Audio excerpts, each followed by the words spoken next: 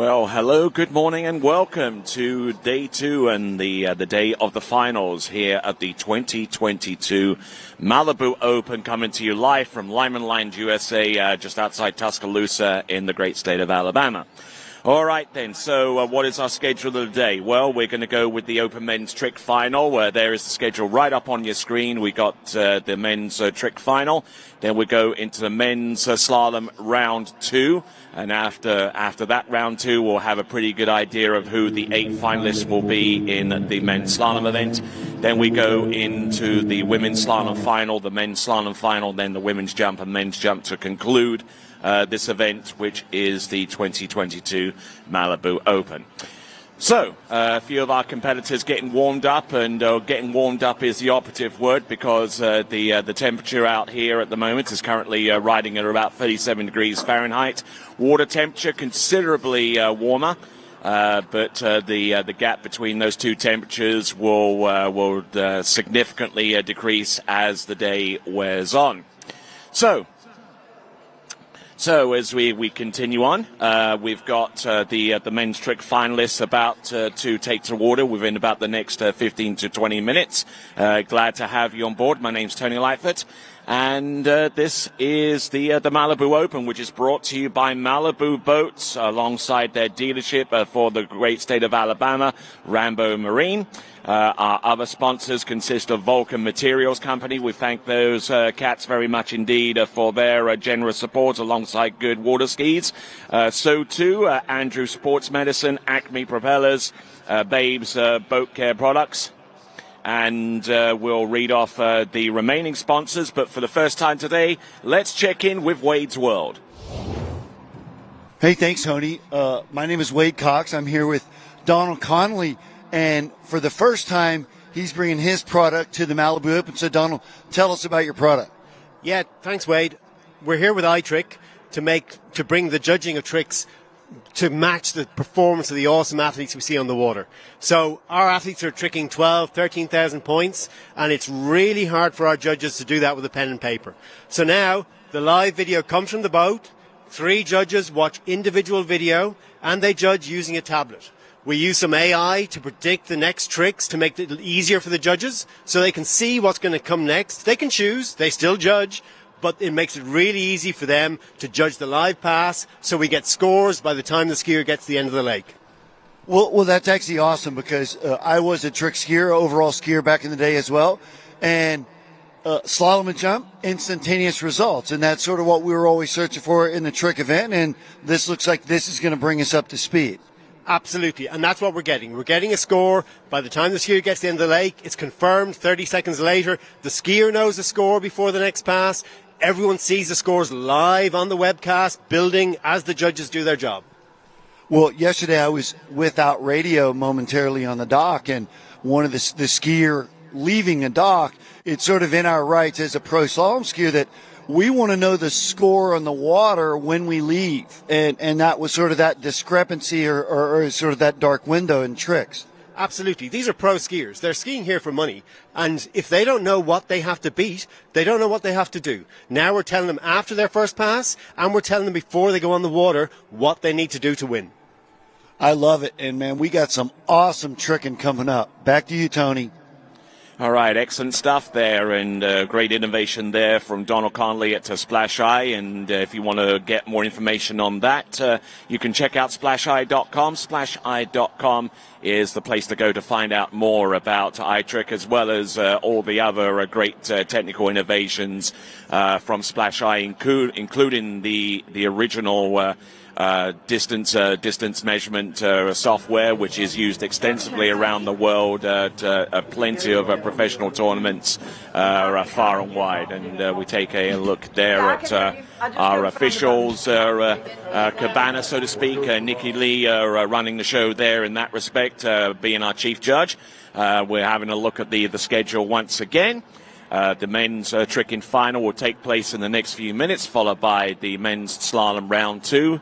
And then we'll go into the women's slalom final, the men's slalom final, and the last 2 events consist of the women's jump and then the men's jump. So We've got plenty of action on tap, and we'll bring it to you very, very soon. This is the 2022 Malibu Open, and make sure you grab your favorite chair, grab your favorite beverage, and get set for some live water ski action to come in the next few minutes here at the Malibu Open 2022, and it will be coming your way right after these.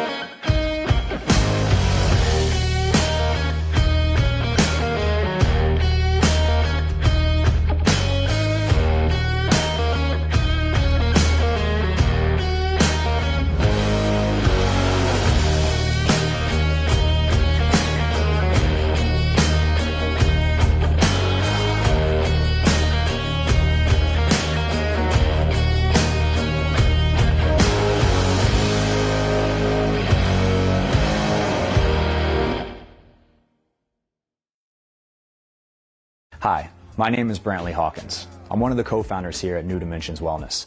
My partner and I have over 20 plus years of sports medicine and exercise experience working with the most elite athletes in the world. Together we have developed a proven system that has been sought out by these professional athletes and is now available to you. You will move your body and loosen your joints in ways that you haven't before. It's not your typical weight training, it's not CrossFit, and it's not crunch fitness. Once I got in here, it was a big eye-opener how much different that they go about everything.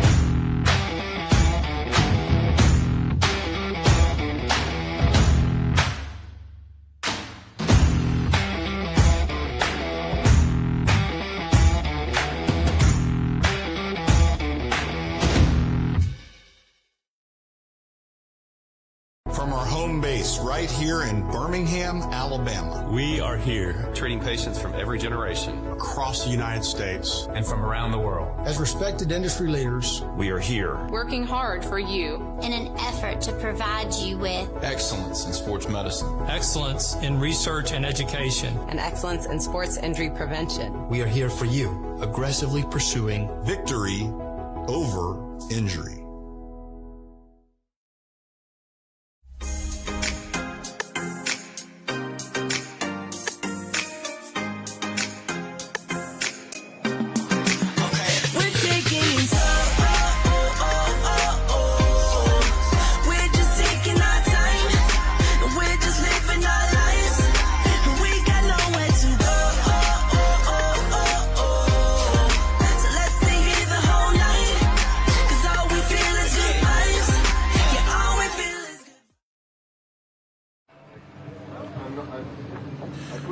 Well, we're returning to the Malibu Open 2022, our first event, which is going to be the finals of the men's tricks event. We are about a shade over 5 minutes away from starting that event.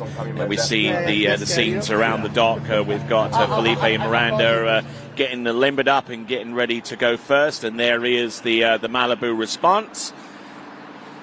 37 degrees Fahrenheit. We're going to start this event with that temperature. It will get warmer during the course of the day.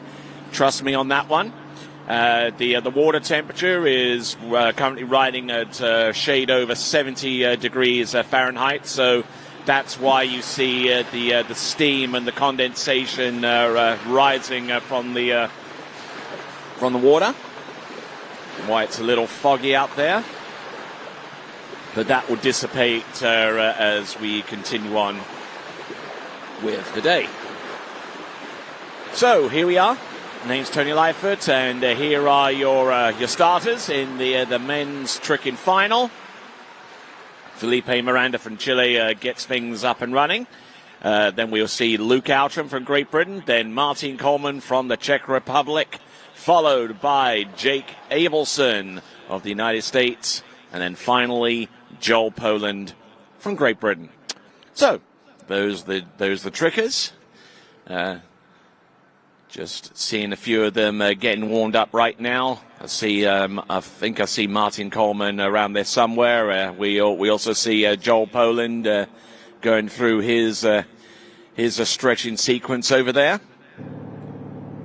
And there's Tommy Harrington at the helm of that Malibu towboat. And we'll see how things play out as we get ready to bring on our first skier, who should be Felipe Miranda.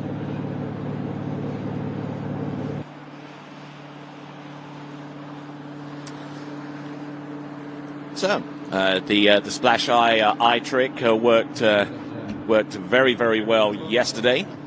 And our judges are getting set to use that system to score the tricks, so that the skiers have a pretty good idea of what the points are at the end of each pass, and with the total runs as they become known. So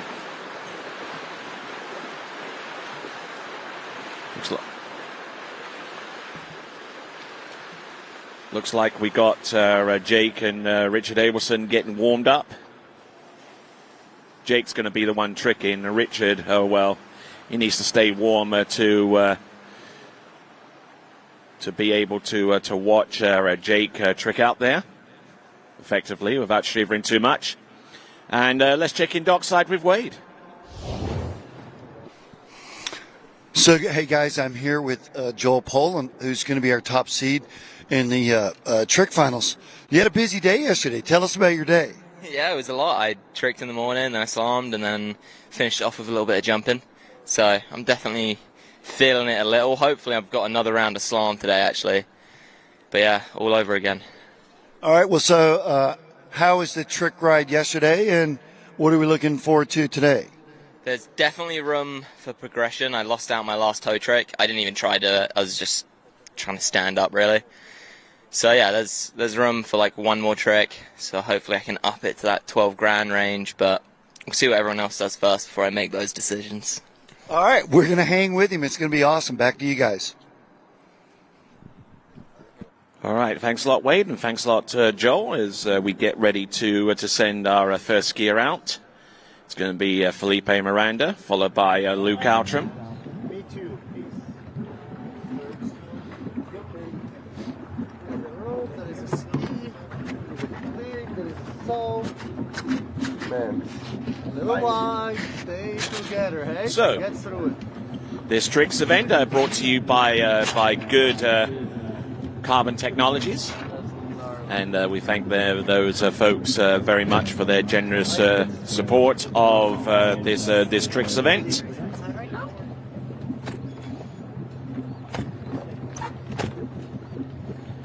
So let's see what we've got. We've got Felipe Miranda, many-time Pan American champion, a medalist, and Pan American Games champion in the past.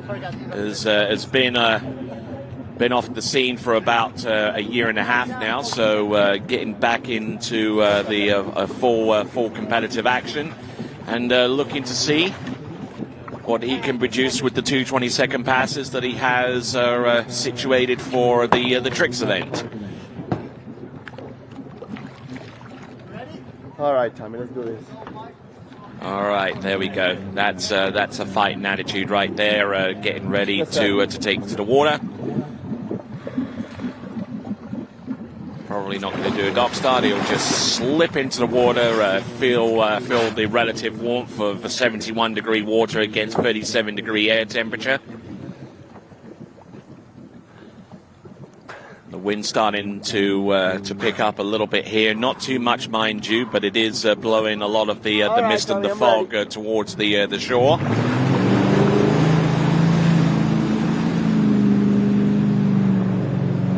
So there we go. Felipe Miranda, first of 2 20-second runs. iTrick system deployed and ready to go. And we'll see if we can go with these tricks. Here we go. Hand or pass, starting first. Boat speed should be set. All right, the first trick. Spin to the back. Oh, and goes for the mow back to back, and unfortunately coming up short on the landing. So, unfortunately, therefore, for Felipe Miranda, the iTrick not having to work overtime too much with that, unfortunately. So the trick code is BFL. Yep, which is the back-to-back backflip, which is otherwise known as the back mobe. But unfortunately there for Felipe Miranda coming up short on the landing. Now, he's got a choice to make, whether he decides to go in on the toe tricks for the next pass or decides to repeat. Not getting much elevation, unfortunately, and that's the space that he needed in order to land and ride that one out. But with that in mind, let's check in with Wade. Thanks, Tony. Guys, I'm here with Martin Coleman from Good Skis, and not only is he an employee of Good Skis, and they're sponsoring the event, but you're skiing in the event.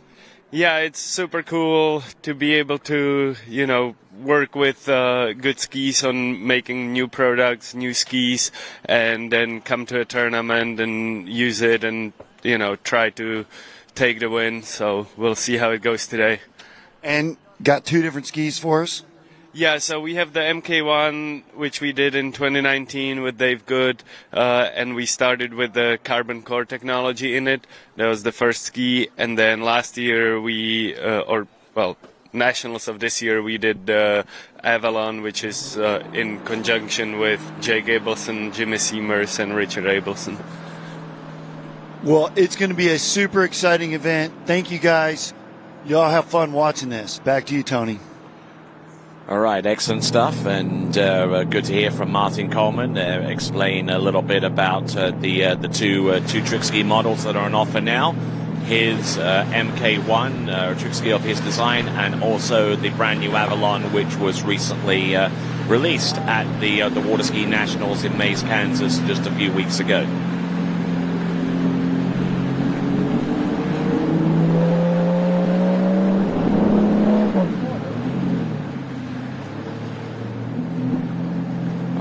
So, coming in on pass number 2, it's going to be Felipe Miranda. It doesn't look like he's going to go with a toe tricks here. It looks like he's going to stay with the handle pass. It's going to be a repeat because he fell pretty early on his initial attempt.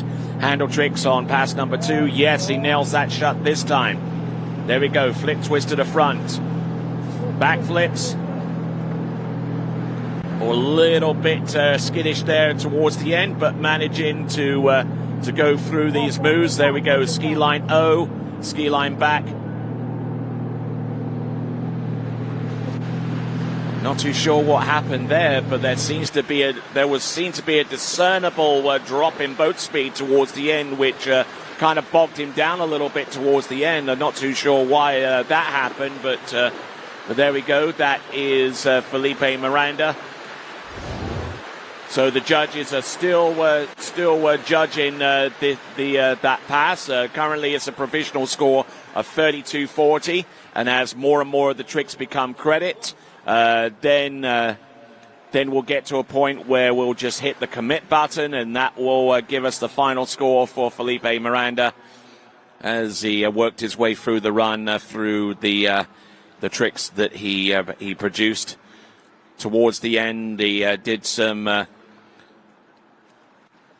pretty simple stuff, and then went straight back in with the ski line O, turning away from the wake, and then go in with the ski line back. And then he only had a few tricks left, consistent of that wake O towards the end. And then just getting a little bit bogged down. By about that time, 20 seconds would have expired. So, provisional score of 32-40. Okay. We're still reviewing the pass for Felipe Miranda as we get ready to bring on our first of 2 British skiers in this men's tricking competition. It is Luke Outram.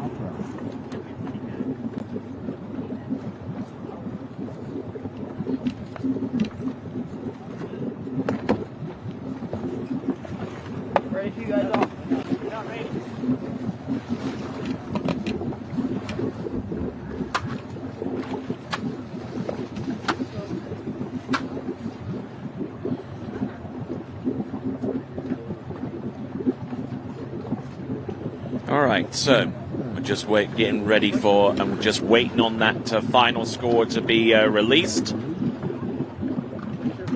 Once that becomes known, then we will continue on.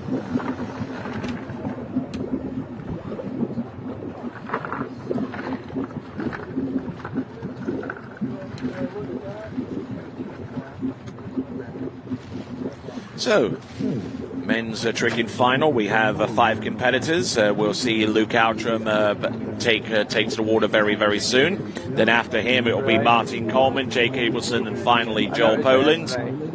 Because my flip's getting going up and up and up.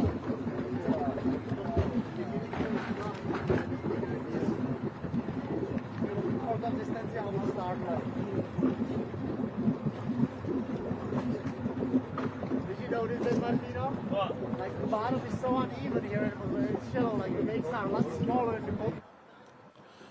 All right, so got plenty of great skiing coming up today. We've got the men's slalom second round of 2. And that will determine the final 8 skiers to make their way into the men's slalom final, and then we go into the finals themselves, starting off with the women's, and then men's slalom, then women's and men's jump towards the end of the day. And that is our schedule here at the Malibu Open 2022. Just patiently waiting for the score for Felipe Miranda. Once we get the green light from the officials, then we shall proceed on.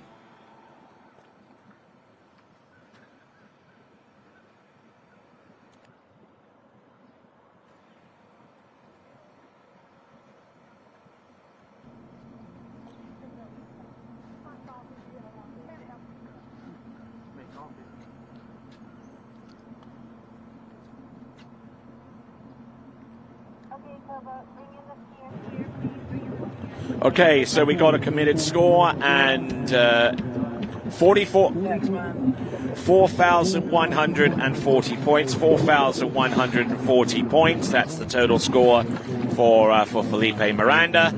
And now, with that score made official, we'll bring on our next competitor, who should be Luke Outram. Alrighty.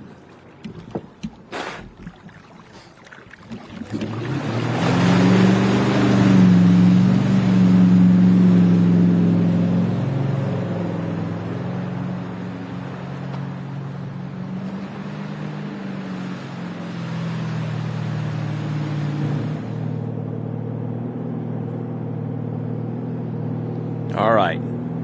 Here we go. Pass number 1 for Luke Outram. Skis collegiately for the University of Louisiana at Lafayette Raging Cajuns. Taking a break from collegiate skiing this weekend to focus in on what he's doing right now. Just going smoothly from one flip to the next. Already the eye trick is working to tot up these points a little bit off axis there with the ski line O, but towards the end just trying to stay with the run, and a good solid effort there. And so far as the trick points are concerned, the tricks are coming in thick and fast, and we'll go dockside whilst all that happens with Wade. Hey guys, I'm here with Pepe Miranda, and 2-time world overall champion. So you had a very busy day. I know you didn't have quite the best day on the water. What happened right now? Yeah, I was trying to do my runs. I was trying to go and be clean, get my run, get my flow going, but obviously it didn't work out that well. But I have 2 more events. I have slalom to come, second round, and obviously jumping, which is my favorite. So let's talk about that. How did the jump go yesterday afternoon? Oh, it felt great. It felt great to be back. Like last weekend, Mastercraft Pro was my first one. Now we're here at Malibu Open. I just came to do my thing. I came to do my cut, my jumps. Whatever happens. Obviously, I like to compete. I like to be competitive. But right now, the spot I am right now, I just want to enjoy it and have a nice flight. So who do you want to at home? Oh, thank hi to my family. My family is here, actually. My dad and mom, my brothers that are watching. Obviously, we're missing my brother here competing with us, but most likely everyone watching at home. All right, we're going to be watching too. Back to you guys. All right, excellent stuff there. I certainly wish the best of luck to Felipe Miranda going forwards. And just waiting on the trick score, the committed score of pass number 1 for Luke Outram. Using the new Splash eye trick system, and looks like we got a score of 5,170 points. 5,170 points on pass number 1, so he should be able to get the green light, which he does, and get ready for pass number 2, which will consist of toes.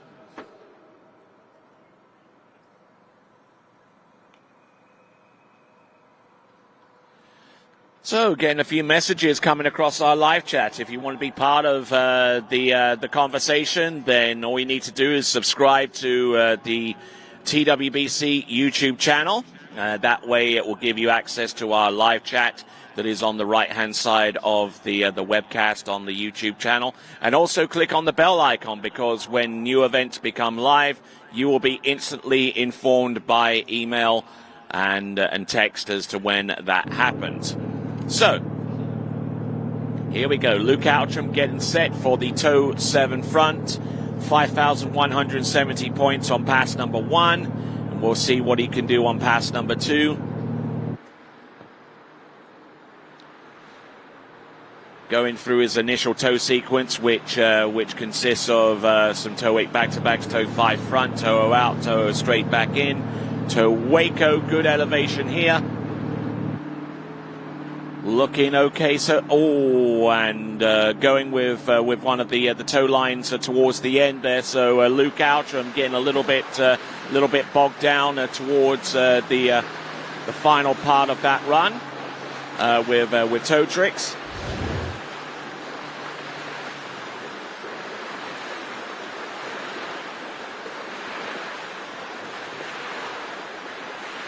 So starting off with the toe 7 front and then working his way with the toe 5 back and then toe 8 back-to-backs. And then just trying to increase his tempo here as he works towards the middle part of the run, which includes the toe 5 front, of course. And then the toe 0 out and then the toe 0 straight back in. And at this point, just looking just to stay up on top of the water and throw as many intricate tricks as he can, which included this toe wake line back-to-back, where lost out on the rotation towards the final part of that trick. It just didn't quite get it all the way round by the time that ski made contact with the water again. But Luke Outram trying to increase upon 51.70, which he got on pass number 1. Already in the lead, just on pass number 1 with 5,170, but looking to add some tricks by way of the second pass of toes. All right, so next competitor up, our third one out, is going to be Martin Coleman from the Czech Republic.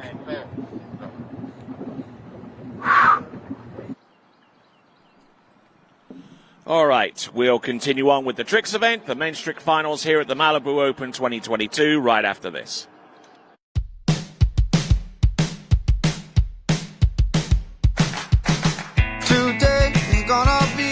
A little something more. I've got a plan in mind, a special thing in store.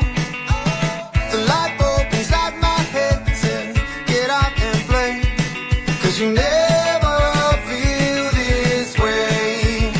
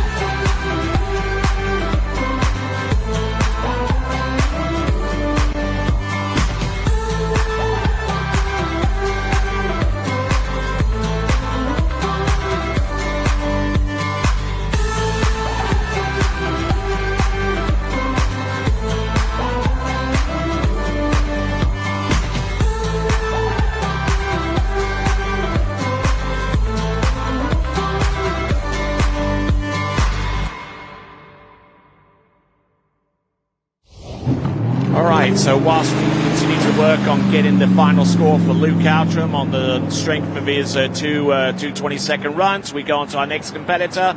And our next competitor is Martin Coleman, the brainchild behind the MK1, the one of the two models of trick skis offered by Good. And Good are the title sponsor of this men's trick event, the men's trick final.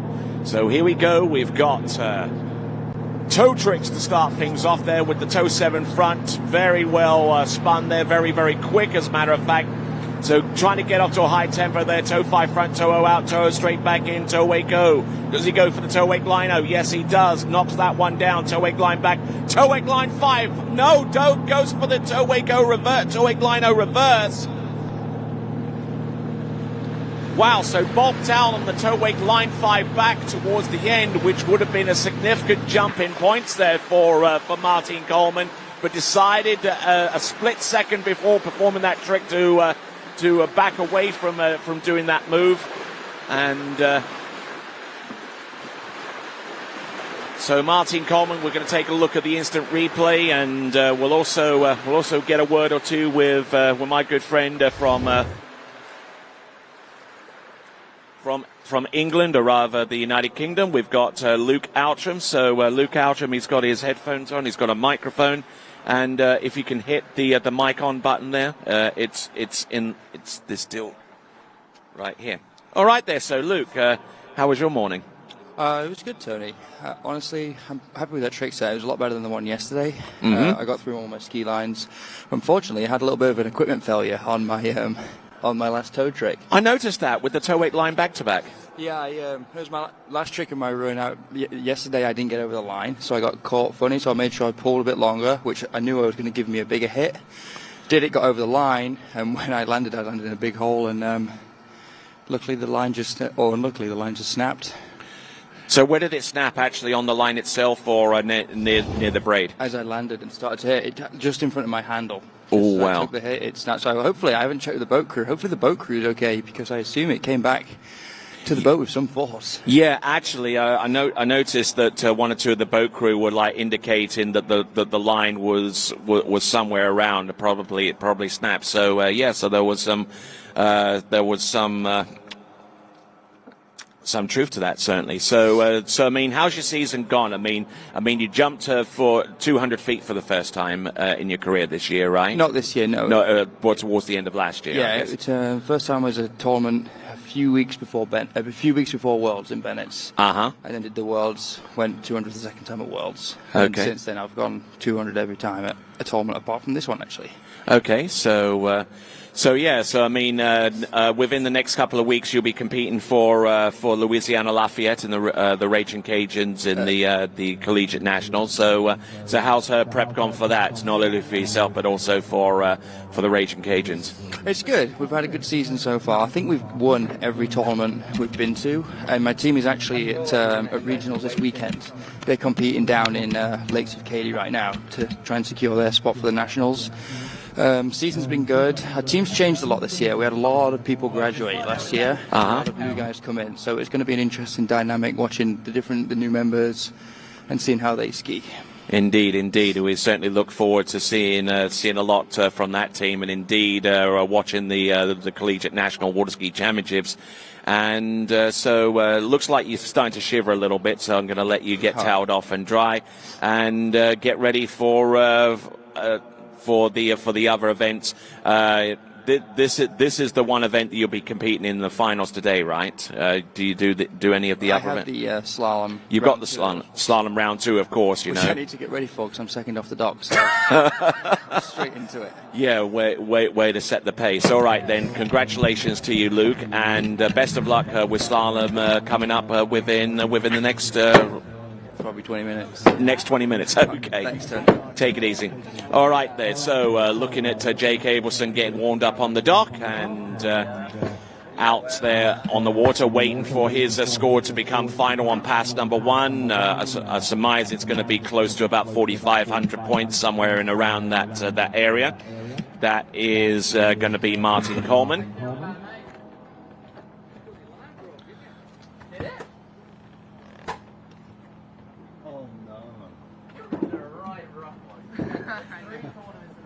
Okay, so looking at the leaderboard, and just as let Luke go and dry himself off, his point score has just come through of 8,400 points, 8,400 points.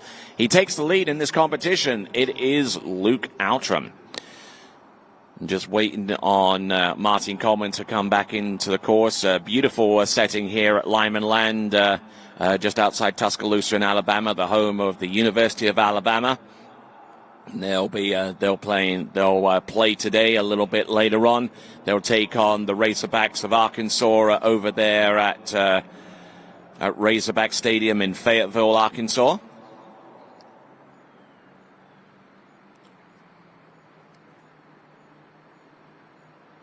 Here we go. Coming in, Martin Coleman himself, a former member of the University of Louisiana at Monroe Warhawks. And here we go. Handle pass. Positional to the back. There we go. That's the mode back to back and its reverse. Front flips. There's the regular back flip straight in. Flip twist back, flip twist front. All of his flips are expended. Ski line 5 back. Ski line O's. There we go, ski line back to back. All right, good pace, good skiing there from Martin Coleman. The points are continuing to come through as each of those tricks receives the credit that they deserve. We'll continue to monitor the amount of points that are being totted up right now for Martin Coleman, as I'm sure we'll get an additional look at this particular run. He started off with the mode back to back. Doesn't go for the reverse, mind you, but actually he does. He slaps that reverse down very aggressively before he goes in for the front flip. And then because the transition from the front flip to the back flip is easier, that's how we sequence that particular section of the run. Continuing to go through the remainder of the tricks, which includes some ski lines, including that ski line 5 front.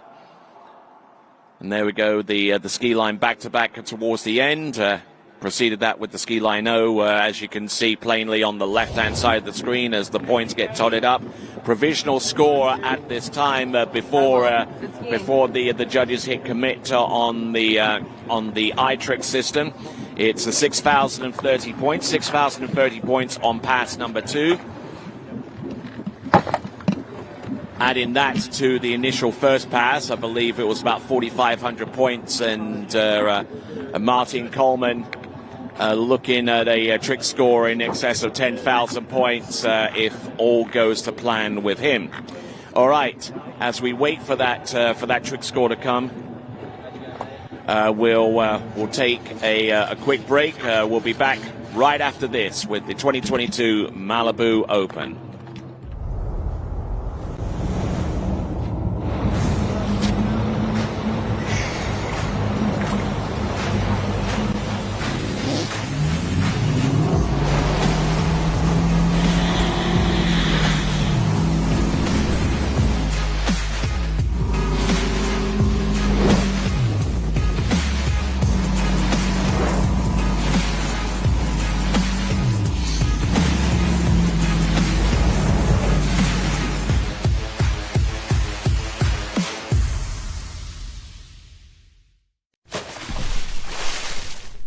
For skiers and water enthusiasts, Florida lakes are what dreams are made of.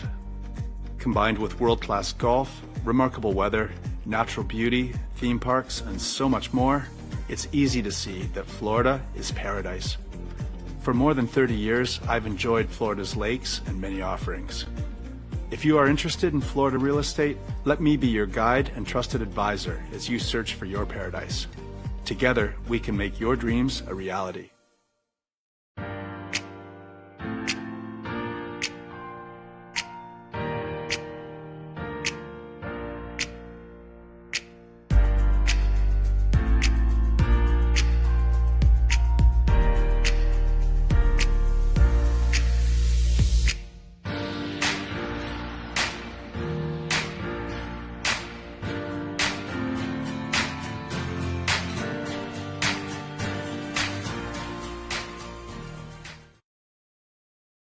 All right, returning to action, we've got Jake Abelson about to take to the water, our penultimate skier in the men's trick final, and our last skier who had just come off the water, Martin Coleman, the man behind the MK1, if you can hit that microphone on button there on the left-hand side, and welcome to Announcing Central. How are you doing? I'm doing good. It was a pretty good run. I didn't get everything I wanted, but it's kind of chilly and just didn't happen today. All right then. So we've got the point score for you. Would you like to know? Of course. 9,970. So you're currently in the lead right now. Well, that's all you can do, you know. Now we can watch Jake and Joel what they do and then see what happens. All right, let's take a look. Oh, nicely done there with the toe wake line. Toe wake line back to the front. Toe wake line 5 back. Beautifully executed there. And a toe wake line back to back. And a toe wake line back to back. Reverse toe wake line. Oh, and going down on the toe wake line front. But speaking about the toe wake line 5 back, you actually bulked out on doing that, didn't you, on your first pass? Yeah, so I mean, my start was pretty good. I kept going through. Toe wake line was good. Toe wake line back, I turned front, and I just, it was glass calm conditions, and the water was a little bit more slippy than I thought before.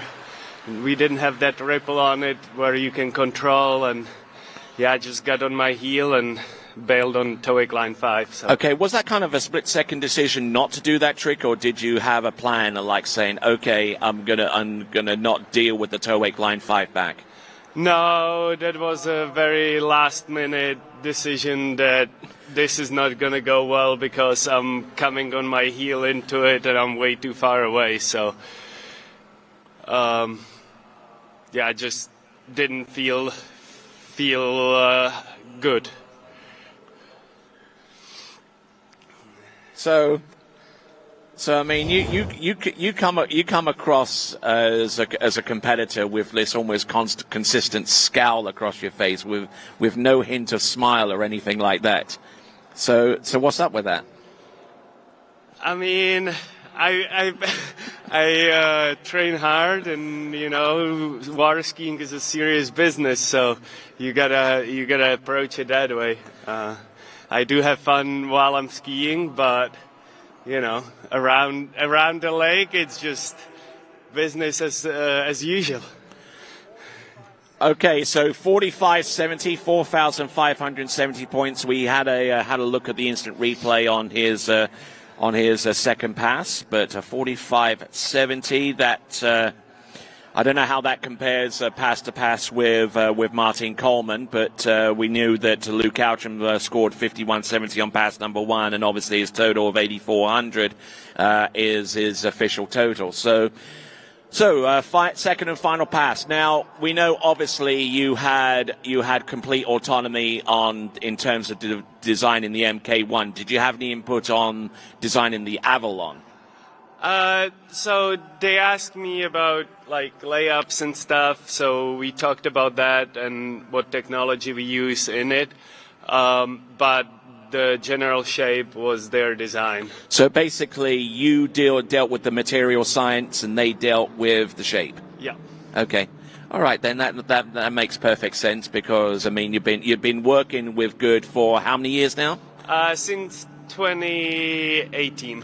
Since 2018, okay. So you've had a good 4 years to establish yourself and get your credentials up, and gain a little bit more of an insight and expertise into what it is to actually construct the skis from the inside out.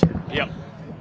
Yeah, it's there is many ways how to build a ski, and Dave was always pushing for the next and best technology.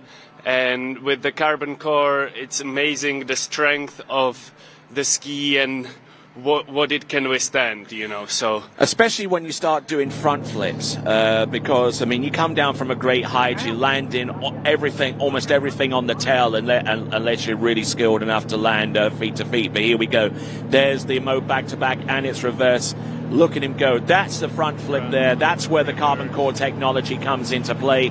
There we go with 2 front flips. There's the half jack front flip with a backward start. Ski line 5 back, ski line back to back to the front, ski line does he go to the back once more? Ski line 5 front, squeezes that ski up underneath his body and rides that one out. Yeah, there was very clean pass from Jake, and that probably will be. And here's the full jack. Boom! Yeah. Is that called a full jack? I think that's a front flip landing back. Yeah, but he does the front flip starting backwards and actually go. Yeah, so that's the half jack. So that would be the full jack. Maybe it's a full Jake, no? Full. The full Jake. Okay, maybe that's it. All right, then. So we're just reviewing these tricks. Provisional score on pass number 2 as more and more of these tricks become credited, 63.20. So added to 45.70. Quick mental arithmetic here puts that at a skosh over 11,000 points. Something like that. Or maybe 10,890. That's why we keep you around.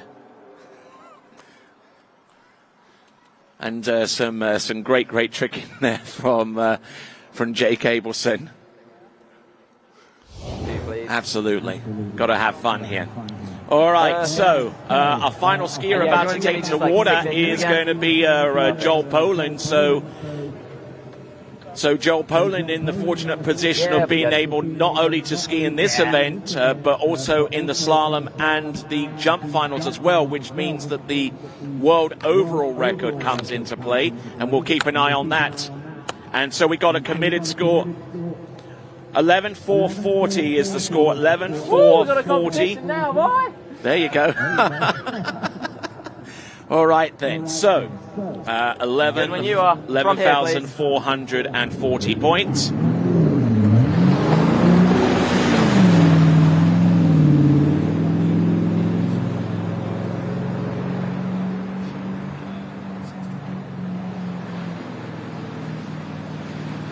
All right, then. So, based upon the information that I have in regards to the world overall record, the score that he used to contribute to that world overall record is 11,620 points. So he's going to have to go some to establish a mark out of the tricks event before going into the men's slalom and the men's jump final. Here we go. Toe wake 5 back, toe wake front. Now look at him go. It's a good pace. I'll ask you about substituting that trick for the toe 7 front. There we go. Toe wake lino, toe wake line back to the front, toe wake line 5 back. Nails that one. Toe wake line back to back. Does he have a reverse? Yes, he does. Look at that. A late throw of that ski towards the end there with the toe wake line back to back. But here's the deal with what I'm seeing a little bit with tricking. You know, there are skiers that can generate a high tempo, like yourself with the toe 7 front. Some others can't, and have since substituted it with the toe 5 back, or even the toe wake 5 back. Your opinions on that? Well, it's just, I think, what is the person more comfortable with? You know, like Joel does toe wake 5 back, toe wake front, toe slide, toe back, which is like 880 points. Where if you do toe 7, toe 5 back, it's 800.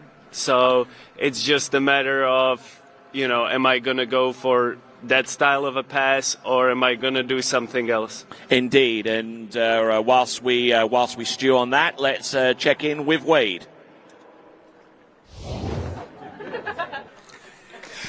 Hey guys, I'm here with 14-year-old trick phenom Jake Abelson. Put up a huge score, 11.440. Super close to your PB. Was there any more on the table, or was that your run? I had one last trick in toes that I just didn't get to. I was a little slow. I had a stall after my toe line 5 back, and I fell on that last trick. So I hope I'll get it next time. But I'm really happy with my score. I'm really happy how it went. Well, you certainly put some pressure on the man on the water. He gave you a shout out when you came back. That must have been fun, huh? Yeah, it's a great vibe here at the Malibu Open. I'm really happy with like how all the skiers are, and it's really cool. Well, it's been cool watching him. Back to you guys. We'll watch Joel. Okay, so great to hear from Jay Cableson, and it was a bit of a star last year. A bronze medal in the World Championship in the men's tricks event, and he actually announces a good trick run or two as well. Yeah, I mean he's tricking great. He's young and learning new stuff, so it's amazing to see how young you can trick a whole lot of points. So. And he has his own trick ski to boot. I mean, life must be pretty good, right? Yeah, it says it on the ski. It's good. Indeed. All right, then. So, looking out at Joel Poland, and we're gonna keep an eye on the world overall record performance as it shapes up. So far as the world overall record is concerned, the scores from each of the events that contributed to his world overall record are 2 at 10.25 meters, 11 620 in tricks, and a 69.5 meter jump to give him 26 69.66. So the more that he can trick now, to try and get close to 11.620 or maybe even slightly above, the less that he has to rely upon his slalom score and indeed his jump total to maybe contribute to a new world record. Yeah, I mean, with overall, you always want to try take it one event at a time and get the best possible score, and then at the end of the day, when jump comes, hopefully you know what you need. But to start counting before you even do your second pass of tricks, what do you need? That's pretty early start. It is, but it helps to know that at least one or two people are keeping an eye on things in that regard.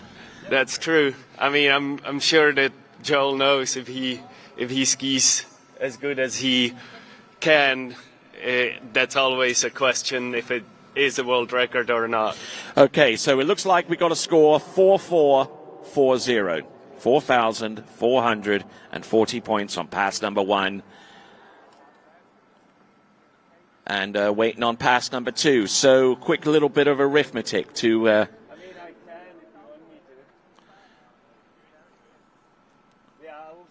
So what's the arithmetic here? Okay, so what is it? 11,620 minus 4,440. I think his last toe-wake line back-to-back might have been out of time. Yep, so let's see. He's looking for about 7,160 points to at least be on level terms with his world overall record score. So let's see what he can do. That's a lot of points in one pass. But yeah, but it is going to be. I've done it before, so let's certainly. See. Well, he's going to use the handle pass. Looks like he's getting warmed up with a few tricks before he enters the tricking course. Here he comes.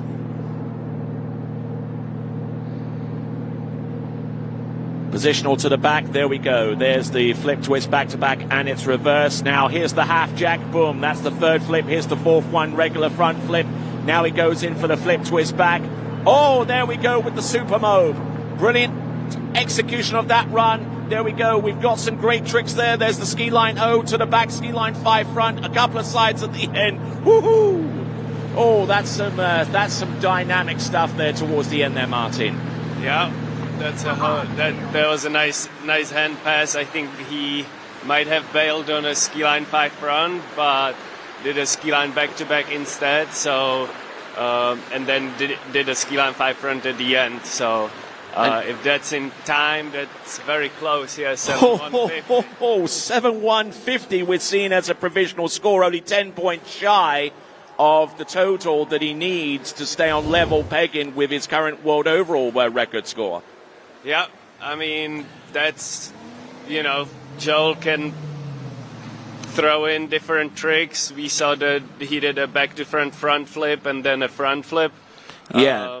So that adds some points to it, and And let's take a look here towards the end. There's a flip to his back. That sets himself up for the Supermo.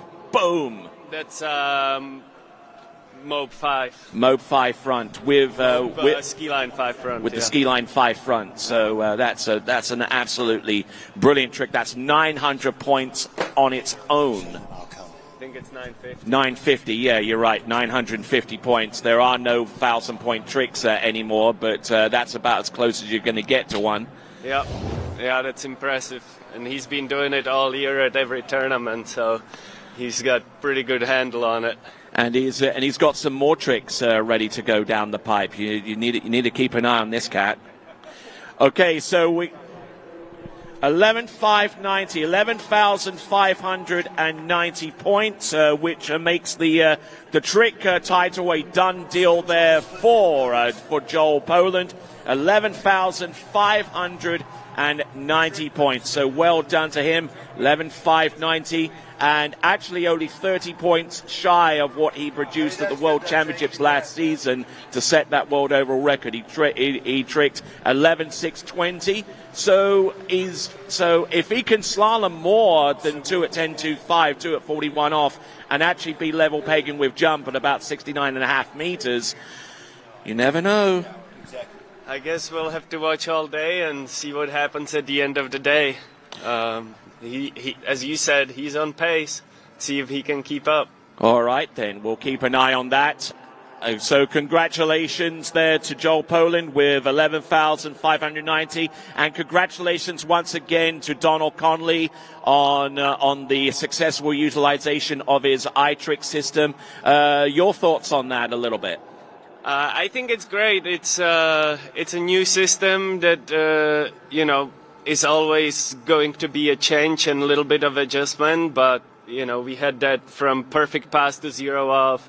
We had that from end course video to boat pass monitoring system, and now we have it in tricks. And I think it's going to be great, and it's going to be much more exciting for the fans to know the score after each pass and right away, because usually we trick and then we have to figure out our scores a couple hours later. So I think this is the right way to go, and I'm excited for it. All right, then. And thank you very much, Martin Coleman. And thanks a lot, not only for your tricking, but also for the company's support of this tricks event at Good Ski Technologies. We thank you very much for that. And smile for the camera every once in a while. All right, then. So that represents the end of the tricks event in the men's trick final. We thank you very much for your support. This is the 2022 Malibu Open, and we've got more to come right after this.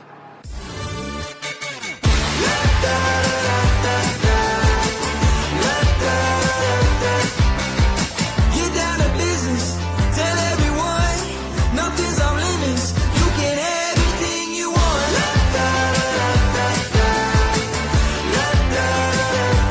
Anything you want. Tell everyone you can have anything you want.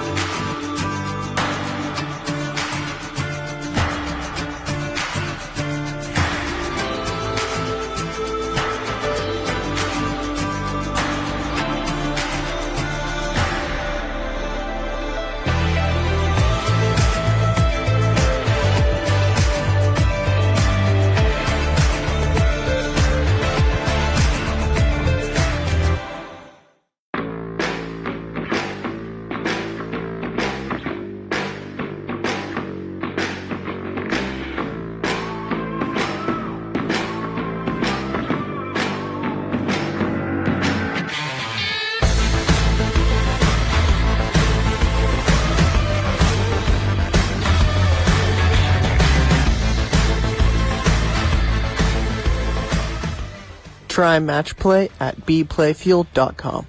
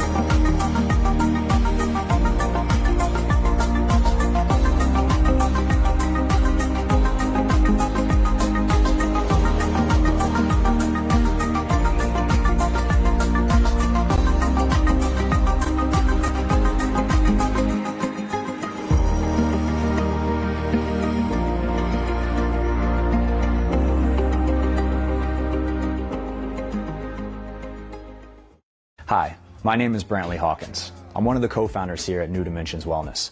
My partner and I have over 20 plus years of sports medicine and exercise experience working with the most elite athletes in the world. Together we have developed a proven system that has been sought out by these professional athletes and is now available to you. You will move your body and loosen your joints in ways that you haven't before. It's not your typical weight training, it's not CrossFit, and it's not crunch fitness. Once I got in here, it was a big eye-opener how much different that they go about everything.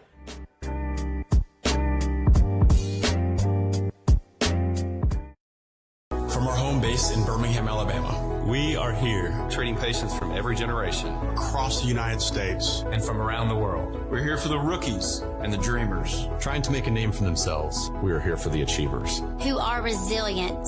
and won't take no for an answer. We're here for the coaches Athletic trainers and mentors who are shaping the next generation of legends. We are here for you. Aggressively pursuing Victory over injury.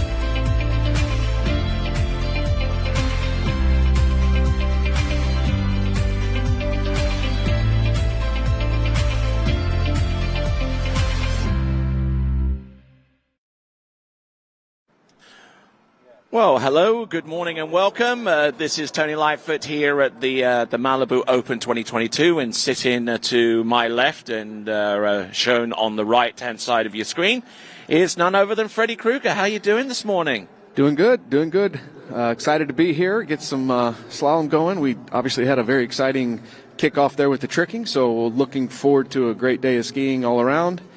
And but we've got some business to do here with this, the only semifinal, I'm going to call it a semifinal or preliminary round left right here, men's slalom. Absolutely. It could effectively be a semi-final in terms of what the skiers need to do in order to advance. I mean, we've actually got some significant log jams here on the men's slalom leaderboard, starting off with the tie for second between Thomas de Gasperi and Will Asher. Freddie Winter in the lead there with 3.5 at 10.25 meters. Now you look a little further down, you also see Sasha Deskin as well with 3 at 10.25 meters, so a three-way tie for second. Then you see a two-way tie for fifth with 2 at 10.25 meters between Stephen Nephew, Robert Hazelwood, and there's a third and a fourth skier with Adam Caldwell and Jonathan Travers. Then you see ninth there with Joel Poland, and he'll be anxious to try and get a little bit more on top of his score to put himself in the frame and making it through as part of the top 8. So only 8 advance, and it's based upon the best score achieved out of the 2 available rounds that each skier has.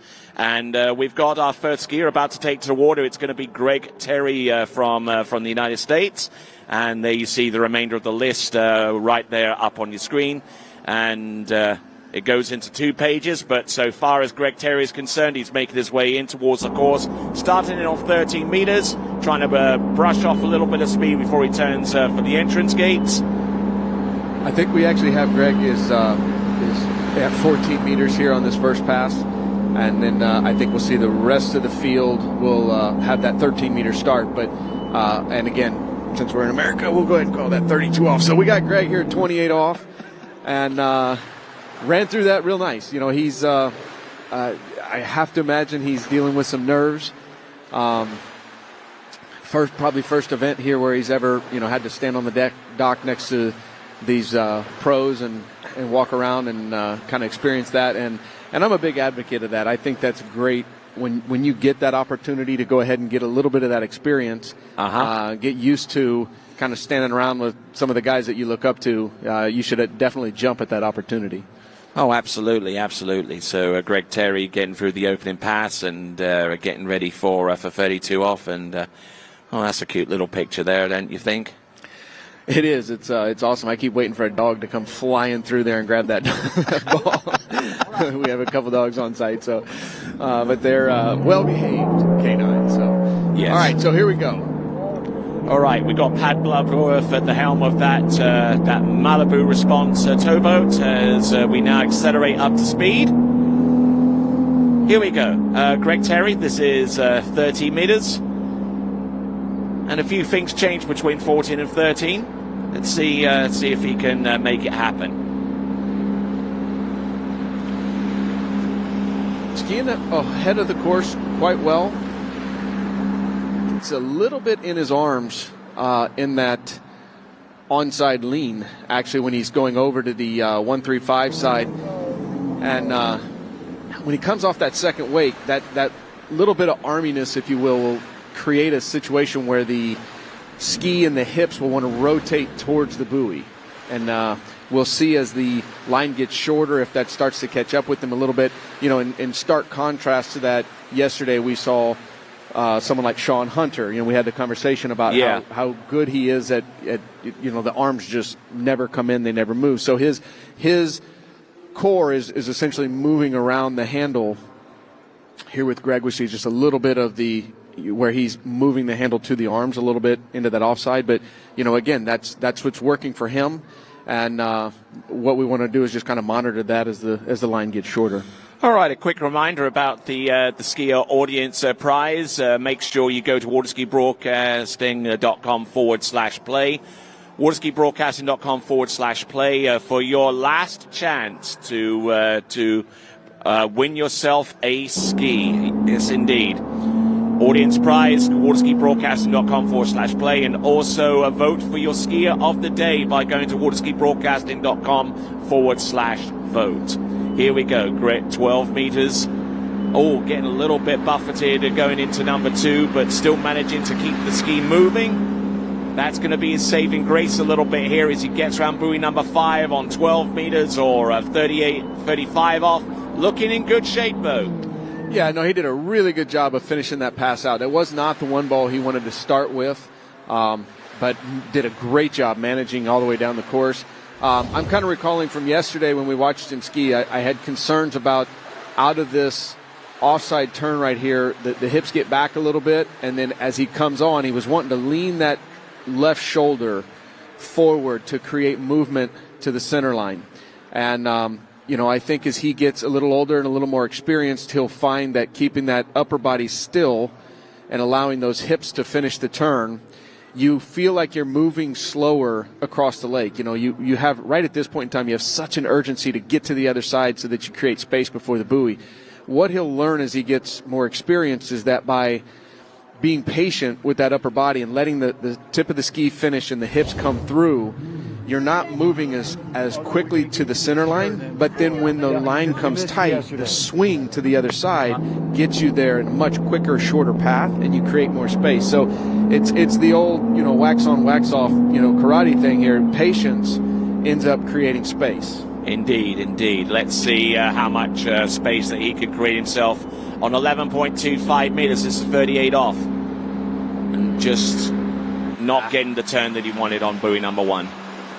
No, that, you know, and again, the little hints that we were seeing in the longer line lengths. You know, we really saw that come to light here as the rope gets short. And I mean, that's the thing about slalom skiing is, you know, I actually had a conversation with my son. We were talking about school, and he was complaining about the fact that he said, well, I learn a math problem and then the next one's harder and the next one's harder. And I said, hey, that's life, And I said, in fact, that's slalom skiing. Yeah. Right? You get lucky enough to run more buoys than you've ever run. What do?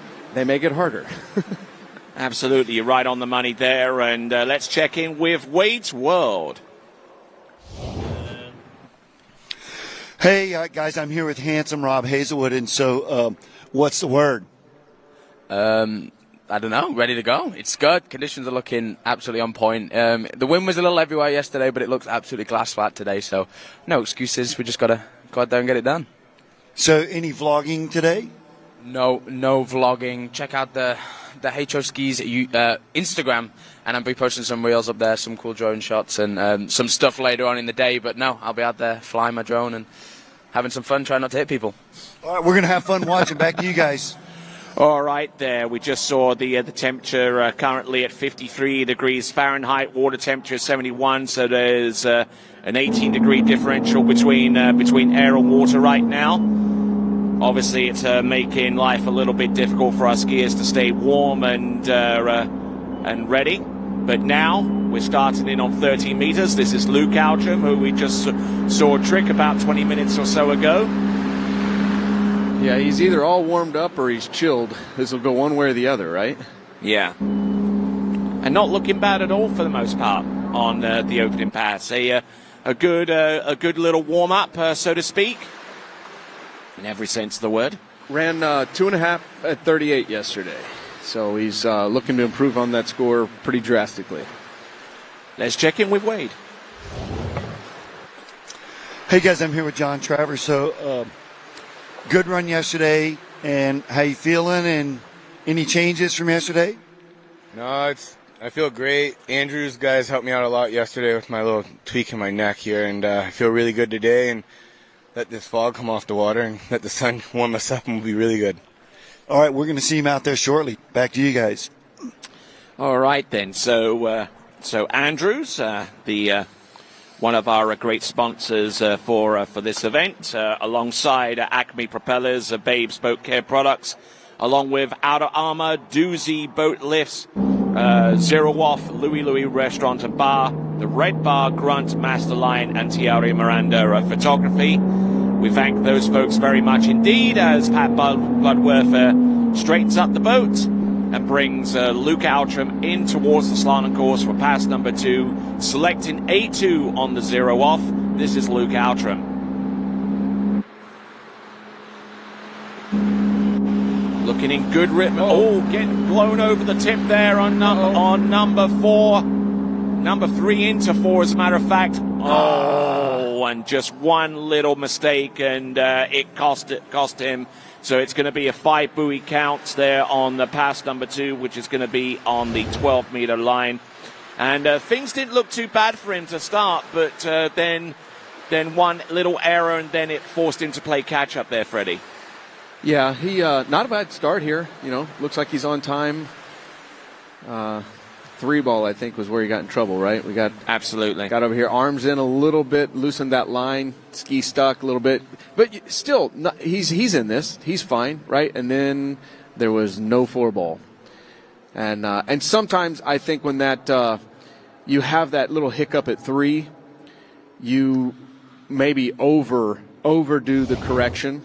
Yeah, and he just really, I think at 4 ball, he went to the tail trying to tighten the line. And then kind of ended up in a similar situation at 5. I think 5 ball was probably as much a reaction to what happened at 3. He didn't want that tip to grab again. So he goes, and again, how much is he actually moving on the ski? Tiny little adjustments. But it's, when you're traveling out there at 55, 60 mile an hour, it only takes the most, minimalistic movement, and you get big reactions. So tough deal there. All right, next skier up from Great Britain. This is Callum Heath. Originally out of Amersham in London. Let's see, this was the 5.5 at 38 yesterday, right? This was, yeah. The body slide, then got up and made it back to the wakes, unfortunately, after the gate ball. So he had 5.5 at 38. So he's going to look to finish that pass and see if he can't get all the way through the next pass at 39. I think he's a young man that's capable. But he's going to have to be on his A game to get through that today. And right you are. So Callum Heath getting through the opening pass of 13 meters and looking for a score that's going to put him in the frame to make it through to the next round of the competition. So far as the scores from yesterday are concerned, we've got a multiple way tie for fifth. We've got a multiple way tie for second. We've got Freddie Winter out in the lead with 3.5.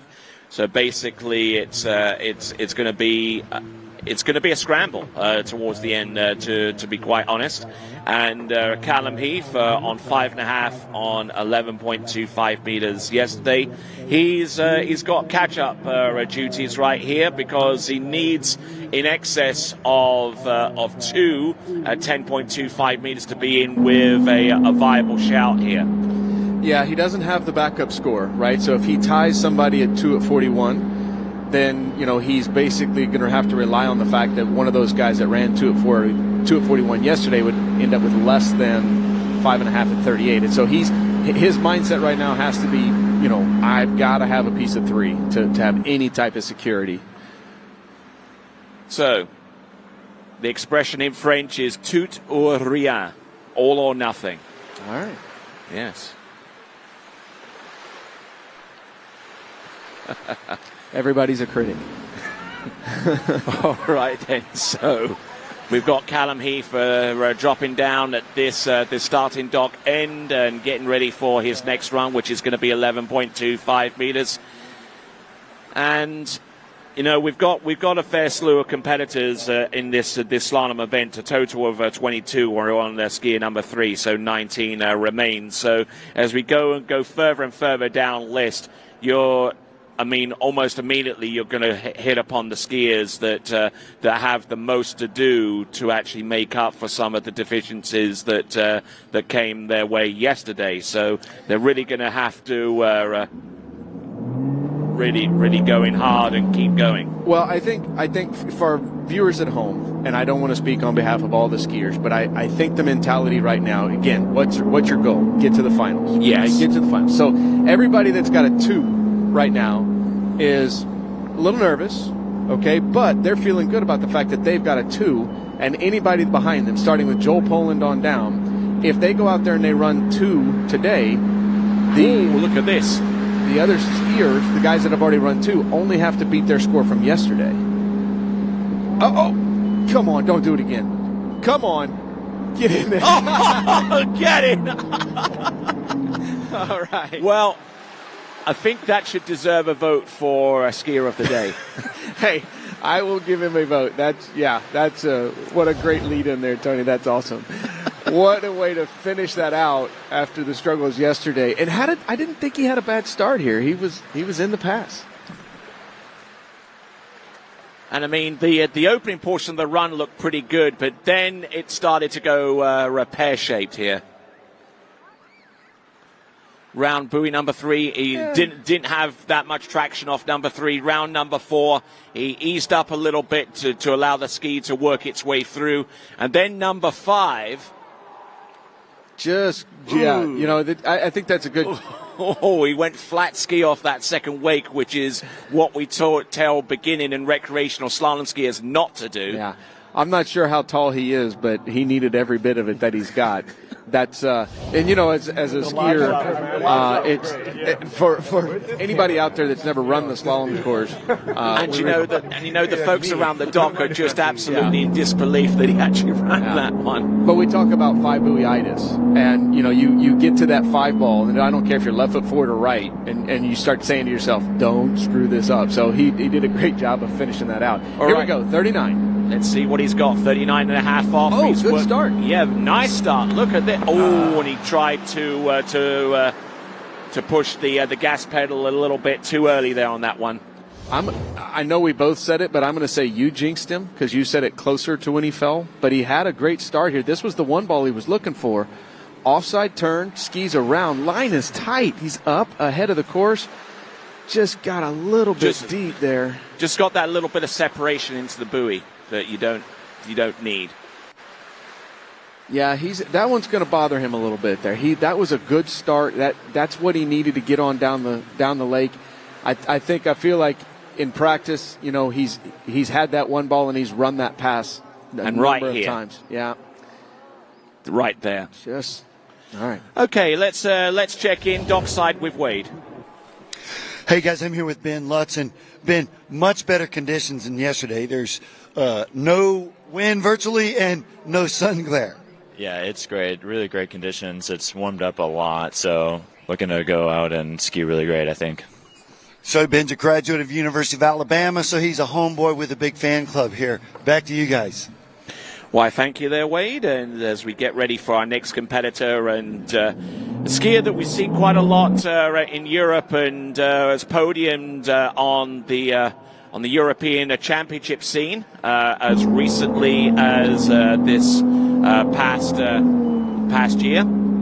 This is Brando Caruso, coming to us out of Rome in Italy. Opening run, 13 meters.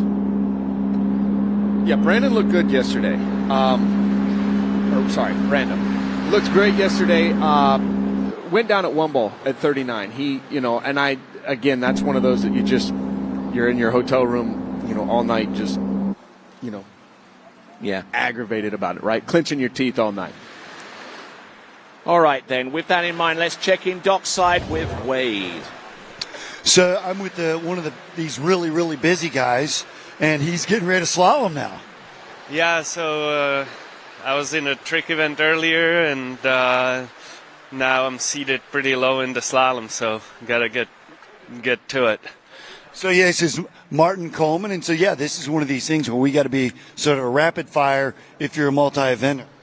Yeah, just anytime, you can be tricking in the morning, then slaloming, then the wind picks up, you're back to tricking, so it just keeps going, but I like being underwater. I enjoy skiing, even though wind says I don't smile.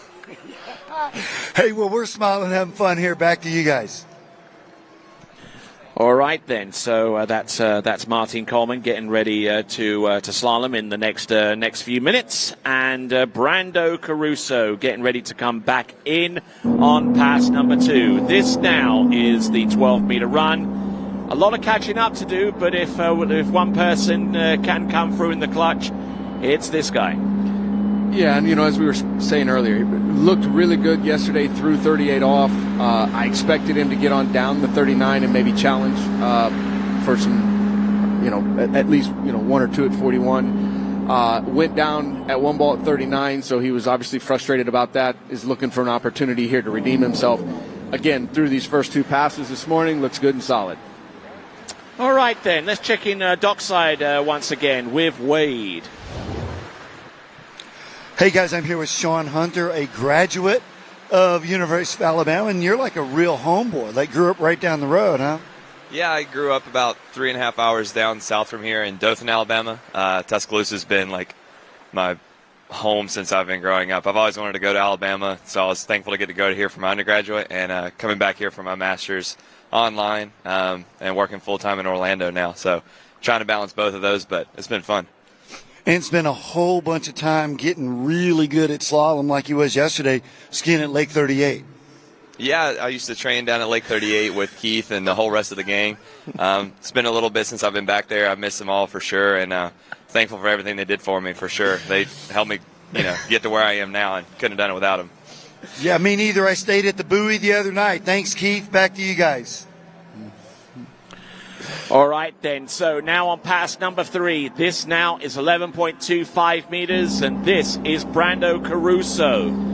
Getting down to work here. This is where he's got to stay focused and get through this pass like he did yesterday. His best score of the season, 4 at 10.25 meters, and would he love to get fairly close to that score, if not exceed it? There we go, Brando Caruso, 11.25 meters, the way it should be run, and that sets himself up well and should give him a confidence boost going forward there, Freddie.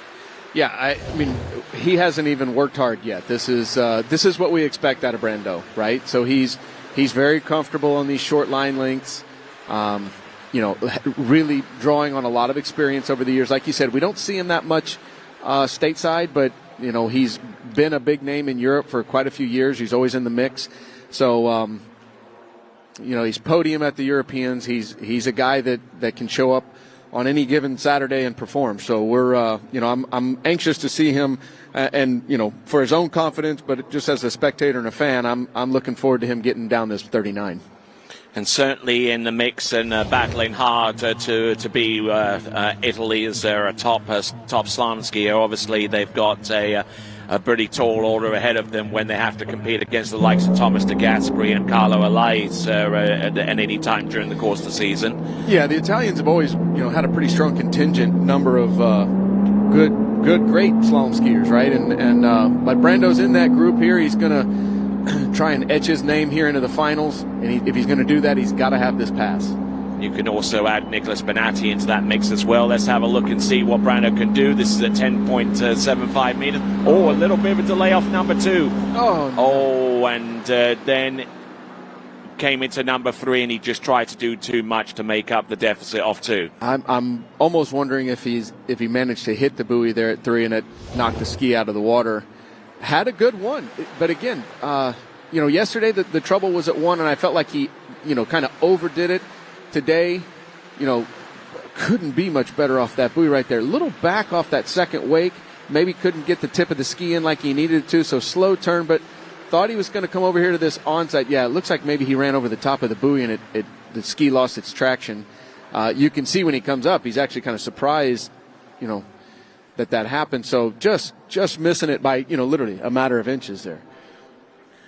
All right, so Brando Caruso we've yet to get the confirmed total for him. It's either going to be something along the lines of 2.5 or just a straight 2. Yeah. We got to wait on the judge's call, but from the cheap seats over here, it looks like maybe he bounced off that buoy, ski lost attraction, and he went down. And again, that makes for a long flight home. When you can be frustrated that you didn't get a chance to perform like you can, but he'll be back. All right, so it's 2.5. All right, there you go. See, cheap seats. All right, then, here we go. Coming in on this opening pass, this is Benjamin Lutz. Ben is a Alabama graduate. I believe he's living up in the Cincinnati area right now. Don't quote me on that. Was one of the probably original founders of that, what we called the Midwest Air Force group of young men that came out of the Illinois Midwestern region area. There were a bunch of young jumpers that were extremely strong, still are, with your William. Sorry, just got the notification here. We're going to go over to Wade real quick. Hey guys, here with Kate Stockstill, and from yesterday, what is any changes at all? What's your thoughts? I'm just going to commit a little more at 39. Hopefully, get a little further down the rope. I had a good set yesterday, so hopefully we can improve on it. All right, and you're liking your ski? Did Chris LaPointe himself set that up for you? Absolutely, yes, sir. Yeah. Shout out to Chris and Jen. Hope you guys are watching. Back to you, Tony. All right, so we've got Benjamin Lutz on the water right now. We see a whole bunch of our competitors crowding around one of the screens that we provide for their viewing pleasure here at the 2022 Malibu Open. Great to have you on board, and our audience that is viewing from all over the world, from as far afield as New Zealand and Dubai and quite a few places a little bit nearer afield. So let's have a look at Benjamin Lutz coming in on this particular run. It's going to be the 12-meter attempt. Yeah, Ben's again kind of back to his little history here. Was probably more well known as a jumper. Early years in college, but he's skied right here at this site for the University of Alabama and did a tremendous amount of work on his slalom, and has kind of become known as one of those guys that can run 39 and take a shot at getting into 41. So again, here's a guy that's capable of getting to that 2 at 41 and having a shot at making a final. So looks good right now through 35, and we'll see what he can do here at 38. All right, indeed. So as we work our way down the list, we've got Benjamin Lutz on the water right now. We've got Martin Coleman coming up next, followed by Sean Hunter, Kate Stockstill, Brendan Triplett, Felipe Miranda, Daniel Odvarco, Nick Adams, Tom Paul, and Benjamin Stadelbauer. And then we go into the final 8 skiers. Now, those are the skiers that are sitting pretty right now in terms of what they've done in the previous round. So if between Benjamin Lutz and Benjamin Stadelbauer, they don't come close to challenging the scores that are contained within the top 8, then for all intents and purposes, those 8 skiers that have produced a great score earlier might have just earned themselves a sweet spot through to the next round. Yeah, and from a spectator standpoint, we're kind of hoping a couple of these guys can get up in there and at least challenge those 2 of 41s and put a little pressure on some of those guys that are sitting in those seats. But obviously for those guys that are in that top 8, they're hoping this is a fairly mundane, easy day for them, and they get a little warm-up round here as Ben makes his way down through 38. Looks good. Yeah, nicely done. They looked very, very aggressive out there. He's definitely skiing with the bit between his teeth and skiing with quite a bit of purpose out there. Yeah, as we see the replay here, does a good job with his line control. These onside leans right in there, little bit of a I don't know, maybe, I don't want to say hips back, but he doesn't drive the hips up through the wakes right there. That hip kind of sits back. Sometimes that sends you in on a little bit of a narrow path into that 135 offside turn, but he's handling it very well. He is a kind of a taller young man, has good reach. It's going to be important that he, use that to his advantage here, and if he can get off of this one ball and get a good start, we can see him get down this pass. All right, as we look at Sean Hunter, his teammate from the University of Alabama, and just getting limbered up. And we haven't seen him ski too much during the course of the season. And looking to see if he can get to a position where he could effectively challenge the top 8 scores as they were recorded yesterday. But let's keep an eye on 10.75 meters for Benjamin Lutz. Oh, nicely done off buoy number 1. Oh, and just that tip rising up a little bit round number 2. That forces him on the back, and down he goes at 1.5 at 10.75 meters for Benjamin Lutz. Ironically, similar situation as to what happened to Brando, but guys are different foot forward here. This was coming into his good side here, makes that turn and just doesn't get connected back with a tight line. Did such a good job of having that tight line off of 1. You can see the frustration there in his clenched fists as he pops back up out of the water. He knew he had what he needed to get started here. Yeah, just getting pitched a little forward into number 2 and just try to reestablish himself, but the handle coming up a little bit too high, and then when the boat just got him, then it just couldn't dig himself out of that. Well, and it's worth mentioning that this is again, we talked about this yesterday. The obviously, people at home are seeing the air temperatures are in the 50s this morning. Water temperatures in the 70s. These are skiers who, for the most part, have been training in, low 90-degree water, pretty much, where everybody's coming from. Shallower lake, dyed water, all of these things contribute to those skis feeling like they're riding a little higher in the water, and you're going to be carrying more speed at the buoy. So, Ben might have expected to slow down before that buoy and come out of the backside with a tight line, and the water is just keeping the ski moving and the speed up, and it ends up with a little bit of a loose line at the end of the turn. So here we have Martin Coleman, first pass coming out at 32 off, green loop, and looks good. Yeah, Martin Coleman, the former men's world overall champion, that was in 2019. And let's check in on Dockside. Hey guys, here with Brando Caruso, and so take us through your set. You said it was going good, but then seemed some technical issues. No, of course. It's like I started really bad the weekend. I mean, my chance was yesterday.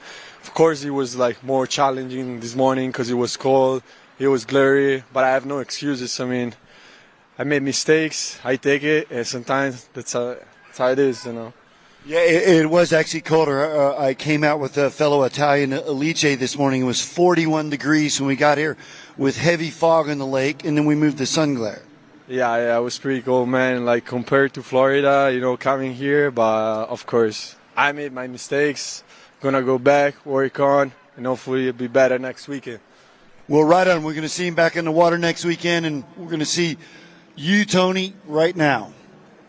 Thank you very much, and thanks a lot for Brando Caruso with that analysis of what he produced out there.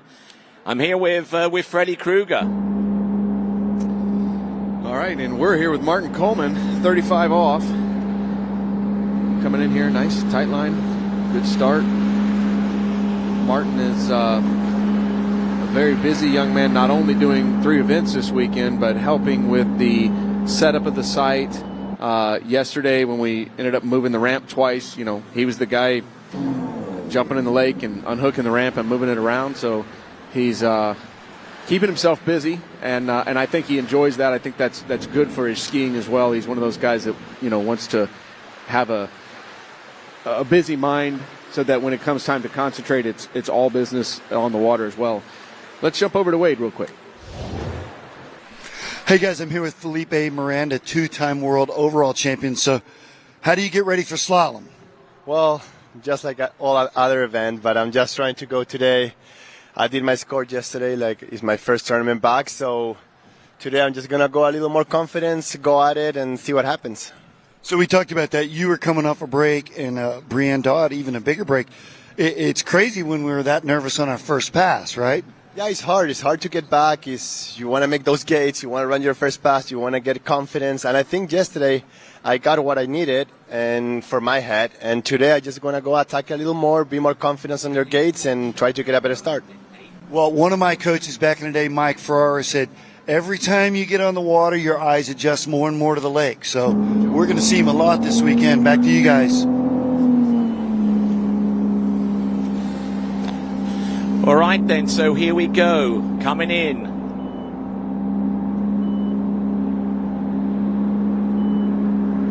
This is Martin Coleman. Nicely done. And getting through on pass number 3. That is 11.25 meters, well held. And now getting ready for 10.75 meters. Now he's a skier who is capable of running through 10.75 meters and quite possibly making an impact at this stage of this event. Yeah, Mark. I mean, I honestly, as we get through this list, as we're moving down it, all of these guys are capable. They've done it in tournaments. Martin is definitely one of those guys that's done it quite a bit. Now, can he do it today? That's the question. He's getting a little bit down course here as the 38 off went on.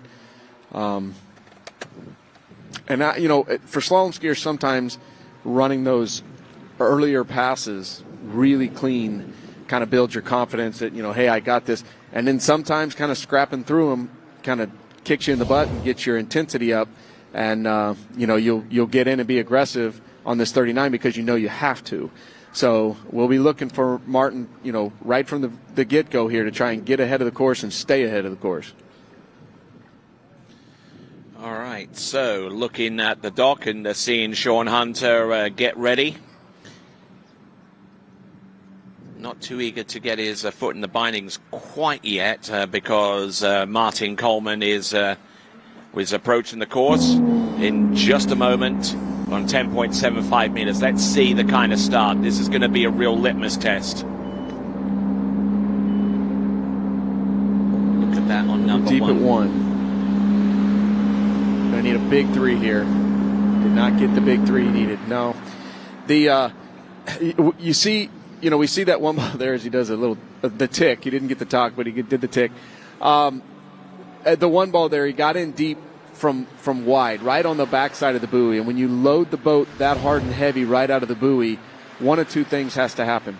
You're either going to hold all the way through the wakes to keep your direction, which is going to send you out wide of the buoy, but you're going to have a tremendous amount of speed, or you've got to start letting up a little bit as you're coming to the wake so that you don't overspeed. But when you let up, before you cross center line, your direction is going to then start lessening and pointing you at the buoy, and you're going to be coming into two with a poor attack angle, if you will. And that's kind of what got Martin in trouble there. He got deep out of one. He lets up a little bit so he's not overspeeding into two.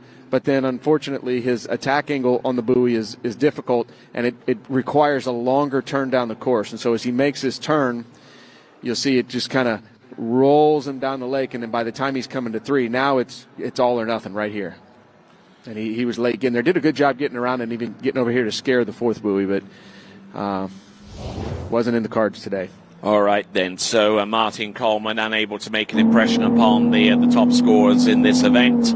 And now working his way towards the course, an Alabama native, originally out of Dothan. This now is Sean Hunter.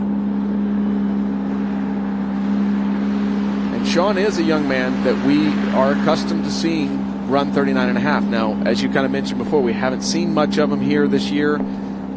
He's graduated from school, working, not getting quite as much training time, and as we know, that can very quickly impact your ability. It kind of goes one way or the other, right? Like some guys, they've got to do nothing but concentrate on their skiing, and that's the only way they're going to improve. Other guys need the distraction. Yeah. I've seen young people, I'm in college, and when I graduate, I'm going to take a year and I'm going to focus on my skiing, and it's going to be unbelievable, and I'm going to, and they graduate, and all the pressure in the world is now on this one thing. You're getting weighed and measured every single day on your skiing, and you actually see them blow up. They can't handle that. All of a sudden, I'm not distracted. I don't have other things to contribute. Now, recall a little bit of what your college experience was like, because I mean, you actually skied for NLU, as it was known at the time, Northeast Louisiana University. Now it's ULM. Mm-hmm. Kind of tell us how the experience was for you. Well, I did 3 semesters at NLU, as it was referred to then, and then Chris Sullivan, who was a very good friend of mine, was leaving the university and heading down to Jay Bennett Ski School, and I was borderline thinking about that I could make it as a pro at that time. So I actually followed him down there and got in under Jay's tutelage, and then that kind of changed everything. And I kind of left the collegiate skiing behind and focused on my education and pro skiing, and the rest is history, as they say. As we see that 35 off is history for Sean there. All right, so getting through pass number 2, that was 35 off or 12 meters, and I mean all of this occurred in about the mid 1990s, yeah. Yeah, I was. Let's see, I moved down to Jay's in January of '95, so graduated high school in '93, and like I said, it was just dropped me in the perfect environment, being around other young people who were on the tour. And, every single day in practice was like a prelims at a pro tour. It was crazy. All right, then. With that in mind, let's check in with Wade. Hey, guys, I'm here with Brenton Triplett.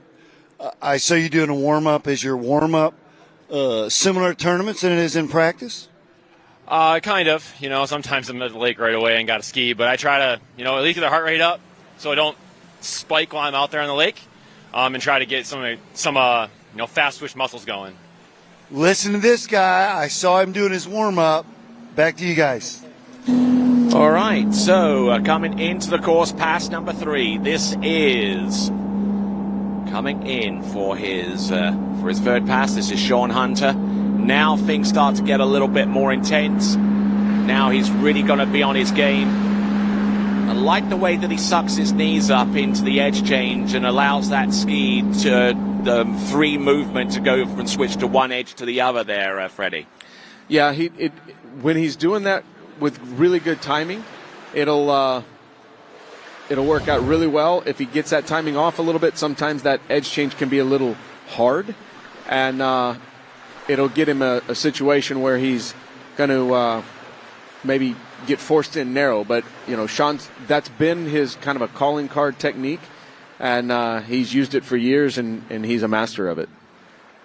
All right, and as we look at Sean Hunter, we introduce one of his teammates from the University of Alabama here to announce in Central. Benjamin Lutz, how you doing, sir? I'm great. Good morning, and happy to see Sean out there. He hasn't had too many pro tournaments this year, but I'm sure he's looking to go pretty deep. All right, then. So continuing right along, and let me tell you a little bit. There's a discount code that's floating around right now for Masterline. I'll give you that code in just a few minutes. A little bit of a teaser there. You would call that, Freddie? Yeah, let's see what Sean's got here. Here's the money pass right now. He's got to get to the end of this pass. Needs all 6. Little sun in his face. Yep. He was skiing good right up to that point, but then he got a little bit ahead of himself, and that's a result there, Ben. Yeah, he hasn't had too many sets like he usually would like to at Lyman Land.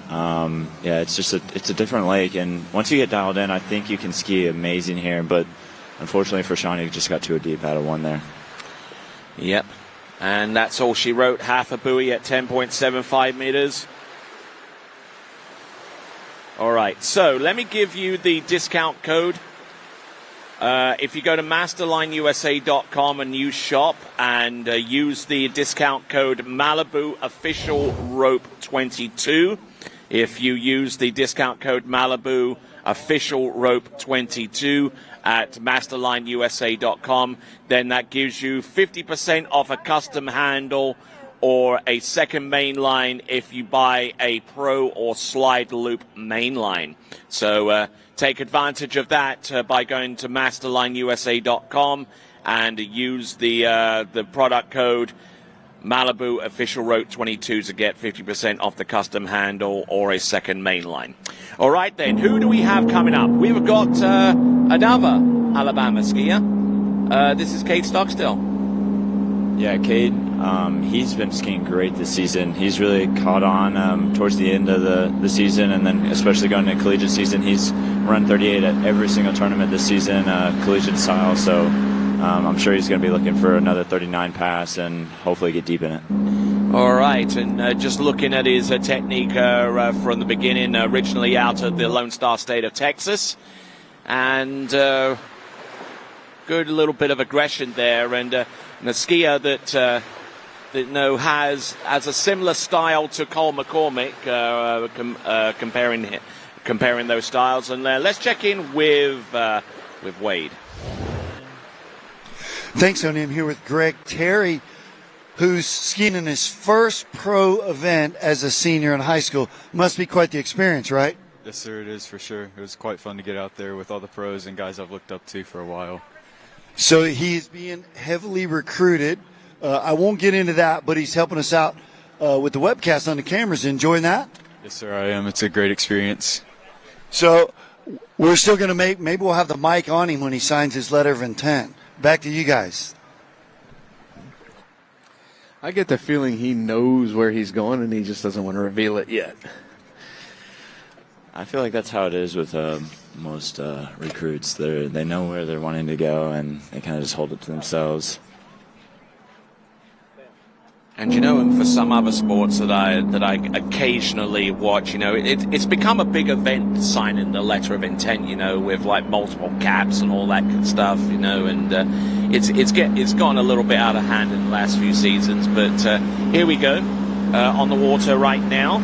This is Cade Stockstill, very, very aggressive, good load off the turn, and good redirection there. And as he gets ready for his third pass, let's check in with Wade once again. Hey guys, I'm here with Daniel at Varka. And Daniel, you're doing something one of my ski mates back in the day, Simon Hill, was a professional tape job. Yeah, well, that's just from experience. I don't usually like to do it, but kind of broke both of my hands on Monday, so kind of have to. No, it is. It's really part. We saw Freddie went there with the black tape on last week. We're committed. We're here. We got to adapt, right? Yeah, exactly. It's just what it is. Just put some tape on and hope the hands don't hurt too badly. We make our fathers proud there. Back to you guys. There we go. That's a tape job that Rocky Balboa would be proud of. All right. Back to the business at hand. Okay. Cade. Yesterday he ran, what did he run? 2 at 39. 2 at 39. Okay, so got to get through the 38. Got to get through the 39 if he's going to challenge these guys. Ben, what you know him a little better than we do. What do you think he's looking for today? Is he looking to run the 39 or just? Oh yeah, Cade's been knocking on the door. He's been running it in practice off the dock quite a bit, so I'm sure he's looking to get deep. All right, and he's looking good right now. I mean, he's super deep, but he has that style where he gets deep out of the buoy, but he's able to hold it all the way to the next buoy and just maintain it. Smooth 38. Oh, there. Nice. Yeah, one of the better 38s. Got a little deep out of one, but really managed it all the way down the course very well. Never got any further behind. And I won't call it smooth though, more like purposeful. Yeah, fair enough. Heavy with intent. Yeah. He has a very open shoulder and hip position on that onside lean. And it creates a massive lean. And then, he's done a really good job of closing it off and controlling his way out to the buoy, which is going to be key. If you're going to be that open right here out of the back side of that 135 side, you got to make sure you're closing it off so that you can keep the swing and momentum moving out to get you wide enough for the 246. So I think that's what we're going to want to monitor here as he comes off of this one ball at 39. Can he get everything closed back off and swing out, give himself an attack angle into 2 where he can be coming back on the downside of the buoy rather than running down the lake. All right, let's see what occurs there with Cade Stockstill getting ready for 10.75 meters. Yet to find that breakthrough skier that could upset the apple cart here a little bit in this men's slalom round 2. Round buoy nicely done off number 1. This is Cade Stockstill. He's certainly throwing everything into that one, and it's going to be 2.5 at 39.5 off or 10.75 meters there, Ben. Yeah, that was a great one. That's the one he needed, I think. I think he just kind of came into 2 with kind of a little bit of a hesitation at 2 and just couldn't really turn it, and then it was done from there. Quite a bit of over-rotation out of one ball, though, right? Like that's the thing to keep in mind is that the ski accelerates when it's on a fixed directional path. Anytime the ski's turning, it's slowing down. So when he's coming through the backside of this one ball and he's continuing to rotate the ski around, his speed is just plummeting here. Watch, as that ski goes all the way around, he's almost down to 0, and then he's got to hold that. And so when you go from, if you think about momentum into a buoy, if you go from 0 to 60, the momentum difference between 0 to 60 and 30 to 60 is tremendously different, right? Like exactly. There's going to be so much more momentum that's going to want to swing you up high and wide on the buoy. So now he's coming off the second wake and immediately trying to shut all that speed down. So I agree with you that he had a tremendous amount of direction. He was tight on the buoy. He's early in the course, but he's early in the course going from 0 to 60, and that's just going to be way too much momentum into that second ball to get off of it and control the path into 3. Exactly. Yeah. I completely agree. All right, then, we just set a new record for the boat change. 50 seconds from extracting the previous driver out to installing the new one in with the line going out there. So this was interesting. I kind of made this point yesterday that we could potentially end up in a scenario where some of the skiers stayed with Pat Bloodworth. Some of the guys are only going to ski with Chris Eller. And you can see that either way. I think with the level and quality of the drivers that we have here, I'd say that almost works out to an advantage to have the same driver both days, because you're not, what to expect. And even if it's just a mental know what to expect, that's pretty interesting the way that's working out. We'll have a couple of guys that'll get both of them, and that'll be an interesting conversation. But again, for the most part, we're bringing in drivers that are obviously at the very top of their field. So good should just feel good, right? Absolutely. So here we go. That is a Brenton triplet there on the opening paths of 30 meters. And looking fairly smooth and good confidence boosting opening pass there, Ben. Yeah, good warm-up pass. I think to Freddie's point, I don't think everybody realizes at home how crazy it is for different drivers. I mean, even the best of the best, they still feel slightly different, and it's good to have that consistency. Well, and I had an interesting conversation with some drivers earlier this year that were talking about, when they need to, obviously the more you drive somebody, then the more you kind of understand what the skier's tendencies will be, right? And so they immediately, most of these drivers will recognize immediately before they even pull somebody out of the water, is he left foot forward or right foot forward?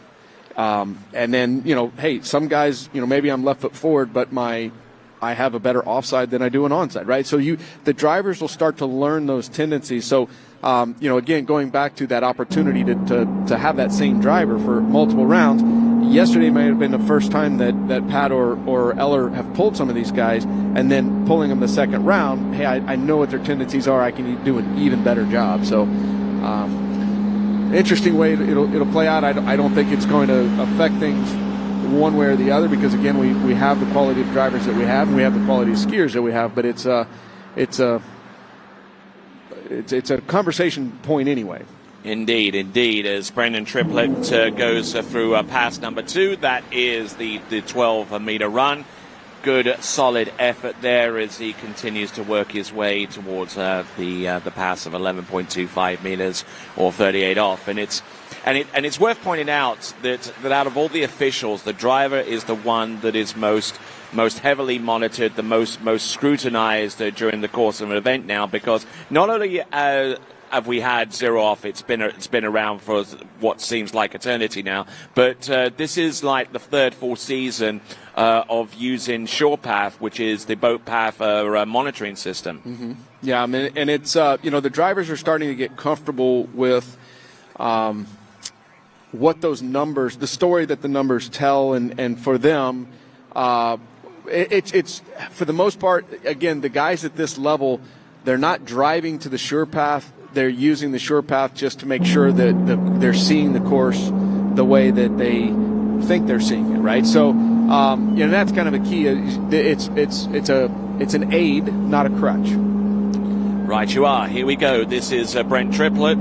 This is 11.25 meters. We've seen him ski a couple of times before on the pro level with Hilltop being the most recent. Oh, and overloaded on 3 and almost into the woods there. I was about to make a comment that his turns are a little slow at 1 and 2, little loose line, but he's doing a good job of being patient. And then, I don't know there at 3 if he was trying to make up some time or if the ski just got a little loose. But, we talked about the cooler, shallow water, the tail. As the skiers, they feel that tail get a little bit loose. You can see right there at the finish of 2, he stepped on the tail. And right there, you can see that tail loosened up on him. Slide, the nose grabs, the tail slides around, and then you end up overloaded. And it happens at a time, the reason that's detrimental to the skier is it happens at a time where the hips haven't been able to finish through the turn and get between the skier and the handle because of how wide they are up on the side of the boat. So right there, pulling in a little slack. Right here, when he goes to the tail of the ski here, I think he's either trying to push the tail around or keep it in the water. And then right there, it slid, and it just too much direction from too wide of a position to be able to hold on to that.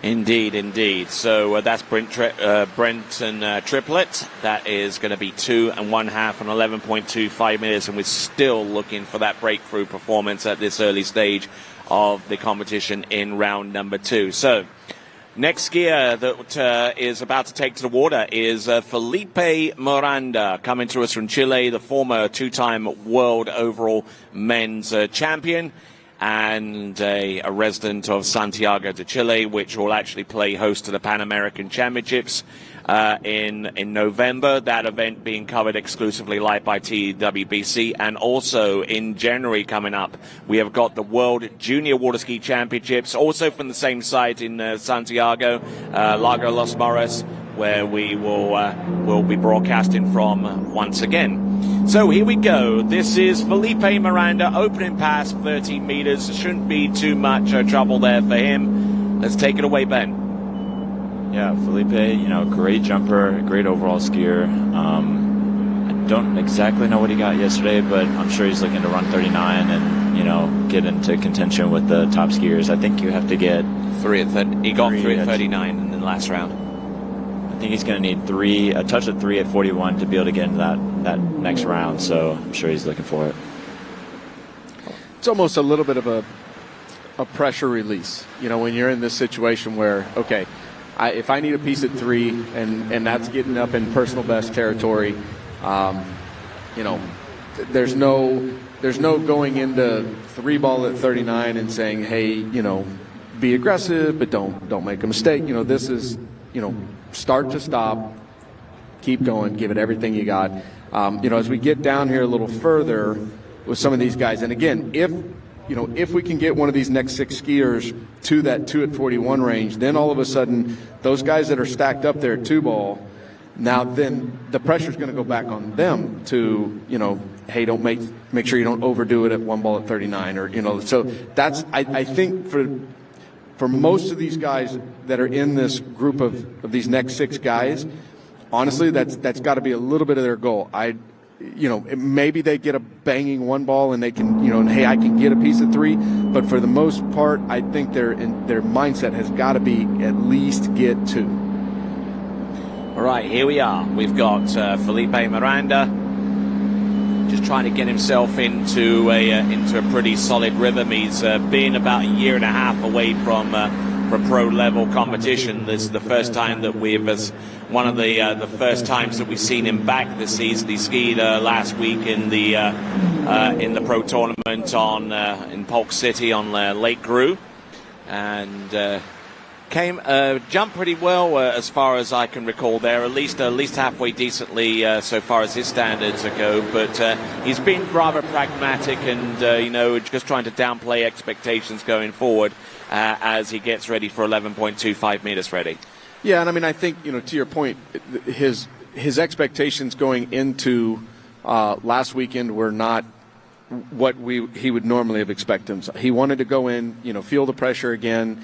Get out there, jump with the boys under, the intense situation of a pro event, and he did a great job. And so then that, again, we had this entire conversation yesterday about confidence breeds confidence. So gives him an opportunity to come in. He's made it to the finals here, in the jump event. So he's got an opportunity to keep building on that. And I think at this point in time right now, he'd love nothing more than to go out there and bang off a huge slalom score and be in both finals. Yes, indeed, and this skier, Felipe Miranda, to the best of my knowledge, he is the current Chilean men's national slalom record holder, if my memory serves me correct, with a score at about a third the way down, 10.25 meters. So we had a talk yesterday. Hold on. Hello. And just like that. And I'd like to see him wave, because that looked like it could have been an ankle. And that's the last thing he needs. No, he doesn't need that. There's no signal yet. Looks like he's rolling round and swimming, but I think that was a pretty painful hit right there. Yeah, I'd like to make sure he's obviously we don't have a concern of concussions or anything like that. It doesn't look like it's going to be a rib issue, but he got it twisted around kind of awkwardly there. Thankfully, the boat slowed down to assess him. Yeah, that'll be good. Here, we'll get a picture of it. I started to say that we were having a conversation yesterday that Felipe skis a little further back on the boat. He doesn't get quite as wide up on the side as some of the guys we're going to see at the end. And that right there is an indicative result of what can happen. Let's see this fall here, if we can. There's so much spray from that angle, I just can't see how much he got twisted up.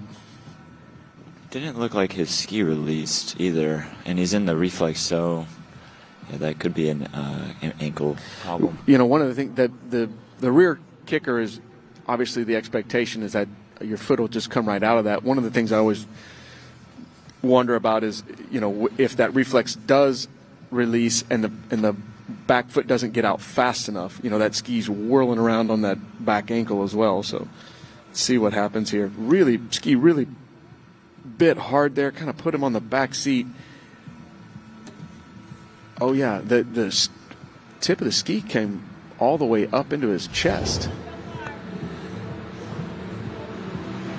Well, looks like it's going to be the 5 buoy count there for Felipe Miranda, and if he is in any kind of pain and needs some relief, then we're grateful to the staff of Andrews Sports Medicine for being on site. One of our great sponsors in this event, alongside Acme Propellers and Babe's Boat Care Products, and we'll tell you a little bit more about our other supporters right after we check in with Wade. And a former Syndicate Pro Championship winner. So, sort of what's your pre-prep? What's my pre-prep for today? Yeah, I mean, just finding my groove, you know. I listen to my music, I get in my certain zone that I want to get to hopefully do my best out there, Wade. So what's your groove this morning? It's feeling pretty good. I mean, Alabama's like been an awesome host to all of us here. The water's a little chillier than Florida, but it's been a great time. Yeah, I like this side a lot. No, we're all enjoying it. We're going to watch him rip next. Back to you guys.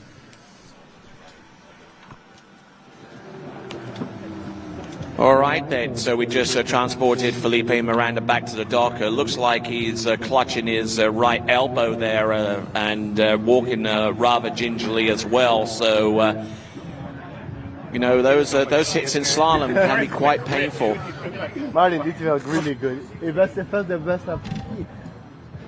Martin's like, you guys are fun. I'm out. All right, then. With that, with Felipe Miranda on the dock, he now has a chance to look out and watch his brother-in-law. Yes, indeed. This is Daniel Odvarko, originally out of the Czech Republic, but now making his residence in Santiago de Chile.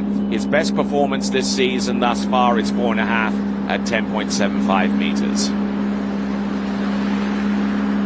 Okay, so Daniel is definitely somebody that we've come to expect over the years of you know, being capable to run that 39 and get a start at 41. So you know, that seeing that his best performance this far is 4.5 at 39. You know, he's got some work to do. Obviously, I think these guys were down in Chile when COVID hit, and so they probably haven't had. Obviously, they have a world-class facility down there. Oh yeah, absolutely. So they've been doing a lot of training, but they may not have been doing a lot of tournament skiing training. And so I'm anxious here to see if he can turn it up a little bit and get through this 39 and be that first guy to put a little pressure on this upper echelon group. And whilst we think about that, let's check in with Wade's World. Hey guys, I'm here with Felipe Miranda, and his exact words just a moment ago were, man, it felt so good. And that's a lot of times we feel so good, but the buoy count's not there. Exactly. I felt really good today. I went and attacked the course. 38, I think I was really, really ahead of it until 5 that just, I think I give up a little bit that shoulder, and I was waiting too long, and the ski got stuck on 5, and I was surprised in the water and had a little crash there. But yeah, I come out with a better confidence and feel better, and now I gotta get ready for this afternoon. That is a jump event. Going to see him flying this afternoon. Back to you guys. All right, and Daniel Odvarko making his way through on 12 meters, not having to exert too much of an effort to get through this run here at the 2022 Malibu Open, brought to you by Outer Armor, Doozy Boat Lifts, Zero Off, Louis Restaurant, the Red Bar, Grunt, Masterline, and Tiara Miranda Photography, alongside Vulcan Materials Company and Good Waterskis. This is the Malibu Open 2022, pulled by the Malibu Response, and our dealership here in Alabama is Rambo Marine. So, Daniel Odvarko getting through the opening 2 passes, the 2014 European Men's Slalom Champion, and as you rightfully said, I mean, hasn't had an awful lot of opportunity to get out there and compete and show his stuff out there, but he's just looking to just slowly but surely get back into top tournament action and try and put some pressure on these scores that represent the top 8 right now. Well, I would disagree with 1 point on that. I don't think there's any slowly but surely. These guys aren't wanting to slowly get into this. They want it, and they want it now. And if he's going to do it now, he's got to get through this pass and the next to have a shot. You know, he's not here this weekend to get a record tournament score. He's here to make some money. All right, then. Very blunt, but very correct. That was Freddie Krueger there. One assessment there with Daniel Advarco, and this is 11.25 meters. And one of the cleaner-looking 11.25 meter passes that we've seen thus far in this round. Yeah, that was nice. Very nice. Smooth. Straight through it. And, again, kind of what we would expect out of him. As we see the zero-off counter there, that's the countdown to when the buzzer will beep and the boat will have to take off and bring him in at 39. And right now he's doing some breathing. He's going to try and get his heart rate down and pick a couple of keys to focus on and find out what he needs to run 39 like he just ran 38. I don't think he's breathing too much. Yeah, that was a clean pass from Daniel. So, yeah, like you guys have said, he hasn't had very many tournaments this season, and I've seen him ski plentiful 41s before, so I'm sure he's going to look to get pretty deep at 39. And even at this stage of the game, kind of like skiing behind the line a little bit, having to overstretch to get that ski out and not attacking the buoy line nearly as much as some of the other competitors. We expanded upon that a little bit yesterday, Freddie.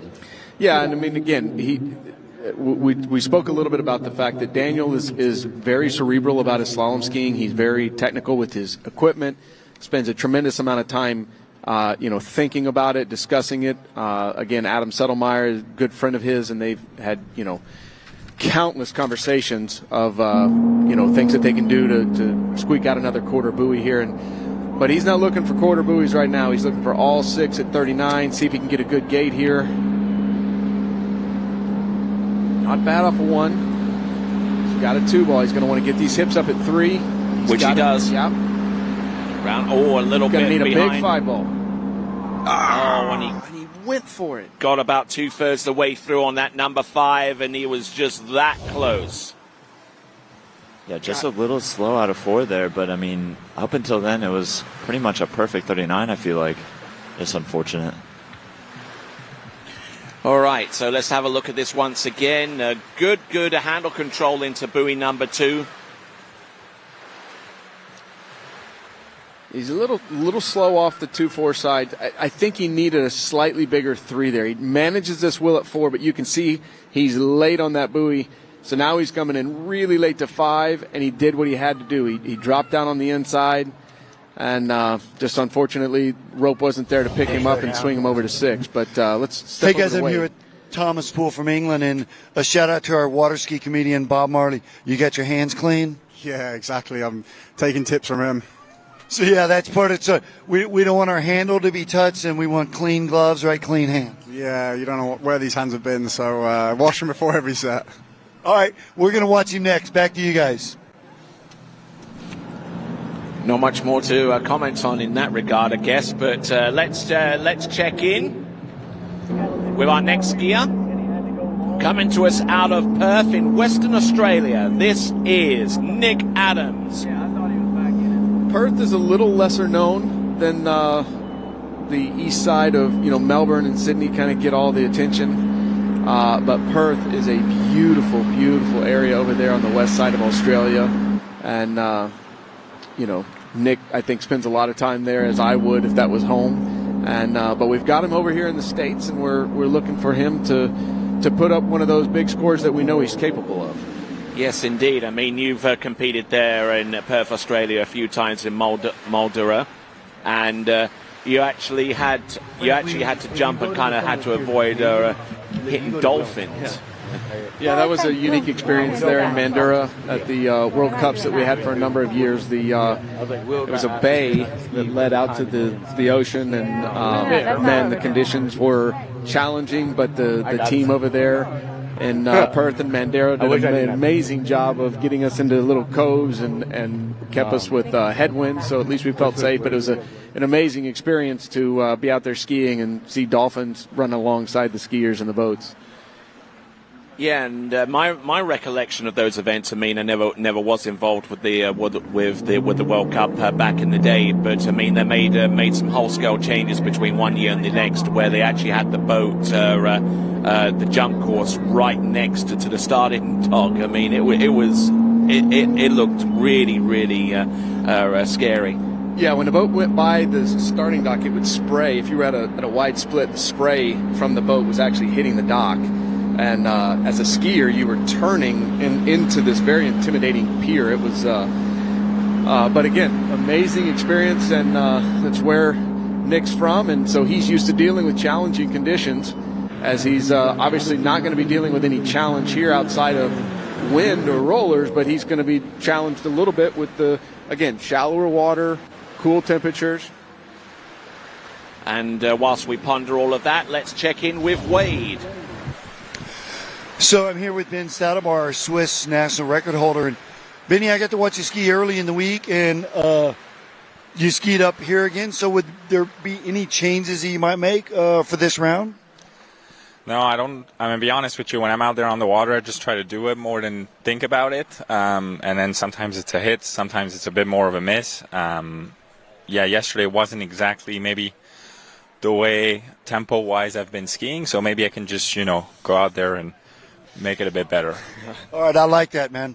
Got a lot of experience, a lot of podiums on his resume. Maybe we'll have one this weekend. Back to you guys.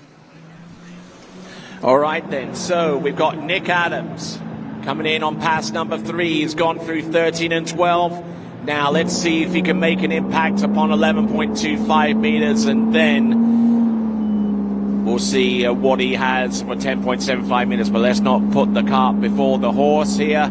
He's got to get round all 6 buoys in order to get to that point. Here he comes. Let's see what Noodle can do.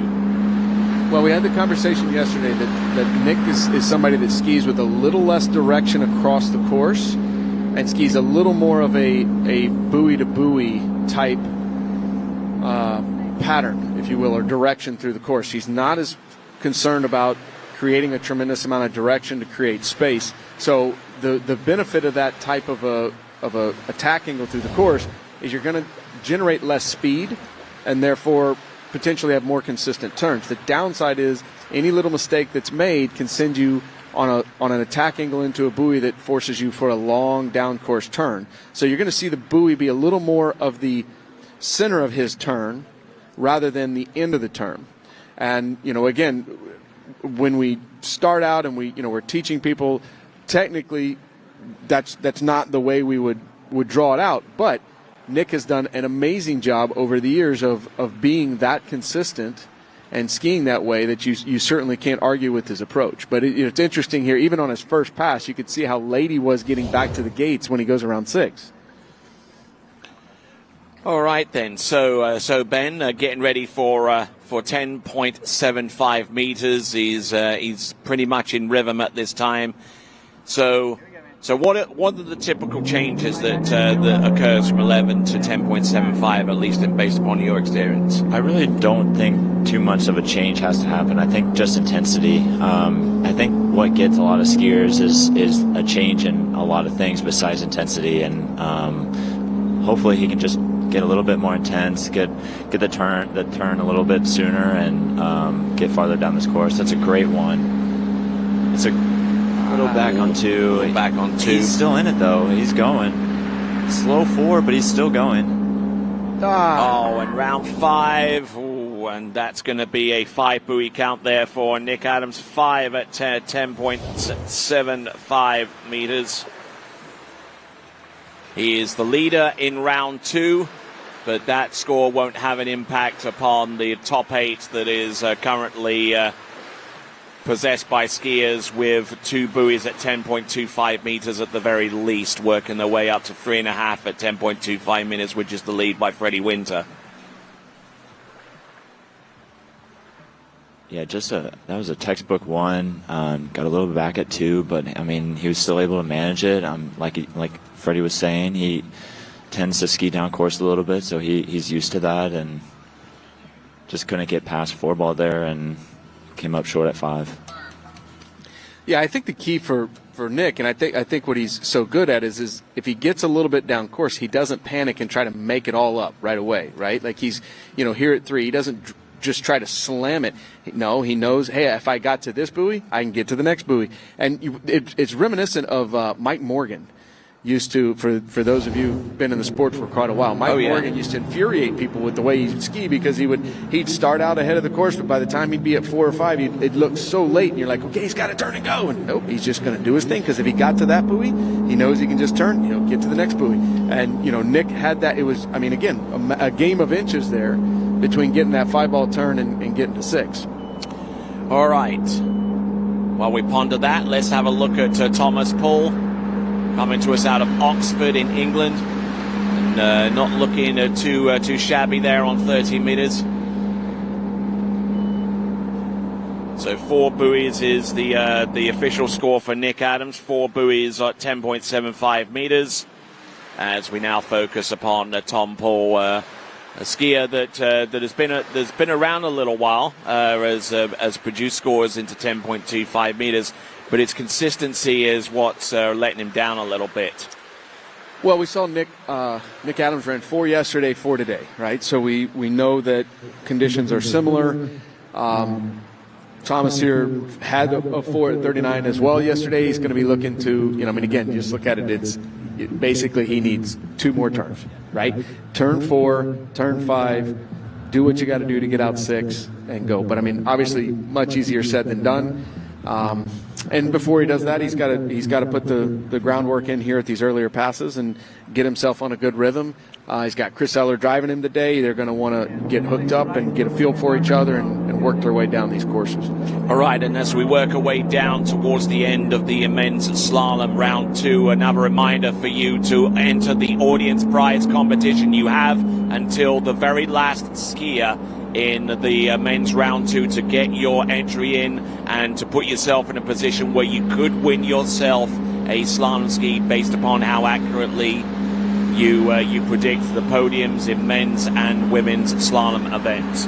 Here we go. Tom Paul, good attacking posture off 4 and 5, eases up for number 6, no worries there. And with that, let's check in with Wade.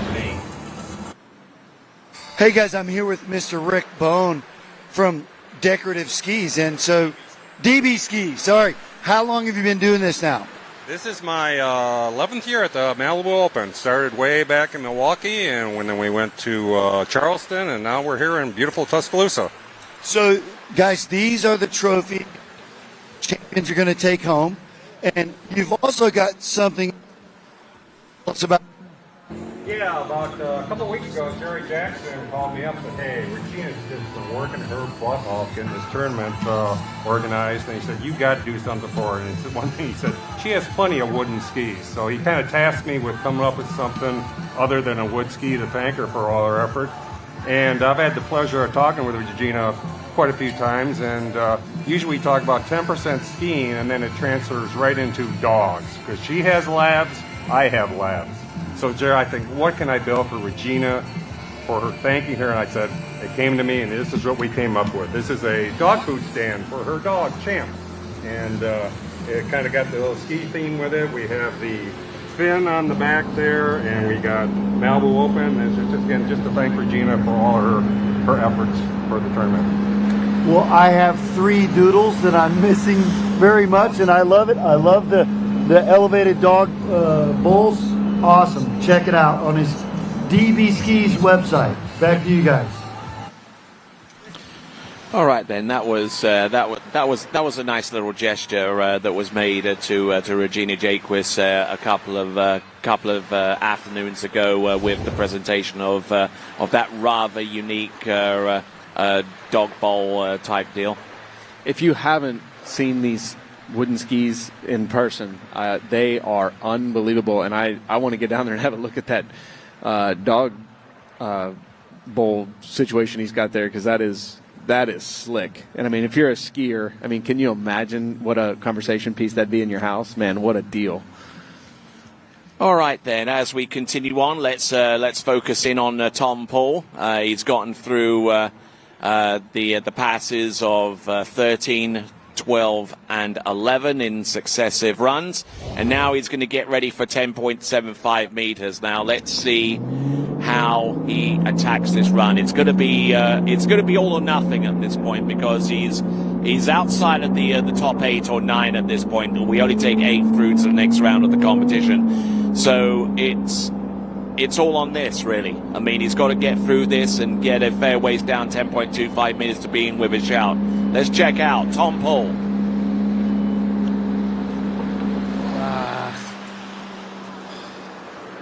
Not a bad one. Not a bad one. And he's not the first guy that we've seen over there at 2-ball getting a little bit of a loose line. And I don't want to say that he's being impatient on the backside of the buoy. He needs that line to come tight so that he can get over to 3-ball. He's doing what he's got to do. I want to see if we can figure out a little deep and heavy there on the tail, but the only thing I can kind of lean to is I feel like this cooler, shallower water, the guys are carrying a little extra speed, and it's hard because if you come off your edge a little sooner because you're trying to temper away from the speed, well, then you're going to end up narrow, and you end up in the exact same position. So, I don't know if it was maybe something you could do with a little ski setup to help slow the ski down here a little bit sooner before that buoy, but he just a little bit too much speed, and the ski came around. It did what he asked him to do. He just didn't have the line at the finish of the turn to pick up and go. Yeah, I had a conversation with Handsome Rob Hazelwood yesterday about setting up your ski for this site only, and he was saying it's not the ideal setup. So I'm sure most of these skiers are just leaving it at that and just hoping for the best with their fin setups. All right, here we go. Coming in with our next competitor. This is Benjamin Stadelbauer. Certainly a skier that's alluded to great potential over the last few seasons. Certainly has the technique and the ability to come through with a win, but has been on the podiums for quite a few years. But still just waiting for that first professional win, I would say.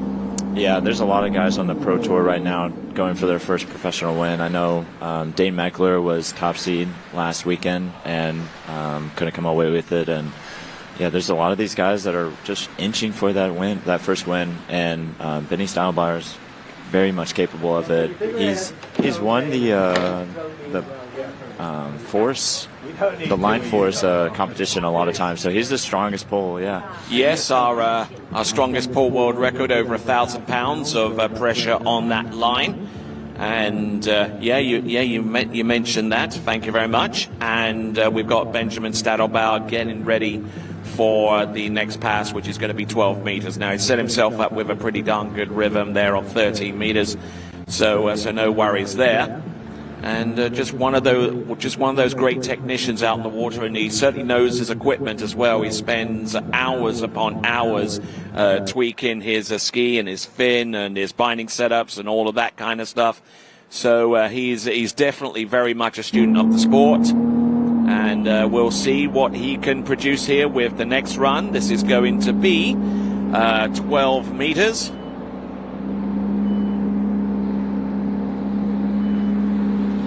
Yeah, Benny, I'm sure you guys have touched on it, has an interesting style of kind of being on the back of his ski.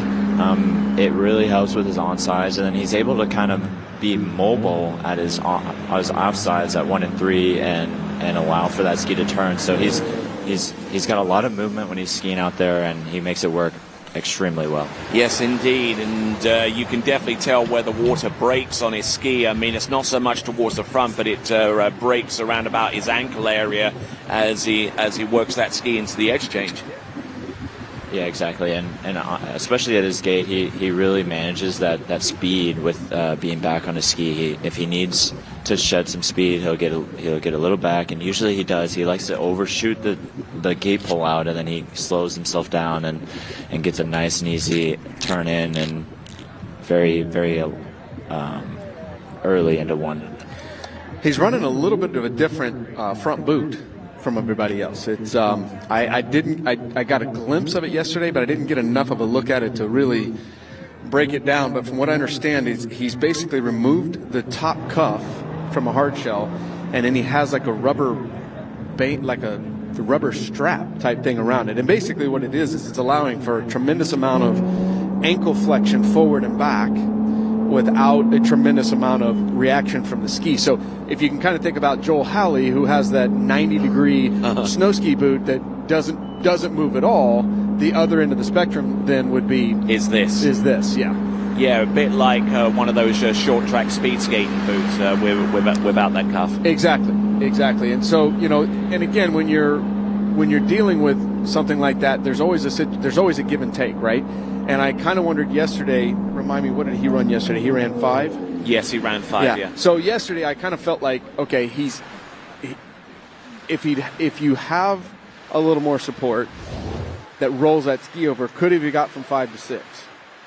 Right? So that's the give, but the take was maybe he never gets to 5 because the ski's not turning as well for him or whatever, and he needs that forward and back movement on the ski. So, this is where, I always kind of think of slalom skiing as a little bit of NASCAR, right? Like you got, 43 drivers on the course and they all want something different from their car, but they're all complaining that it's not as fast as the guy that's winning the race. So, you're always looking for that little bit of an advantage, whether it's 3 or 4 thousandths in a fin movement, it's a 32nd of an inch on the binding, it's a light sanding, down one side of the ski with some 600 grit sandpaper, or, and bindings are not an easy trek because it's very hard to make small movement. Like when you take the cuff off and replace it with something else, everything changes. Oh yeah, absolutely.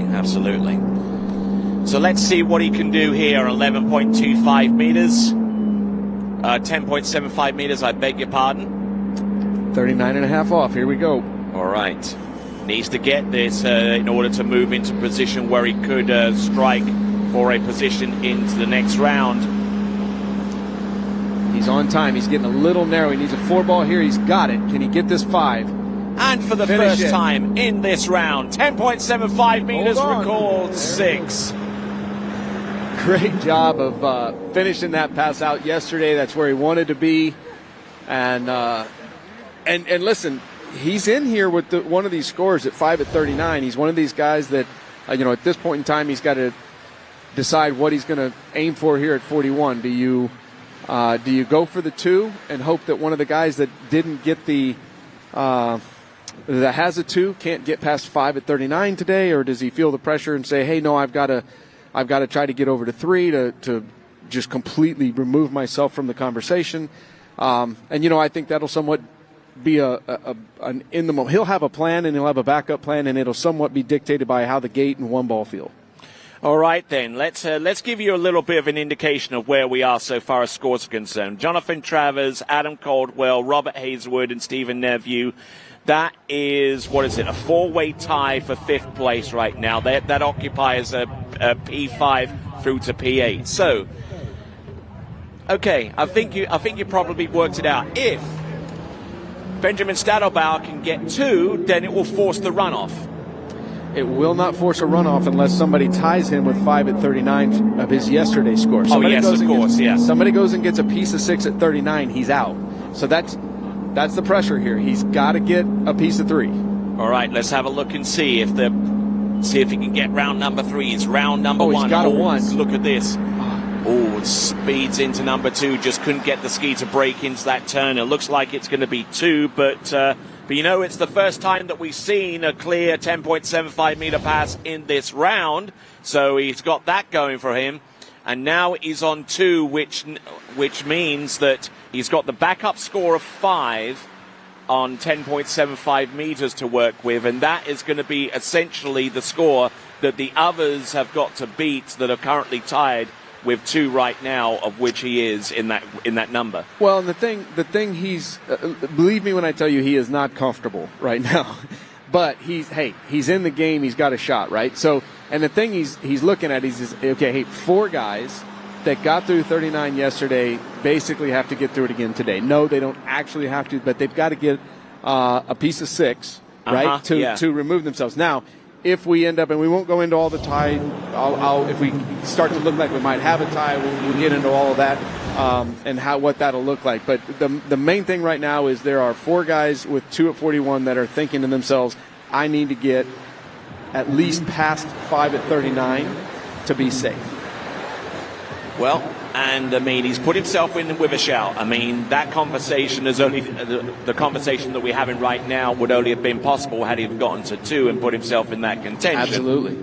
Yeah, I think that was his plan B. He didn't have the start that he wanted at 1 ball there, but I think, there's a lot of guys stuck at 2, so, 39 is not a guarantee for these guys. So no, you're absolutely right. I mean, we've seen guys that are very capable of running 39 struggle. We saw guys get through it yesterday, but getting through it once is one thing. Getting through it twice is another. That takes a lot of consistency. And Joe Poland finds himself in a difficult situation here now. He has the 1 at 41, which will be a great backup score if he can get to today. 2. Yeah. So he's got to be someone that I'm thinking. If I'm Joel and I've got that 1 at 41, my goal is to run the 39, get 2.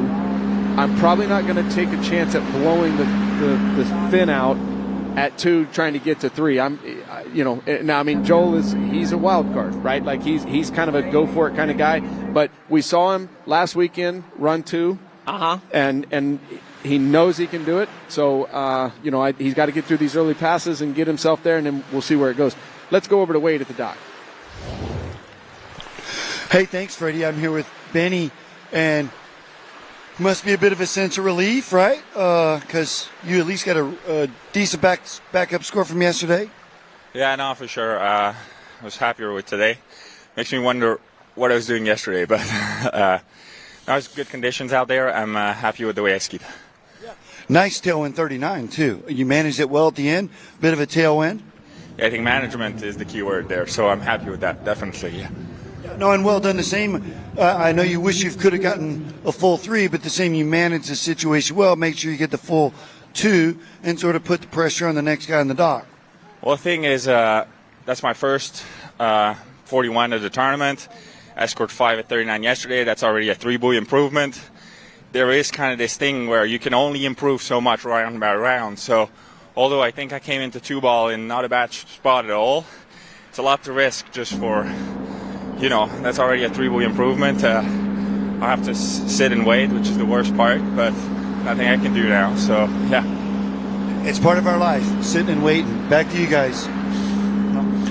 All right, here we go. This is Joel Poland on running with A2 on the 0 off and getting through the second run. That was 12 meters. Now, here's the other element to Joel Poland's performance, the world overall record. Currently, he has 1 score on his trek towards that with 11.590, the second round in the tricks competition. Currently slaloming right now, and if he can get deep enough down into 10.25 meters, it could do 2 things. 1, it could potentially put him through to slalom final, and 2, it could take the stress that it would require from him so far as the jumping event is concerned to conjure up the remaining points to constitute the world overall record. Yeah, it's too early to get into all the speculation on that. I mean, right now, I know obviously that world overall record would always be something he'd like to have, but I think that's just going to be sitting in the back burner as a perk or a bonus if it happens. I think he's right now just focusing on, 1 buoy at a time, make the cut, make the finals. And then if he does that and he has a big score, then we can start talking about, what kind of distances he'd have to jump. Yesterday, I think he jumped, 213? Yeah, 213. Yeah, so, it's going to take a fair bit more than that to have a realistic conversation, I think, for his overall world record, but he's obviously capable. Did you see that handle dip round number 6 at 11? Yeah, he's out there playing a little bit right now, which is good. We want to see Joel having fun while he's out there. Obviously he's tremendously serious about his skiing. You do not get to this level without, extreme commitment. But he's someone who operates and skis at his best when he's still having fun while he's out there. So, Benny did make a comment that we haven't really talked much about the fact that, I went and got my coat and put it on because the wind was getting a little cool running down the backside of my sweatshirt here. And we do have a little bit of a tailwind for these 39s. These guys are coming off the dock at 32. I think they're playing for the headwind 41 since they know they've got to get over to 2 or potentially 3. But they're putting a little bit on the table here to have to run these 39s tailwind. All right, so as we continue to roll right along, Chris Eller at the helm of that response. 10.75 meters, 39 tail. Waiting for the boat to get up to speed, getting settled in.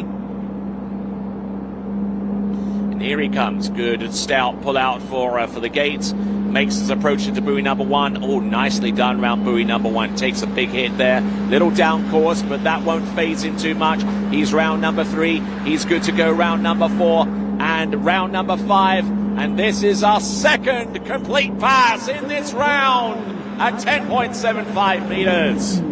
Yeah, that was beautiful. He was in control of that all the way down. A little bit of a, I kind of smile and think, how quick he is on his trick ski at 4-ball. There was a little bit of a movement from the ski that I think for most guys would have created a lot more movement. He just, didn't even hesitate, just got right back over the top of the ski and went. The thing I love about Joel's slalom is he's getting that nice swing up on the side of the boat, which is giving him good attack angles on the buoys, and he's doing it without overworking. So that tells me he really has a feel for the rope and the boat, and he's working with the boat rather than fighting the boat all the way down. Some guys come out there and they just, from the time they get up on the water to the time their set's done, they're not doing anything but just fighting. And he has just figured out that, hey, if I work with the boat and I swing, it's going to be a lot easier on the body. All right, as we work our way down towards the end of the starting list, your chance to enter for a chance to win a ski is fleeting. Make sure that you get your entry in. waterskibroadcasting.com/play, waterskibroadcasting.com/play for your chance to win a ski. Here we go. This is Joel Poland. Round buoy number 1. Takes the good hard snap. He's good to go round buoy number... Oh, he's still there. Look at this. He's round number 3. Gets to the weights. Look at this. Good effort there from Joel Poland. And from starting from the outside looking in, he could well have put himself very much in contention. I want to see the replay there. Make sure he got outside that 3rd buoy. I'm gonna lean towards he did not. I'm leaning towards most courageous of the day here. Just he got the 1 ball, but he did not hesitate there. He went for it. We heard Benny talk about. So we look at the 3-ball. I can't tell with the glare on the screen that we're looking at here. We'll wait for the officials to call that. But, Benny made the comment that there was too much to risk at 2-ball to try and turn it and go to 3. And then here comes Joel on an offside turn at 2 and throws it down. So what amazing confidence in his abilities. And regardless, whether it's a 2 or a 3, right? Like, amazing skiing. He's going to be in the conversation. Let's see what. I don't know. We're still waiting on that score to come through. I called one earlier and I got it wrong, so I'm waiting for the official score. Okay, and whilst we wait for that to be revealed, we've got Stephen Nephew about to take it to the water. So what does that do so far as the results are going? No, because he's put himself not in a 2-way tie for second, possibly. I mean, well, if that ends up being 3, then that puts him in like a multiple-way tie for second. It is to confirm, so that becomes a moot point. That puts him in a multiple-way tie at this time for 5th place right now, and those positions extend all the way through to 9th with the amount of tied scores that are tying with 5th right now. Yeah, so we're still at this point in time. Benny has the 2 with a 5 at 39 backup. Joel has 2 with a 1 at 41 backup. So we've got Joel slightly ahead of Benny, and essentially what we're doing now is these guys right here, they've already got their 2s. So to make it to be guaranteed in, Nevu needs a piece of 2 to be guaranteed. Yes. Okay. So there it is. Easy as pie. Go get to the second buoy. Right? How hard can it be? Rather you than me. All right. So and Ben, I mean that performance there from Joel Poland certainly keeping him very much in contention, but you just couldn't help but be amazed. Stephen Nevu, who has competed on Pro Tour stops a lot over the last few seasons. I haven't seen or heard of him very much during the course of this season. Recently got engaged. So he's got that going for him as well. But he's always someone that's interesting to watch. Yeah, I would arguably say he's one of the more consistent guys on the Pro Tour. He's almost always getting to that 2-ball. So I'm sure he's feeling a little anxious, but I'm sure he's more than confident that he can get that 2-ball. Well, and we've mentioned on here a couple of times some of these guys, we haven't seen them that much on tour, but you've got to remember, as far as these guys on the States, we had the U.S. Masters, right? So if he didn't ski the Masters, we wouldn't have seen him. And then the tour went to Europe. And so a lot of these guys, a guy like Steven who's got a job, he couldn't take 5-6 weeks off and go to Europe, so they didn't ski those events. And then essentially we had the event last weekend at Polk City, and then now here we are. So we're going to have some of these guys where we feel like, wow, I just haven't seen them this season, but primarily it's because they didn't have that opportunity to go to Europe. Let's go down to the dock and talk to Wade. Hey, Freddie, I'm here with Joel Poland, and Joel, you are exactly on the bubble now, correct? Yeah, I have a habit of doing that at the moment. Right. So you got a 2 with a 1 backup from yesterday, correct? Yeah, so I got that one as a backup, but I got a feeling it might not make the cut. I'm going to be right on the bubble all the way through. So how did the 11 and the 10-7 feel?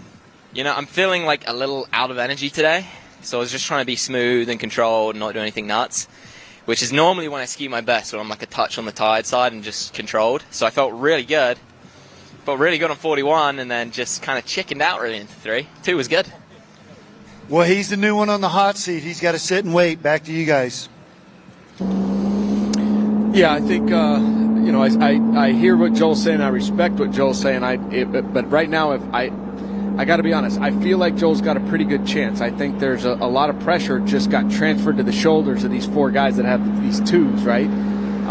So he's sitting on the shore with 2 strong scores, and these guys are having to go out there, and they've got 1 good score, and they're going to feel the pressure of having to get that second score. And again, some guys ski amazing with that added pressure, and some guys are going to fold. And our question right now is these 4 gentlemen that are coming out with the 2s, what's it going to be for them? This is why we play the game, right? Absolutely. That's the whole essence of sports. You don't win on paper, you win on the water. Yeah. I think the wind just changed, actually. We're at a headwind for 39 now. Obviously, no wind very much at all, but Nevu's if it cheating. picks up. I think we're going to see that today. They're calling for northwest, and yesterday we were northeast. And, we saw yesterday just kind of swinging around. And the way the arena, I call it the arena, is shaped here, I think Lyman's done an amazing job with this place. He's got these amazing tall trees all the way around it, and you feel like you're in a football arena. And so what's going to happen is that north wind is actually coming from the side, and as it falls off the top of the trees, it can kind of swirl one way or the other. As we see Nevu coming in here, needs a start at 39. He's got to have all 6. All right. Good. Ooh. Little bit of a fumble there with the handle there on number 2, but managing to still keep that ski moving. And Stephen Nevu, who I've noticed is a little lighter these days compared to where he's been in the past, weight-wise, and leveraging that lighter frame into running that pass of 10.75. I hadn't noticed that he lost a few pounds there, so I imagine that's good for him as long as he's losing the unwanted and not losing his muscle, but it doesn't look like he's losing his muscle. He was in this pass from start to finish, and really looked good and solid. And again, as we bring him in here, right foot forward skier, but very confident here in his gates and his offside at one. And then the question will be if he gets off a one ball, coming into his good side on two, will he go ahead and try and slam the door shut and get a piece of three? Because, again, remember, if he gets a piece of two, he's already in. So no reason not to throw down and go for three. All right, here we are. We've got Stephen Neveu, and we see the pensive figure there of Adam Caldwell getting ready for his turn. Let's see what Stephen Neveu can do right here and now. Number one, good start. He's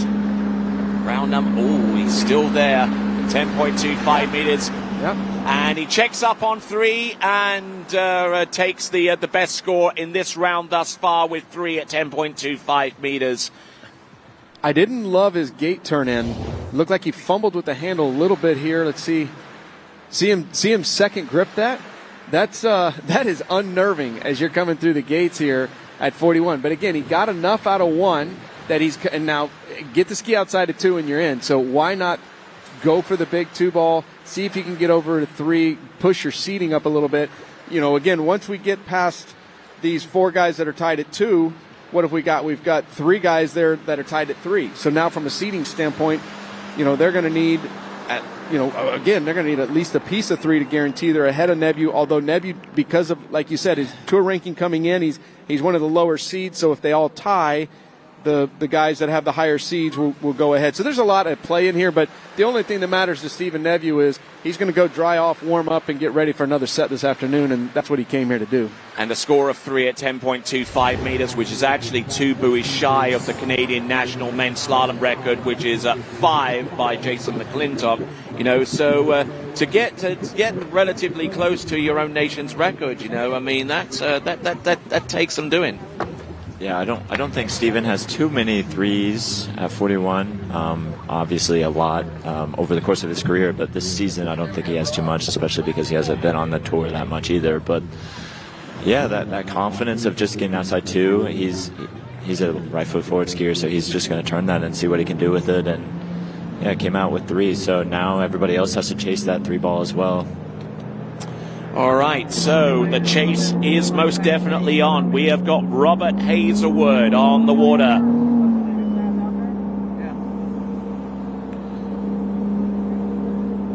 Certainly had mixed results during the course of the season. His best result is 3 at 10.25 meters. He's currently 11th on the Waterski Pro Tour standings.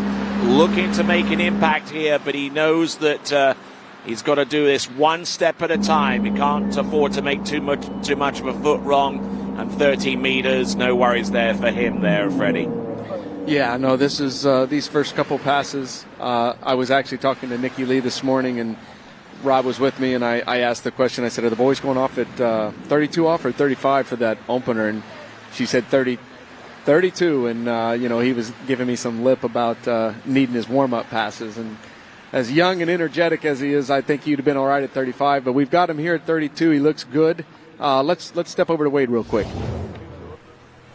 Hey, guys, here with Stephen Neveu, one of our Canadians in the field. And, man, our first three at 41 as well today. So tell us about, you said a little bit maybe more push coming out tail 139 than you thought. Yeah, I pulled up for the gates, actually. I was kind of surprised myself. I was a little late coming into the gates for one ball there, but should have slowed myself down and prepare for that tailwind. It was a bit stiffer than I thought it was going to be.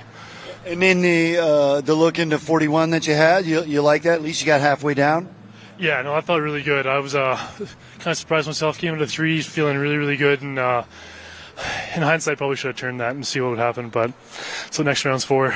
Yeah, exactly. He's already in the final now, so we'll see him out this afternoon. Back to you guys. Yes, and already making a beeline for the barbecue truck, I see. There we go. We've got Robert Hazelwood coming in. Second pass, it's 35 off, 12 meters. Good strike off number 5 and good to go round number 6. No worries there at all. And now where the more intense passes have come up in rapid succession, 11.25 and 10.75 meters.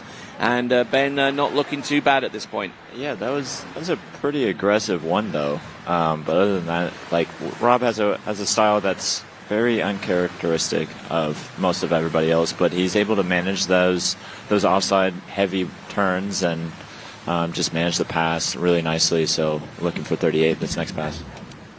There we see Sacha Desquin from France getting ready for his go, just trying to settle in. And also we've got on the end of dockside, we've got Adam Caldwell getting ready to take to water himself, coming to us out of Charleston in South Carolina. We look forward to seeing him ski, but out there getting ready for his next pass number 3, 11.25 meters. And as we get further along, we're definitely going to see skiers that certainly produce those 11.25 meter passes with far greater ease and far greater precision. Let's see if Robert can continue to be among that number. Okay, here we are, 38 off. We expect this to be a pass that Rob's going to handle. Oh! What happened there? Oh, man. And just got into difficulty round buoy number 4 and just couldn't really get much of a recovery going on. We had such a weird angle there, I couldn't even see what happened at 4. Let's see if we can get a vantage point. What went wrong here? The first couple of buoys were good, even extending that out to the halfway point of the course round number 3. Now let's have a look and see. Got broken over a little bit off number 3, no biggie. Oh, he hit the buoy. Yeah. And then he continued skiing. He got round number 5 and then just threw everything into number 6. And I think that is going to work out as 5 because he didn't maintain contact with the line as he attempted his edge change into number 6. Yeah, I want to see this boat camera view for buoy because it would, like you said, it was uncharacteristic that he's just, smoking through the pass. There were no issues. And then all of a sudden something looked like somebody grabbed his ski here at 4-ball. Yeah, I think he kind of ran over the buoy and it displaced him a little bit. Does a great job of getting over to 5-ball, but just couldn't get it back enough to 6 and goes down. So that's heartbreak for Rob, but it's a little bit of elation for Poland, right? Yes, I believe so, because Joel Poland has a best score of 2 and has a backup of 1. Both of those scores at 10.25 meters, so I believe that actually moves Robert. So 5 at 11.25 meters for Robert Hazelwood. And now Robert Hazelwood has got to sit along the shoreline and wonder whether anyone is going to come through with a score that's less than his backup in order for him to advance through into the next round. Here we go. This is Adam Caldwell. Opening pass 13 meters. Let's see what he's got.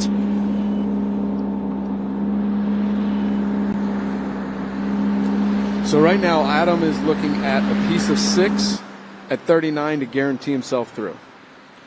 Yep, that's what we provisionally say from our vantage point here in Announcing Central, and Ben looking really smooth out there on the opening passes. But for what we know about Adam Caldwell, the smoothness pretty much ends around about that pass.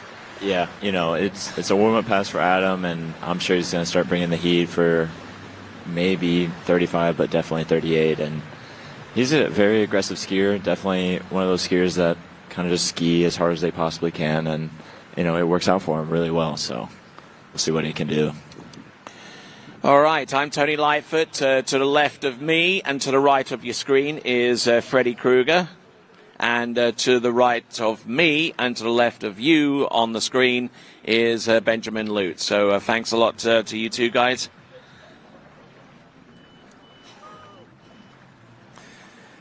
And on the ones and twos, behind the scenes, we got Vincent Stadelbauer doing a fine job there, along with the remaining crew here at TWBC, bringing to you live pictures of this, the Malibu Open 2022. Here we go. This here is Adam Caldwell. Little shoulder heavy on the pullout for the gates there, Freddie. Well, he's uses his shoulder to pull out, I agree, but it's ironically it's not that heavy because he does not pull out hardly at all for that gate.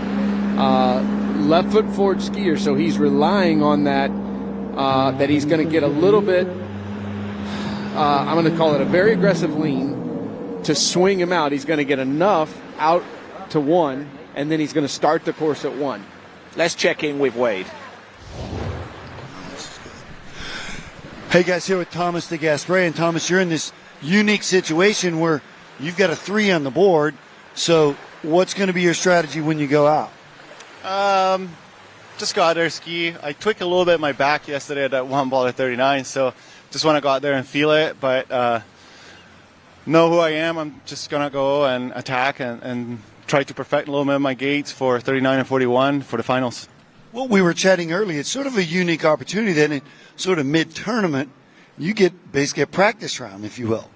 Yeah, it's definitely, it helps, and I get to learn a little bit more about the lake and conditions, so in preparation for the finals.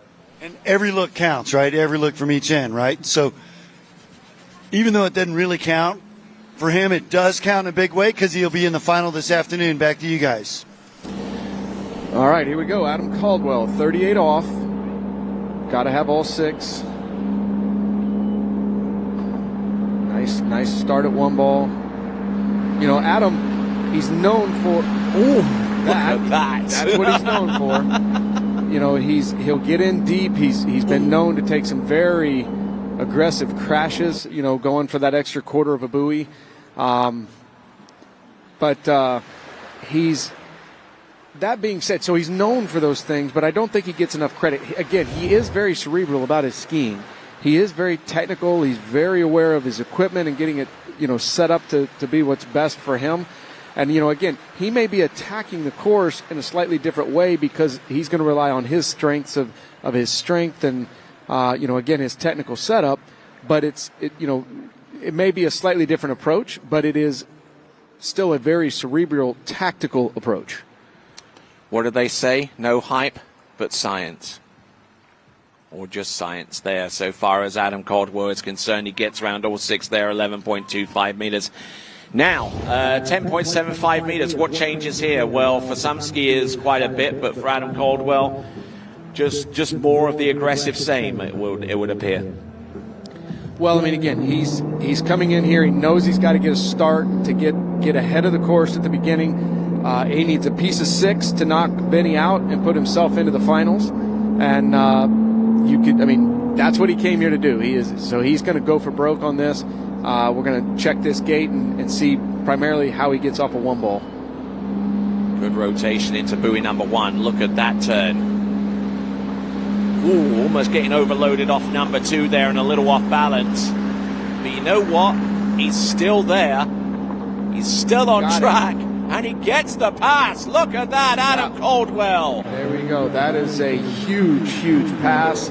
Relieves, it's kind of cool at this point in time. It relieves a tremendous amount of pressure for him. He can go in here at 41, and a little bit like what Wade was just talking about with Thomas. Those guys are going to get some pressure-free looks at their gates and that, and now Adam finds himself in that position that he can, gamble on these gates a little bit and look for a big score. No reason not to go for, 3 or 4 at 41 and put himself in a nice high seed. What do you say there, Ben? Yeah, I agree. I don't think he's going to be looking for those quarter buoy crashes, but he'll definitely be trying to get as many buoys as possible safely. And Adam Caldwell, who's skiing at 36 miles an hour here for the purposes of this competition, is skied at 34 miles an hour in a number of competitions as well. I think actually got close to setting the United States men's national record, and I think in men's 3 or in men's 4, I need to double check on that. But let's have a look and see what he's got. This is Adam Caldwell. The best score that we've had on the competition so far is 3.5 at 10.25 meters. And he's got a 1. And number 2. And number 3, he's still there. Does he get outside number 4? Well, he certainly has a darn well good try on that one. And Adam Caldwell just never fails to entertain or amaze. Be very interesting to see here. Did he just set the highest score of the tournament and get that full 4? He didn't, there wasn't much celebration on his part, so it makes me I think it looks like they're going to have that under review to see. Amazing. Look at that strength right there. Again, we talk about Thomas de Gasper being the cat, right? Like he moves on the ski and he gets back in a fighting position. No, I don't think so. Yeah, I think he came up just short there at 4, but still, an amazing job of even just getting over there to scare it. But, if you look at what happened there off of 2 and how broke over he got, but before the rope ever has a chance to come tight, he is back in a strong, stacked leaning position. And you see it right there on his gait. He's narrow from where he starts from, but he immediately drops into this massive leaning position right there. Broken over, ropes tight, but he's already regained his strong position. Gets outside of 3 and gets over here, and at the very least, he's scared that 4 ball. We're going to see what the officials give us on an official call. Wow. And like I say, he never fails to entertain one way or the other. Yeah, I'm surprised he took that hit. I'm sure he was kind of like up in the air about maybe he got around it, maybe he didn't, but that hit seemed like nothing to him. And no, that's what. Yeah, and I mean, again, I don't know how much time Adam spends in a gym throwing weights around. My guess is probably not that much. I think some guys are genetically. It's like different dog breeds, right? Like some of them just come out muscular machines, and I think Caldwell just has that natural strength. Official call in here is 3 at 41, so he is guaranteed himself into the finals, and not only that, he's put himself in a right middle of the heat here with 2 great scores. Let's go over to Wade. He's got Adam and get his 2 cents. All right. Before we go over to them, let's check in with Jonathan Travers for his opening pass. He's gone through 13, and there we go. Simple as you like, opening pass, and let's check in dockside with Wade. Hey guys, I'm here with Adam Caldwell, and man, big score, best score of the weekend, right? Yeah, that felt really good today. I was a little bobbly the first few passes, but I said, it doesn't matter, just make the turns and get back to the handle and pull strong behind the boat and see what happens. Well, let's talk about that. Second round, you probably got some practice here. We sort of do eventually find our legs, and by the time you get to 11, 10-7, it's really just about your tempo and your rhythm, right? Yeah, for sure. I think I was overdoing it a little bit on the earlier passes, creating too much space, too much width, and being a little narrow, and then you just got to lay it out for 39-41. Yeah. Which this man just did. He guaranteed him a spot in the final. We'll see him this afternoon. Back to you guys. Fantastic skiing there from Adam Caldwell. We look forward to seeing him in the finals a little bit later on this afternoon, and some fantastic skiing. Now, if you think that Adam Caldwell's performance out there is worthy of your vote, well, go vote. Waterskibroadcasting.com/vote to vote for your skier of the day, brought to you by 2U Nutritional Bars. Check it out. Now, did we do skier of the day yesterday? It's just today. Just today. All right. So, because there were some performances yesterday, right? Like, are we doing skier of the day or skier of the weekend? Skier of the day. Okay. So today's the day that counts. And indeed. We want to see if John Travers can obviously get himself to be skier of the day with a huge performance as he makes his way through 35 off there and feeling things out. John's been skiing well. I did hear him say this morning that he was with the Andrews team yesterday, got his back a little bit, but I didn't really see any concern either at that time when he was talking about it or in either of these first 2 passes. So may just be a sign of his older age. He's not as young as he once was, but I think he'll be out here, and he's looking for a minimum score of a piece of 6 to knock Benny Stoltenmeyer off that bubble position and guarantee himself in. Any piece of 6 at 39, and John Travers is in the show. Okay. All right, let's have a look at the leaderboard, shall we? We've got Freddie Winter still on top there. He's yet to ski round 2 with 3.5 at 10.25. Stephen Neville on 3, Adam Caldwell on 3, and about 2 or 3 others that are tied with 3 as well, and trying to parlay their backup scores into something that would put them through into the final. Here we go. This is JT. For sure, but at least I do. A little on the tail here, but he's still in the pass. This is a guy that knows how to deal with a little bit of an adversity here. Oh, there's the double rope lasso. It's a Travers' signature move on the way out of 6 ball. And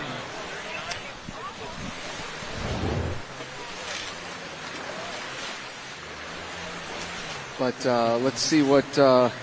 I didn't want to say anything in that pass because I feel like I jinxed Rob Hazelwood when I made the comment about, he looks like he's in good shape. So just want to let Jonathan get through that pass, and he did. But, this is, I think this is the kind of the thing that separates the pros, and especially the consistent pros. They can go and run a 38 like that's not as, up course and as smooth as they may have wanted it to be. And I call it the Etch-a-Sketch. They just shake their head on the end, and that pass is gone, and then they come in and they may run the smoothest 39 you've ever seen. They don't let what's happened in the past affect what's happening in the present. Yeah, I completely agree. Or they'll come to 39 and still have kind of that out of rhythm kind of scheme, but they'll be able to manage the line, manage the course, and still be able to get at least deep or even just run the pass with not the style that they would like to do. Yeah, and I think Jonathan, left foot forward skier, he's going to have it's 3 onside turns to get to a piece of 6, right? So he's going to want to get a gate, get off of 1, and get ahead of the course on the first half here, and then manage it on the way down. All right, let's see what and just stalls up on buoy number 1, and that something broke on his ski.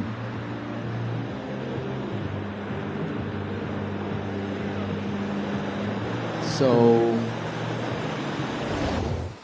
he was giving some hand signals there to the boat. Let's see. We're going to definitely want to have Wade get down there and have a conversation with Jonathan and see what's going on here. As of right now, that looks to have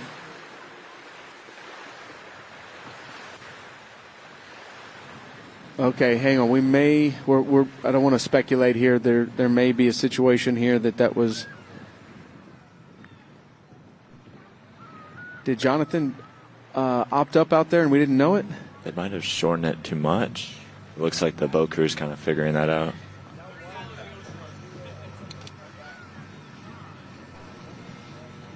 Zero at 10.2 is what it's weird though. The way he's looking at his ski like something broke, but.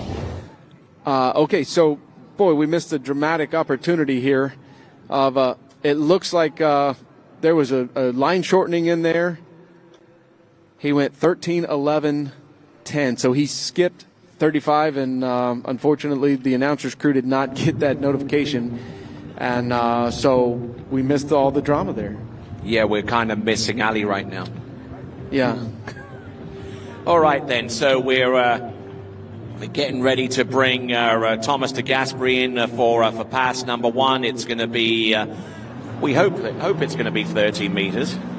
That explains why the 38 off looked a little rugged.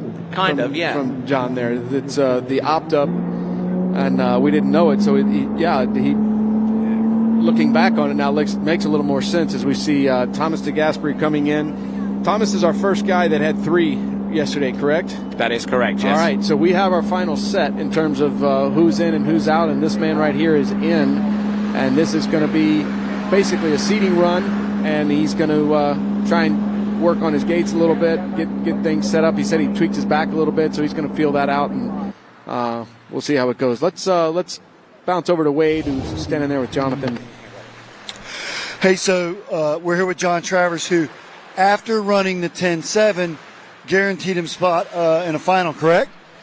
Yeah, I kind of told myself when I showed up and I saw the win I was going to start at 35 because that's what we're going to do in the finals anyways.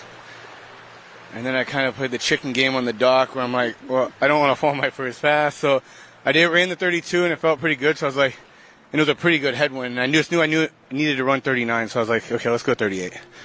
So, John, on a morning like that, when you're trying to make the cut and you're worried about the wind, how many times can we go back and forth in our mind between what we're going to start at and what we're going to do? 1,000. It doesn't infinity. Like I'm always thinking about it, and it's hard to pick something to stay with it because that's the best thing to do. But it's really hard. Have you ever jumped in the water not knowing? Oh yeah. I've done that many times, but hey, I made it in. It's fun. It's definitely a challenge out there. It doesn't feel amazing, so it's just trying to figure out how to make it feel better, and just one buoy at a time. We'll see him in the final. Back to you guys. Okay, so maybe Jonathan will nod his head here and tell me if we've got this right. It looks like he went off the dock at 32 off, opted to skip the 35, ran 38, then came through at 39. That was the 38 off that we thought. We thought he was at 38, and we're making comments about that he looked a little out of pace there, but that was actually 39. He comes in a 0 at 41, so I'm assuming he missed his gates at 41. He's just skied inside. He skied inside the buoy, and the nod I got was that the binding released on him there, and so I put him inside. So, okay, so he's going to strap that thing down, tighten it, get it ready for the finals, and he'll be ready to go. Let's check in with Wade. Hey guys, I'm here with Rob Corum, marketing manager for Malibu Boats. Thank you for your sponsorship. And tell us about this Malibu response. Yeah, man, before we even get into that, I just want to thank everybody first and foremost for this event, all the sponsors, everybody that's working just to make it happen, all the fans and spectators out there. Thanks, guys, a ton for tuning in. Yeah, we're in the 2023 Malibu Response TXI right now. This thing's incredible. Tracks amazingly, soft wakes. Also, 7-inch touchscreen right here at your fingertips to control everything. So have at it. It's ready to rip. And one of your guys, Thomas DeGasperi, on the water as we speak. Let's go watch him.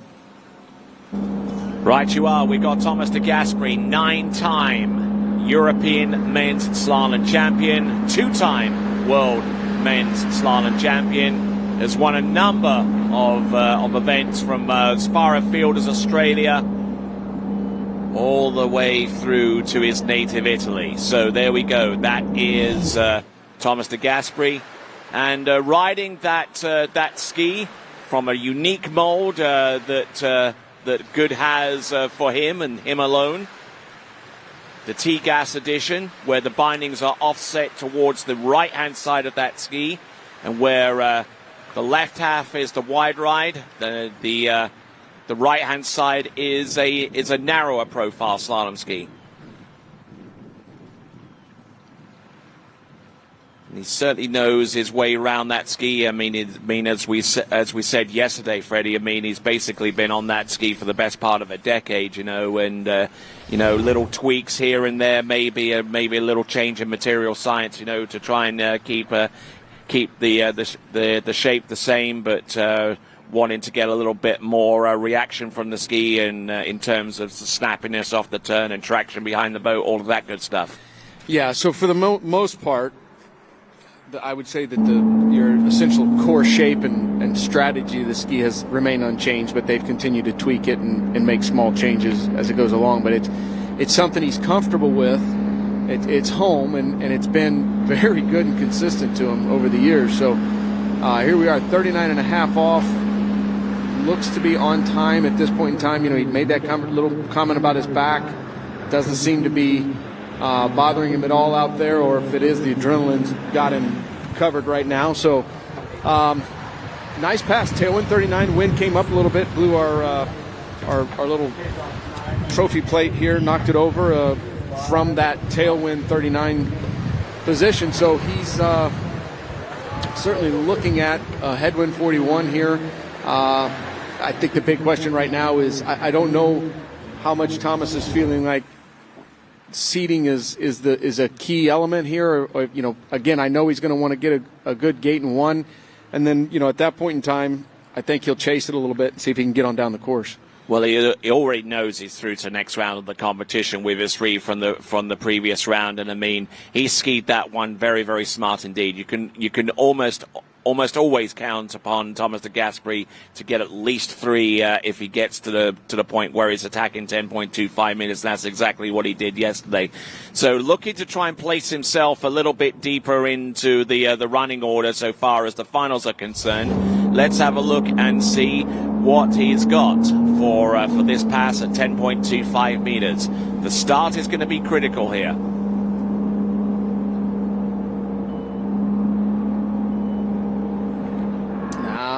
No, I hate to see that. I thought he actually got a pretty good gait. He does that one-handed gait. Kind of the knock on that over the years has been, well, it's hard to be consistent on a one-hand gait. But if there's anybody more consistent on their gaits than Thomas, I'd like to meet him. But came around there just, tail maybe slid around a little bit, or he went to the tail. It's always one of those weird things. Is he going to the tail because he's been a little fast on the first side and he's trying to get the line to tighten up and slow him down, or is he going to the tail because he feels it lifting a little bit? And we would need to hear that from him. But almost took out our camera there with that handle. Yeah, and that handle's pretty close to the camera at the point that they're even back there skiing. It doesn't have far to travel. All right, then let's check in dockside with Wade. And Freddie, your top seed, already in the final. I've just caught wind we're a 35 start for this afternoon. Will that alter your decisions here at all? No. I'm trying to figure out the boat, the lake, the water. I might change my letter, but that's what I'm gaming with right now. I don't know. I'm going to figure it out. I might change my letter a couple times. But no, I definitely want to. Someone asked me, Jamie Bull said, "Are you going to ski?" And I said, "Yeah, I need to figure out what's going on." I feel pretty fit and healthy, so hopefully it won't take too much out of me, and nice lake and all that sort of stuff. So let's go and figure out what's happening. Well, we just sort of talked about the same with Adam Caldwell. Sometimes just that extra pass or two in a lake, all of a sudden your feet are underneath you, where we need them to be, and we got our tempo back all of a sudden. Yeah, 100%. I mean, I was skiing really good like a week and a half ago, and then I kind of I've just lost a bit of balance somewhere, and on the offside I don't feel like it's kind of coming through, so I need to try and get that back, and if I can get that back then I'll be in good shape, so let's work on it. Yep, we're going to see him really soon. Back to you guys. All right, so skier on the water right now and a member of Team Malibu alongside Thomas de Gasperi. This now is Will Asher.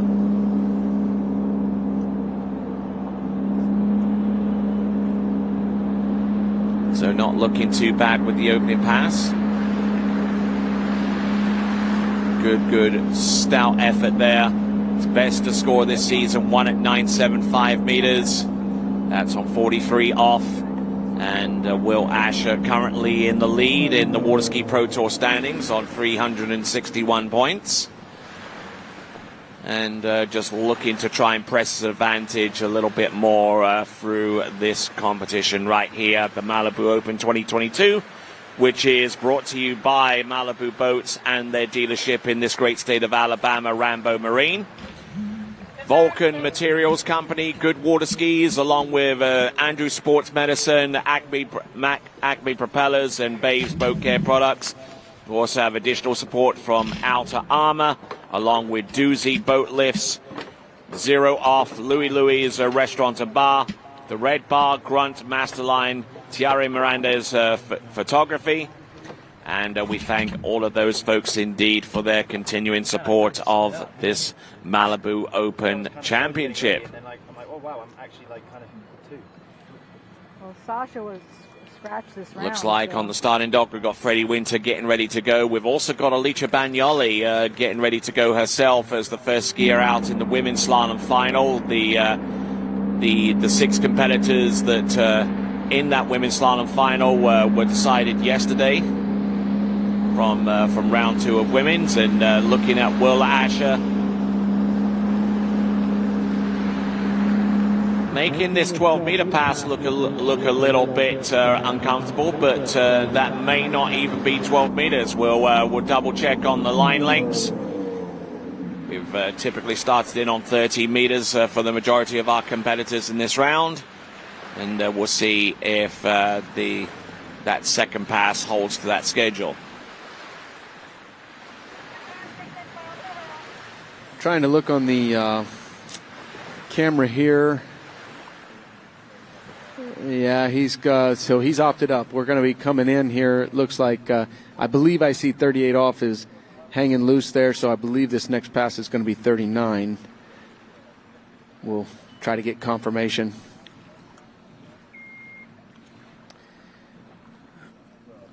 Okay, so confirmation that we get in from our internal communication suggests that 12 meters was the opening pass, and then he shortened to 11, and then the schedule continues right now on to 10.75 meters. Wanted to put this a little bit into a head breeze for no other reason than to just check out the situation so far as that wind direction is concerned, and make a determination in time for the finals what strategy he wants to put down. 10.75 meters.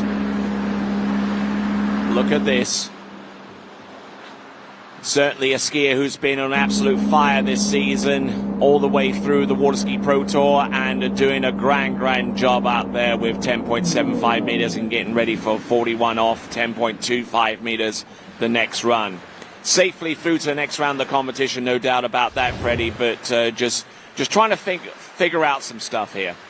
Yeah, I mean, these guys, they're going to, you can't really go out and just go through the motions running these short lines, but I think, we saw Will maybe take off one of those longer line lengths meaning the skipping the 13 meter, 32 off.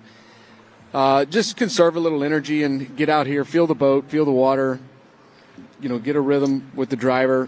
I believe Eller's driving the finals here, so just kind of pairing each other up and getting ready for the finals later this afternoon. So, but you mentioned Will and how well he's been skiing. I mean, this has been a phenomenal year for him in terms of just consistency, and I mean that literally even just within all the rounds of the tournaments. In years past, maybe see him, a little less. Still obviously one of the favorites to win a tournament at any time, but maybe we would see some just kind of outliers in terms of the scores as he's going through the different rounds or whatever, especially in a round where he's guaranteed in. So, it'll be very interesting here to see what he does. He's been getting deep into 41. I know he wants to get it here later in the day. Let's see if he gets it done now. All right, here he comes now. This is Will Asher on 41 off. Oh, look at this, round buoy number 2. He's halfway down the course, and he's still there. Yeah.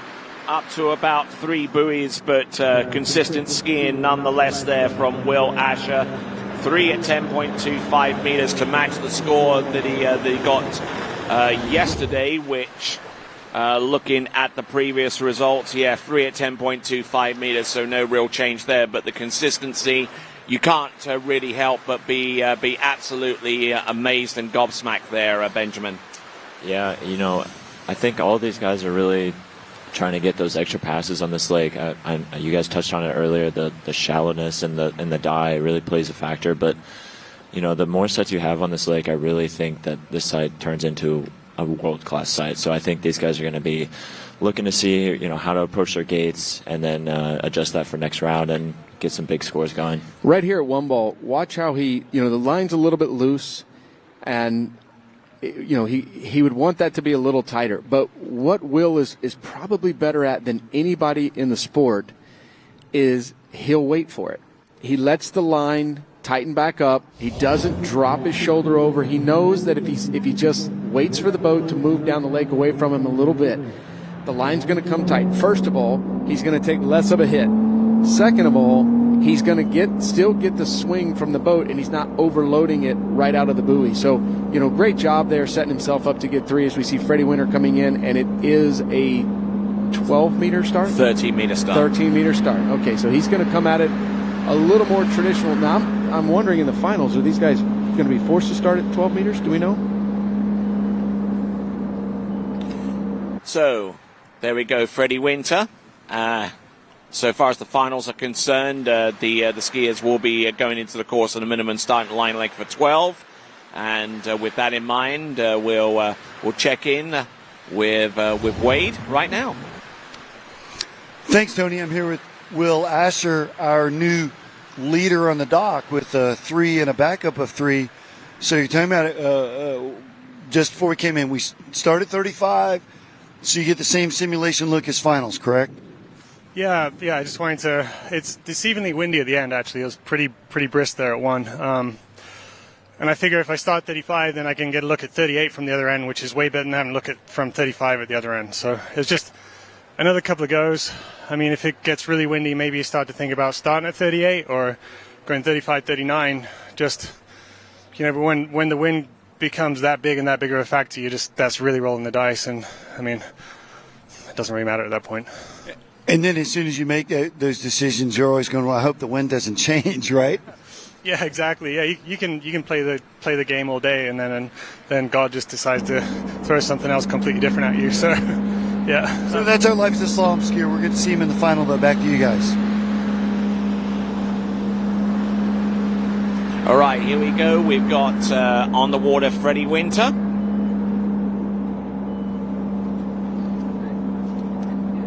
Yeah, interesting to hear, Freddie making the comment that he may play with a couple of letter changes while he's out here and kind of feel things out. He's obviously searching for a little bit more comfort, which honestly, when you're the top-seeded skier and you're not feeling like you're hitting on all cylinders, there's, on one hand that feels great because you're like, hey, I'm not skiing my best and I'm still the top seed. That's amazing. On the other hand, you're a little nervous that, I want to feel like I've got control of this situation. So, again, he's out here, honestly, nothing to gain, nothing to lose, right? He's already our top seed going into the finals. He's guaranteed into the finals.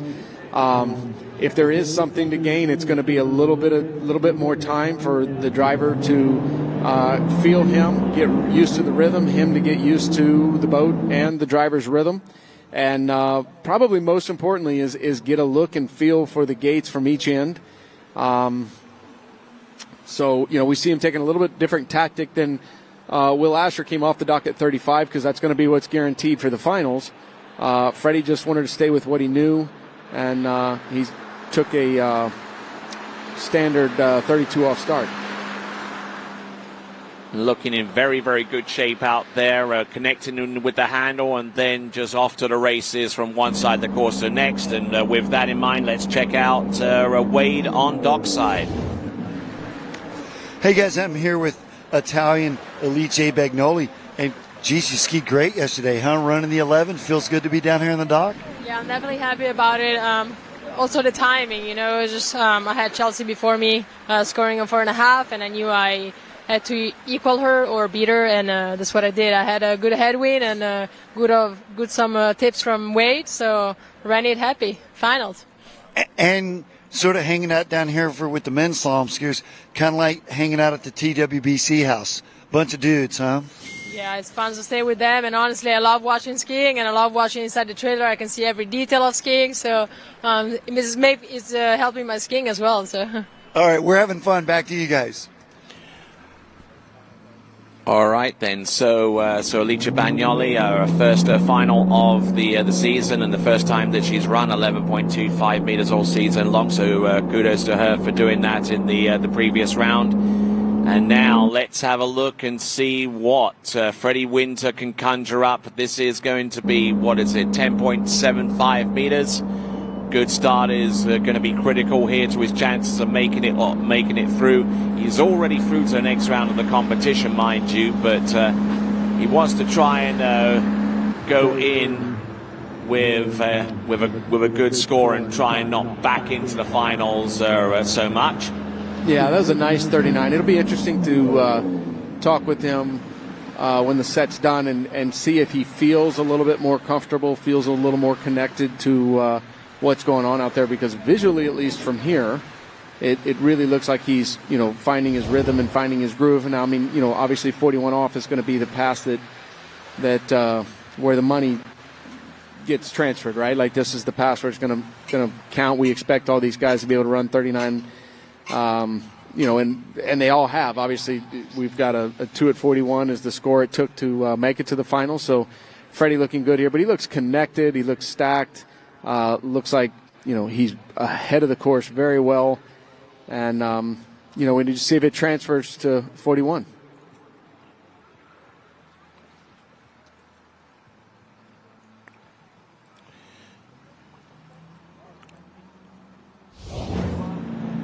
So we've got Freddie Winter, who typically runs with the B2 setup on zero off, deciding to go with A2 in this round just to get a feel for that.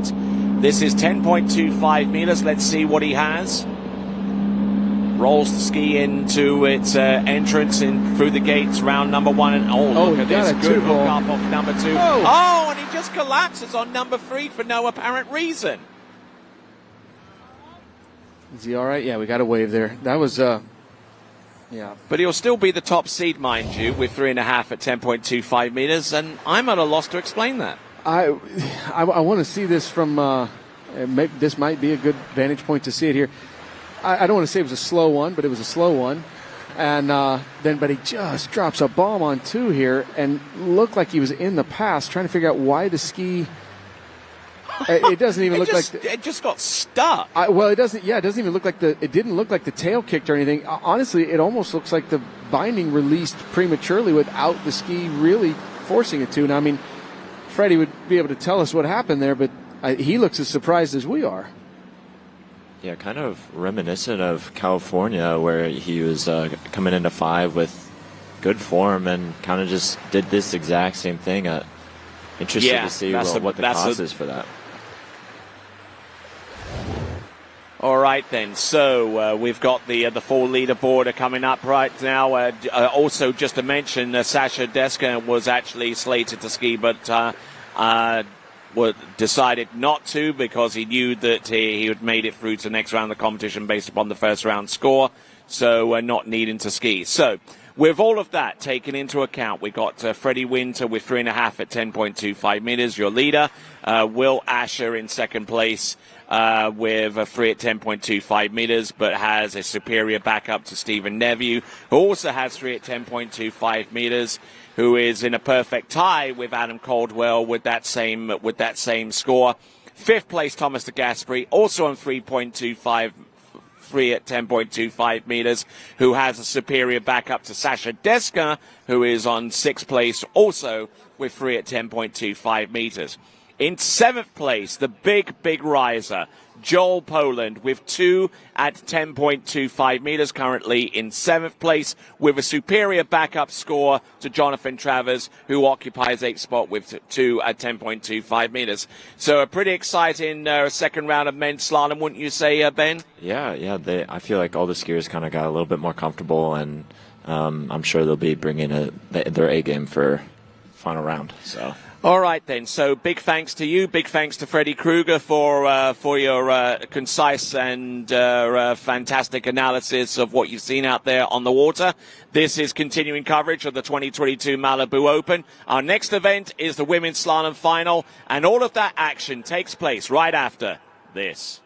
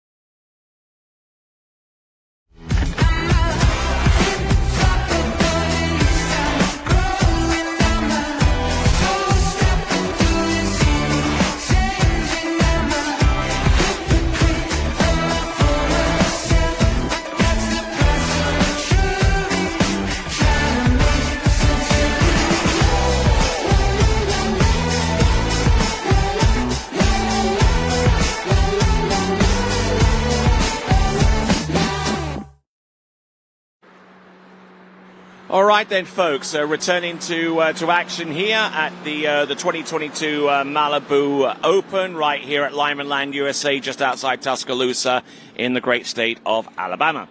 All right, let's have a look at the starting list for the women's slalom final, and it will start off with Alicia Bagnoli making her first final this season, followed by Karen Truelove, Ali Nicholson, Whitney McClintock-Rini, Regina Jaquess, and Jamie Bull. So, 6 skiers in the final, first of which, and making her final round debut this season, it's Alicia Bagnoli, who ran 11.25 meters for the first time this season in the round previous to this. And minimum starting line length for all of our competitors in the women's slalom final is going to be the 13-meter line, or 32 feet off. Glad to have the pleasure of your company in this competition, the Malibu Open 2022, brought to you by Malibu Boats and their dealership in this great state of Alabama, Rambo Marine, along with Vulcan Materials Company and Good Water Skis. And additional support comes to us from Andrew Sports Medicine, Acme Propellers, and Babes Boat Care Products. We'll mention the other entities involved with their support of this event, but here we go. This is going to be the 13-meter line for the opener for Alicia Bagnoli. Best score of the season in the round previous to this one, and currently lying in 9th in the Waterski Pro Tour standings. Her best score is half at 10.75 meters. Looking to get a jump start on her performance out there on the water with the 6 buoy count on the opener.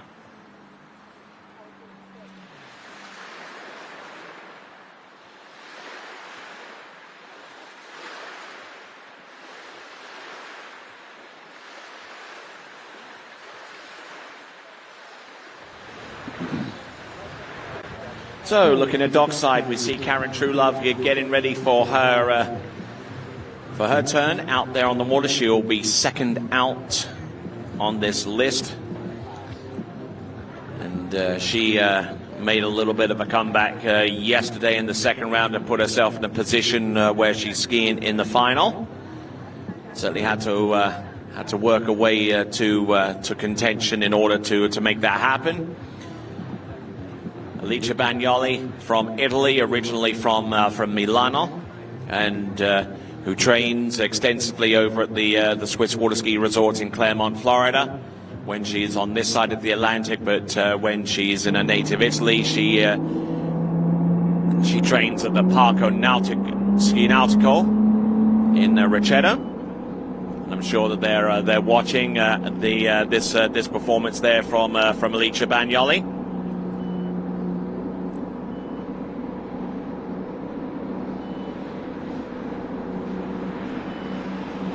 Looking strong, no worries there. Current time in her native part of the world is about 25 minutes to 7 in the evening. And right here, it's about 25 minutes to noon in the central time zone of the United States, where we see Alicia Bagnoli get through pass 1 and number 2 of 13 and 12. Pat Bloodworth at the helm of that Malibu Response TXI doing a grand job. And just looking at this second pass, very, very aggressive turns, very, very aggressive leverage off each turn to keep her very, very much in play. And 12 meters well under her belt. And now gets ready for 11.25 meters to establish a mark that the others have to aim for in order to get higher on the list of skiers in the women's slalom final. All right then, as we look on dockside, we see Karen Truelove getting prepared for her turn. This is 11.25 meters, a pass that she ran for the first time in the previous round. There you go, round number 2, still there, still working the ski, just trying to keep it moving, trying not to stop for any extended period of time. Oh, She collapses round buoy number 5. And I don't know if she's very, very gingerly putting her hands up and looks like she's in a bit of pain, so the boat's going to be on her way back to her fairly swiftly. She is swimming around a little bit, which is a decent sign, but she took a rather heavy fall there around 5 buoy on this particular run of 11.25 meters. Try to get a little bit ahead of herself on that turn, but the first 2/3 of the course are not looking too bad on the instant replay. Round number 4, a little bit of a delay, but she's still kept that ski moving, and looking at this approach into number 5. And she just got released out of the ski, and was a little bit of a loss as to why that happened. But Alicia Bagnoli with 4.5 at 11.25 meters. It sets the mark for our other skiers to follow.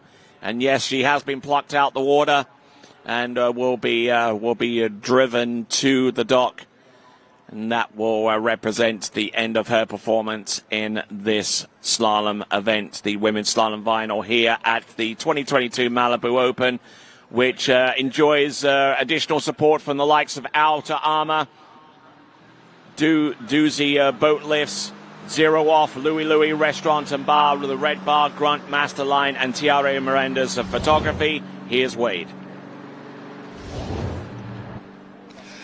Well, Tony, my life as a pro water skier, I actually skied in the early days of the Malibu Open. It was sort of seemed like it happened today. We're around here all day Thursday, all day Friday, and then I was like, wow, the finals are right now. And the wind's completely different when it was Thursday. It was a big tailwind off the dock, and it switched around. The ladies are having to start, obviously, at the 13-meter line. So, yeah, it's sort of that quiet time down here at the dock. So we've got that awesome-looking blue and white Mastercraft there. Malibu, my bad. And check it out. They're getting ready to take Karen away. All right, then, going from Alice to our next competitor, this should be Karen Truelove, and minimum starting line length in this section of the competition, 30 meters, and I don't see any reason or any justification for going any shorter than that at this stage in the game.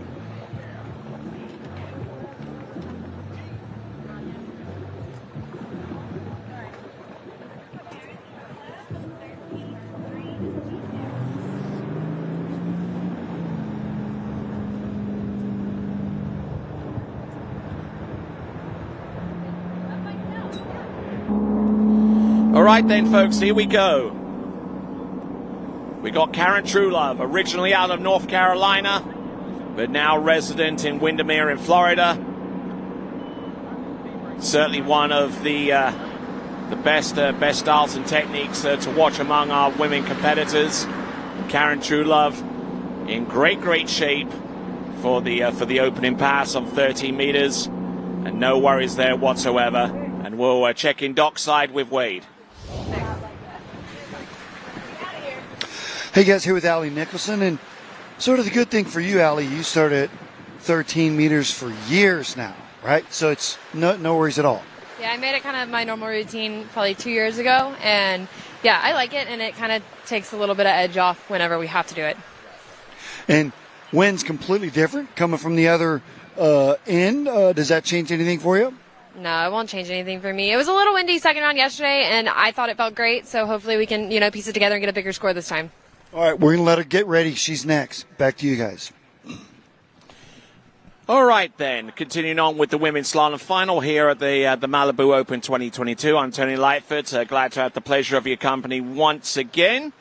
On the water, Karen Truelove, many-time national champion and a perennial competitor on the pro circuit for what seems to be like many years.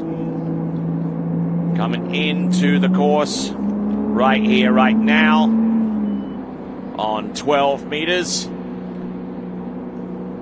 Needs to establish a good gate shot in order to stay ahead of the course and run this pass. Little bit behind on buoy number 1, but managing to make it up on buoy number 2. That's a strong side turn. Skiing neutral on 5, and just a fantastic looking run to run that past 6 buoys on 12 meters.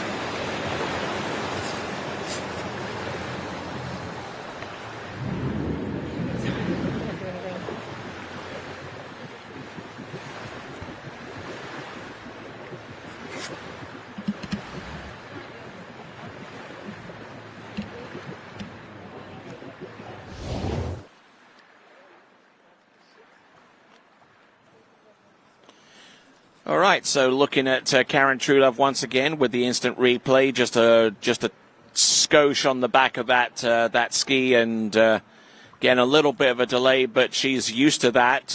Number 1 isn't on her strong side.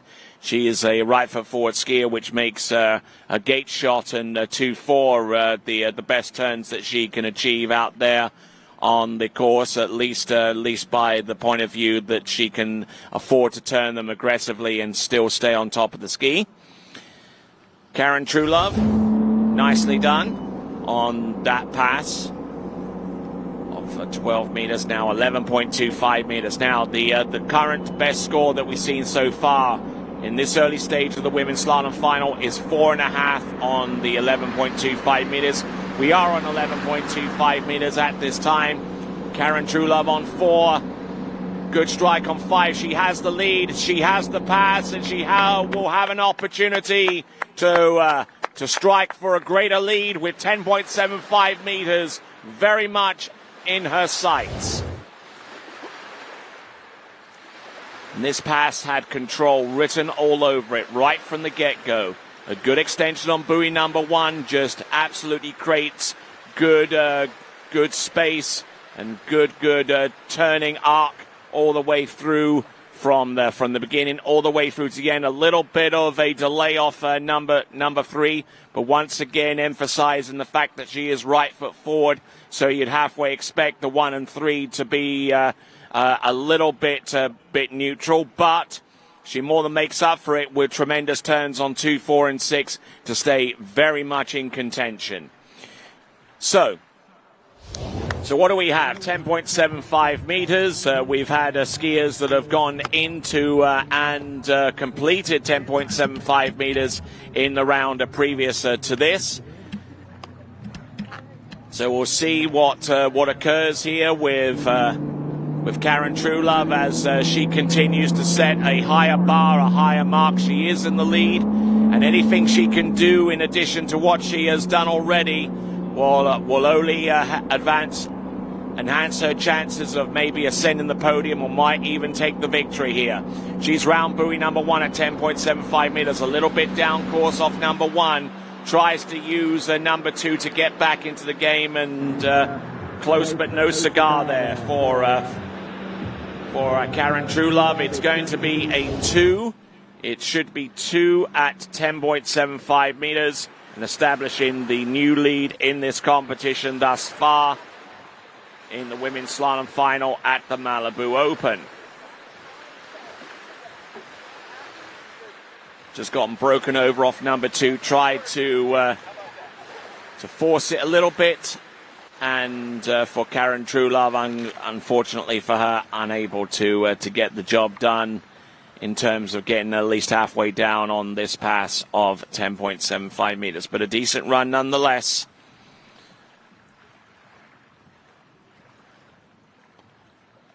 All right, so now, next competitor coming to us originally out of Gallatin in Tennessee and residing in Winter Garden in Central Florida these days, where her occupation is a traveling nurse. This is Allie Nicholson.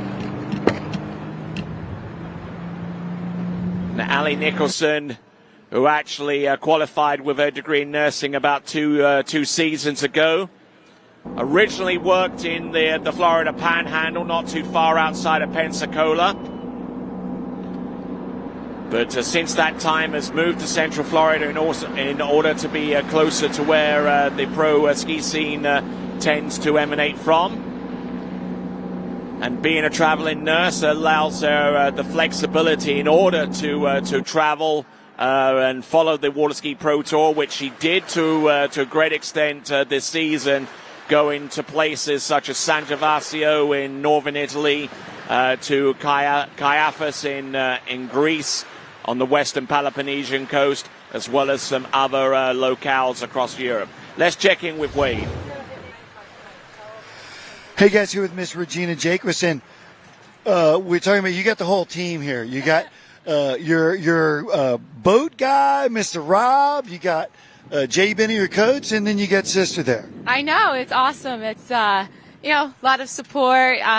It's been kind of a crazy couple years, and just awesome to always have that support and love, especially from Malibu and my family and Jay and everything. So they just always are there. They know you better than you know yourself, so they kind of see things and oh gosh, here she goes. She's gonna tailspin, but it's awesome to have that support, that love. That's why I am who I am. So I owe it all to them. And big thanks to Malibu for this awesome championship. Back to you, Tony. All right, then. And additionally, Regina Jake was currently tied with Whitney McClintock-Greeny on the Waterski Pro Tour standings, currently sitting there in tied third right now with 214 points. So here we go. We've got Ali Nicholson with 4 at 10.75 meters, her best score of the season, and currently lying in second on the leaderboard on the Waterski Pro Tour, and doing a fine job here. Extremely light on the ski. Not burying that ski too much into the water to gain traction, but just looking to get herself cross course as quickly as possible without too much pressure on the ski. And that's always the tightrope that the lot of skiers walk, or whether to apply too much, a lot of pressure against that ski in the water to try and get a better lever position, or to be real light on the ski and use that method to get from one side to the other. Here is the latter thinking on that one, the latter school of thought. And be sure to vote for your skier of the day. Go vote for skier of the day. That vote sponsored by 2U Nutritional Bars. Check those nutritional bars out. Variety of different flavors available all throughout stores in Central Florida, or you can order them online. So 2U Nutritional Bars. Also check out Drew Ross Realtor if you're looking to purchase lakefront property in Central Florida. Be sure to check out Drew Ross Realtor on Instagram. Check that out. All right, here we go. This is Ali Nicholson. Entrance gates, buoy number 1. This is 11.25 meters. Gets it to go round buoy number 2. A little bit of a delay. On 11.25 meters, she's good to go round number 4. Oh, and she's back on the tail of the ski. Round number 4 at 11.25 meters. That currently puts her in dead last right now after 3 competitors, or with 3.5 on 11.25 meters. That therefore moves up Alice from last position at this time on 4.5, and moves above Ali Nicholson. And Karen Truelove still in the lead with 2 at 10.75 meters. So that's the leaderboard right now. Karen Truelove in the lead, ahead of Alicia Bagnoli and ahead of Ali Nicholson.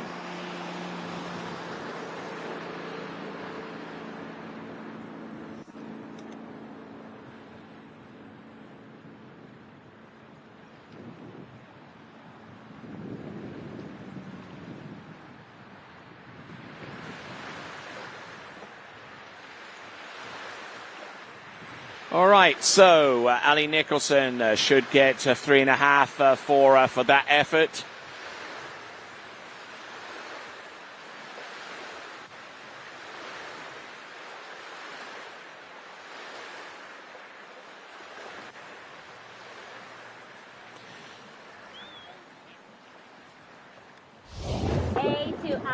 So now we come down to our final 3 competitors. We're going to see Regina Jacobs and Jamie Bull in a few minutes, but before those 2, we're going to see Whitney McClintock-Greeny.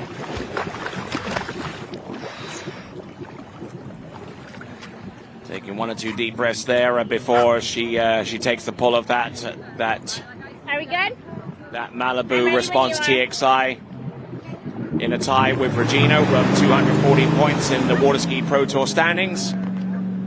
Looking to kind of break that tie a little bit with Regina, with the performances that we'll see right here, right now. Whitney McClintock-Rini, who was actually part of that tied performance last year. Actually, not so much a tied performance last season, but she skied into 10.25 meters last season in the Malibu Open, and joined Manon Costar, Regina Jaquist, and Jamie Bull in achieving that distinction, all in the same round of that competition. Let's check in with Wade. Hey, Tony, I'm here with Jamie Bull, and Jamie, 2 sort of good rounds yesterday and nice prep for the final. Seems to be like awesome weather, awesome conditions, right? Yeah, for sure. It's not a cloud in the sky, and the lake looks pretty solid, so looking forward to this round. So with your team, did you guys sort of discuss the first 2 rounds, and would there be any changes made? Yeah, I mean, it felt pretty good yesterday, so just kind of staying aggressive and making sure I'm confident and moving. So, good stuff. We're going to see her move really soon. Back to you guys. All right, and thanks a lot there, Wade and Jamie, as Jamie gets prepared herself for the performance that she'll produce out there in the women's slalom final here at the Malibu Open. There's your leaderboard. Truelove, Bagnoli, and Nicholson are 3 competitors that have completed their performances right now. And on the water is Whitney McClintock-Rini. Getting limbered up, we've got to have Regina Jaquist.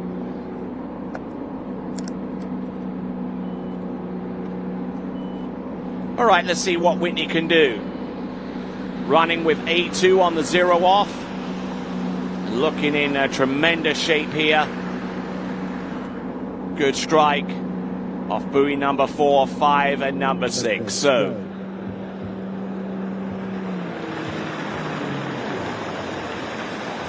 good, decent effort thus far from Whitney McClintock-Rini, originally out of the Canadian province of Ontario, but has lived for most of her life in Central Florida, in South Lake County.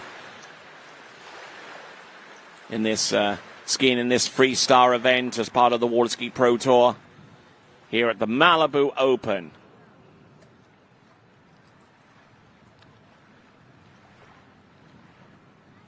So Whitney McClintock-Rini, multiple-time world champion. Whether you count her as a member of Team Canada, which she has skied for with distinction over a number of seasons. Her world slalom titles, world overall titles, and the one world women's trick title way back in 2009. She's definitely one of the most decorated water ski athletes ever to emerge out of Canada. So here we go. This is Whitney McClintock-Rini. Rolls in, gets a good strike on buoy number 1. Nicely done round number 2. This is 11.25 meters. Only one other person has run 11.25 meters in this round. And Whitney McClintock is including herself in that number. 2 of our 4 skiers now have gone through 11.25 meters and will now establish a score into 10.75 meters.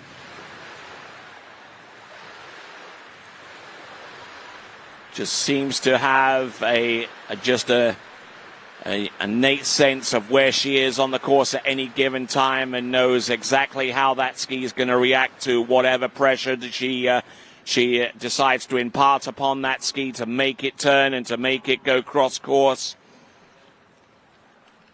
So great to see Whitney McClintock-Rini out there competing. There were some rather tense moments for a while based upon the crash that she took at the World Championships this past year in Lake County, and there were certainly a lot of things that were revealed on the strength of that on that fall. The fact that she had taken a pretty severe knock and was actually skied that competition, misdiagnosed with a concussion. But she is a determined young competitor, and here she comes, coming in. This now is 10.75 meters round buoy number 1. Gets a good strike on number 2. She has a score that's now the lead. Now it's number 4. Oh, she bulks on number 4 and goes inside number 5. So there we go, Whitney McClintock-Rini. It's going to be 4 at 10.75 meters. It takes the lead. But will it be enough to take the win? We won't know that until the next 2 competitors have concluded their run. But so far, so good there for Whitney McClintock. She has a score that, with 2 competitors remaining, will put her on the podium at the very least. And we'll see if that is enough to possibly take the win. Skiing behind that Malibu response. And doing a consistent job out there from one buoy to the next. Just didn't quite get the hook up on buoy number 4 that she needed to get round 5 and number 6. Probably a little bit miffed by that, but a 4 buoy count is going to be the top score in this round for Whitney McClintock-Rini.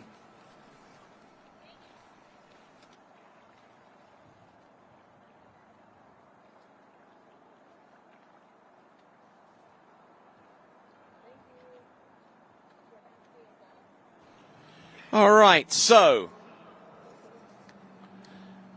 as we look at the extent of Whitney McClintock's performance in 4 buoy count on 10.75 meters, 2 skiers remain, and the first of them is Regina Jaquist.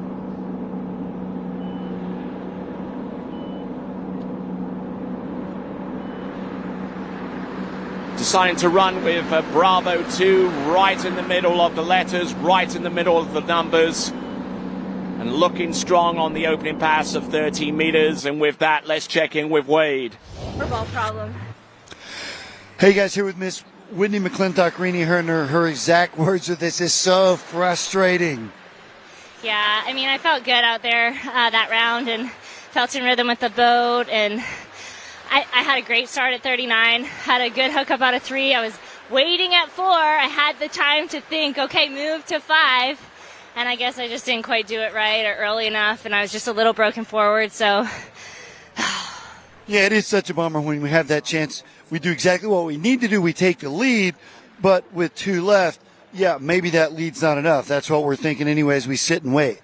Yeah, I mean, it's a slight tailwind out there, so that is going to push us a little at 39, but these girls are skiing strong. I don't anticipate them doing less than 4, but I'll stay a little bit ready just in case, because 4 is not a horrible score. It could happen, but I'll just sit and wait. No, she's got to stay ready, and we're going to watch these last 2. Back to you, Tony. All right, and continuing right along, and be sure to check in with bplayfuel.com, bplayfuel.com. For the ski challenge, go to bplayfuel.com to find out more and to be a participant in the ski challenge, as well as creating the matches that you can do on bplayfuel.com. Here we go. This is Regina Jaquist in fine shape. And it is 13 and now 12 meters under a belt, and doing a grand job with that as well. So as we get ready to look at her instant replay, let me tell you about New Dimensions, located next to the Millennium Mall in Orlando. We're trusted by pros such as T-Gas, Alicia Bagnoli, Freddie Krueger, Whitney McClintock-Rini, and Paige Rini. They have online training and nutritional programs that are trusted by those very pros whom I've just mentioned. Go to New Dimensions, located next to Millennium Mall in Orlando. So, looking at this here from Regina Jaquist, who came up a little bit short of the mark so far as running through the pass at 10.75 meters in the round previous to this, and looking to kind of redeem herself a little bit in that respect. But already on 13 and 12 meters, looking in tremendous shape.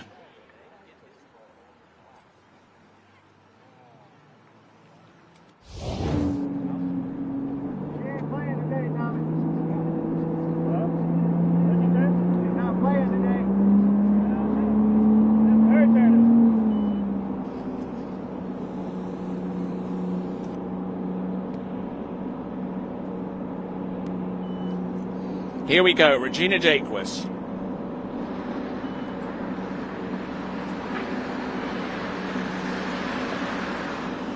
So not looking too bad. Looking in good shape there on 11.25 meters and not putting a foot wrong there. That immediately vaults her onto the podium.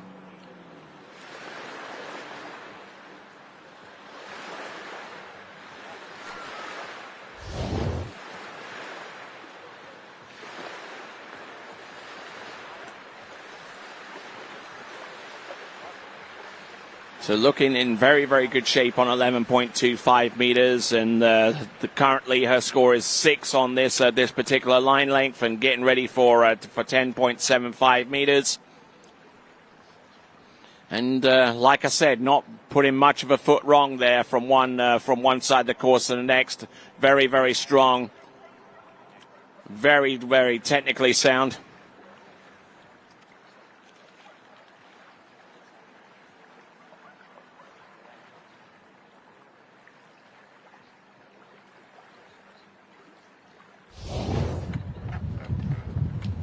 All right, so waiting on dockside there, we've got Jamie Bull. And now we're waiting for Regina Jaquist to come back into the course on 10.75 meters. Just getting limbered up and getting ready to go. 10.75 meters, a pass that we've seen Regina Jaquist run this pass on so many different occasions during her career. If she can get more than 4, then she will take the lead. Round 1, good strike on 1. Good to go round number 2 and number 3. Needs to get settled in on number 4, a little bit on the back of the ski. She's round number 5. And yes, let's have a look at this. Good skiing there. Regina Jaquist, a 6-buoy count at 10.75 meters. That vaults her into the lead, puts her in the podium, and significantly breaks the tie between herself and Whitney McClintock in the Waterski Pro Tour standings. That vaults her into 3rd place at the very least in the Waterski Pro Tour standings.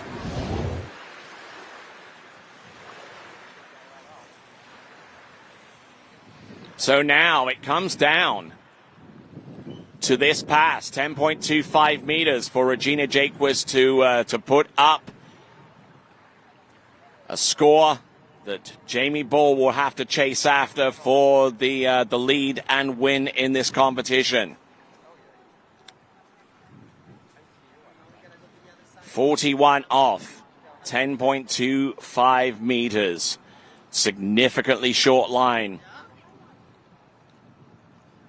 And the sense of relief and the sense of elation there from Regina Jaquist there after running 6 buoys at 10.75 meters. Very visible there, but the job is not quite done yet. 10.25 meters, waiting for that boat to accelerate up to speed. 55 kilometers now, 34 miles an hour. Let's see what she's got. Good pull out onto the left-hand side, rolls into her edge, round buoy number 1, and stalls up on number 1. She creates the new lead of 1 buoy at 10.25 meters for Regina Jaquist. And now getting ready is Jamie Bull, hoping to attack that. Regina Jaquist, for her part, taking in a good strike into buoy number 1.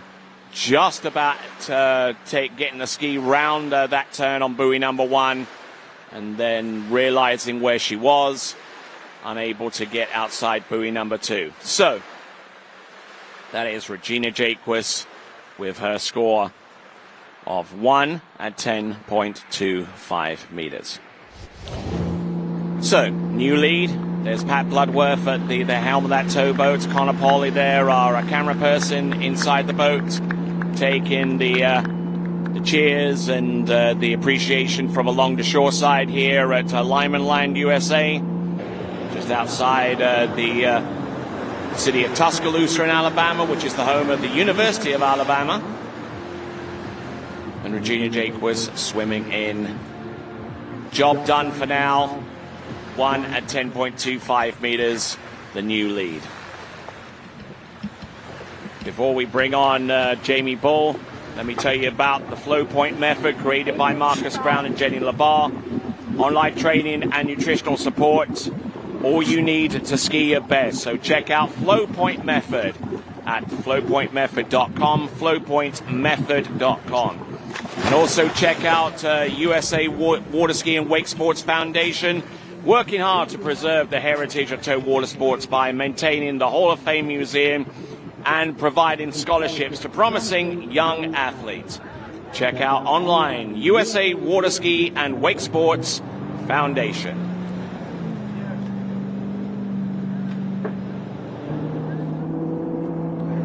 All right then, folks.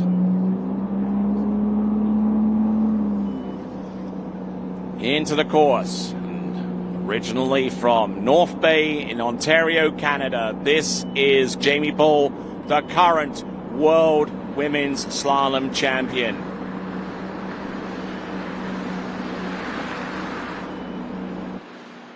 And Jamie Bull working her way through that run and the current leader in the Waterski Pro Tour standings. And we'll check in on dockside with Wade. Hey guys, here with Miss Regina Jaquist, and hey, nice 39. Maybe a bit of a slow start, but the end was really, really good. Yeah, no, I felt really nice out there. I'm kind of bummed. It was so nice. I definitely want more. You know, we'll just have to see if that's enough and go from there. Feels great. The Malibu out there was on point, you know. Well, she's in the hot spot that we want to be in.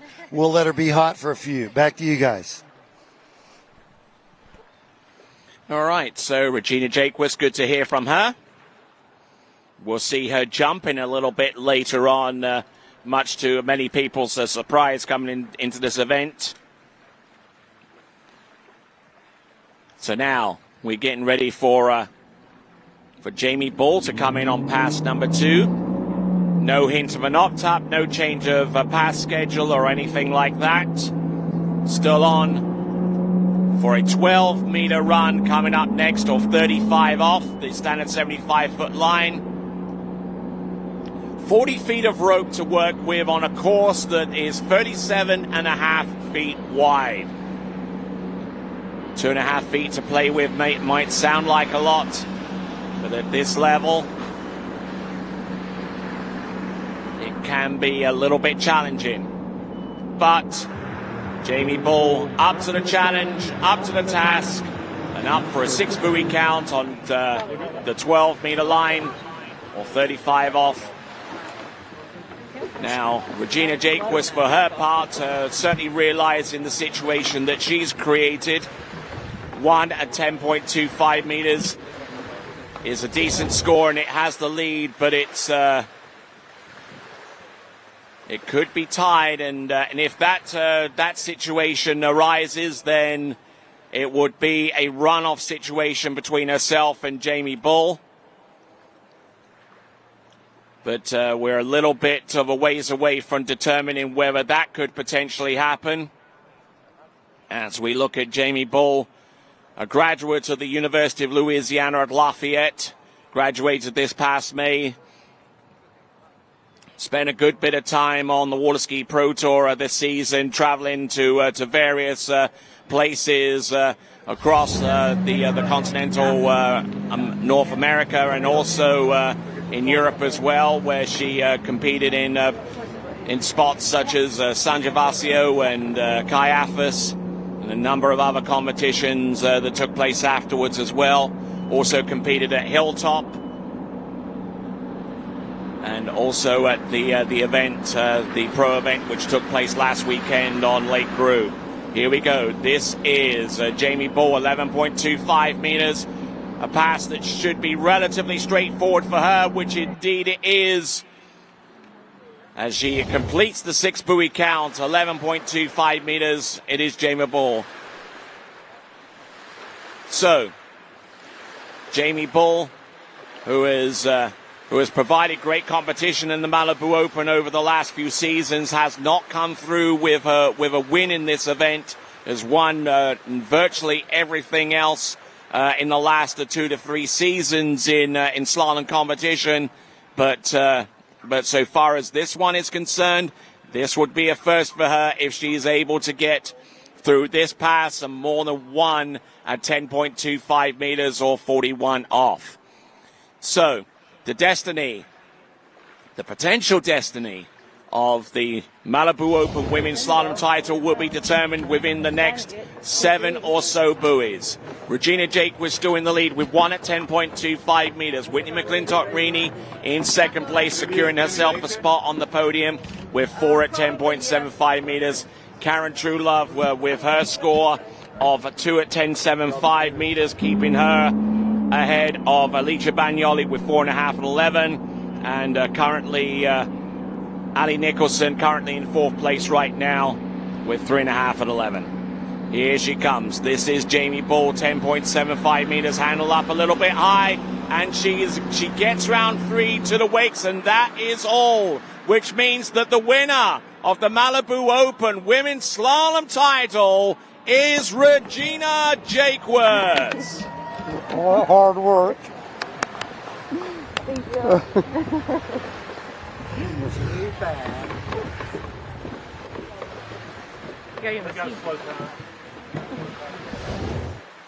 All right, let's take a look at the instant replay one more time for Jamie Bull. Gets a decent gate shot into buoy number 1 and good rotation and good cross-course angle. Then things started to get a little bit out of shape there off buoy number 2. Just couldn't hold the traction off number 2 into number 3. Had to stall up on number 3 and get to the wakes to score that buoy count of 3 at 10.75 meters, which puts her in 3rd place behind Whitney McClintock-Rini, who scored 4. Once again, looking at the instant replay with Jamie Bull, the turn off number 1 off her offside was impeccable. Number 2, handle went high, line went tight, and her position went out the window. Ladies and gentlemen, we've got Wade on dockside with Regina Jakeworth.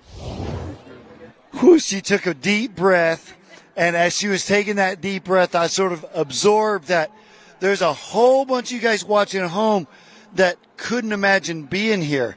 And she just won this great event for the 10th time. 10-time Malibu Open Slalom champion, Miss Regina Jakeworth. Thank you. It's so awesome to be here. Every title gets sweeter and sweeter. It's so hard to get them, and the competition keeps getting better and better. But I have such a support team. Thanks to all the sponsors that put this on, Malibu Boats to all the way through. I mean, I would name them all, but I'm kind of like in a funk right now. I'm so happy. But yeah, like the Malibu Open team, they've been here. They're on site. I know, Jack, you're watching. Thank you for never giving up on me through this ACL injury. And my family's here. That's awesome. So thank you, everybody, and thanks for all the support. We're going to let it go celebrate in style. Back to you, Tony. All right, then. Well done, Regina Jakeworth. And here is the full leaderboard for the women's slalom competition. Ali Nicholson in 6th. Alicia Bagnoli in 5th. Karen Truelove in 4th. Jamie Bull in 3rd place with 2 at 10.75 meters, but with a superior backup. Whitney McClintock-Rini with a 4 at 10.75 meters, putting her in silver medal spot. And Regina Jakeworth, your champion for the 10th time in Askin on the women's slalom event at the Malibu Open 2022. Here is the updated scores so far as the Waterski Pro Tour is concerned. Jamie Bull still in the lead with 364 points. Regina Jaquez breaking that tie with Whitney McClintock-Rini. She is on 276. Whitney McClintock-Rini, for her part, is on 262. Ali Nicholson in fourth place with 252. Ali Garcia in fifth with 199. Bertolucci Ayani with 163. Paige Rini with 103. Chelsea Mills with 91, Alicia Bagnoli on 67, Karen Trulove on 60, Celine Detry on 41, and Neely Ross on 40. Those are the 12 competitors that currently have points on the Waterski Pro Tour. We're 3 minutes out from starting the men's slalom final, or less than, and we'll be back right after this. For skiers and water enthusiasts, Florida lakes are what dreams are made of. Combined with world-class golf, remarkable weather, natural beauty, theme parks, and so much more, it's easy to see that Florida is paradise. For more than 30 years, I've enjoyed Florida's lakes and many offerings. If you are interested in Florida real estate, let me be your guide and trusted advisor as you search for your paradise. Together, we can make your dreams a reality.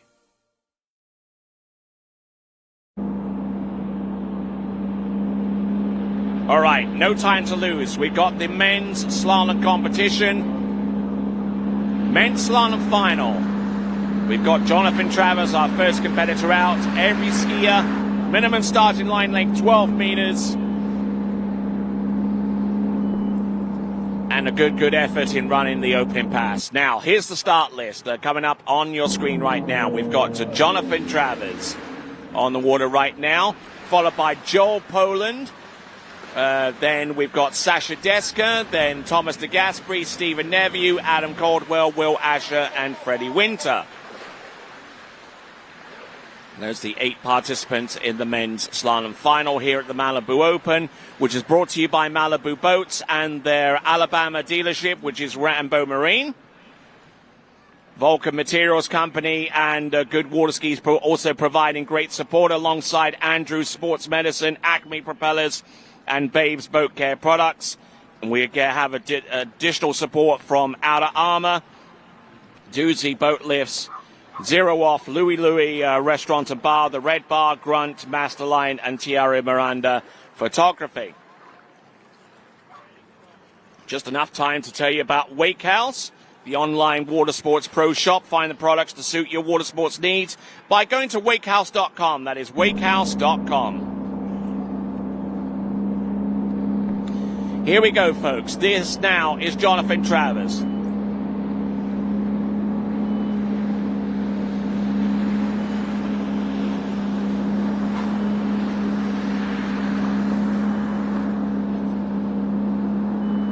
So, from his first pass of 12 meters cleared, that is the second one. That is 11.25 meters and looking in tremendous shape. Jonathan Travers out of Groveland in Lake County, Central Florida. Former Masters men's slalom champion. Former U21 men's slalom champion way back in 2009. And has podiumed and won in numerous events. And is actually the brainchild of the next Waterski Pro Tour event, which is the Travers Grand Prix, which will take place over the course of next weekend, October 7th and 8th, combining not the traditional 3 events of water skiing, but slalom skiing, go-karting, and shooting. So make sure that you check that out. It's going to be broadcast live on TWBC. That is the Travers Grand Prix next weekend. And the guy behind it is on the water right now. Jonathan Travers approaching the course 10.75 meters.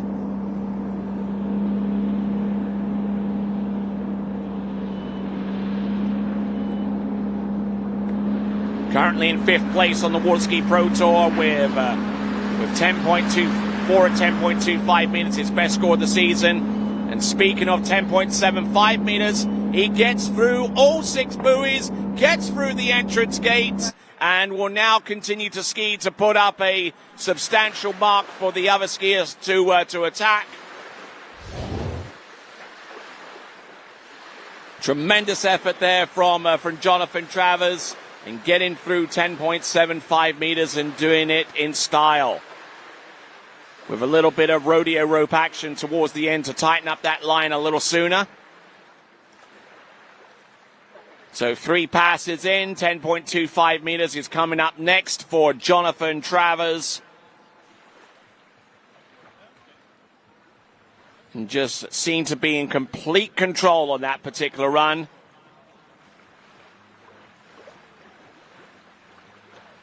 So now, with that pass under his belt, we now get ready for 10.25 meters. The best score that we've seen all weekend long is 3 1/2 on this line length.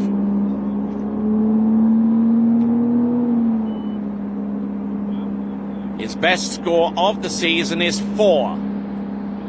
We'll see if he's up to that task. Entrance number 1, back on the ski a little bit. He's round number 2. He will ski an S-turn and get the full 2 buoy count. That's Jonathan Travers. Well done to him on that performance. Jonathan Travers, 2 buoys on 10.25 meters to set up the score for the rest of the skiers to chase down.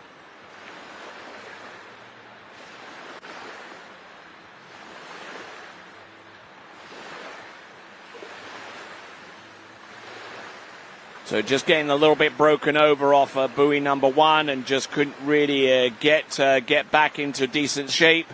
Left foot forward skier, which always meant that number 1 was going to be a stronger side to execute a better turn. Looking at the instant replay once again, Jonathan Travers.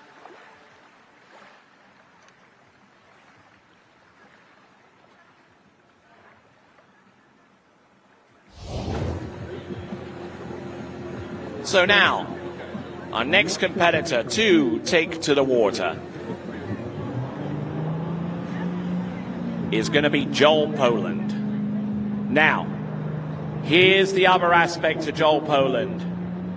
It's that world overall record, but as this is the 3rd round of the competition, this score will not contribute to any attempt on that world overall record, but we'll put that to the back burner a little bit and focus on his slalom first and foremost. Getting the first couple of buoys. He's round number 3. This is a 12-meter start. And getting round 5 and round number 6. And a good, fantastic effort there. And we'll transition dockside where we'll find Wade. Hey guys, I'm here with John Travers, who is our first men's finalist. And you ran 10.7, 2 at 10.2, but you certainly feel like you left the door open, right?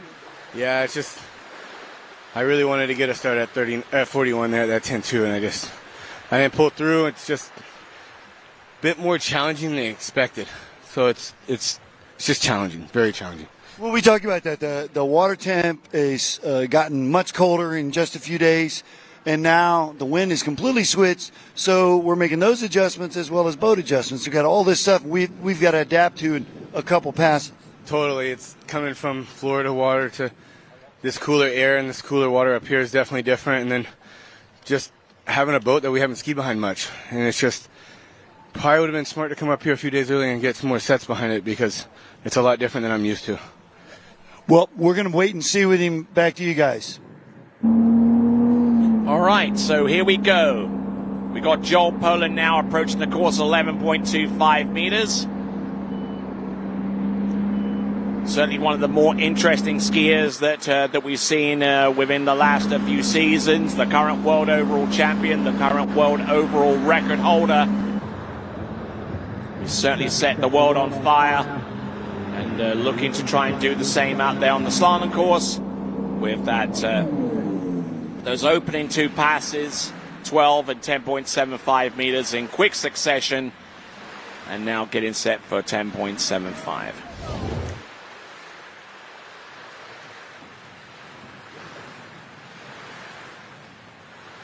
So it's approaching to number 1, absolutely immaculate. He skis left foot forward for slalom, right foot forward for tricks. Completely ambidextrous in that regard.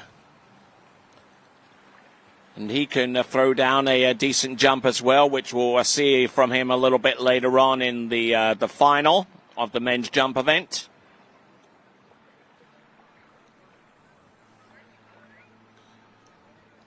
So decent skiing there from Joel Poland.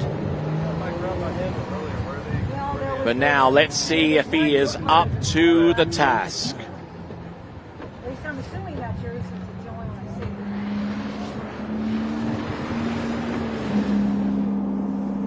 see. Now, boat speed up to 58k or 36 miles an hour. Now rolls in on this one. This is, horror start on buoy number 1. This is at 10 point. Getting broken over here.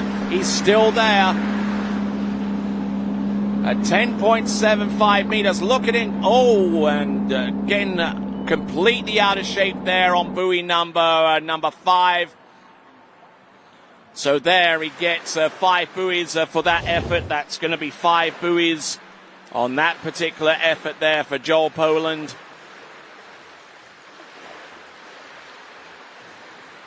Didn't get the best of starts off buoy number 1, and he got really pitted over his ski off number 2 and almost completely broke at the waist into number 3.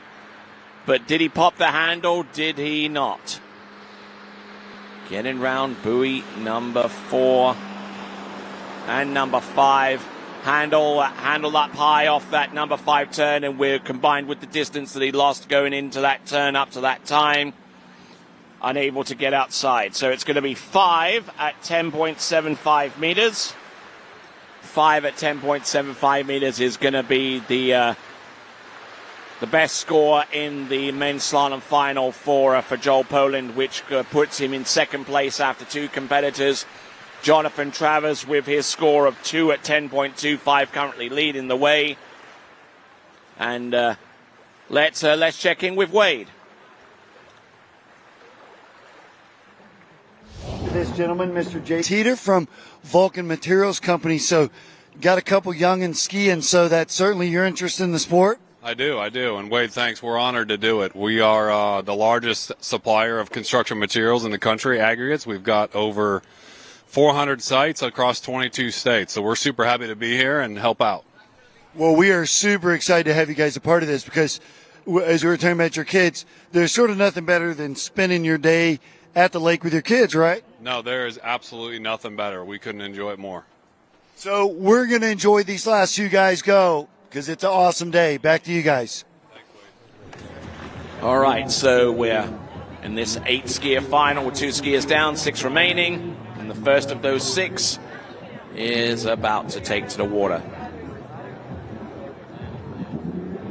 So, next competitor on the water coming to us out of France. So, coming to us out of Lourdes, the historical medieval city of France, this is Sasha Deska, who declined to ski the second round in order to keep his fitness and his shape ready to attack the course in this final round. Already knew they'd done enough to qualify to make it through to the final, so no need to ski for him in round 2. But looking good on the opening pass. That is 30 meters. And let's check in dockside with Wade. Hey guys, here with Joel Poland, who's fresh off the water. So take us through that 10-7 pass. Oh, it was a little messy, wasn't it? It wasn't a bad start. Like 1 was good, and I just got a little too on the front of it at 2. Kind of sucked behind me, and then from there it's a bit of a blur. But I know it was a fight. Yeah, it was certainly exciting because the 3, 4, 5 was the. Is he going to make it to 6? And, so a bit sketchy, right? Yeah, definitely. I mean, it felt like I got a good one, and then that was it. So, jump coming up? Yeah, jump coming up, so might chill out for a bit, maybe take a nap, and then time to hit Big Red. He's been a busy boy, and the big stuff's happening in a few. Back to you guys.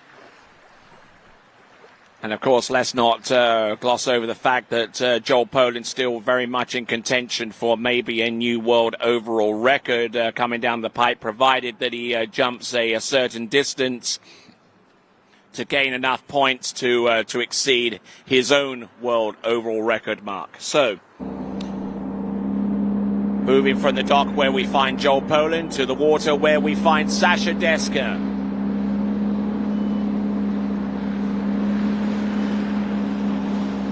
Nicely done. And a decent effort there from Sasha Deska. First two passes, 13 and 12 under his belt.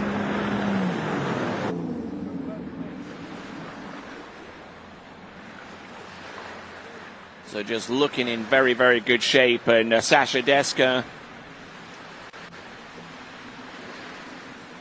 whose performances over the last few seasons have kind of run a little bit hot and cold.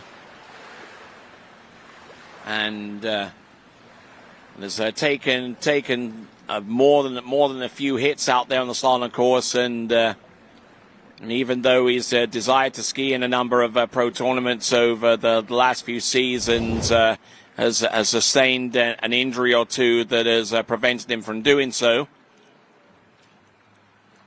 But you certainly wouldn't know it looking at his slaloming so far through 12 and 11.25 meters, or 35 and 38 off in successive runs.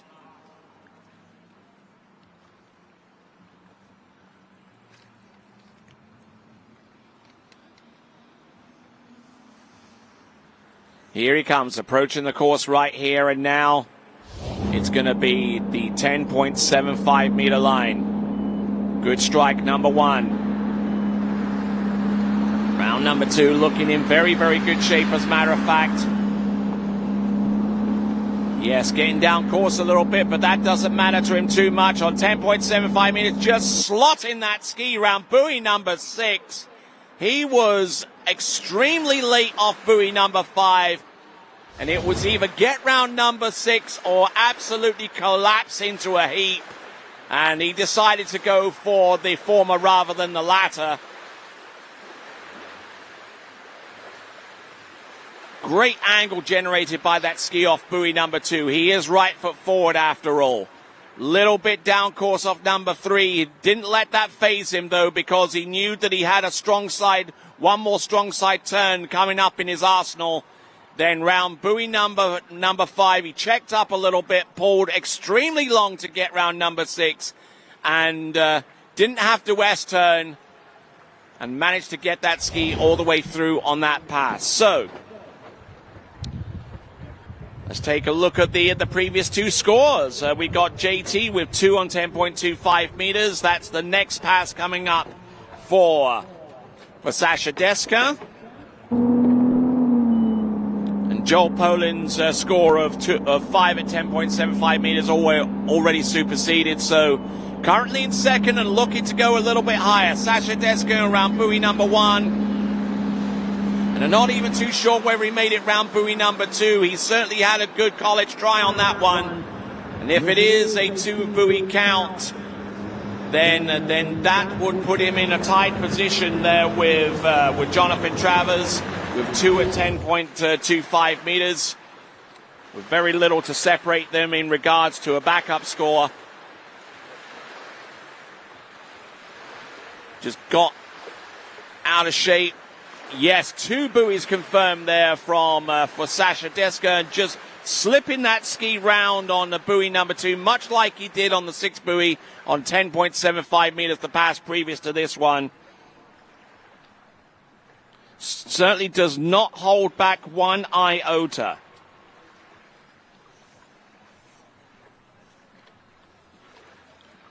So Sasha Deska, looked almost impossible for him to get that ski outside buoy number 2, but he managed it anyway. So great skiing there from him. And that puts him currently in a tied position with Jonathan Travers with 2 on 10.25 meters, but we've got a whole bunch of skiing to go. We're on skier number 4, 5 more skiers remaining.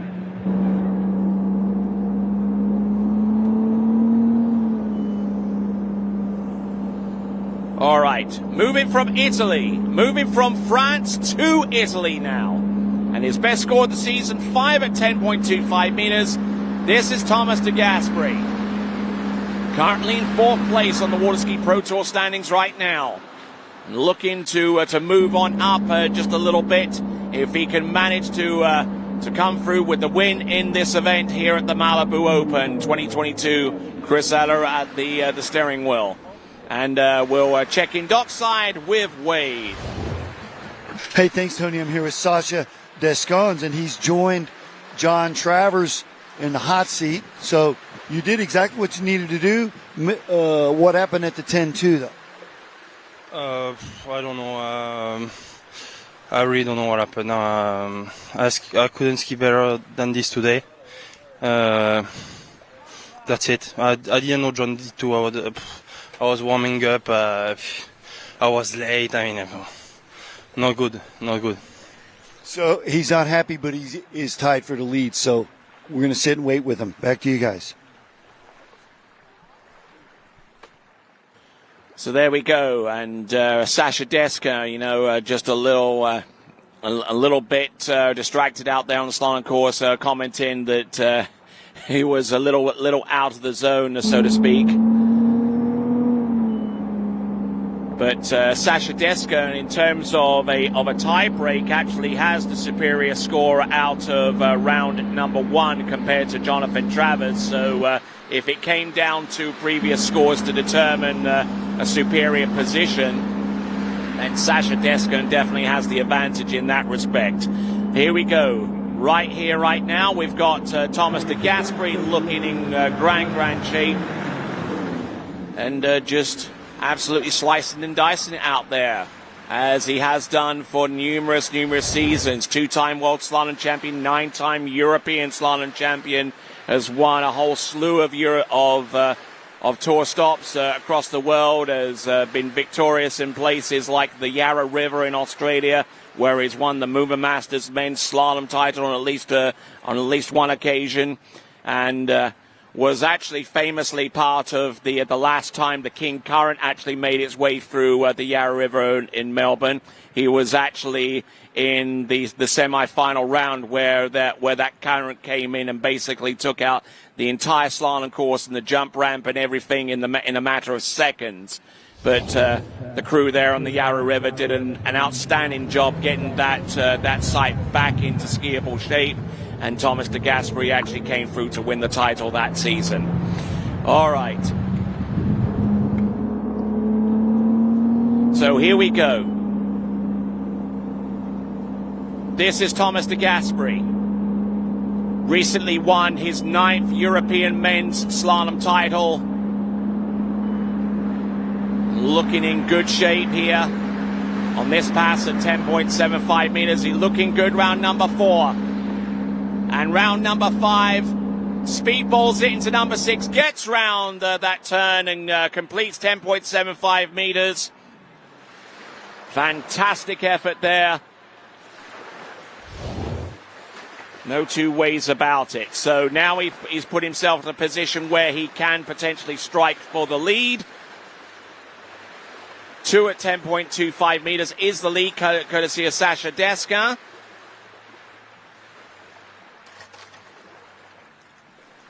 And just looking in very, very good shape, Ali. Hi, welcome.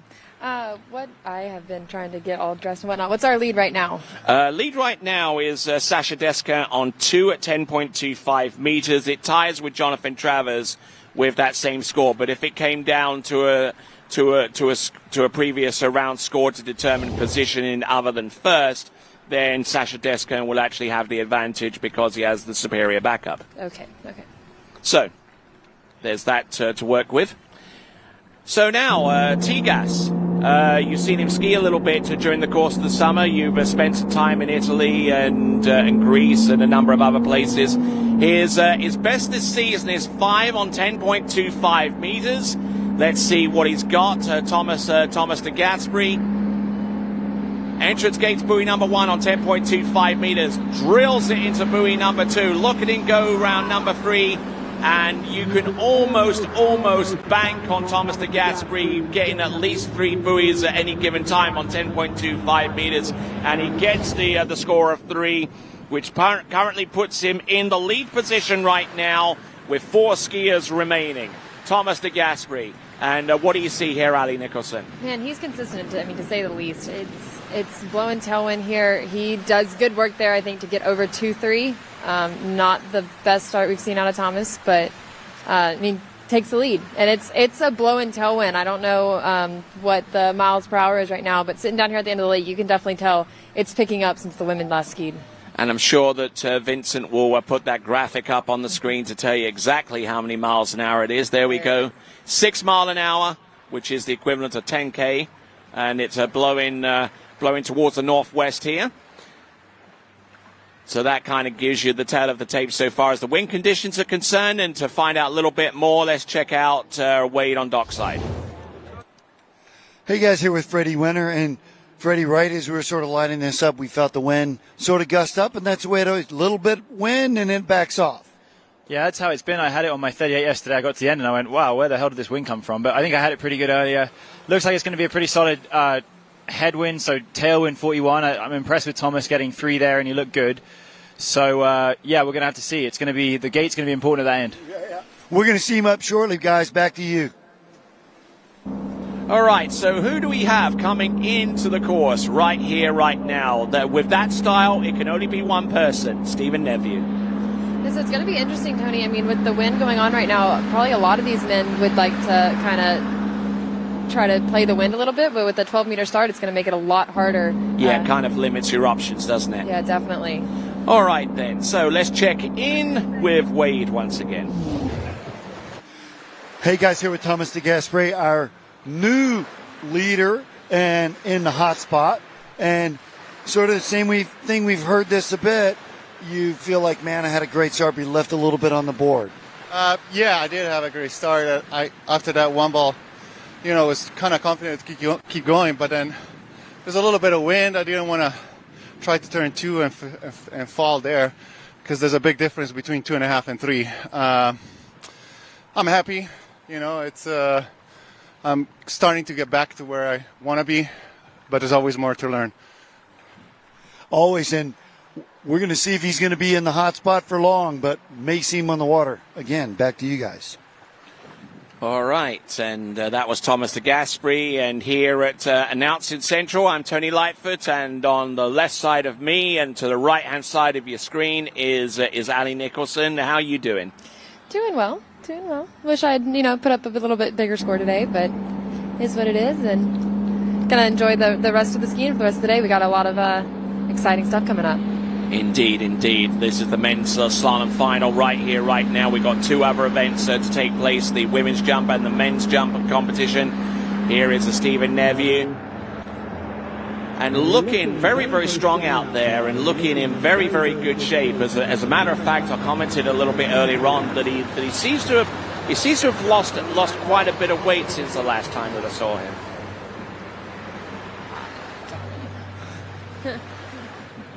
Yeah, so Stephen Neveu looking very, very strong, looking very, very nimble out there on the slalom course, and certainly flexibility along with his height and strength. Certainly big pluses that he can call upon at any given time to run passes such as this one, like 11.25 meters, Ali. Yeah, he looks good. He looks strong, and he's got, the perfect build for a slalom skier, I think. Nice and tall, nice and strong, making easy work out there. Indeed, and looking in great shape as he gets ready for 10.75 meters. Just cranks off a huge turn there off number 5 and gets round buoy number 6. So, getting ready for the boat to straighten up and then make its way into the course, looking to absolutely crush it here at 10.75 meters. His best this season is 3 at 10.25 meters. Currently 18th on the Pro Tour standings. Here he comes. Look at it. And it doesn't get much better than that at 10.75 meters, does it, Ali? No, that was a pretty good pass. I think he dunked his shoulder a little bit there at 4, but not a problem for him. And overall, a great pass there for Stephen. Fantastic. A resident of the Houston area of Texas, and recently got engaged. So congratulations to him, and best of good fortune going forward there for Stephen Neveu. which includes his performance out there, and looking very, very strong with the first couple of turns on 10.75 meters, and will now be looking rather optimistically at 10.25. Little bit of an elbow dip there around buoy number 4 as it approached into number 5. Yeah, that was what I saw when we were watching live, just kind of that dunk of the elbow, but not a problem. Not a problem for Steven. You seem to have very, very good eyes, Ali. I mean, not only picking up on that, but also picking up on yesterday's opt-up that we never knew happened. We certainly didn't get any indication from the sources that we typically rely upon, but you were certainly on that one. All right, then. So here we go. We have got 3 as the target now for Steven Neveu. Anything more than 3 will give him the outright lead. Coming into the course, round buoy number 1, a little broken forward into number 2. He's still there off number 2. He's round number... and number 3 again. And about still 2 buoys shy of the Canadian national slalom record, which stands at 5 at 10.25 meters. And he's done that in 2 consecutive rounds now. So he is on fire out there at the moment, Steven Neveu. Yeah, I mean, I thought he looked pretty good there to start. I think he thought he was in good shape there. I think he was going to try to go for more, and you kind of heard him groan a little bit at the backside of 3, just kicking himself a little bit. Oh yeah, got that loose line. He wasn't going to get much past that. But got 3, ties the lead. We'll see if that'll hold up. Okay, and he also has the superior backup against the likes of Thomas de Gasperi, who scored half a buoy at 10.25 meters in the round previous to this one, and Steven Neveu in that second round scored 3, so he has the superior backup. Let's check in with Wade.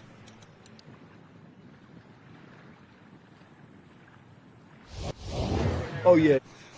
Hey, guys, here with Will Asher, and so Willie, sort of back in my day, I would be sitting here going, well, hey, no one's got more than 3 still. That's a good thing. Yeah, it's good to see more people getting 3. That means the conditions are good, and that's the confidence you take out when you go in the water. And I want to build on what I did the last round. I think I had a good start. I think it was pretty windy when I did it. Maybe I get lucky, don't get as much wind, and get past 3. That'd be cool. We're going to see him up next. Back to you, Tony. All right, then, on the water here, and making an appearance here in the men's slalom final of the Malibu Open in his highest final round start. This is Adam Caldwell. And we haven't seen very much of Adam this year, but he's been skiing well, looking consistent out there. He was just inside 4-ball earlier in the previous round, so let's see if he can, get outside it this time. And we'll check back in with Adam Caldwell once we check in with Wade. Hey, guys, here with Steven Neveu, our Canadian, who's joined our Italian Thomas de Gasperi in the hot seat. 3 at 10.2. Was there any left? Yeah, I messed something up. I'll go back and watch the video again. I felt really good coming out of 2-ball and felt like I was in good shape to turn 3 maybe, so I don't think I'll be enough today, but it was a good effort. Well, and so as we're turning 1 and 2, you still have that in your mind that, well, we have to get a minimum of 3, correct? Yeah, for sure. That was in the back of my mind. I knew 3 was the ticket right now to at least be above those guys, but at the end of the day, I was still shooting for all 6. So he's got to sit here in the hot spot and wait. Back to you guys. All right. So on the water, Adam Caldwell. Now, to say that he's an interesting slalom skier to watch is understating it. Yeah, I mean, Adam loads the boat really hard and then kind of unloads very quickly. I was watching him on shore earlier. He takes his gate shot a lot harder than most of the people you'll see. A little on the back there. But he has the tools in his arsenal to get it job done. Yeah, I mean, he's nothing to worry about there. But like I said, he loads the boat kind of hard right out of the buoy and then kind of unloads very quickly off the second wake. Not really your traditional approach for most of these men, but it works for him. Well, so far as Adam Caldwell is concerned, tradition be darned, so to speak. I mean, he I mean, he's definitely shunned the whole concept of traditional or conventional slalom skiing out there with what he does out there in the water. It even extends right down to the ski that he's riding, which is his own design alongside Adam Cord, who I'm sure is currently in the northwestern United States, just outside Seattle, watching his business partner on that slalom ski take that pass down at 11.25 meters. So here we go. This is Adam Caldwell rocking his way towards the slalom course. The boat speed accelerates, and we'll see what we've got here. Dropping in his best performance this season is 4 at 10.25 meters. This is 10.75 meters. A little stiff-legged into number 2, but that's no problem. He's left foot forward, which means he's got one more onside turn to perform. And he has a very nice his 1, 3, and 5 were all excellent turns there. And I mean, he certainly gets the whole concept of acceleration and deceleration in very quick and extreme fashion. You know, I mean, there's nothing subtle about Adam Caldwell. No, and Adam's strong. You'll see him muscle. I'm very excited to see his next pass here. See how far down he can get it. He's a strong skier and he doesn't give up. So he's always one to watch. He's normally one that you'll get some kind of highlight reel out of his set. All right, then. Getting a few messages in our live chat. Haven't been following them too much over the last hour or so, but there were a few messages actually wishing you the best of luck there, Ali, especially from your bro. I'm sure he was watching. Yeah, he's at Collegiate Nationals right now with his Collegiate Regionals. Collegiate Regionals, sorry. Yep, with his ULM Warhawks. And I talked to him earlier and said that they're having a good day, and they're all excited. So wishing everybody at that tournament the best. And that there's probably a whole slew of skiers and other people along the banks there with their cell phones watching this coverage, no doubt. I guarantee there's several phones there streaming this tournament today. All right, then, here we go. This is Adam Caldwell, 10.25 meters, needs more than 3 for the lead. Look at this, he's round buoy. Oh, and he overturns 2. Man, that was a big, deep hit out of one ball there. Yeah, that was a big hit out of one to hold. He looks maybe a little slow on that gate there. Again, he hits really hard. Okay, so confirmation that Steven is now guaranteed 3rd place at worst. Yes, indeed, because we have 2 skiers remaining to take to the water. We're going to see Freddie Winter take to the water very, very soon, but before him is going to be Will Asher. Let's have a look one last time at Adam Caldwell for his score of 1.5 at 10.25 meters. Yeah, just really kind of dunking that inside elbow there at 1, and he had the handles out of just didn't give himself enough time to reassert his balance and get stable enough to affect a turn that he needed on 2 to stay with the run. All right, then. So we got Will Asher, who is currently in the lead in the Waterski Pro Tour standings on 368 points. And looking in a very, very, very good position in regards to that end of season honor on the Waterski Pro Tour. So go vote for your skier of the day, presented by 2U Nutritional Bars. That is the vote for the skier of the day, waterskibroadcasting.com/vote. Here we go. Will Asher. Best score of the season is 1 at 9.75 meters, which I believe he performed at the Caiaphas Battle in Western Peloponnnesia in Greece. No. And he took the win with that score as well. So I believe he ran that at Hilltop. I think he did that as well at Hilltop. So I mean, he's been pretty consistent on a very high level, not only this season but in past seasons as well. 2-time world slalom champion Will Asher. Any soap around here? Right here, we're good. So we're listening in on Freddie Winter on dockside, just trying to take on Bob Marley's advice and looking for a little bit of some suds down on the dock. Got to keep those hands clean. And apparently your feet down. Yeah, apparently. No, you're okay. Yeah, because the last thing you need is a grungy liner. Well, it's hard to get out of here without your feet getting all the nasty clay and whatnot. It's slick. Yeah, indeed. So let's continue on with Will Asher coming in on pass number 2. Past winners of the event that you see on the bottom right-hand screen, and Nate injured at this portion of the season. Injured his ankle whilst riding a recreational slalom ski, and that's put him out for the remaining 3 tournaments of the season, including this one. But not looking too bad at all. This is Will Asher round all 6 buoys there on the second pass, 11.25 meters. Looking great. That was a great pass there for Will. Nice and easy, and it looks like he's finding a good rhythm. Let's hope he can continue that on for the next 2 passes.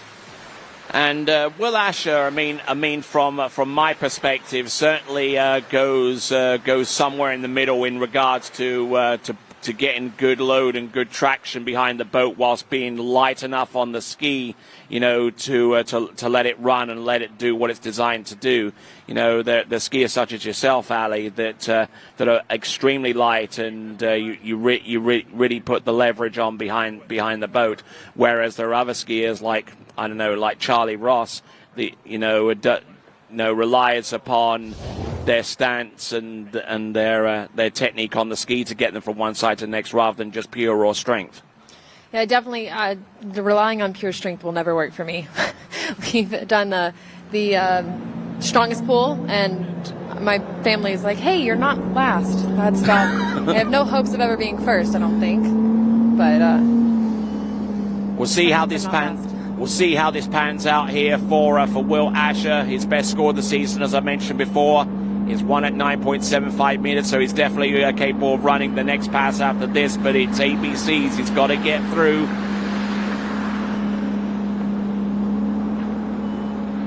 And that is about as good as it gets. Yeah, that was another great pass there for Will. Absolutely. So, great effort there for Will Asher on the part of being able to run through 10.75 meters. And you can definitely tell that he's well conditioned for this. I mean, you just see his stack position behind the boat, the use of his legs, the arms to take out the slack in the rope at any given time that it occurs. He is skiing into the wind a little bit here with 10.75 meters, so setting himself up well for that one. Although, having said that, the fact that they are skiing in this direction is forced upon them a little bit with 12 meters or 35 off start. But even so, Will Asher still equal to the task. As we see Freddie Winter on dockside, getting his gloves on and getting ready to do battle, as it were. Prepping up here. And so now we have a multiple way tie currently for third, correct? Or with 3 for first. Yes, we have a multiple way tie for first, and if it came down to it, it could come down to a runoff. But to negate that, we've got the last 2 competitors. We've got Will Asher on the water. Here he is with 3, and it's a multiple way tie first, and it goes to 3 ways now.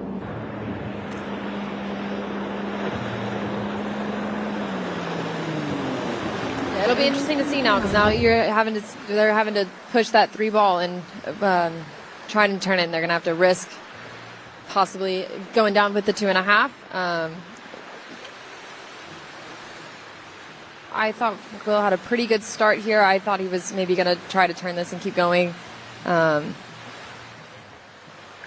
just a little slow there out of 3 and takes a big hit. Yes, indeed, and just just falling foul a little bit of the tailwind and not able to bleed off enough speed into number 2. Gone a little bit deep off number 1. Just look at his number 2, handle up a little bit high, and by the time all of that was resolved, he just managed to get around number 3 and then just couldn't really progress beyond that to basically take out the tight position that exists now between himself, Thomas de Gasperi, and Stephen Neveu. Yeah, but this next skier we know that he is willing to sacrifice his entire body. Yes, indeed. For the lead. So he did that last week with 3 1/4 on 10.25 over at the Pro Tournament at Lake Gru. Here we go. This now is Freddie Winter. Opening pass, 13 meters. Now Freddie, who's known for skiing on Bravo 2, deciding to go with Alpha 2 on the 0 off. So making that tactical change, whether that works out for him, we've yet to find out. I think several skiers this weekend have been kind of playing with those letters and numbers, and guaranteed 2 rounds. So people have been kind of trying to fill it out as the weekend goes. All right, let's check in dockside with Wade.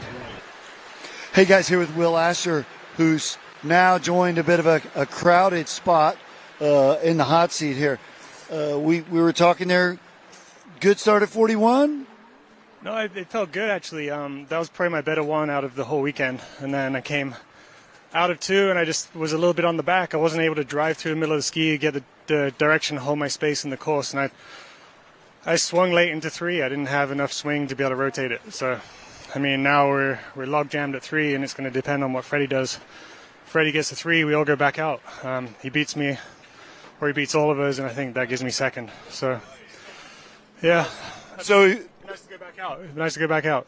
Yeah. Well, we're kind of hoping for that. It's fan favorites that love to watch this. Yeah, we want to see how you guys go out again. Maybe so. We'll wait with him. Back to you. All right, then. So many permutations, so many eventualities that could present themselves on the basis of one skier. Freddie Winter running through 12 and through 11.25 meters without too much of a problem there whatsoever for him. Yeah, not that we would expect much problem there for Freddie on these first 2 passes. Wind is kind of picking up a little bit. We'll see if that plays a factor. Right you are, and good hook up off buoy number 1 and just really worked his way into a frenzy there into buoy number 2. 11.25 meters.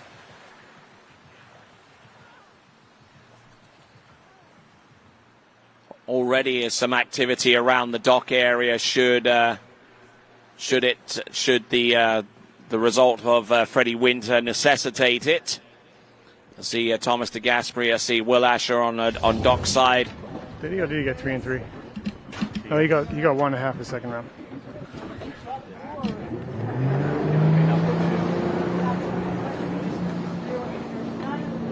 So discussing the potential tie breaks if certain.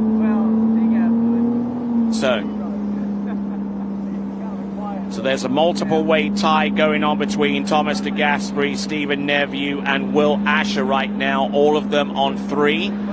Looked like he was a little too fast there at the gate. Kind of caught him there at 1, but he's getting back in the groove here. All right, look at this. This is number 4, round number 5. This is at 10.75 meters, and now we're at the critical juncture here for Freddie Winter. He won the pro tournament last weekend at Lake Gru outside of Polk City in Central Florida with a 3 1/4 buoy count for having started about halfway down the field of skiers, but. Different situation here, though. He started last off the dock, knowing full well what he needs to do in order to take the win. And we'll see if he can come up trumps on this one. If I ever had to predict what 6 buoys, 10.75 meters now. Critical moments now with 10.25 meters right in his sights. There we see Chris Eller at the helm of that Response TXI. The official towboat of the Malibu Open 2022. It really depends on his start. So, Malibu boats, along with their dealership Rambo Marine in Alabama, providing us with the power to bring you this coverage. Freddie Winter, 10.25 meters, needs a piece of 4 for the win. Entrance round buoy number 1, stalled up on buoy number 1. He's round number 2. Does he get outside buoy number 3? He stalls up on 3, and we will have a runoff for the title. All right, so now we're going to have a 4-way runoff for first, and I guess the rest of the podium. So, yeah, not the best start there for Freddie. After his 1, I was like, I think he's going to do pretty good to get over to 3. Did enough to get out there S-turn and at least be in running for the runoff for the win. And I mean, you certainly have to think on your feet out there in the slalom course. I mean, with that amount of slack line produced off number 1, about the only thing that was probably going through Freddie's mind right now is 3, 3, 3.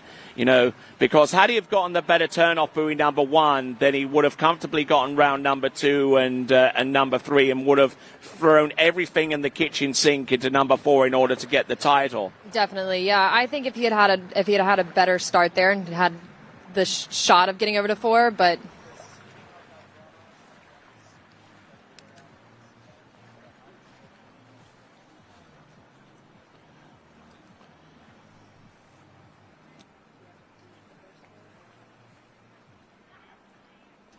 All right, then. So let's go over to Wade on dockside.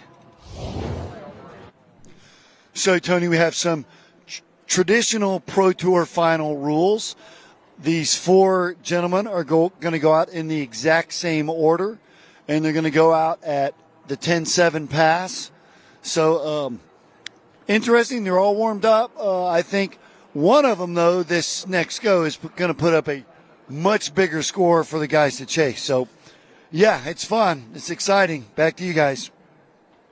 All right, then. So, getting some details upon how the seeding is going to go and how the runoff situation is going to pale out.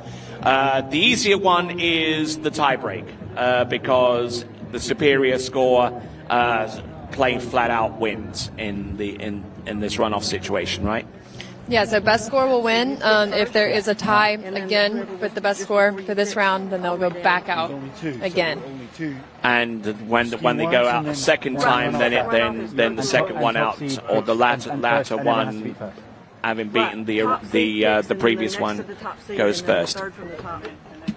So whoever went first won. So, determining the seedings, who will take to the water first? Straight IWWF rules, just straight rules. But if there's another tie, then anybody in the second tie, the top seeded skier, based on how you just skied, the top seeded skier would pick if they want to go first or second, and then you have to beat the person who went first. Okay, there we go. Getting some clarification from the from the chief judge here, Nikki Lee, doing a fine job with that. And we've got Chris Eller at the helm of that towboat. But before we go into the runoff for the title, the 4-way runoff for the title, we'll bring the boat up and down to do its simulation pass. So who will take to the water first? Well, we know that it's going to be Stephen Neveu. He has, I believe he has the lowest seed coming into this competition, although it looks like Thomas is on the dock getting his boot on. They might have drawn lots to determine who takes out to the water first. Now, I believe that Thomas is getting ready on the understanding that he'll take to the water first, and then. So it's. Yeah, so it's based on how they were seated going into that final round. So they're skiing in the same order that they went out that for the finals. So basically not the seeding that they carried in from the Waterski Pro Tour or anything like that. No. You know, it's the seeding that they carried from the previous round into this one, which means that Thomas de Gasperi goes first, then Stephen Neveu, then Will Asher, then Freddie Winter. Correct, yes. There you go. Okay, we didn't quite expect this a four-way runoff for the title, and obviously being it's a four-way runoff for the title, we can't even determine at this juncture who will actually be on the podium at the extreme least. No, yeah, I mean all podium spots are up for grabs right now. Obviously, that top spot is the most coveted one, but we'll see how it shakes out for second and third as well here.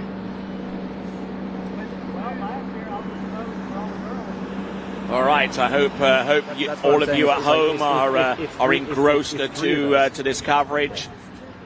All of you there on your lawn chairs with a cup of a glass of peach iced tea or something a little bit stronger. So specific. The question is if it's first versus fourth here. Peach iced tea is so quintessential. Is that what you have over there? Yes, I do. It's so quintessentially southern, you know.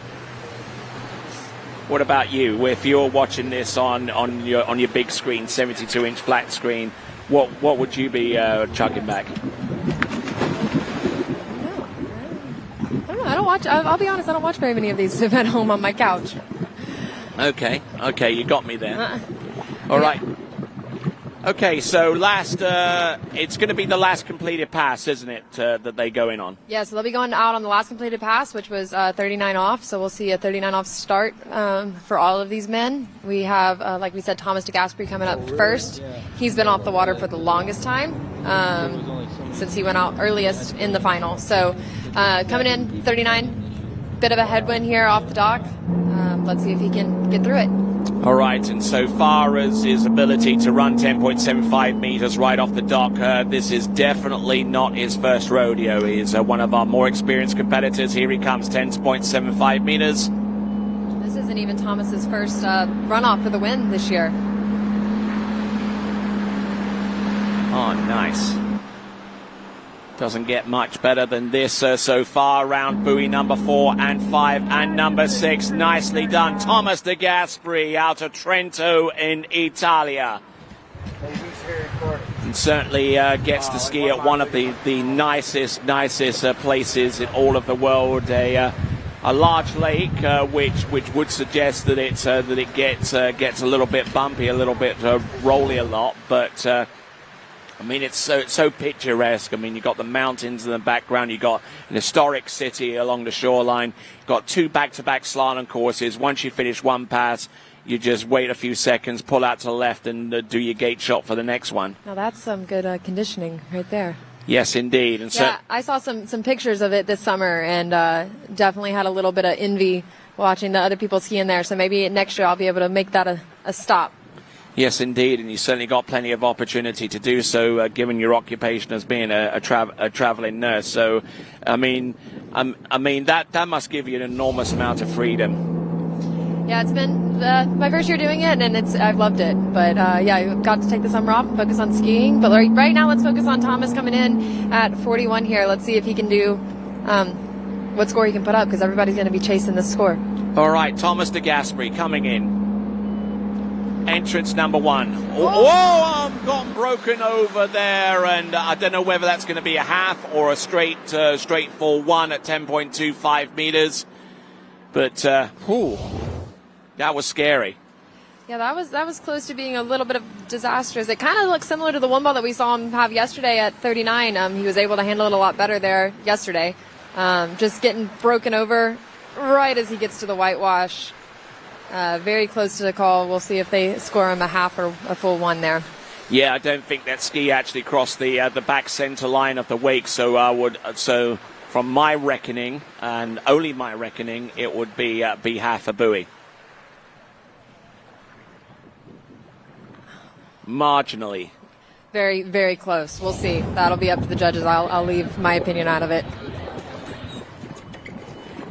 All right, we'll wait for that confirmed score. We've got Stephen Neveu out of Canada, out of the Canadian province of Alberta, and a resident of Houston, Texas these days, the Lone Star State. All right, ready.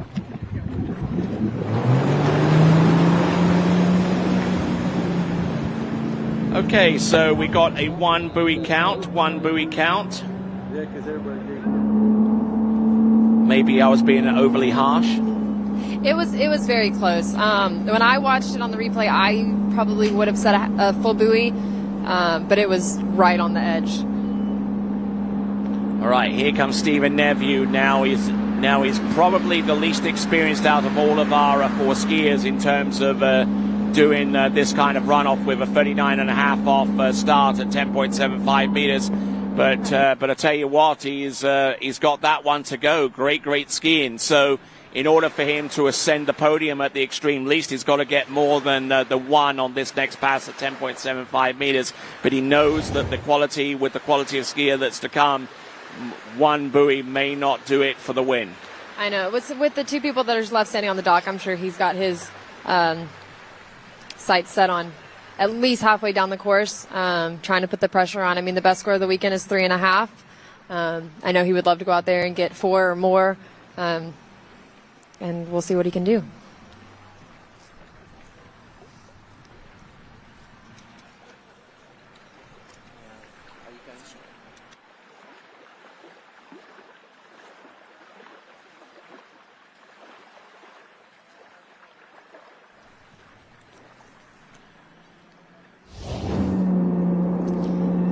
Here we go, coming around the island. Let's see how much pressure he can put on these next two skiers. All right, here we go. Stephen Island working that boat speed up to Nephew. Stephen. Freudian slip there as well. Oh, look at that. Round number 1, round number 2, getting round number 3. He sets the top score. Stephen Nephew, 3 at 10.25 meters. Again. Starting to sound like a broken record over here. Yeah, lots of 3s this weekend. He got a little bit broken over there at one, kind of like similar to T-Gas, but was able to recover and get down the course to 3 there. All right, then. So Stephen Nephew misspoke a few moments ago by suggesting he was Stephen Island, but best wishes to our good friend who's in Vegas right now, getting married. Yeah. Yes, indeed. But for Stephen Nephew's part, he's done extremely well in this competition. I mean, what is it? The last 2 rounds coming in were 3 at 10.25 meters, and that one as well. Also 3 at 10.25. I mean, so we better start calling him Mr. Reliable now. And so that's his third 3 now of the day. So that's incredible consistency. Puts the pressure on. I mean, that makes it where these 2 guys need to get over to 4 if they want the win. We'll see. We said earlier you can tie this round and go back out. So it'll be interesting to see if they try to turn that 3 to take the win. And it does mean that with Stephen Island, that's his first pro podium of the season, I believe. Nephew, yeah. Stephen. Yeah, I'm getting to that point. Okay, so with Stephen Nephew, his first pro podium of the season. And let's check in with Will Asher. He hasn't missed a podium all season long. He's normally been on the top of those podiums for the most part of the season. And right after we see Will Asher get through 10.75 meters, we'll transition over to the dock where we will find Wade. Hey guys, here with Stephen Neveu. And so Stephen, great score again. 3 puts you in the lead, and as far as my math, your podium worst case with 2 left, correct? Yeah, for sure. Right now, though, first place is also on the mind, so maybe it was a little too conservative there, but we'll see how it holds up here and see what these guys can do. Well, you had to take the lead, which you did, but at sort of 2, moving over to 3, when was your decision made sort of going, I'm just going to settle for 3, because you know that's such a tough score to beat? Yeah, probably second whitewash. I thought, okay, let's stand up, but we'll see how it goes here. But turning it might have been the right idea, but a bit of a risk. You know, guys getting 3 versus 2.5. That's make or break, so we'll see. He's in the hot seat. He's got to wait. Back to you guys. All right, so the wait begins for Stephen Nephew. On top of the heap right now with 2 skiers remaining, 3 for the lead. is now the target. Will Asher, let's see what he's got. Entrance gates number 1. All brings the handle down nice and hard. Round number 2, he's there on number 3. Broken over on 3. Gets a good approach into number 4. This could be it. Oh, wow. And on the inside of buoy number 6, he has the lead. He's on the podium and could finish no worse than potentially a second at this time unless another tire comes into existence. But I tell you what there, Will Asher coming through clutch there with a 5 buoy count at 10.25 meters. That was a really great start there for Will. I mean, you heard him come in earlier, and he's able to just so easily analyze his skiing and see where knows where he can improve. He went back out there, made the adjustment, and definitely paid off. I know he probably was wanting that 6 ball, but that is incredible skiing. He should be very happy with that. Just a little bit annoyed at the end there that he stalled up on 5 and didn't get round buoy number 6. Could that potentially open the door?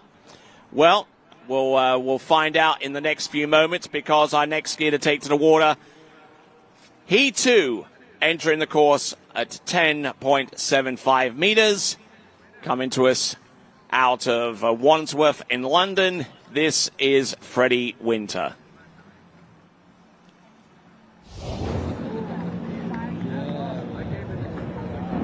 So getting ready for that Malibu Response TXI to work its way up to speed, 58 kilometers an hour.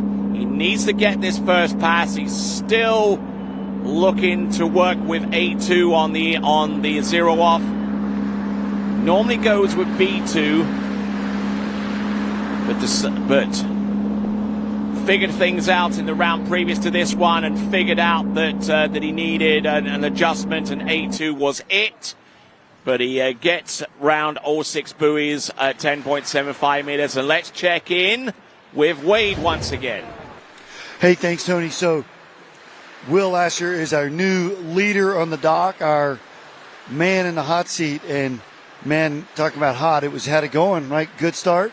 Yeah, that's what I've been looking for all weekend. I wanted that yesterday. I want to roll from that. I'm happy I got it on one of the rounds. Let's see, Freddie is very capable. He's skiing very well. And this is honestly the worst part about slalom, when you ski well and you know there's a guy that can totally smash you afterwards. So he's got to wait one more pass. Back to you guys. All right then. So very blunt and very forthright with those comments there. That is Will Asher, who will be looking on and trying to see how far Freddie Winter can go down 10.25 meters.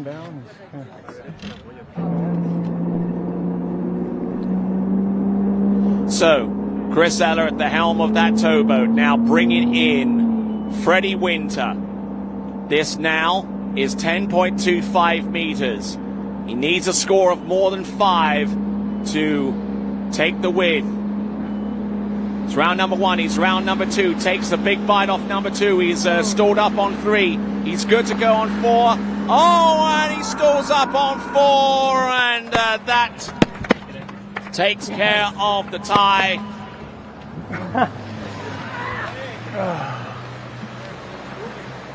And that's a sense of relief right there. Yes, indeed. A palpable sense of relief there, which means that your Malibu Open. Hey, guys, I'm here with Will Asher, our champion, and you can see the emotion. And so, am I correct in saying this is the 7th Malibu Open Slalom Championship for you? Yeah, it is. I mean, Malibu has been just fantastic to me. You know, as we said earlier in the weekend, I got my first professional win with a Malibu. That was the same weekend I signed my Malibu contract, and it feels magical. Yeah, there's a lot of emotion.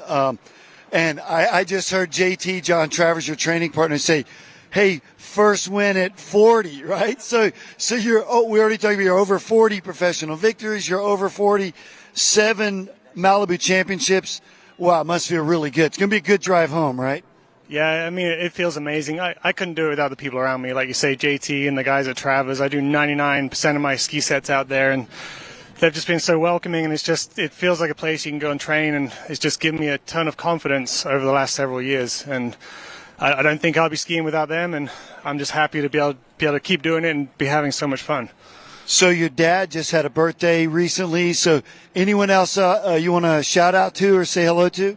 Yeah, I would like to shout out to my wife. She's in Chicago. I'd like to have a shout out to my dad, my parents. It was my dad's birthday just the other day, and he's crushing it. He's still biking 100 miles and doing his stuff. Hopefully, it's someone I look up to and something I aspire to do when I get older.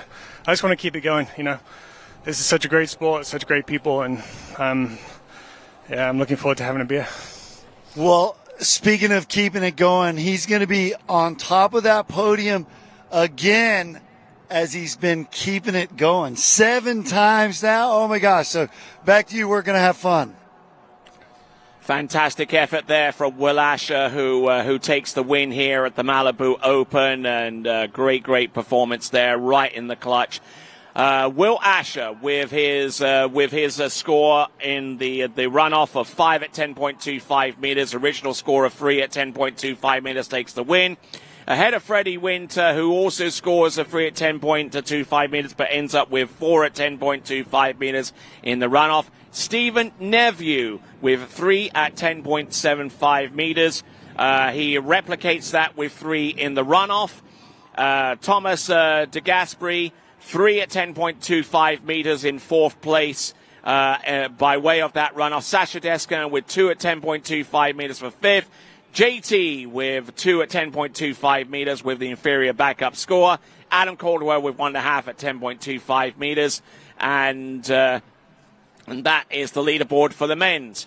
Let's take a look at the Pro Tour standings. Will Asher on 390 points. Freddie Winter on 338 points. Nate Smith with 244. Thomas de Gasperi with 201. Jonathan Travers with 130. Sasha Descon on 129. Cole McCormick with 101. Dave Meckler on 95. Brando Caruso 90. Also with 90, a big boost there for Stephen Neveu. 90 points there for 9th spot, tied with Brando Caruso. Matteo Lazzeri with 79 points, and Robert Hazelwood in 12th on 76. Your top 12 in the men's slalom on the Waterski Pro Tour. All right then, folks. We've got 2 more events to come. We've got the women's jump and the men's jump. Thank you very, very much, Ali Nicholson, for your analysis during the men's slalom event. Always greatly appreciated.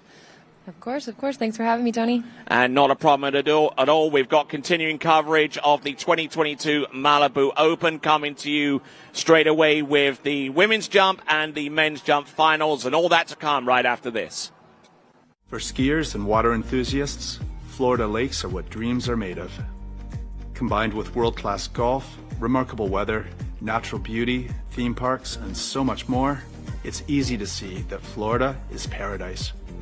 For more than 30 years, I've enjoyed Florida's lakes and many offerings.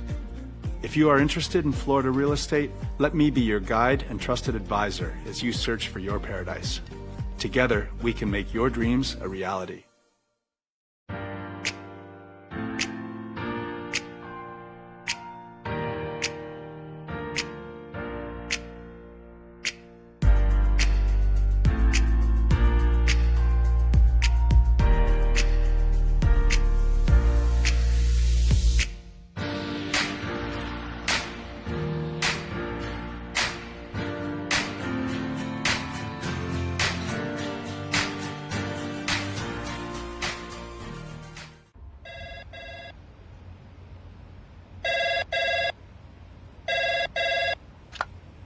Thanks for calling Wake House. This is Brian. How can I help you? Yeah, Will. Can I let him know who's calling? All right, just a second.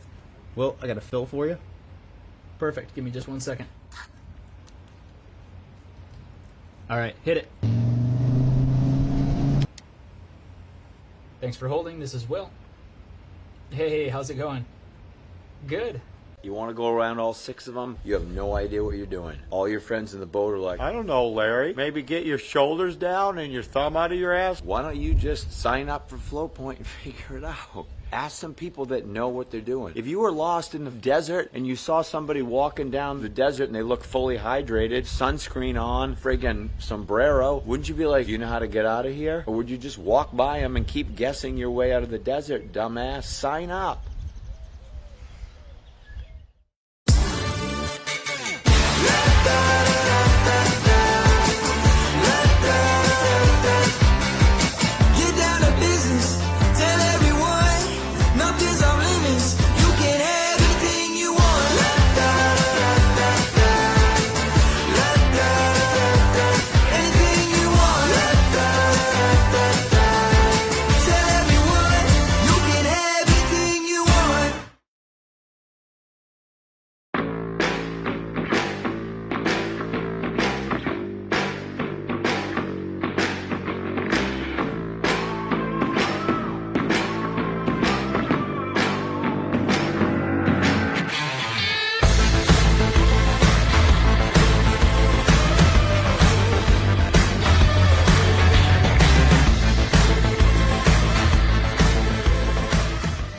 Try match play at bplayfield.com. Hello, Malibu Open. Doozy would like to congratulate all the athletes that are participating today. We are honored to be a sponsor at this fabulous event. Now let's take a sneak peek behind the scenes of the Boat Lift store.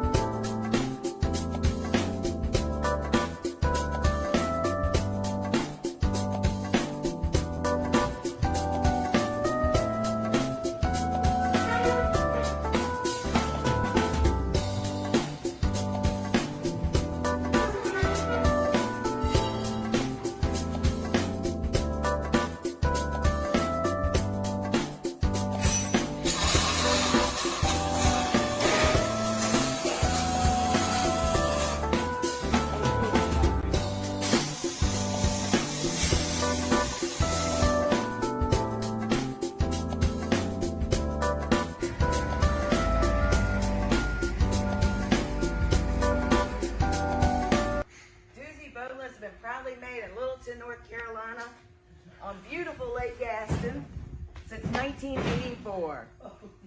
Let's go hit the water and see one in action. Slalom course 50 feet from the dock. Malibu on the Doozy lift, in and out is a breeze.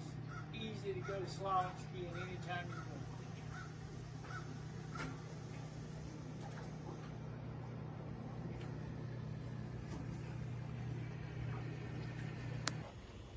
Good luck, athletes, from the Boat Lift store. Mind the Doozy!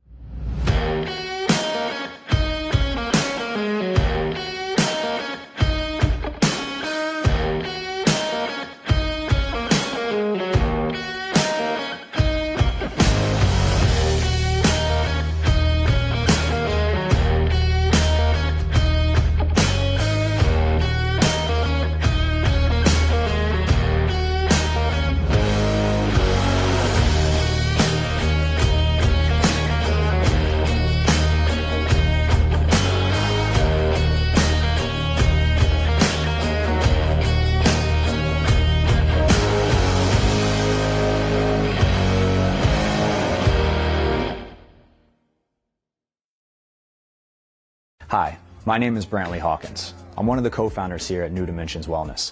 My partner and I have over 20 plus years of sports medicine and exercise experience working with the most elite athletes in the world. Together we have developed a proven system that has been sought out by these professional athletes and is now available to you. You will move your body and loosen your joints in ways that you haven't before. It's not your typical weight training, it's not CrossFit, and it's not crunch fitness. Once I got in here, it was a big eye-opener how much different that they go about everything.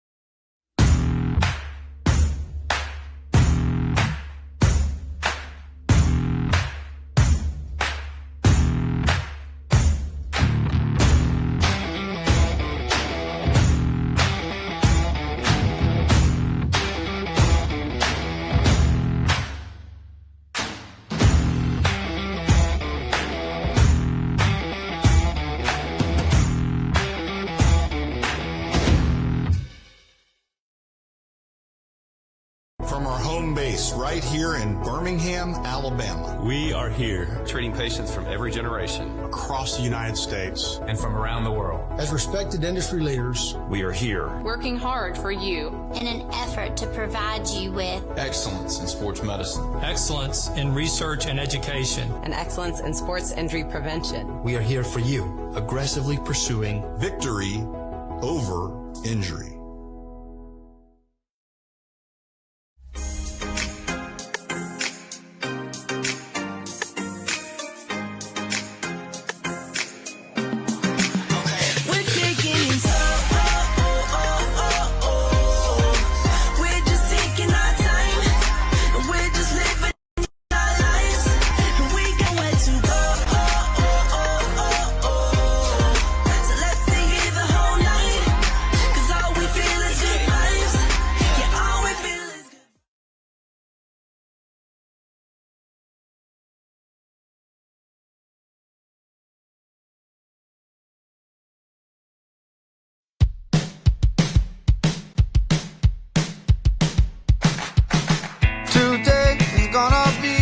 A little something more.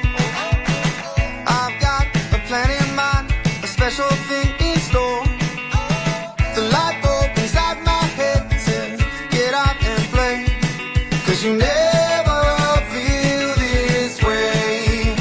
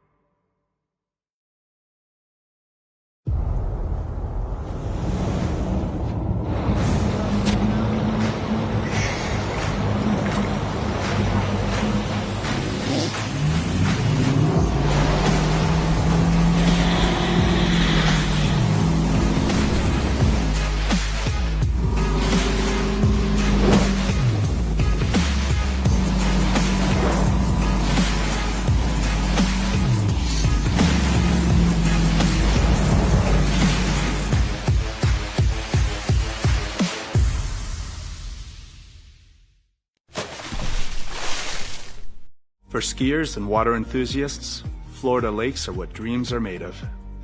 Combined with world-class golf, remarkable weather, natural beauty, theme parks, and so much more, it's easy to see that Florida is paradise. For more than 30 years, I've enjoyed Florida's lakes and many offerings. If you are interested in Florida real estate, let me be your guide and trusted advisor as you search for your paradise. Together, we can make your dreams a reality.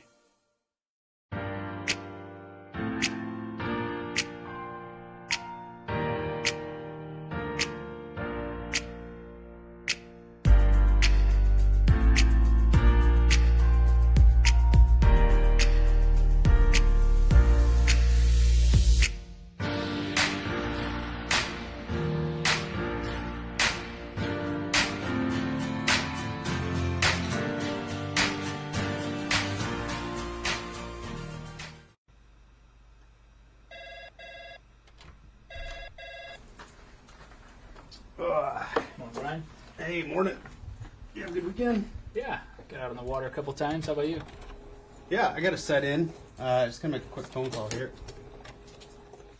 Oh, of course. Can you get that, Will? Yeah, man, I got it. Thanks for calling Wake House. This is Will.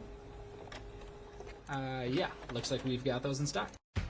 On the internet nowadays and social media, there's bits and pieces about how to get better, but there was never a program that tied everything together. I was looking for something I could do mainly on the off season so that when I started skiing in the spring, I didn't feel like I was hit by a truck. My mobility is better. I'm less sore. I felt like I was a 50-year-old that was closer to 60. Now I feel like I'm a 50-year-old that's kind of closer to 40.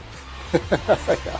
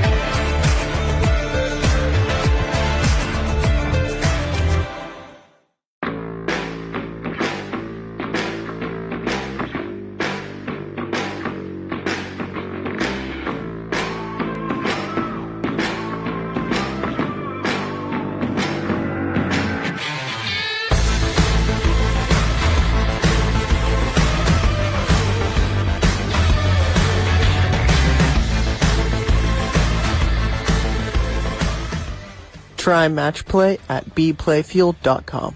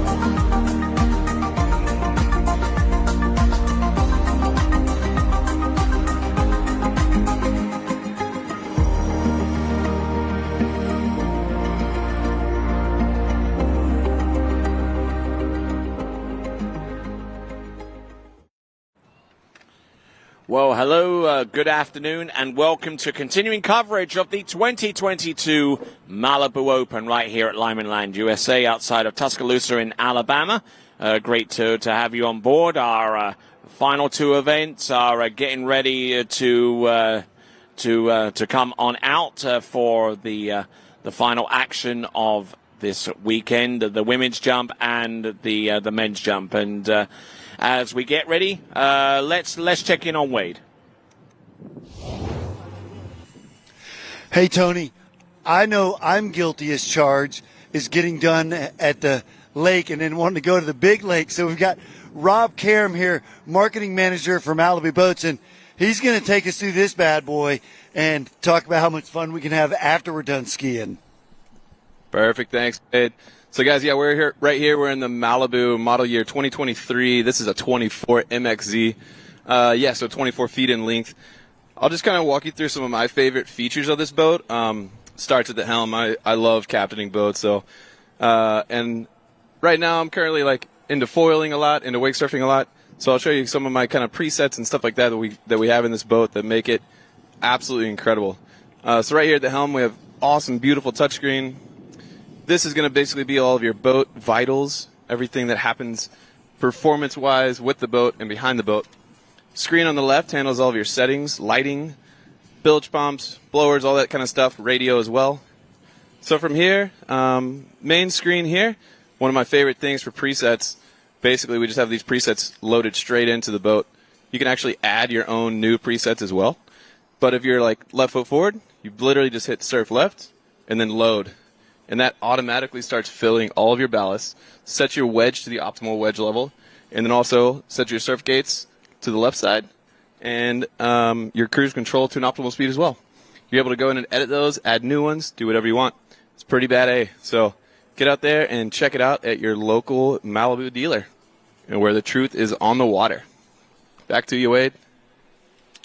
Well, Rob, basically I want to go fill the cooler and grab my wake surfboard because I'm sort of, into that now and get behind this bad boy. Back to you guys, Tony. All right, then. So as we wait for preparations to the jump in, of course, to happen, so far as the women's jump and the men's jump, we'll step aside. This is continuing coverage of the 2022 Malibu Open, and we'll be back right after these. Hi, my name is Brantley Hawkins. I'm one of the co-founders here at New Dimensions Wellness. My partner and I have over 20 plus years of sports medicine and exercise experience working with the most elite athletes in the world. Together we have developed a proven system that has been sought out by these professional athletes and is now available to you. You will move your body and loosen your joints in ways that you haven't before. It's not your typical weight training, it's not CrossFit, and it's not crunch fitness. Once I got in here, it was a big eye-opener how much different that they go about everything.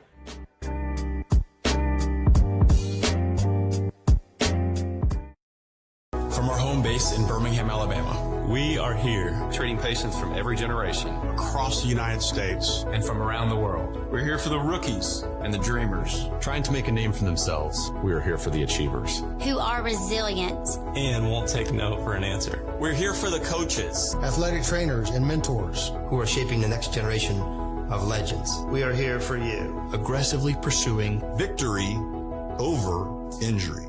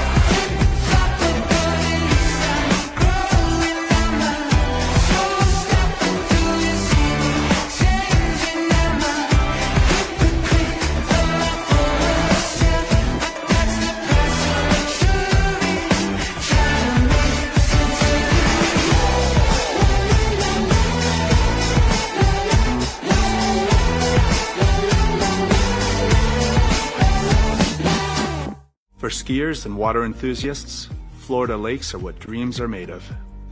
Combined with world-class golf, remarkable weather, natural beauty, theme parks, and so much more, it's easy to see that Florida is paradise. For more than 30 years, I've enjoyed Florida's lakes and many offerings.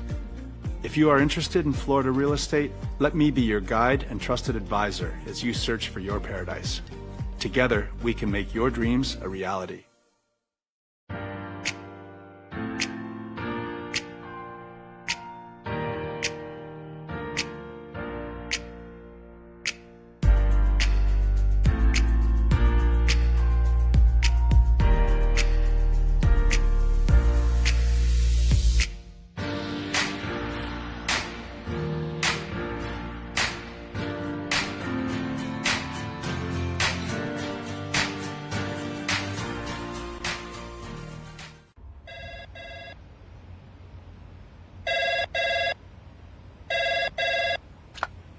Thanks for calling Wake House. This is Brian. How can I help you? Yeah, Will. Can I let him know who's calling? All right, just a second. Will, I got a fill for you. Perfect. Give me just 1 second. All right, hit it. Thanks for holding. This is Will. Hey, how's it going? Good. You want to go around all 6 of them? You have no idea what you're doing. All your friends in the boat are like, I don't know, Larry. Maybe get your shoulders down and your thumb out of your ass. Why don't you just sign up for Flow Point and figure it out? Ask some people that know what they're doing. If you were lost in the desert and you saw somebody walking down the desert and they look fully hydrated, sunscreen on, friggin' sombrero, wouldn't you be like, do you know how to get out of here? Or would you just walk by them and keep guessing your way out of the desert, dumbass? Sign up.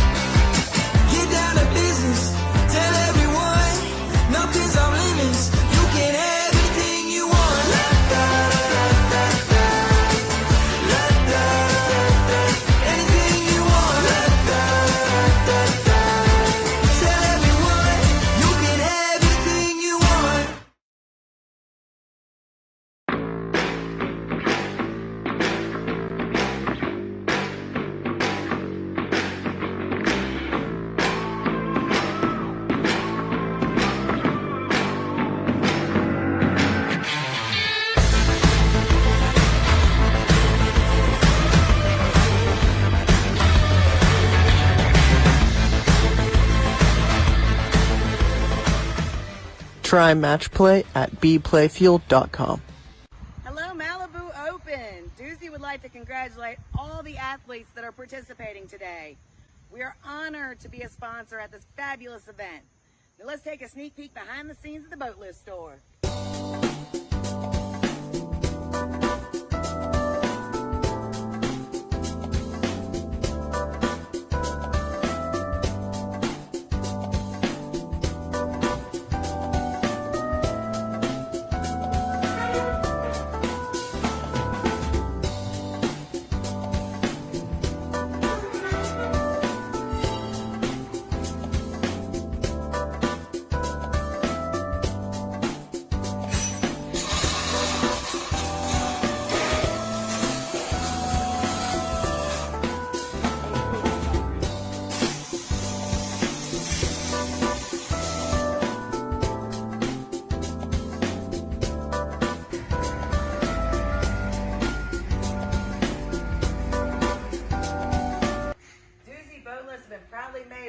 North Carolina on beautiful Lake Gaston since 1984. Let's go hit the water and see one in action. Slalom course 50 feet from the dock. Malibu on the Doozy lift, in and out is a breeze. Easy to go slalom skiing anytime you want.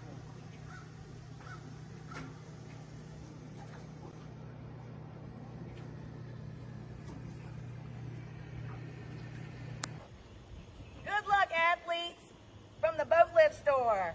Malibu Doozy!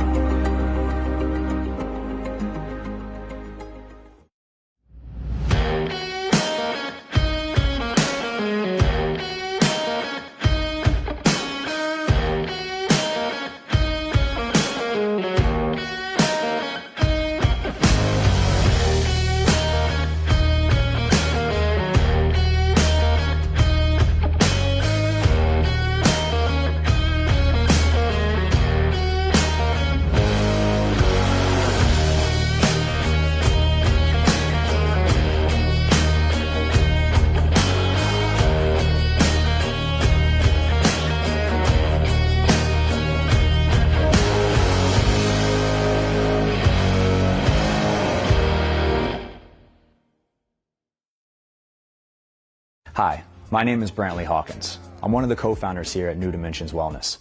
My partner and I have over 20 plus years of sports medicine and exercise experience working with the most elite athletes in the world. Together we have developed a proven system that has been sought out by these professional athletes and is now available to you. You will move your body and loosen your joints in ways that you haven't before. It's not your typical weight training, it's not CrossFit, and it's not crunch fitness. Once I got in here, it was a big eye-opener how much different that they go about everything.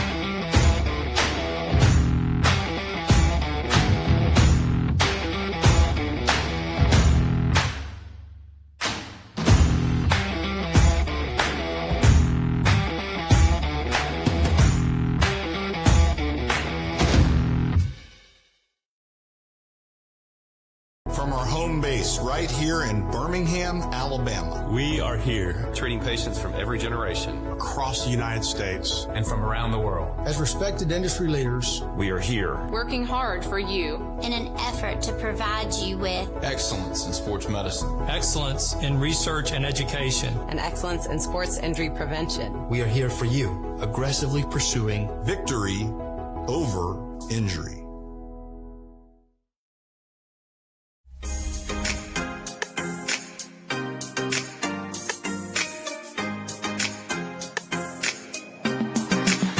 We're taking it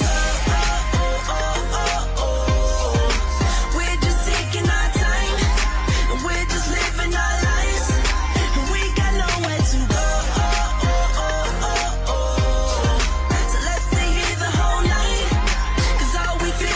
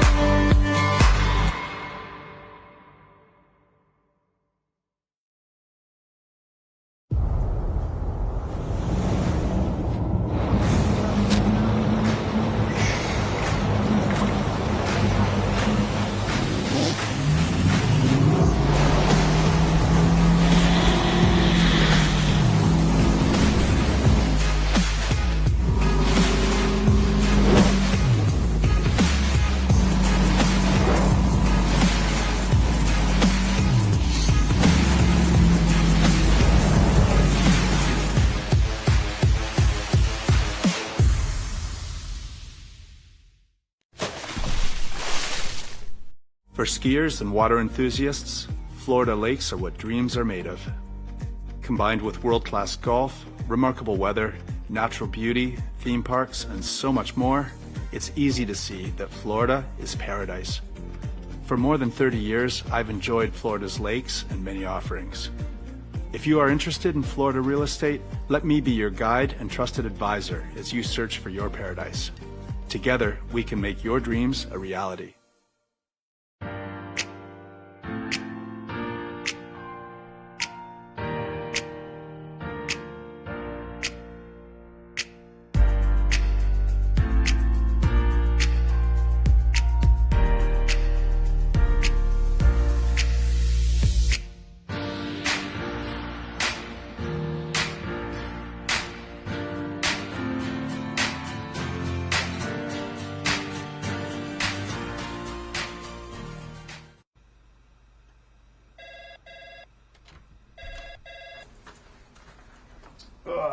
Morning, Brian.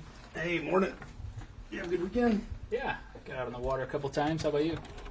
Yeah, I got to set in. Just gonna make a quick phone call here. Oh, of course. Can you get that, Will? Yeah, man, I got it. Thanks for calling Wake House. This is Will. Yeah, looks like we've got those in stock. On the internet nowadays and social media, there's bits and pieces about how to get better, but there was never a program that tied everything together. I was looking for something I could do mainly on the off season so that when I started skiing in the spring, I didn't feel like I was hit by a truck. My mobility is better. I'm less sore. I felt like I was a 50-year-old that was closer to 60. Now I feel like I'm a 50-year-old that's kind of closer to 40. Yeah.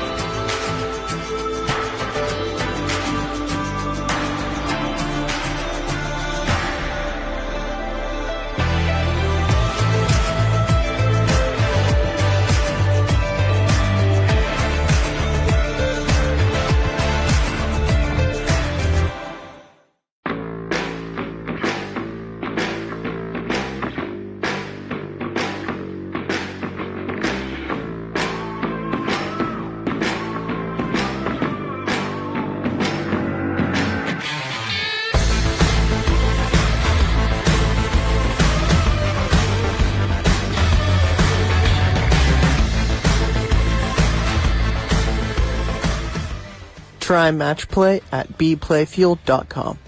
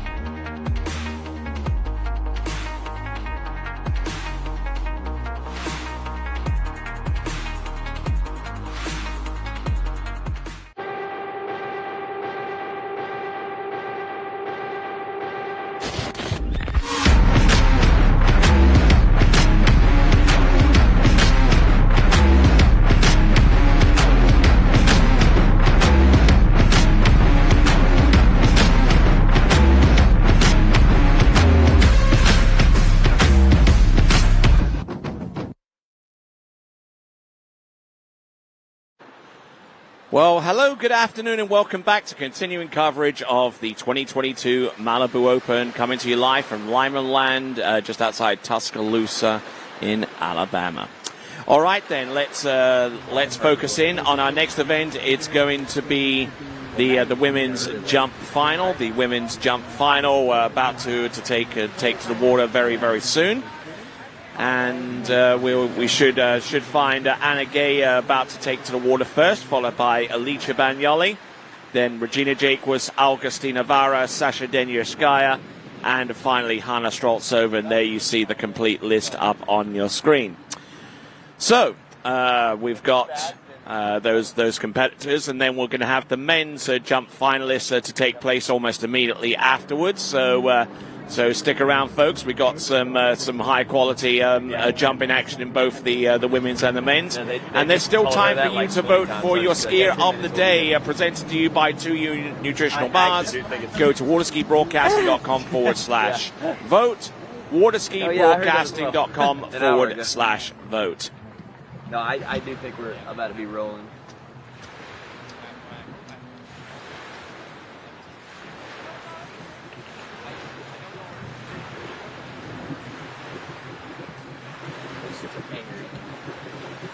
I don't know how to do that. Stand up, hit the duck. Hit stall. Stare down, Alicia. All right, checking in on the starting dock and also inside our mobile production trailer here at TWBC. We've got Vincent Stadelbauer in there, John Waldron, keeping an eye on things in there. And the one thing that you noticed immediately is the fact that we have actually taken the ramp and swung it round 180 degrees and repositioned it a little further down the lake, because the wind direction has changed. It is changed to a solid headwind, and that is going to be the only time in which we will move the jump for the balance of this afternoon's action in the women's and men's jumping final. And do you think we'll have a little bit more time down here after the island, or is it pretty similar to pull out for a double? I have no idea. It is. It's like, it's definitely strong. I believe it's like, no, it's probably the heaviest right around the Yeah. So, as we get ready for the women's and men's jump finals, Wait just a little later. move the jump. It means it's a straight up headwind for all of our competitors, which means they'll get that extra bit of lift off the top of the jump, provided that they use it correctly. The one complication that comes into play so far as having the jump repositioned in that location is the fact that as soon as the skiers leave the dock, they're almost right on top of the jump course. Once the boat straightens up, then it's a go time for our jumpers if they want to push out towards the 7, 6, and 500-foot cut buoys as they get ready for the first jump of 3.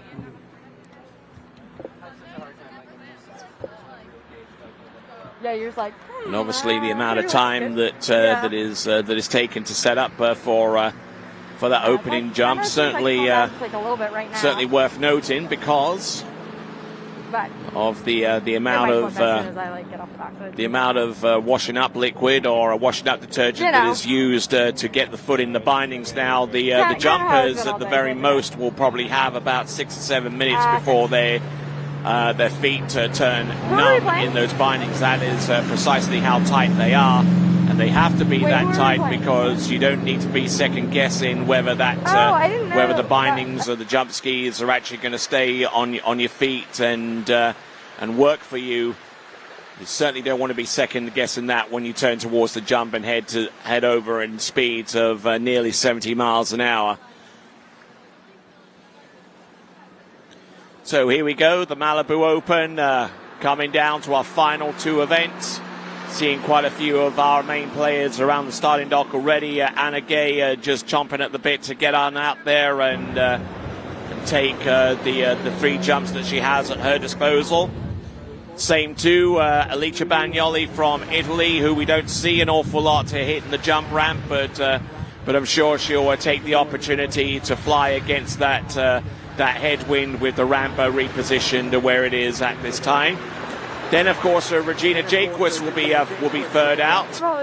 Yesterday landed her first competitive jump in about 15 months, and looking to come through with a great effort in the women's jump final and maybe put herself in the podium, provided that the distance exceeds that of Augustina Vara, who will be the next jumper to take to the water after her. That was a good tip, Eddie. Augustina Vara is the third seed coming into this women's jump final, because the second seed is Sasha Denierskaya, who's certainly been making a name for herself in the jumping realm, and doing exceedingly well this season. And then we come down to our last competitor, Hannah Straltsova, coming out of Zachary in Louisiana, and winning a few events already this season, including the night jump tournament that is LA Night Jam, which took place shortly before the month of June earlier this season. So there is our lineup. We have 6 competitors: Anna Gay, Alicia Bagnoli, Regina Jaquist, Augustina Vara, Sasha Denierskaya, and Hannah Straltsova. Okay. Yeah, that's probably it. No? Okay. Right, the boat is dockside now. The driver under Chief Judge's orders now, just ready to take our first competitor. Should be Anna Gay. Time right now is 2:30 in the afternoon, right here on Central Daylight Time. Won't be too long before those clocks turn back. But before that happens, we've still got plenty of the season left. There's the Travis Grand Prix that will take place next weekend as part of the Waterski Pro Tour. And then other events, including the Miami Pro, will round off the season. But right here, we're in Lyman Land, right outside Tuscaloosa in Alabama, the home of the Crimson Tide, as it were, the University of Alabama.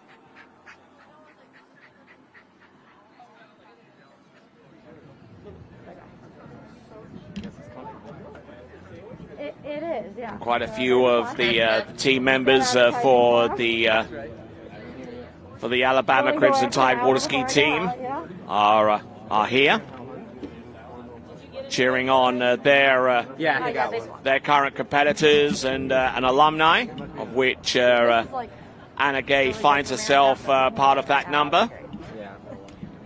As a matter of fact, so far as Anna Gay is concerned, her podcast, on the TWBC podcast, the episode that features Anna Gay dropped a little bit earlier on this morning, so make sure you listen to that.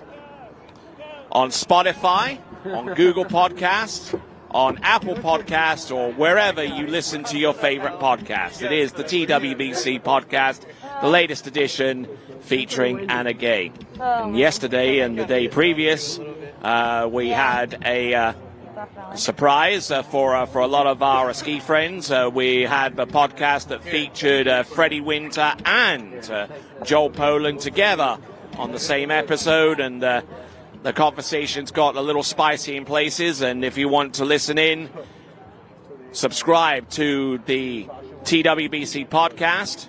Find it on Spotify, find it on Google Podcasts, Apple Podcasts, or whichever platform is your favorite. So, just waiting for the signal to go from our officials. I'll be joined by one of our favorite competitors in order to describe what's going to occur in the jumping event. My name's Tony Lightfoot. Glad to have you on board.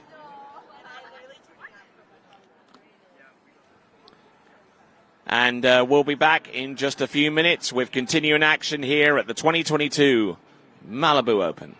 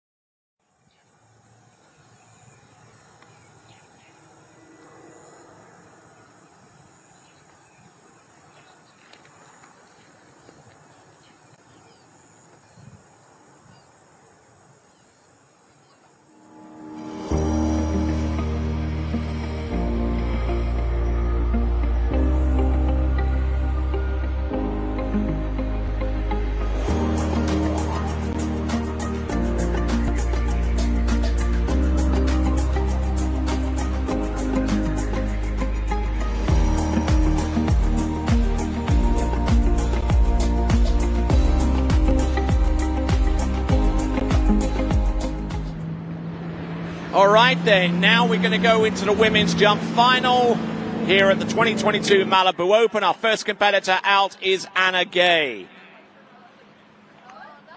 And using her familiarity with this facility to good advantage, turning around the 600-foot cut buoy. Now the ramp is positioned a little further down the lake and in the opposite direction. Here she comes on jump number 1. Decent effort there on jump number 1. Good edge, good speed, and good stability. A little on the backs of the skis, but no worries there for Anna Gay. We'll get the distance for her very, very soon. Anna Gay, who in her sequence of jumps jumped 122, 114, and 128, and that 128 is the equivalent of 38.9 meters.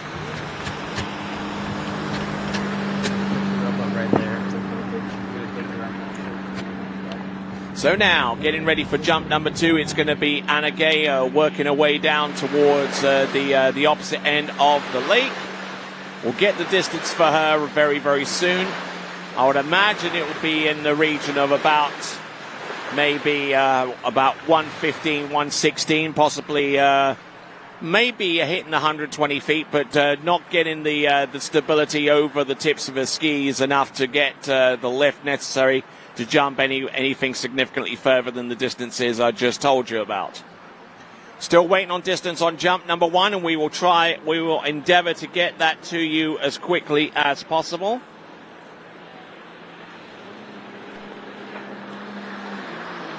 Here she comes on jump number 2. Turning in, keeping the line tight. Shouldn't be too much of a problem with the headwind. But I'll tell you what, she came through with a whole dose of speed and really threw everything into that jump.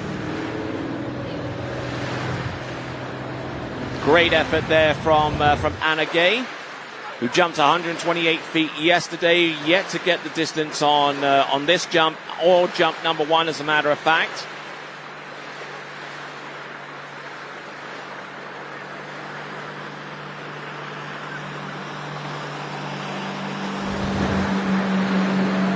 making her way down the lake, still oblivious to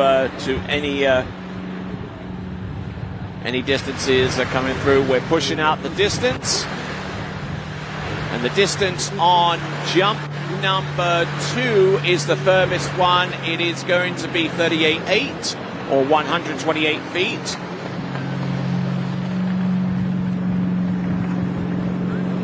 Is it the same boat that is going to go to put the ramp higher, or it's another boat? 5.5.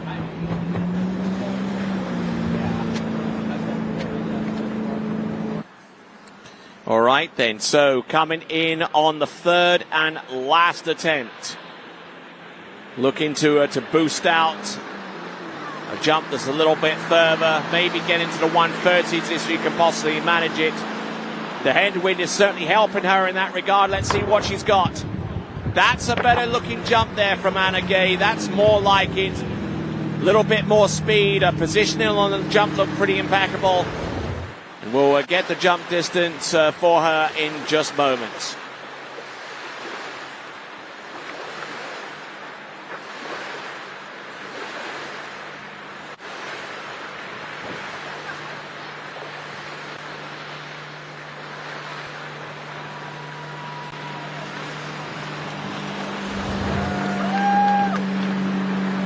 So pushing out on the distance, and it is a 38.5 meter jump, a little bit behind what she did on jump number 2. It's a 126, so her best jump is a 127.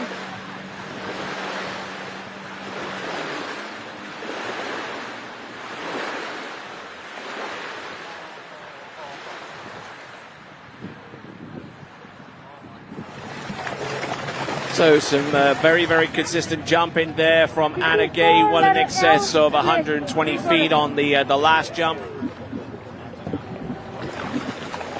But the best jump is 127 feet on jump number 2.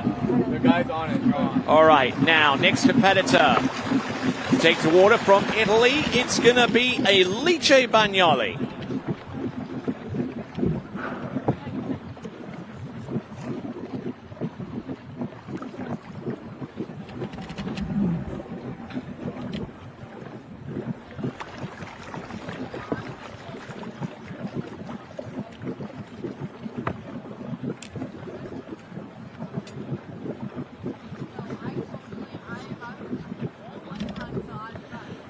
All right, working our way through to competitor number 2 out of 6 in this women's jump final. This from Italy is Alice Bagnoli.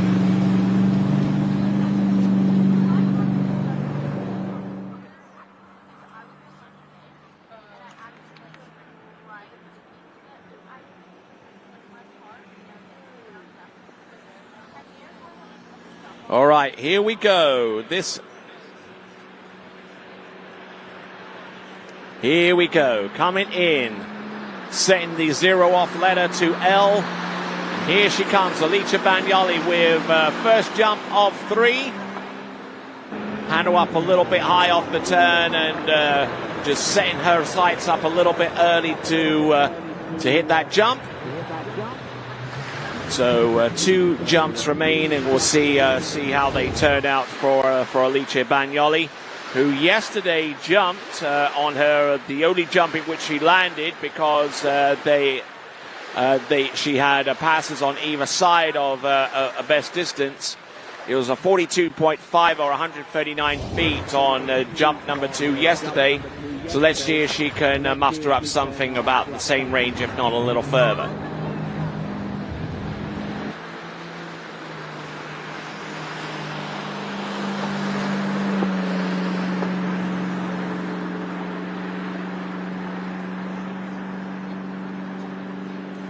All right, so working our way through the jump event. This event being brought to you by Malibu Boats and their dealership in Alabama, Rambo Marine. We have Vulcan Materials Company and Good Waterskis providing us with additional support as well, alongside Andrew Sports Medicine, Acme Propellers, and Babes Boat Care products. And we also enjoy some great support from Outer Armor, Doozy boat lifts, 0 off Louis Restaurant and Bar, the Red Bar, Grunt, Masterline, and last but by no means least, Tiara Miranda Photography. So, let's see what we've got right here and now. This is Alicia Bagnoli, who passed on jump number 1. Let's see if she could, a very, very quick turn, and just not getting her timing down. And while she gets her bearings, let's check in with Freddie and friends. Regina Jacobs, you're already a champion. So you're a champion every day, but you're a champion today in slalom. Are you ready to go for a big one out there on the ramp? Well, I don't know if I'd go for saying a big one, but no, I feel good. I'm excited to be on this dock. I got the nerves back and everything, so I'm just excited to be able to come back and get back on the horse basically here and see what happens and just kind of take that flight again. I missed the airtime. Awesome. Well, everything's a bonus from now on after winning slalom earlier today. Congratulations for that. Good luck now. Back to you. All right, fantastic there from Regina Jacobs, the winner of the slalom event a little bit earlier on today. Performed exceptionally well, went back to winning ways on the slalom lake, whether she can do that on the jumping course as well, yet to be known, as she takes a practical approach to her jumping, 15 months out from initial surgery on her ACL. So here we go, Alicia Bagnoli.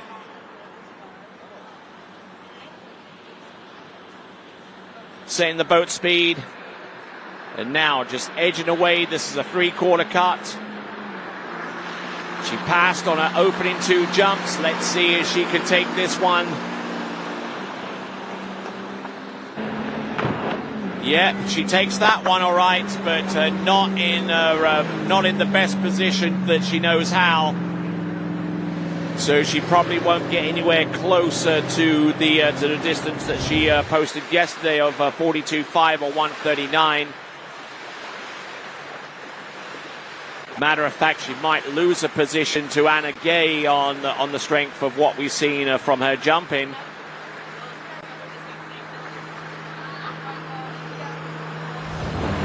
So Alicia Bagnoli goes back to the dock, having expended her three jump attempts. We await the distance.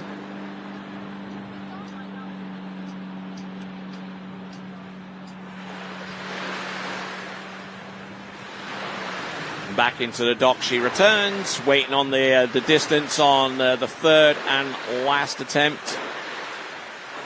She has a personal best of around 44 meters, but this isn't going to get anywhere close, about 33.2 or a 132.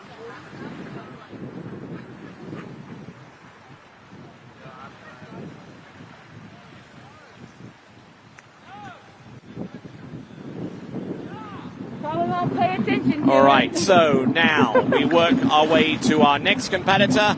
It'll be Regina Jacobs.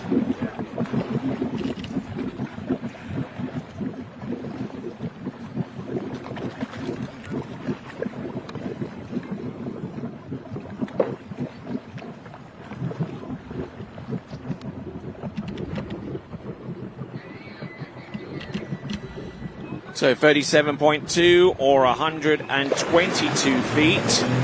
So actually Anna Gay is still in the lead after 2 jumpers. But this next jumper should start to shake things up a little bit, because it is the newly crowned Malibu Open Women's Slalom Champion. Not the first time she's won that title. Here comes Regina Jacobs out of Santa Rosa Beach in Florida. Coming in on jump number 1.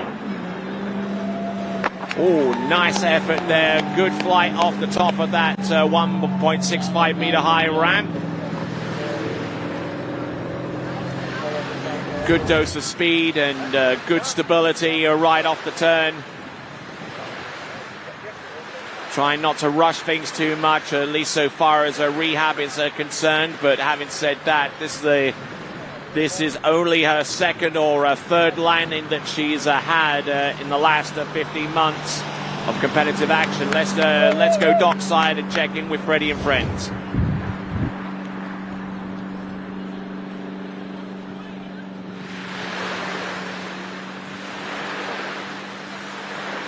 Sasha, you are in a nice little spot. You're in your second to last. You'll know you have to kind of get to get on the podium, and then you can go out and get a big jump. You've got what my jump friends tell me is a nice headwind. Yeah, no, really glad that we spun the ramp and getting a headwind. It's a little bit up and down, but it's really nice. So really looking forward to put a big score. You're good. You weren't happy with how you jumped yesterday, but you will get a good one today, I'm sure. Well, let's watch this jump. Back to you guys. All right, so working away now with Regina Jaquist, three-quarter cut on the second jump now. She can take this fairly safe, and she knows how to, but is she tempted to push that cut down a little bit further? Could that be overridden? Well, from this perspective, certainly not for Regina Jaquist. Really bringing that cut down a lot later and taking in a lot more speed, so that jump should be more than the 138-footer that she produced on jump number 1, or 42.2 meters. Nice extension over the tips of the skis, and really feeling like a jumper again, Regina Jaquist.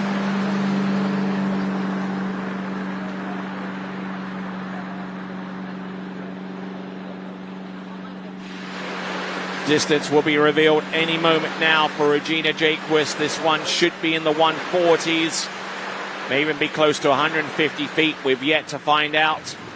Yesterday, it's a 153 feet, or 46.5 meters, 46.5, 153 feet.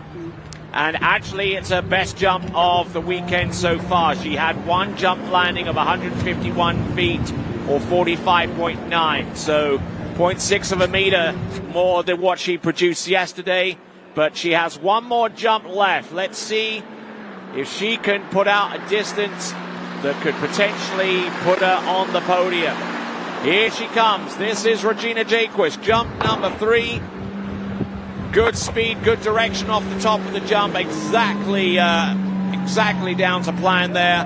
And a great effort there for Regina Jaquist. All 3 attempts are landed, and certainly a step in the right direction there for the multiple-time world champion in overall, in slalom, and in the team events. So there we go. Good, solid jump in there for Regina Jaquist. Totally on top of her game there. And there you go, waving to the good folks along the shoreline who have assembled here. So 149 feet, or 45.5.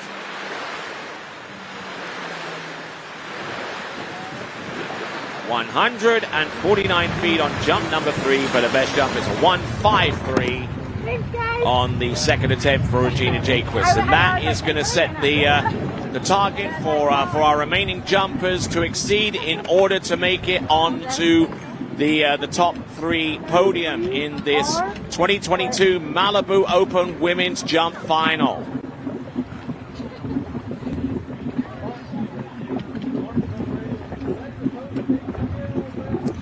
Right, next competitor up, our third from last out. It's going to be Augustina Vara.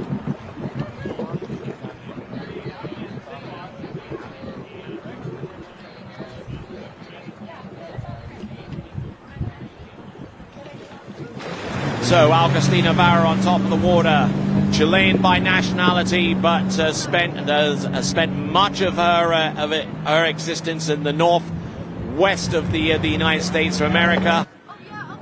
If you ever get a chance to talk to her, you'll certainly know that her grasp of English and her English accent is certainly borders on the American side. But here she comes. This is jump number 1. and taking a pretty aggressive approach, but unfortunately the timing was a little ways off. And on jump number 1, a little early, passing up, and is reliant upon the next 2 jumps to get a distance that can start to match Regina Jaquist. Let's check in with Freddie and friends. But apart from that, Burgers. Yeah.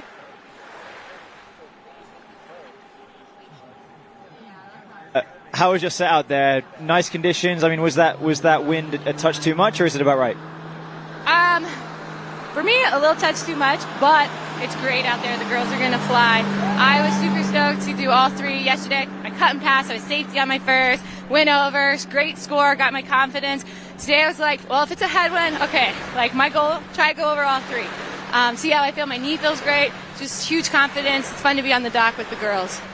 So I'm here to ask the hard questions, right? So are you going to pursue jumping like you did in the past, or are you just kind of going to, participate and maybe not go for the wins like you used to? What's your plan? Gosh, that's a tough one, and I know everybody wants to ask that question to me and wants me to tell them no. But I love that, and that flight time, I don't know. It's a tough decision. I think I'm going to keep going. Good for you. Super addictive. All right, let's watch this jump. Back to you guys. All right, there. Here comes Augustina Navarra. Pass on jump number 1, taking the full double cut here on out. Coming in. Nice and wide on the boat. Good tight line off the turn. Up and over, and that should be enough to take the lead and put her on the podium for absolute certain. The U21 Women's World Jump Champion in Augustina Navarra won that title this past year in Santa Rosa Beach, representing Chile on the same occasion.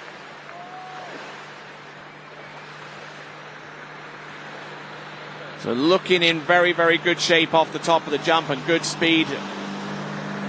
47.4. It is a 156 feet on jump number 1. So we're taking the lead therefore and putting herself on the podium for absolute certain with 2 jumpers remain.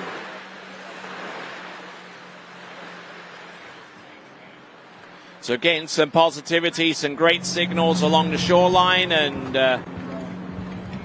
getting a decent distance on jump number 2. Let's see if she can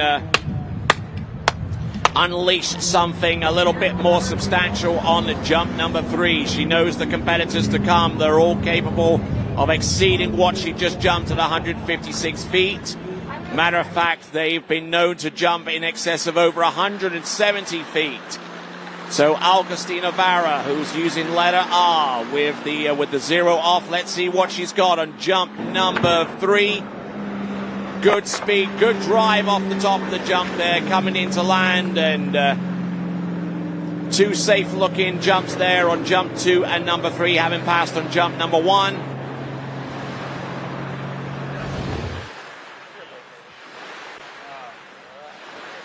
So waiting on the distance, getting a little bit strung out in off the second wake into the jump, and not getting that complete upward thrust.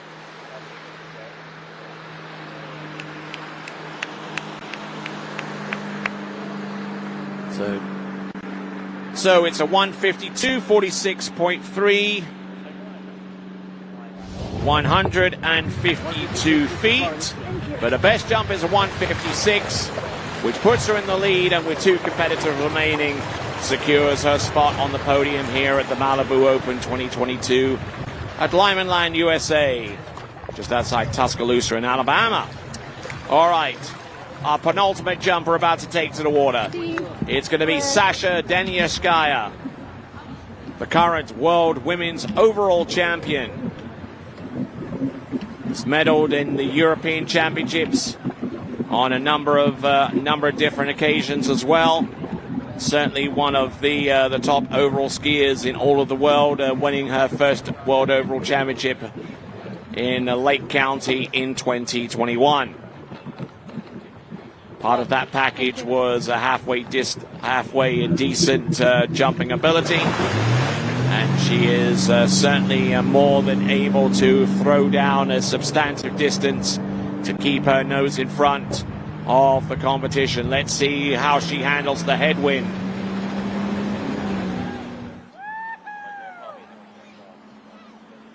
Straight into the jump course, almost no time for settling in.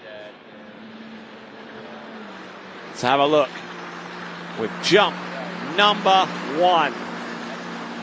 Sasha Denyaskaya wide up on the towboats. Does she take this one? Yes, she does, and it is enough for the lead.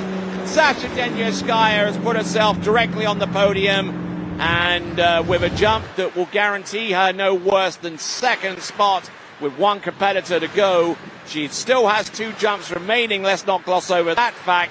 But I tell you what, she pounded that jump extremely well with a lot of speed and getting a lot of height off the top of the jump there, and just has that 167 feet, 167 feet, or 51 meters exactly, 167.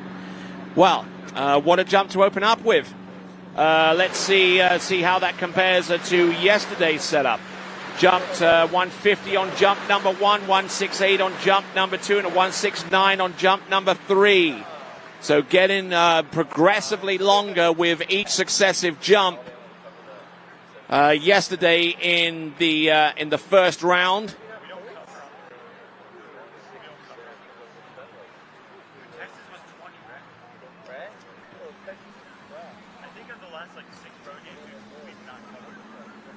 all right, here we are with Sasha Denyaskaya. Turning off the 600.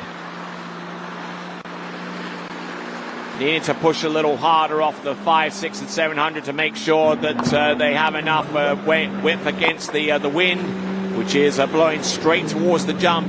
I didn't think she connected all the way with that second jump. It will be a significant distance, granted, but probably nowhere close to 167 feet or 51.0 meters.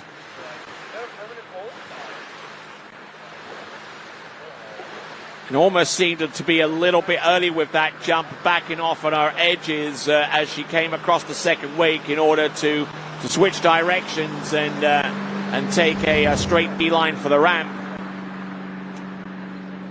152 or 46.3, 46.3 or 152 feet. But still means that her opening jump of 51 meters exactly, or 167 feet, is the lead distance, her best distance to boot. As we look on dockside and see our final jump competitor, Hanna Streltsova, get ready for the 3 jumps that will be heading her way.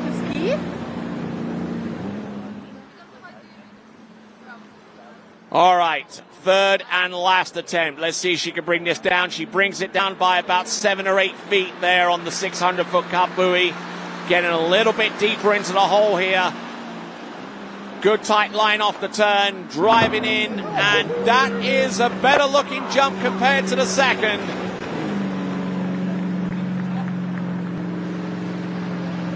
Great jump in there on jump number 1 and jump number 3. The question is, will one be further than the other? Will 3 be further than 1, or will it be the other way round? I suspect this one is going to be very, very close. It is all 169 feet or 51.6, 51.6, 169 feet in comparison to yesterday. 51.6 is about 10 centimeters further than what she jumped yesterday with the same imperial distance of 169 feet. So well done there, Sasha Denyaskaya. So her furthest jump of the weekend by the third of the length of a standard school ruler.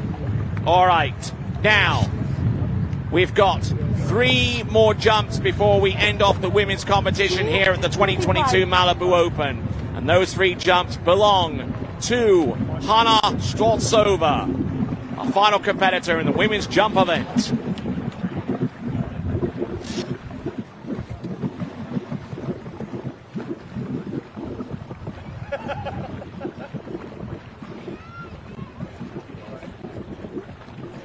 Just waiting for the final instructions for Hannah.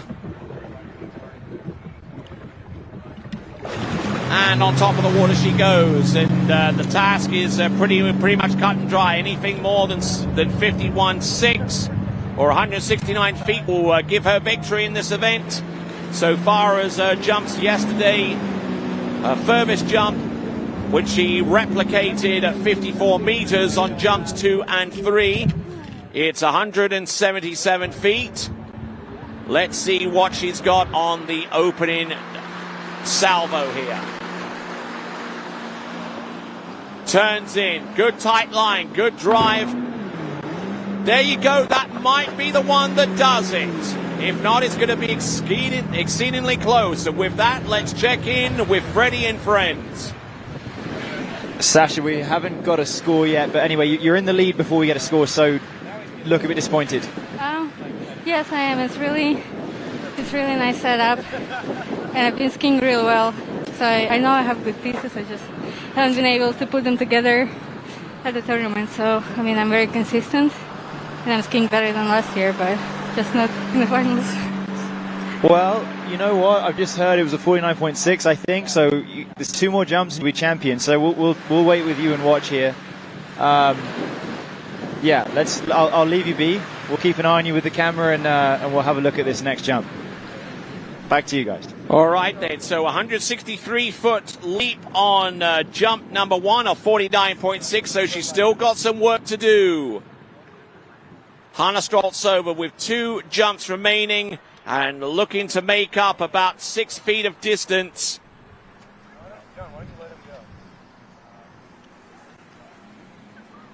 Here we go. Continue to vote for your skier of the day by going to waterskibroadcasting.com/vote. waterskibroadcasting.com/vote. Let's see what Hannah can do on jump number 2. Taking a later approach. Oh yeah, taking a bag worth of speed into the jump there and almost hanging it on the bottom right-hand corner. This was significantly later off the turn. Just drills that wake, and then off the second wake just absolutely just blasts the jump.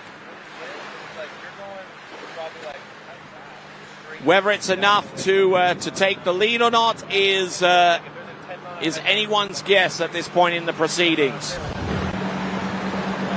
The jump distance should be revealed to us any moment now. She is working off a 163 on jump number 1.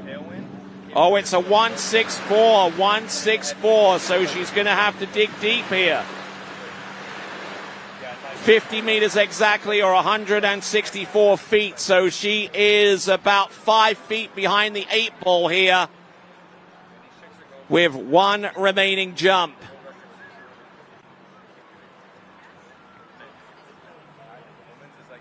Direct headwind blowing in towards the jump, so she definitely has plenty of loft available underneath her skis, provided that she can use it. Bringing it a little bit further down course, and here comes Hannah Streltsova. A little bit more push and to go deeper into the hole. Let's see how light she can turn. Turns in, drops in hard off the second wake. And that is going to be closer. The question is, will it be enough? She jumped 177 feet yesterday, so she definitely has the potential of producing a jump that could take the win. She's definitely on the podium, no 2 ways about that, but how high up the podium will she eventually get to? It's going to be exceedingly close from what I'm able to tell from the initial reckoning. Okay, it's 52 meters exactly. 52 meters exactly. It's 171 feet. Your winner of the Malibu Open 2022 Women's Jump Competition, returning to the dock, is Hannah Streltsova.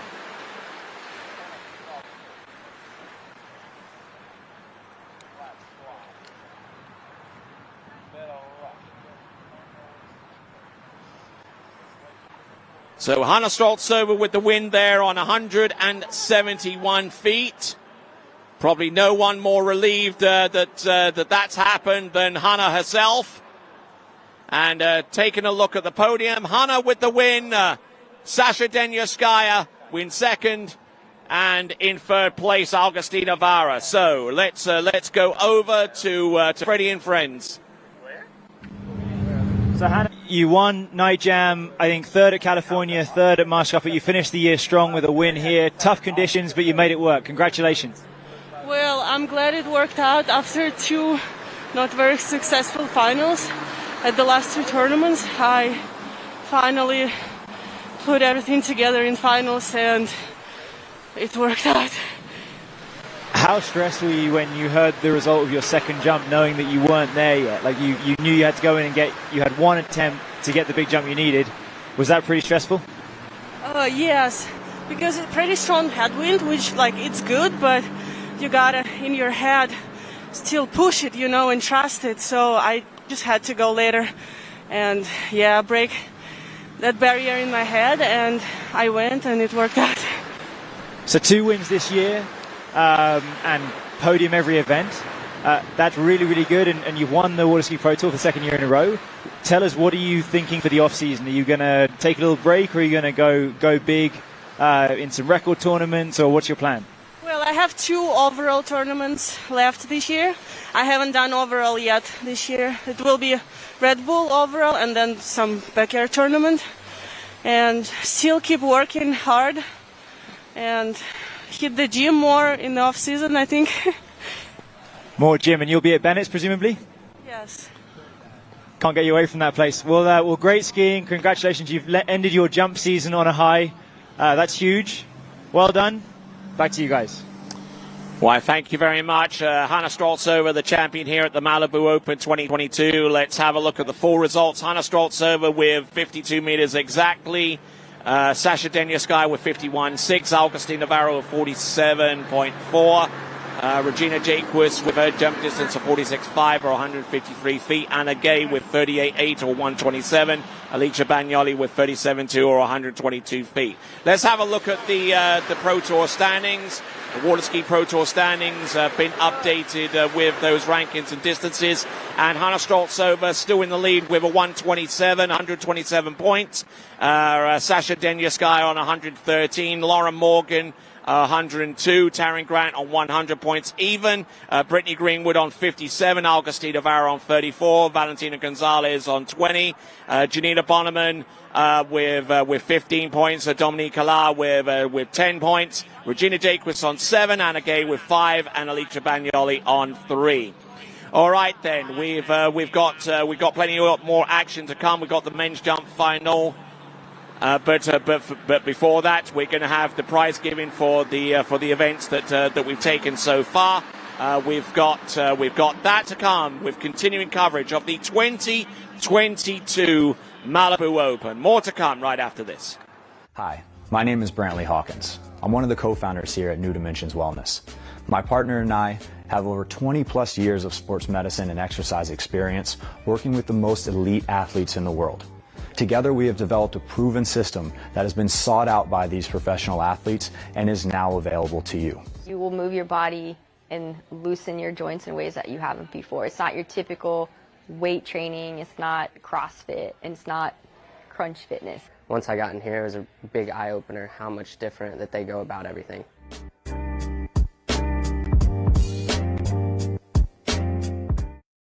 From our home base in Birmingham, Alabama, we are here treating patients from every generation across the United States and from around the world. We're here for the rookies and the dreamers trying to make a name for themselves. We are here for the achievers who are resilient and won't take no for an answer. We're here for the coaches, athletic trainers and mentors who are shaping the next generation of legends. We are here for you, aggressively pursuing victory over injury.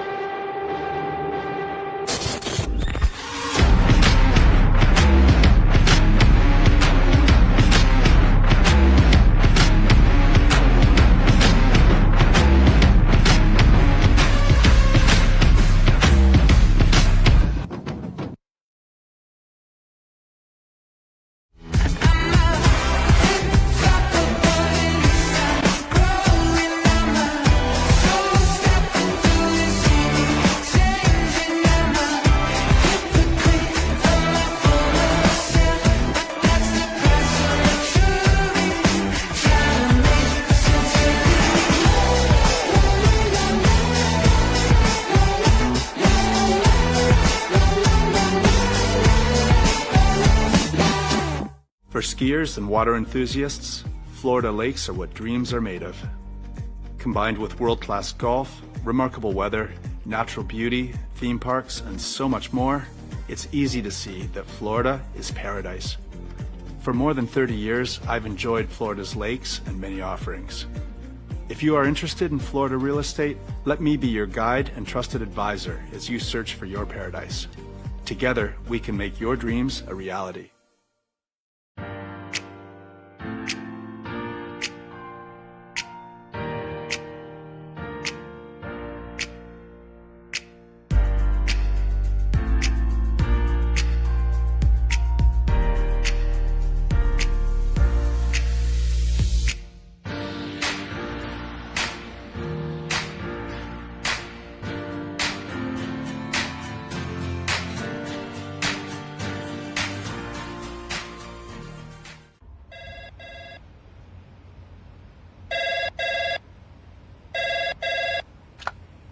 Thanks for calling Wake House. This is Brian. How can I help you?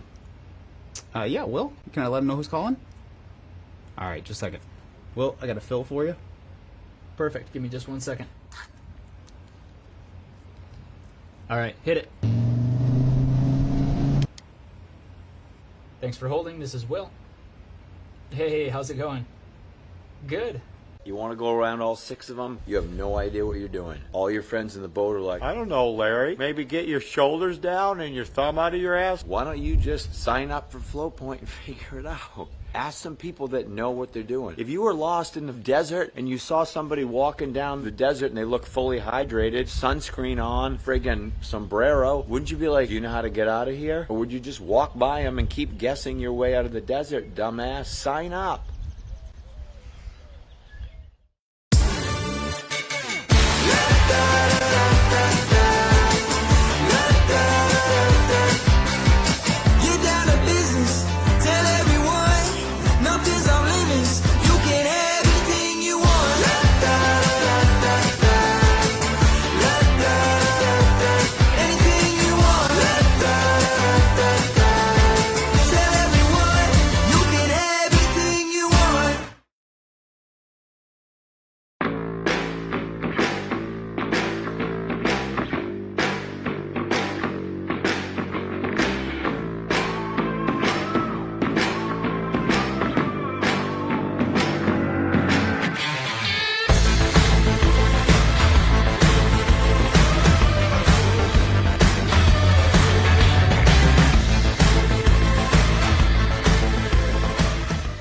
Try match play at bplayfield.com.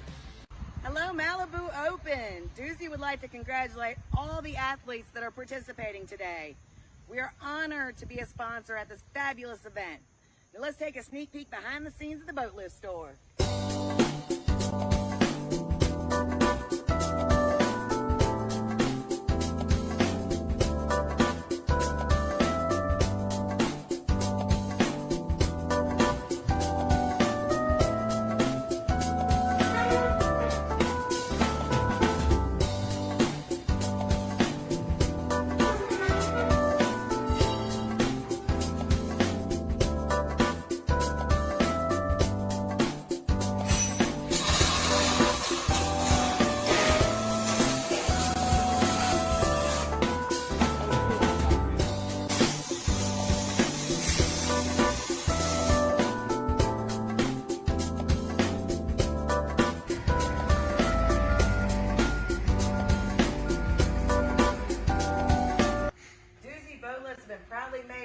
North Carolina on beautiful Lake Gaston since 1984.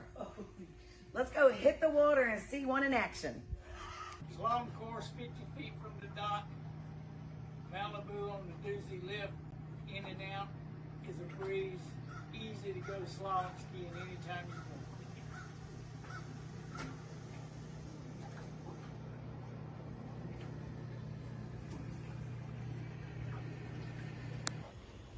Good luck, athletes, from the Boat Lift store. Mind the Doozy!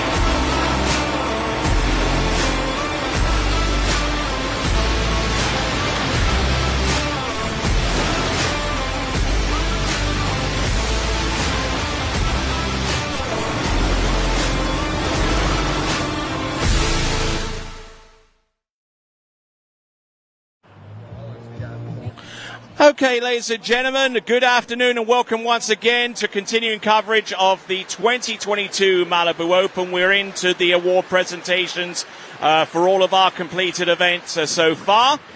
Before we actually get into those award presentations, so far as the skiing action is concerned, let me tell you about the men's audience prize winner. It's Rhonda Powell. She accurately predicted the podium for the men's, and in the women's audience prize, it is Kevin Roundhole. We congratulate those watchers, those members of the audience who have won those skis there. All right, so let's go into the first of our award presentations. It is going to consist of the tricks event for the men. In fifth place with his score of 4,140, it's Felipe Miranda.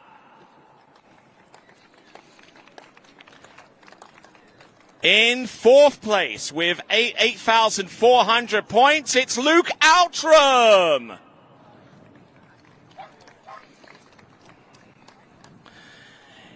All right, your top three consists of, with 9,970 points, Martin Coleman. Second place, with a point score of 11,440 points, Jake Abelson.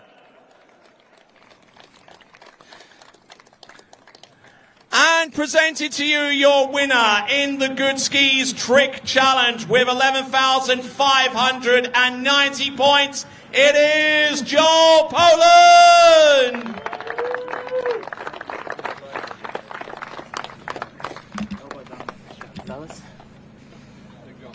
Okay, podium.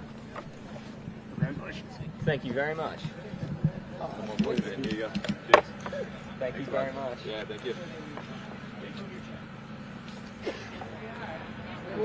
Presented to you your men's trick winners. Oh, and by the way, stick around, Joel, because with 30% of the vote, you are the skier of the day. Everybody's in front of it.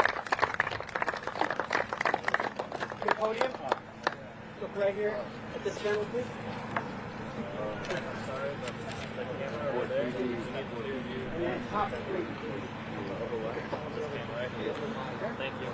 All right, Joel, just stick around for a second. I'm sure you got a few things to say. Let me relieve you of that, and give you the mic. I'm not really too sure what to say, honestly. Thank you, everyone. Thank you, everyone, for putting on this event. It's been a pretty fun weekend so far. I'm excited to jump later on. I'm hoping we're going to get some good conditions, but yeah, I'm just happy to be here and glad to be part of water skiing. Ladies and gentlemen, your men's trick winner, Joel Poland, and you want this, won't you? There you go. Indeed. All right, then. So now we go into the women's slalom results.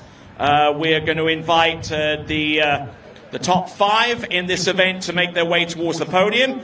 And in fifth spot, with her score of 4.5 at 11.25 meters, it's Alice Bagnoli.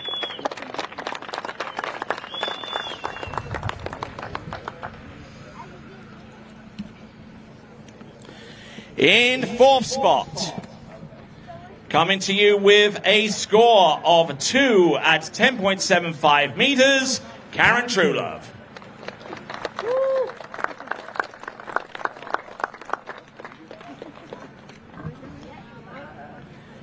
All right, here we go. Top three consists of, in third spot with a score of 2 at 10.75 meters, Jamie Ball.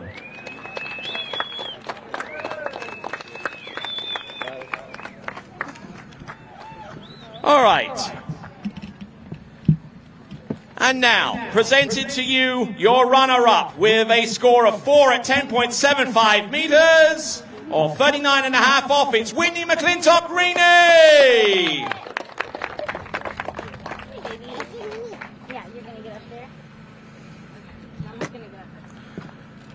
There you go, buddy. Get up it. And now presenting to you your women's slalom champion here at the 2022 Malibu Open with a score of 1 at 10.25 meters. It's Regina Jaquez!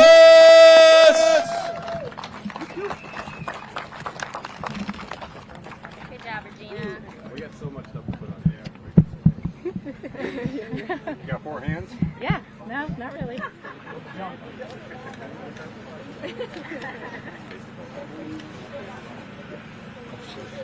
These wonderful decorative skis provided to us by DB Ski.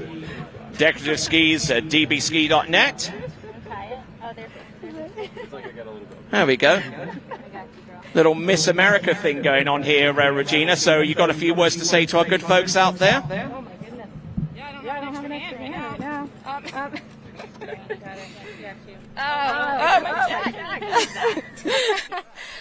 No, thank you guys. It was awesome to be out here at Lyman Land. The conditions were great. The girls slalomed amazing like always. And thanks to all our sponsors that wouldn't be here without them. And the whole Malibu team, Malibu Boats, thank you so much for always having our back. This is our 14th consecutive one, and we're ready for the 15th.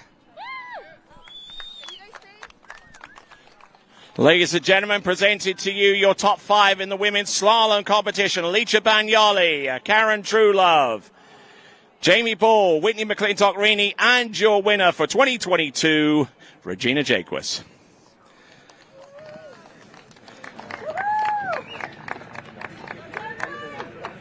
And also give a big shout out for Zane there. Can I get top 3, please? All right, we now move on to our slalom event. Your top 5 consisting of these skiers. In 5th place with a score of 2 at 10.25 meters, Sasha Deska.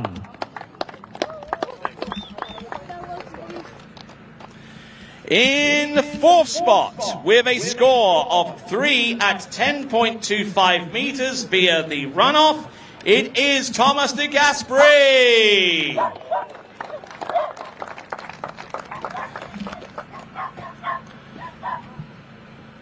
Third spot, also with a score of 3 at 10.25 meters, Stephen Nephew.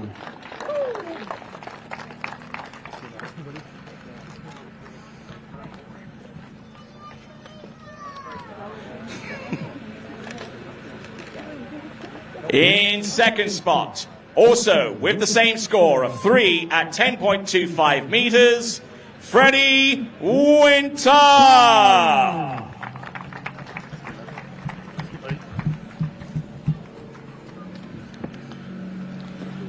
And now presenting to you your 2022 Malibu Open Men's Slalom Champion, also with that score of 3 at 10.25 meters. It is none other than Will Asher!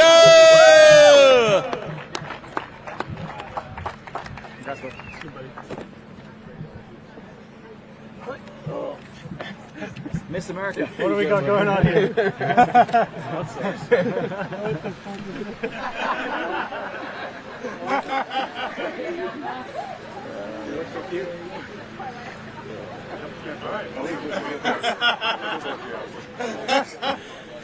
Safe to say, Will, you haven't looked cuter in years. I mean, I always want to be a pageant winner. I'd love to thank Lyman for opening up his site, such a beautiful spot, and for Malibu Boats for hosting such a great event. The competition's fierce as ever. I love the men's slalom skiers I get to compete against, and I feel honored to stand on the top step. Let's keep this going, and thank you, everybody.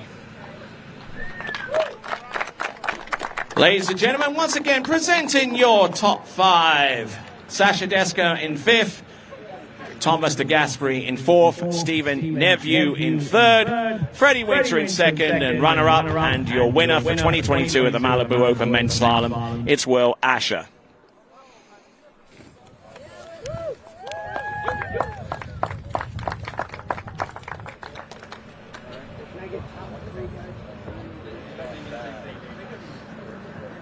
All right, now we go on to the final event for which we have definitive results for. It's the women's jump results. And we will invite all six to the podium. So in sixth place with 37.2 meters or 122 feet, Alice Bagnoli. In fifth spot with 38.8 meters or 127 feet, it's Anna Gay. Hey, Will. I got wrapped in the car. All right. In fourth spot with her jump distance of 153 feet or 46.5, Regina Jaquez. Oh, you're fine. And now, presenting to you your top three. In third spot, with 156 feet or 47.4 meters, Augustina Barra.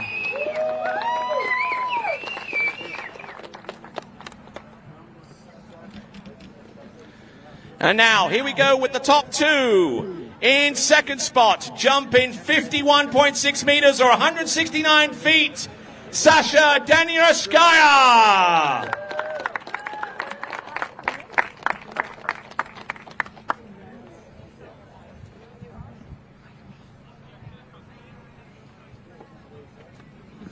And now presenting to you your winner of the 2022 Malibu Open Women's Jump Competition with a distance of 171 feet or 52 meters exactly. It is Hannah Straltsova. Congratulations. Good. All right, get a sash.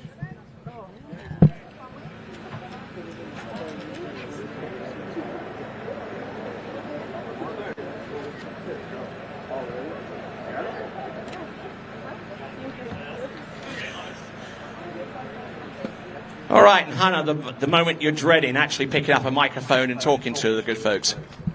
I'm glad I won. Well, last two tournaments I didn't do my best in finals, so I'm glad I put everything together and it worked out. Well, all the girls jumped well in that wind and conditions. So, and thank you to the organizers. We're having another great event. Excellent stuff. Ladies and gentlemen, let's give it up, please, for our top six jumpers. Alicia Bagnoli, Anna Gay, Regina Jaquez, Augustina Vara, Sasha Deniuskaya, and your winner for 2022 here at the Malibu Open in the women's jump competition, Hannah Straltsova.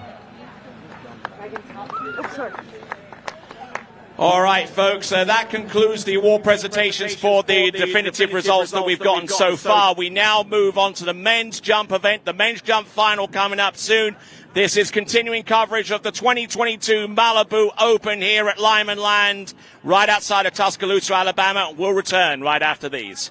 Hi, my name is Brantley Hawkins. I'm one of the co-founders here at New Dimensions Wellness. My partner and I have over 20 plus years of sports medicine and exercise experience working with the most elite athletes in the world. Together we have developed a proven system that has been sought out by these professional athletes and is now available to you. You will move your body and loosen your joints in ways that you haven't before. It's not your typical weight training, it's not CrossFit, and it's not crunch fitness. Once I got in here, it was a big eye-opener how much different that they go about everything.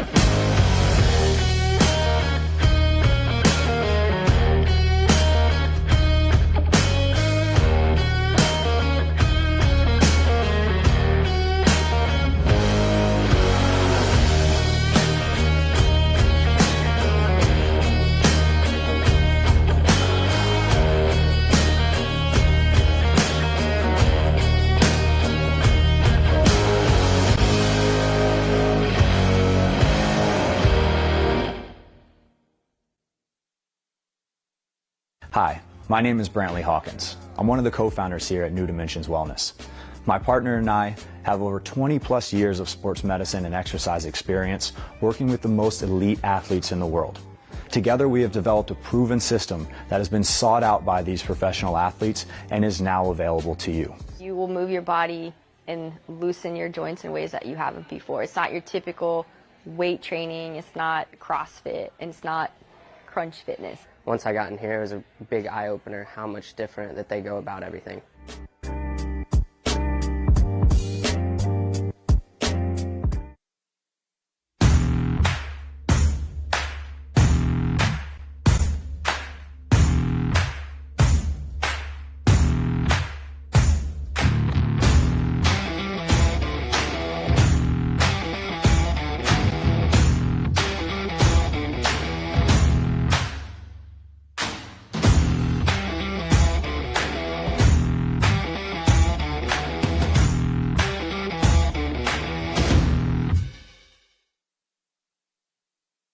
From our home base right here in Birmingham, Alabama. We are here treating patients from every generation Across the United States. and from around the world. As respected industry leaders, We are here. Working hard for you. in an effort to provide you with Excellence in sports medicine. Excellence in research and education. And excellence in sports injury prevention. we are here for you, aggressively pursuing Victory over injury.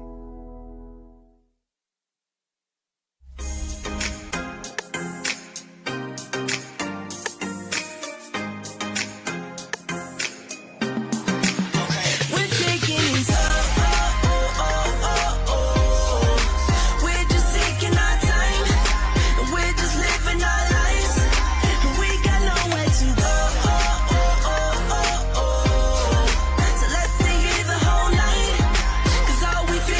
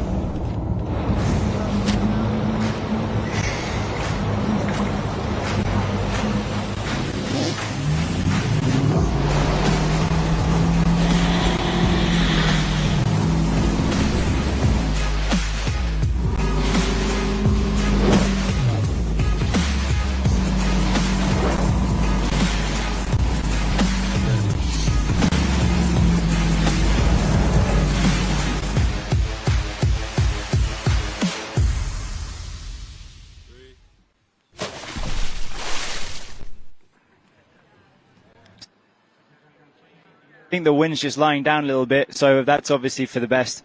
You're first out. How are you feeling going into it? We've been playing around this weekend. We've been trying to do the best we can with the situation that we've got. But as you say, the wind just died down, so I'm hoping it can stay like this. We've been getting to the point where it gets to 4 o'clock and it starts looking okay for the jumpers. So fingers crossed we can all get out there and the conditions kind of stay the same for everyone. And I said the same to Regina yesterday, who's obviously been a massive part of the event, but so have you. I haven't seen you. You haven't stood still. You've been doing everything for the jump event, for the slalom event. How much time have you had for you? I skied enough. We obviously put the new jump course in, and I've been testing that out. We've been testing boats, and we've been trying to get the event as good as possible for everyone. Thank you, Malibu, and everyone else that's been helping us out. They've been great with supplying as many boats as we need. So hopefully we can get going here and get some good jumps. And you are the defending champion, I believe. You won last year. Yeah. I got the champ last year, so we'll see this year. I don't know. We'll see. We'll see how we go. Good luck. Back to you guys. All right, then. Getting ready for the jump event. I'm Tony Lightfoot. I'll be joined in a few moments by a couple of great pro skiers, and I'll introduce them to you very, very soon. We got the men's jump final, and the first competitor out will be Jack Critchley. He's getting ready right now. As you could probably tell, the ramp has moved yet again from the opposite direction all the way down the lake, all the way through nearest to the dock. It's a regular configuration to basically mitigate problems associated with the wind and also the sun glare as well. So, most complex thing about, and he's basically breaking down his swing. But there's this part where he's. So we got Freddie Krueger there getting ready and getting ready for his free jumps. He'll be jumper number 8 off the dock. He jumped a little over 220 feet yesterday. As we continue to rock away through to our very last event, we've done the prize presentations for all but this event. Rather unusual format, I do have to say, and I have to admit, but it seems to have worked out, and now our full focus of attention will now be on the men's jump finalists, starting with Jack Critchley. To work our way around the lake and work our way around the official cabana, where we see Emil Ritter getting ready for the free jumps that he will have to work with. And here is the running order. Jack Critchley will take to water first, followed by Felipe Miranda, then Igor Morozov, Emil Ritter, Ryan Dodd, Joel Poland, Will Roberts, and Freddie Krueger. And we'll check in dockside with Freddie and friends. Freddie, I've just walked in on a conversation of you talking about a golf swing. Are you going to get your mind on some jumping in a minute, seeing as you got to go and win the tournament? Yeah, well, there's time for that. We got an hour or so before I get out there. So, no, we were just joking about the difference between slalomers and jumpers. And but yeah, no, it looks like we're getting ready to get fired up here. And Jack will go out and tell us how it feels. And Poland and I were just having a conversation about the fact that as the longer it goes on, potentially the better it gets for the guys at the end. So, hopefully that hard work yesterday pays off.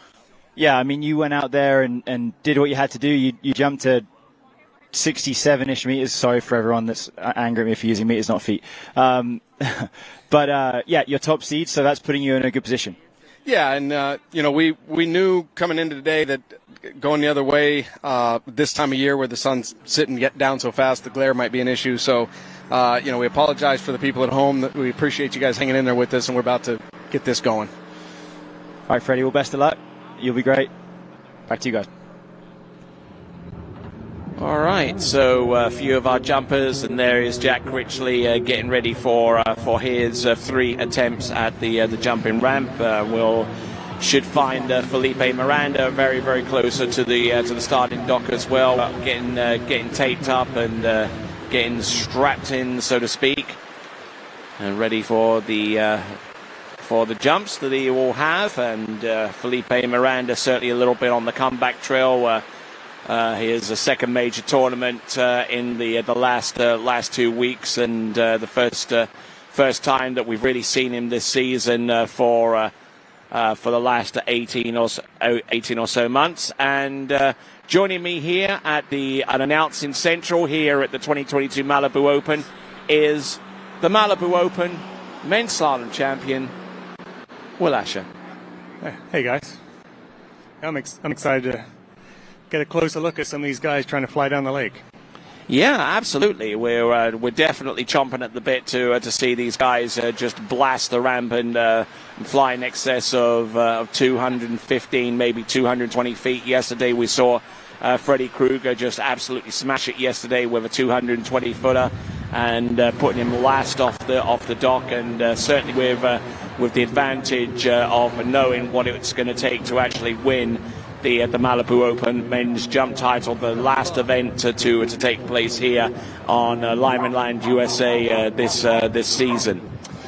Yeah, it seemed like yesterday the event was gearing up really well. You could tell a lot of people were playing for the finals. They just wanted to do enough to get in. They wanted to spend the rest of their time on the lake to understand what they can do to jump further today. And I'd anticipate that the 220 that Freddie put out there would probably not be the winning distance. I think he's probably aware that's probably not going to be enough. And all the guys before him are going to be gunning to chase down that target and take it beyond where it is. The wind's been up and down. The women jumped the other direction, and then now we have the sun to contend with going that way. So they've spun it, and the forecast is the wind's going to keep dropping. So conditions look great. They got the boat dialed in. We got such a great drive. You got Chris Eller behind the wheel, and do an open cut on the way down. I predict big jumps. All right, let's see. And the obvious advantage that the men's jumpers are going to have with the ramp being positioned the way that it is right now is that the jumpers will have almost the complete length of the lake to get themselves situated into their jump skis. You know, we're just trying to get as much soap out of those bindings as possible and get those bindings in constriction mode. Yeah, that's a big advantage to these guys. They get to, like we said yesterday, they get to take a look at the ramp as they go past it. They get to stare it down. They get to have a little moment with it. And it's really valuable. You know, it's such a mental game. They got to get mentally prepared to cut as late as they can, take as much pull as they can, and then kick it and trust everything's going to be okay. This is what the years and weeks of preparation have been down to, and I'm excited to see it. All right, and Jack Critchley, for his part, making his way into the men's jump final, having jumped a distance of 61.6 meters, or 202 feet as his best jump. That was on the last attempt of the three that he had at his disposal yesterday. But I suspect that Jack Critchley isn't going to be altogether satisfied with that. He'll be looking for a lot more, and he'll want to try and put a jump out there for the others to chase down. Coming in, opening jump. Oh, and not the best of position, and then off the top of the jump, leaving that one, I suspect, just a little late. Yeah, you can tell right off the bat, Jack's here for business. He wants to start strong, and he wants to keep that going. I think that's what he wanted, is just really early. You could see they hit middle of the ramp, didn't want to pass. All right, and let's check in dockside with Freddie and friends. Joel, you won the trick event, you made the finals of the slalom event, you're going for a big jump here, presumably to really push from an earlier position and go big. Yeah, pretty much. That's the aim. Ideally, go big. I mean, we've got Dodd before me and Ryan after me. There's a guy between us, Will, who jumped pretty well yesterday. So it's going to be nice. I'm kind of like sandwiched in there. I kind of get to see what Dodd does and then try put a bit of pressure on for Freddie. But yeah, conditions are looking pretty good. Tailwind's gone away, so it should be fun. So you slalom tricked and jumped on Thursday for practice, and on Friday for the first round of this tournament, and you've slalom and tricked already today. Are you exhausted? Yeah, so I'm twice today. Knackered. I took a nice little nap. I'm slowly warming myself back up, and any minute now I'm going to run around the lake and get myself going again. All good. This is let's just go back to Jack and see his jump. Back to you guys. So 41.8 on jump number one, and I don't suspect that jump of of 137 feet is going to be seriously outstripped with the distance on jump number 2. It just seems to be really, really untidy at the moment and struggling to get his bearings into place. Yeah, he looks like he's definitely locked in out of the turn, and then he's just not taking it through the ramp. Just seems like he's got half the package, needs the second half. All right, so we're waiting on the distance. Oh, it's 54. 54.1 or 168. 54.1 or 168 feet. And when it comes to calling upon, actually 177 on that jump. So when it comes to calling upon expertise for analysis, I pick 2 high-level slalom skiers for the jump event. Will Asher, the champion of the men's slalom, and Regina Jake was the champion of the women's slalom. So good afternoon. Good afternoon. Excited to be here, and I'm hoping Jack can put one together. He's worked hard this whole week getting the site set up so that we could have a great Malibu Open, and he'll pull one off. He's got 3 chances. That's the good thing about jump. We just need him to get set up and be a little bit more dialed in out of that turn, not go so hard so soon. And I mean, what must be going through his mind right now with those 2 atrocious-looking first jumps? Let's see what he does on the third. A little better. Yeah, still blocked it a bit, but that would have been a good one to start with. And not what he wanted, but it's hard to jump. Yeah, you could tell he was locked in out of the turn how he wanted, but maybe, Jack likes to bring it into the course. He likes to go pretty late and commit with that direction into the base. You could tell on the second one was maybe a good spot. It's probably a little bit too early, and I'd say maybe on the last one he ended a little bit too early too. It's a little tricky. The wind is pretty stable now compared to earlier, but still a tailwind. Not the most ideal situation, but still, I just think he never was in the course as much as Jack always likes to get there. Yeah, he's a very committed jumper. He's looking for that 230. He's not looking for 200, 204. He goes there's no in between. Yeah, he wants to put one down the lake and make the guys in the dock sweat. And you could see that was his approach from the turn. He just wasn't able to get where he wanted to be. He'll be back. He always is. All right, then. So looking at the starting list, and next skier to leave the dock and get ready for his free jumps, it is going to be Felipe Miranda, former 2-time world overall champion in 2013 and 2017, and certainly has some great credentials within the sport of tournament water skiing. Pan American champion, Pan American Games champion in a whole slew of events, and but his favorite event out of the 3 is the jump event.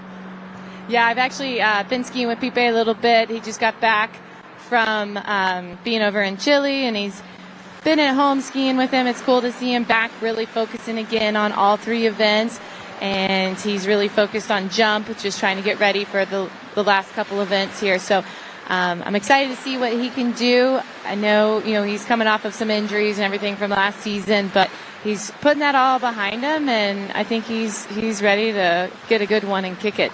All right, so just to clean up things so far as Jack Critchley is concerned, a 59.2 meter jump or 194 feet 194. So that's the lead at this time, and Felipe Miranda selecting X on the 0 off. Let's see what he's got on the opener. Tidy looking jump. Yeah, I'm already seeing more commitment from Pipe today. You can tell yesterday it was a lot about making the final and getting his legs back. And let's check in dockside with Freddie and friends. Igor, you're actually quite a nice little spot, right? You've got a few skiers ahead of you to see what's going on, and then you're going to be able to put the pressure on the guys after you. Yeah, well, I hope so. We'll see. I think at this point it's, a bit of a luck with the wind. If you get a gust or you get a better condition, so I'm just hoping I get something decent and, put some score on and see what's going on after me. Yeah, go. We're going to be watching, mate. Well, I'll leave you to get ready. Good luck. Back to you guys.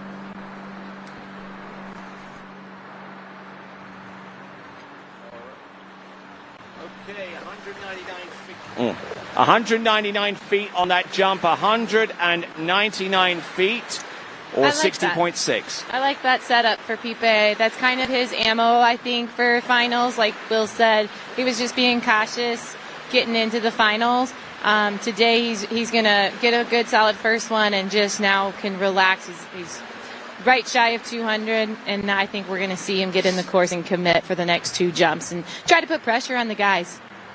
Yeah, he's more than capable of it. You know, he's just looking for that confidence that we've already seen him have in the past. Right, here he comes. Jump number 2, already working from 199 feet. I don't suspect that one's going to be any further. No, I actually like the setup, though. He just kind of came in right at the base. He just didn't trust himself and kind of pulled in on his arms, got off balance. And I think if he can do that same cut, get in that same position and trust where he's hitting that ramp, I think he's just feeling a little rushed because the turn is good. It's just after the second wakes, he doesn't truly understand where he's at. Yeah, you see him start to lift the handle across his body, and he loses that left hand pressure, and you can see it just kind of rocks him to his heels, and the handle comes to the inside. You'll see on his bigger jumps, that left hand and his left shoulder will keep driving through the ramp, and he's going to get a massive kick off the top. You can see here, he knows it. He likes his setup. That's good, though. That's what he needs. He needs to feel that pull, and then he just needs to commit to that bad boy. Yeah, and I like it. I like he took it. That's one thing we've been trying to work on with him in practice is even if you're not in that position that you want to be, if you're still safe, go over. So you can start seeing it and getting the confidence back. So I'm glad he went over, and I'm sure he's going to take a deep breath here and try to be in the same spot and commit into the ramp. All right, here he is coming in on jump number 3. Now, whenever he was jumping last week, I did spend a little bit of time and found out about his managing expectations. He wants to try and obviously get as far into 200 foot as possible, but at this moment in time, even if he only jumps 199, he'll consider that something to work from and a learning experience. Let's check in dockside with Freddie and friends. So I'm here with Donald Connolly, a man who you may not know, but his technology has and is revolutionizing the sport in Splash Eye.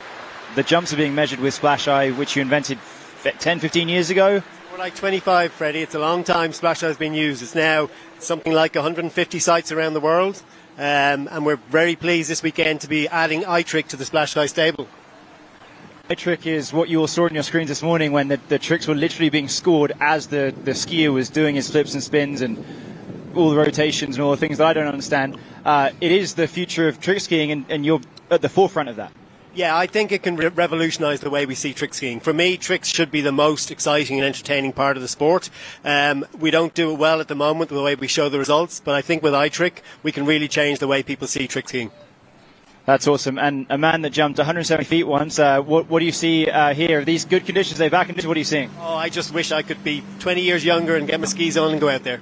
Well, you're doing your bit for the sport, and thank you so much for doing that. Back to you guys. Well, thank you there, and Donald Connolly with his innovation of iTrick. You can find out more by going to splasheye.com, splasheye.com, to find out all of the products under the Splash Eye stable. Just looking at Pipe Miranda with his last jump and just flattening off a little bit just before the base and just sitting back as a result and just not getting fully stable off the jump. Yeah, that seemed like the right spot. He just maybe missing that confidence or the commitment just to, Pipe of a couple of years ago, which is where he'll end up being, in a few more weeks in the future, would have just committed to that, drove through the ramp, and we would have seen something well past 200 feet. Is that kind of what you see? Oh, for sure. And you'll talk to Pipe. That's the first thing he'll say. I just need to get my confidence, which the only way to do it is get to a tournament and get that back and go through that period in that time frame. So yeah, get the butterflies, be on the dock with the guys. Yeah, feel that. Feel like you're going to puke. All right, then here we go. Our skier on the water right now, Igor Morozov, former European jump champion and former Malibu Open jump champion for 2019. Nicely done. Great start. Was a big jump. He had commitment out of the turn and he got his lift, so it'll be interesting to see what he looks like going into the base. All right, and with that in mind, let's check in the dockside with Freddie and friends. So actually, you came second in jump not so long ago, because I know well. They switched the ramp around. So do you want to take us through as an expert in your field? Yes, I mean, conditions definitely worse for guys than they were for girls because all this nice headwind that girls had, now they have tailwind for guys, and it's a little bit up and down. So it's definitely not the easiest setup, but guys have a lot of experience. They're being smart, so hopefully this event goes without any injuries, and yeah, everybody's staying smart and safe. And just quickly, to the morons like me that don't really understand explain why a headwind is better than tailwind. So when you kick the ramp, you have the pressure from your skis, right? So if you make a mistake, you have more support, right? But like with the tailwind, if you kick and make a mistake, you have all this wind pushing you down. So you have less time to recover and also like more uncontrollable speed. Sounds good. I now know more than I did. Thank you very much. Back to you guys. Okay, coming in on jump number 2, Igor Morozov. For the first jump, he jumped 60.9 or 200 feet. So he's in the lead, and he definitely is going to want more than that. Another solid jump. He looks good and comfortable out there. He looks good. I'd love to see the full package from the turn through the ramp and get his lift from the screen we're looking at, because we missed a little part of the puzzle. I'm seeing turn, I'm seeing commitment, and I'm seeing lift off the ramp, but we can't tell if he's committed or getting separated at the base. Yeah, and he pulls in pretty high in a turn, so he's already kind of sitting in the heels before he even crosses the wake. So that's. I would say it's a bigger jump. He kept the line and he committed to the ramp. And that commitment is rewarded with a 205, 205 feet or 62.5. It's kind of like we talked about yesterday with Igor. He has a little different setup with his sling, and he always looked more separated. But I think the way the sling set up and the look we get is completely different to the feeling that he has. It has to be. I hope. I really hope. Because he commits to some stuff and he gets lift from places that if somebody else did that, you'd be like, this guy isn't getting his legs. And they wouldn't. And they wouldn't, yeah. All right. So it is interesting, with his sling setup that he has. Nobody else has it. And if you're watching at home, he does a different sling setup compared to everybody's normal sling that's on the right arm. Not sure what he ever did that for. Oh, handle up high off the turn. Now he's going to struggle to hold this onto this one, and indeed he does. So, looking back over our shoulders, the wind picked up just a little bit more tailwind. He probably thought to himself, hey, I want to bring it down the lake, and then wind decided to bring it down the lake as well. Well, he's just found out how shallow it is within about the first 15, 20 feet away from the shoreline here at Lyman Land. Get a picture of that. Lucky Joel Halley didn't do that. Yeah, that would have caused some serious problems, wouldn't it? Or maybe Benjamin as well, Stadelbaum. Yeah. All right, so Igor Morozov's best jumper, 62.5, actually 0.4 of a meter more than he did yesterday, so already ahead of the pace and putting himself in P1 right now. We've got Emil Ritter about to take to the water very, very soon. Yeah, if Igor looks at the number, he's probably not going to be happy with that, but he's probably also stood on the shore thinking he just doesn't know what it's going to take today. So, I mean, from what we're looking at, it's probably not going to be up there with the leaders, but you just don't know what's going on out there. We're thinking the guys following up are probably going to fly past that 205. Just looking over at the camera there, Igor Morozov after that effort, and Emil Ritter, who's definitely seen his stock rise in the last few months and the last couple of seasons, hasn't he, Regina? Yeah, it's awesome to see. Emil is probably about 2 years ago. He was very inconsistent, and he's just gotten his act together the last year and a half. He's consistent. He's making all the finals. It's great to see. So he's actually in Utah now, working at the Good Waterski's factory and skiing with Martin Coleman. And they've got a great setup. And mentally, I feel like he's in a pretty solid place right now, just because it's transferring back out on the water, and you'll see here his turns are just always solid. He stands up and he just attacks, and he's not afraid to attack. Yeah, the environment is such key, and I can imagine, every day with Martin, those guys just love the sport, and they're going to be pushing each other. See what he's got here on the first one. Just trying to go a little deeper into the hole and keep the good time line whilst they're keeping his water speed up. Here he comes, Emil Ritter, opening jump, and I think that one is going to be high 90s, maybe initially into the 2000s. Let's check in with Freddie and friends. So Felipe, pretty interesting being on the dock with you guys the last couple of weeks. I saw you come in last week. You were sort of almost, I don't want to say happy to be there, but you were just happy to be back, right? And now you come off the water and I can see you're frustrated. So that just shows, no matter where you're coming from, you're always wanting to be competitive. Exactly. Today I went out to do my cuts. I went out to get a nice feeling of the ramp, a nice look actually, and I got it. I got the turn. I got the first start. I got the first wake. Through the second wake, I need to commit more to that turn that I had. I had speed to go far, but I didn't commit in 2 jumps, not even the first one, just kind of like stay there. But I think it's just more tournaments. I got to keep going. This is the way to do it. I think what I did today is the right way. I just need to commit more in the ramp. And so it is a big difference. Like presumably your training between these tournaments. Is there a big difference in your training and your tournament? It's big difference, but I'm trying to make it more like a tournament practice so I can get back into it quicker. But I'm taking step by step, and I'm happy again to be here. Okay, well, we'll look back on it happy, maybe frustrated at the moment. Thank you very much. Back to you guys. Distance coming through. It's 192 feet there on the opening jump for Emil Ritter. Let's see if he's got anything left in the tank. Here he comes, second attempt. A lot left in the tank. Oh, it's bigger. Like that. See a bit more snap off the ramp on that jump. You can tell the first one seemed a little bit lazy, probably didn't have the pull through his sling, through his back arm. But here it seemed like he got a little bit more snap and distance. Hopefully that sent him further down the leg. It's just that commitment, isn't it, Will?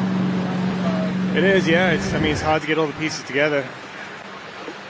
He de-weights nice, gets a good solid turn, and you can see he's still left some on the table though. He's still coming up a little bit, not driving all the way through like you would like him to see. Yeah.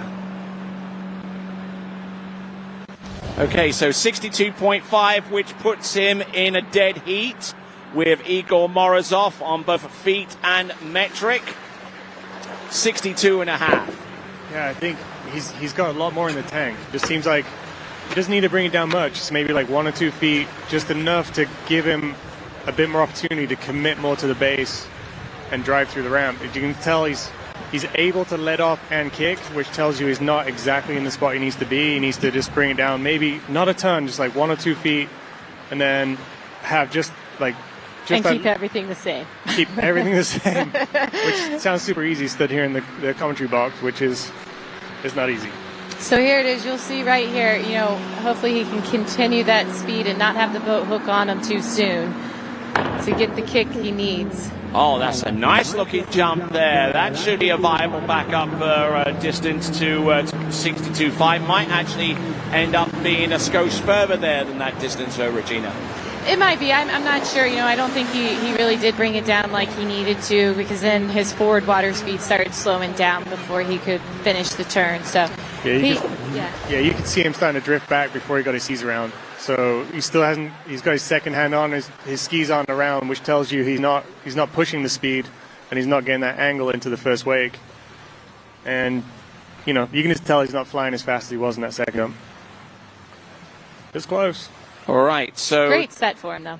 Yeah, indeed. And he's tied for the lead. Yep, he's tied with the lead with 62.5 at 2:05. Incidentally, that last jump was a 2:03 or 62 meters. Now, in a tied if there is a tied position for first when it comes down to the last competitor, if they're both tied for first, then it'll be a jump off. But in terms of the tie break between those two competitors, Igor Morozov and Emil Ritter, if there are a tie for any position other than first, then Emil Ritter actually has the advantage based upon the previous round distance. Yeah, we got Coach Wheeler down there on the dock. He's checking out the jumpers, making sure they're all in shape. Or biting them. Go further. Yeah, this is going to be interesting. We got the champion from last weekend, Ryan Dodd. We could and tell 240 feet from last weekend. So he's ready. that was a leap. We could tell yesterday, he took that jump, he got in the final, and then he passed the next two. And he alluded to it in his post-ride interview. He's like, I just didn't feel comfortable going over the ramp again, but he wanted to feel it out. So I'm excited to see what he puts on the table on his first jump. Yeah, it's cool to have seen Ryan. Me, Ryan, Will, we all went to school around at the same time, different universities, but I went with Ryan. It's cool to see Ryan have evolved with his jump skiing over the last 10 years, and how mechanical and how into every bit of this puzzle, from right coming around the turn and how he's pulling out for the six. He's studied this more than anybody, and it's paid off for him. Yeah, if he pulls out to the six that way, that's for a particular reason. That's to set up for his countercuts, to set up for his approach to the ramp. All right, here he comes, jump number one, edging away, bleeding off a little bit of speed, coming into the turn, drops in hard. And that's your leader right there, I believe. Yeah, that's a big jump. Ryan's always deceiving, he carries so much speed, so much direction. All right, and once again, let's check in with Freddie and friends. Emil, how'd you feel out there, mate? Well, it's kind of challenging out there. It's a tailwind going up and down. So it's a really mental set. I mean, you have to be really focused and keeping your direction, keeping the right time. But I'm happy. I think I went pretty far for what I was expecting. So happy. That's good stuff. And you're tied with Igor at 62.5 meters. And sorry, again, not getting the feet in. That means you'll go ahead of Igor and count back based on your previous round score. Yeah, I mean, it's always bad for him because we tied, but I have the previous bigger score, so I'm happy I'm lucky this time. Well, good stuff. Congratulations. I'm glad you had a better set than you thought, and back to you guys. All right, then. So the opening jump, 65.9 or 216 feet. And Ryan yesterday already outstripping the distance that he produced yesterday of 64 meters or 210. So, but he wants more. He wants more. That was conservative, I'd say. He didn't have his full width. He didn't have his full speed coming into the turn, but he got what he wanted into the base. He's going to push this just a little bit more, and he's going to try and put those two pieces together. All right, let's see what he's got. Can he hold in a little bit more speed prior to the turn? Better. Yes, there's more speed in that turn. A lot of speed. There we go. Yeah, that was much faster. You could see it right there. He was hauling into the turn, and when you got a bit of a tailwind, I think the guy that can carry the most speed is probably going to be the guy who's going to jump the furthest, potentially. And first jump 216, it's better than what he did yesterday, but that's not enough for him. He knows that. Freddie went 220. He wants to put the pressure on the rest of the pack. And just holding so much speed off the turn and speed going in, allowing him to accelerate from a rolling start rather than a standing start.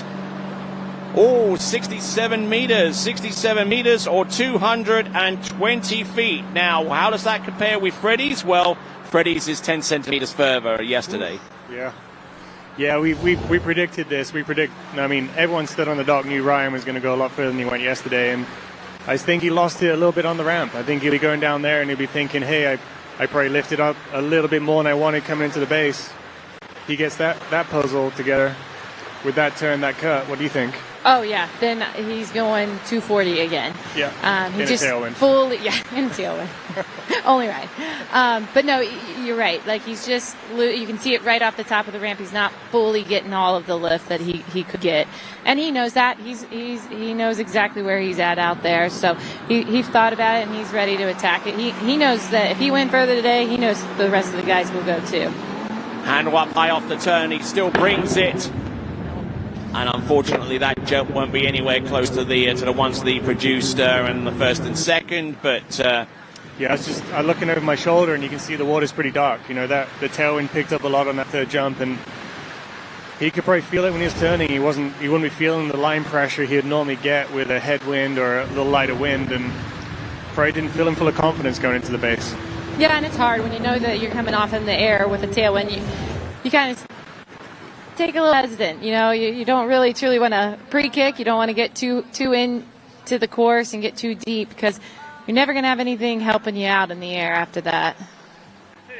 Yeah, I'd say that the second, and he ended up early there as well. The second jump, he kind of timed it perfect. He probably wanted a bit more of that on the third jump. It's going to be interesting to see how the next two jumpers piece this together. You know, as the wind does its stuff, they're going to have to keep their eyes up down the lake. They're going to have to understand and study the situation as it's changing.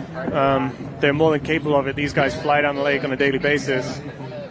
Oh, yeah. And it's not like they don't ever jump in tailwinds either at home. So, yeah, it's not like we wouldn't do it. So these guys do it all the time. And I'm sure Joel Poland's going to jump whenever he gets a chance. He seems like he has a endless amount of energy. Yeah, it's we'd never choose a tailwind in any aspect of skiing, but these guys, they practice in it and they understand what changes they have to make to be able to jump far in a tailwind. All right, then. So on the water right now, Joel Poland, just to clean up there on Ryan Dodd. That last jump was 58.7 or 193 feet. So there are two distances, two targets for Joel Poland. The first of which is obviously the distance of more than 67 meters, 220 feet. The second one is 69.7 because anything over that would represent a new world overall men's record in combination with his 11,519 tricks and 2 at 41 off in slalom. What's 69.7 in feet? 228. Feasible. This guy's a beast. I mean, what's his best? We're looking at a potential world overall record here at the Malibu Open. It's right around there. He's definitely capable of doing it. So if he's to achieve it, he's got to jump a full meter further than what he's jumped all season long. Let's have a look and see. He's definitely giving it. Boom. Yeah, no shortage of commitment on that one. Absolutely. Let's check in with Freddie and friends. Ryan, first off, congratulations. That's a big jump, 220 in these conditions. I heard you say two things when you got to the dock. You said stressful and you said painful landing. Do you want to speak to that? Oh, yeah. Yeah, I mean, it is. The site's great. Everything feels super dialed. The boat, I think the crew did a good job here. It's just, that tailwind's kind of straight down the lake. It's steady at least, but it just, when you kick one, get up there, the landing just, it's hard. A little bit of a bone rattle, but it's fun. And 220, I mean, you've got, I think, 3 jumpers left. How do you feel that's going to hold up? Probably 50-50. I mean, any one of the guys can pop a 221 or even, I've gone 230 in the dark in a tailwind, so you can do it. It's just, say 50-50. So you're now in the spot that Freddie was in last week, is, kind of waiting to see what happens next. Well, we wish you luck and congratulations for a big jump in somewhat challenging conditions for what it sounds like. Back to you guys. All right there, the first distance for Joel Poland is 64.5, 212 feet. That gives him currently 2571.85 overall points and leaves him some distance adrift from the world overall record. Here he comes, jump number 2. Oh, it's a big he's jump. getting there. Yep.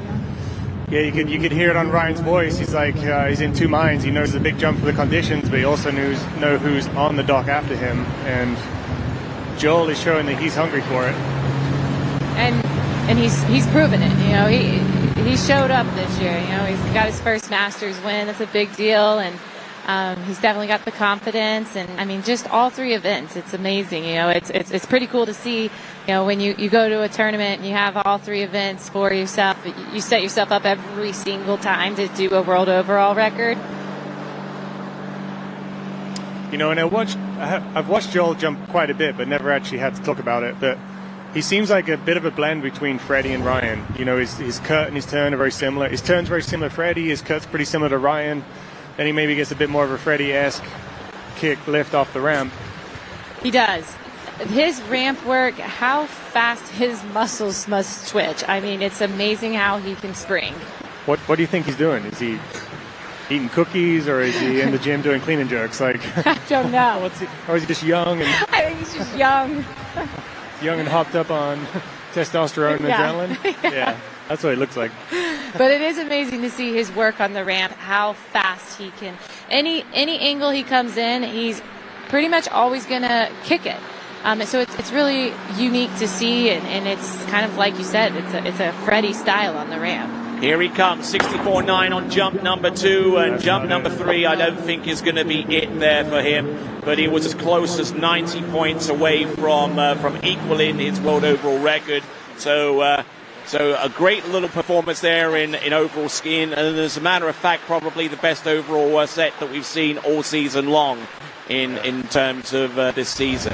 Yeah, he's incredible. I mean, just watching him ski in all 3 events, he's a student of it. He takes it serious. On the dock, he's a fun guy. He likes to play around, but you don't get to jump like this and ski the way he does if he doesn't take it seriously when it counts.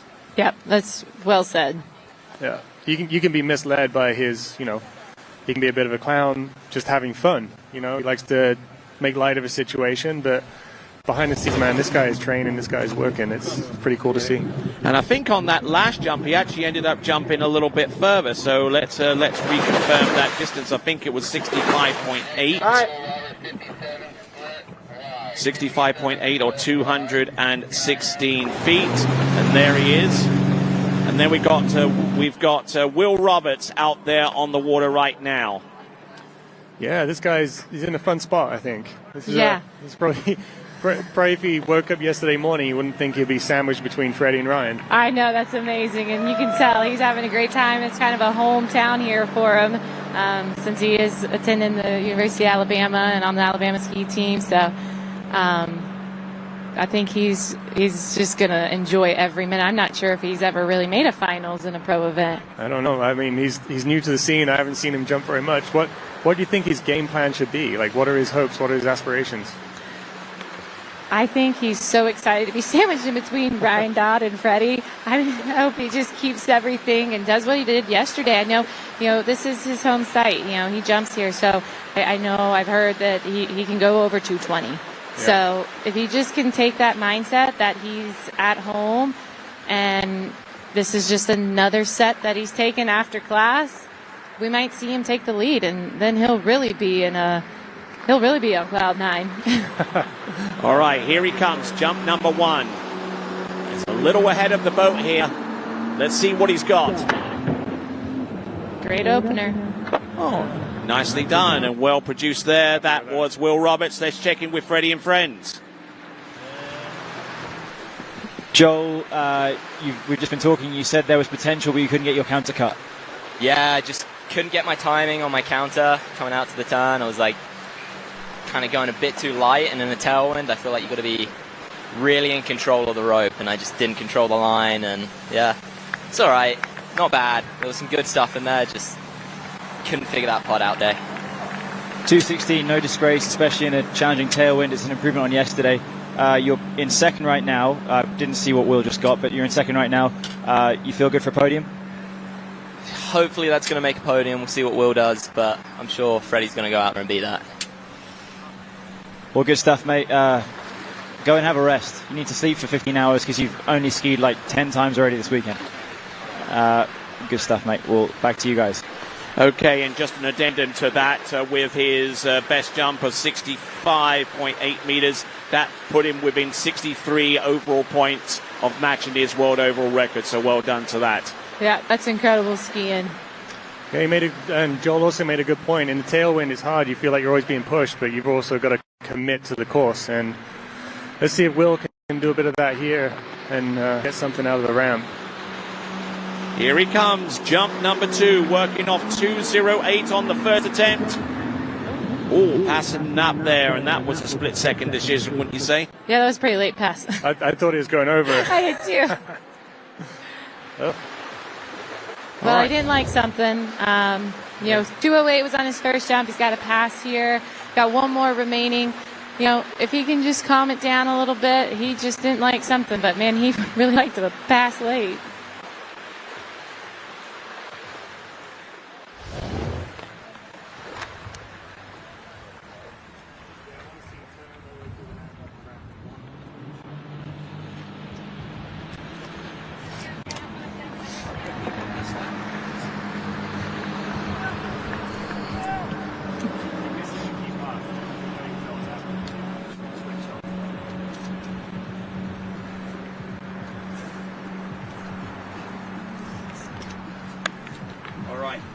All right, so looking at the starting dock and seeing Freddie Kruger prepare the same way that he's done for so many years. I mean, the consummate pro, Freddie Kruger, getting ready for the 3 jumps that he will have once Will Roberts gets done.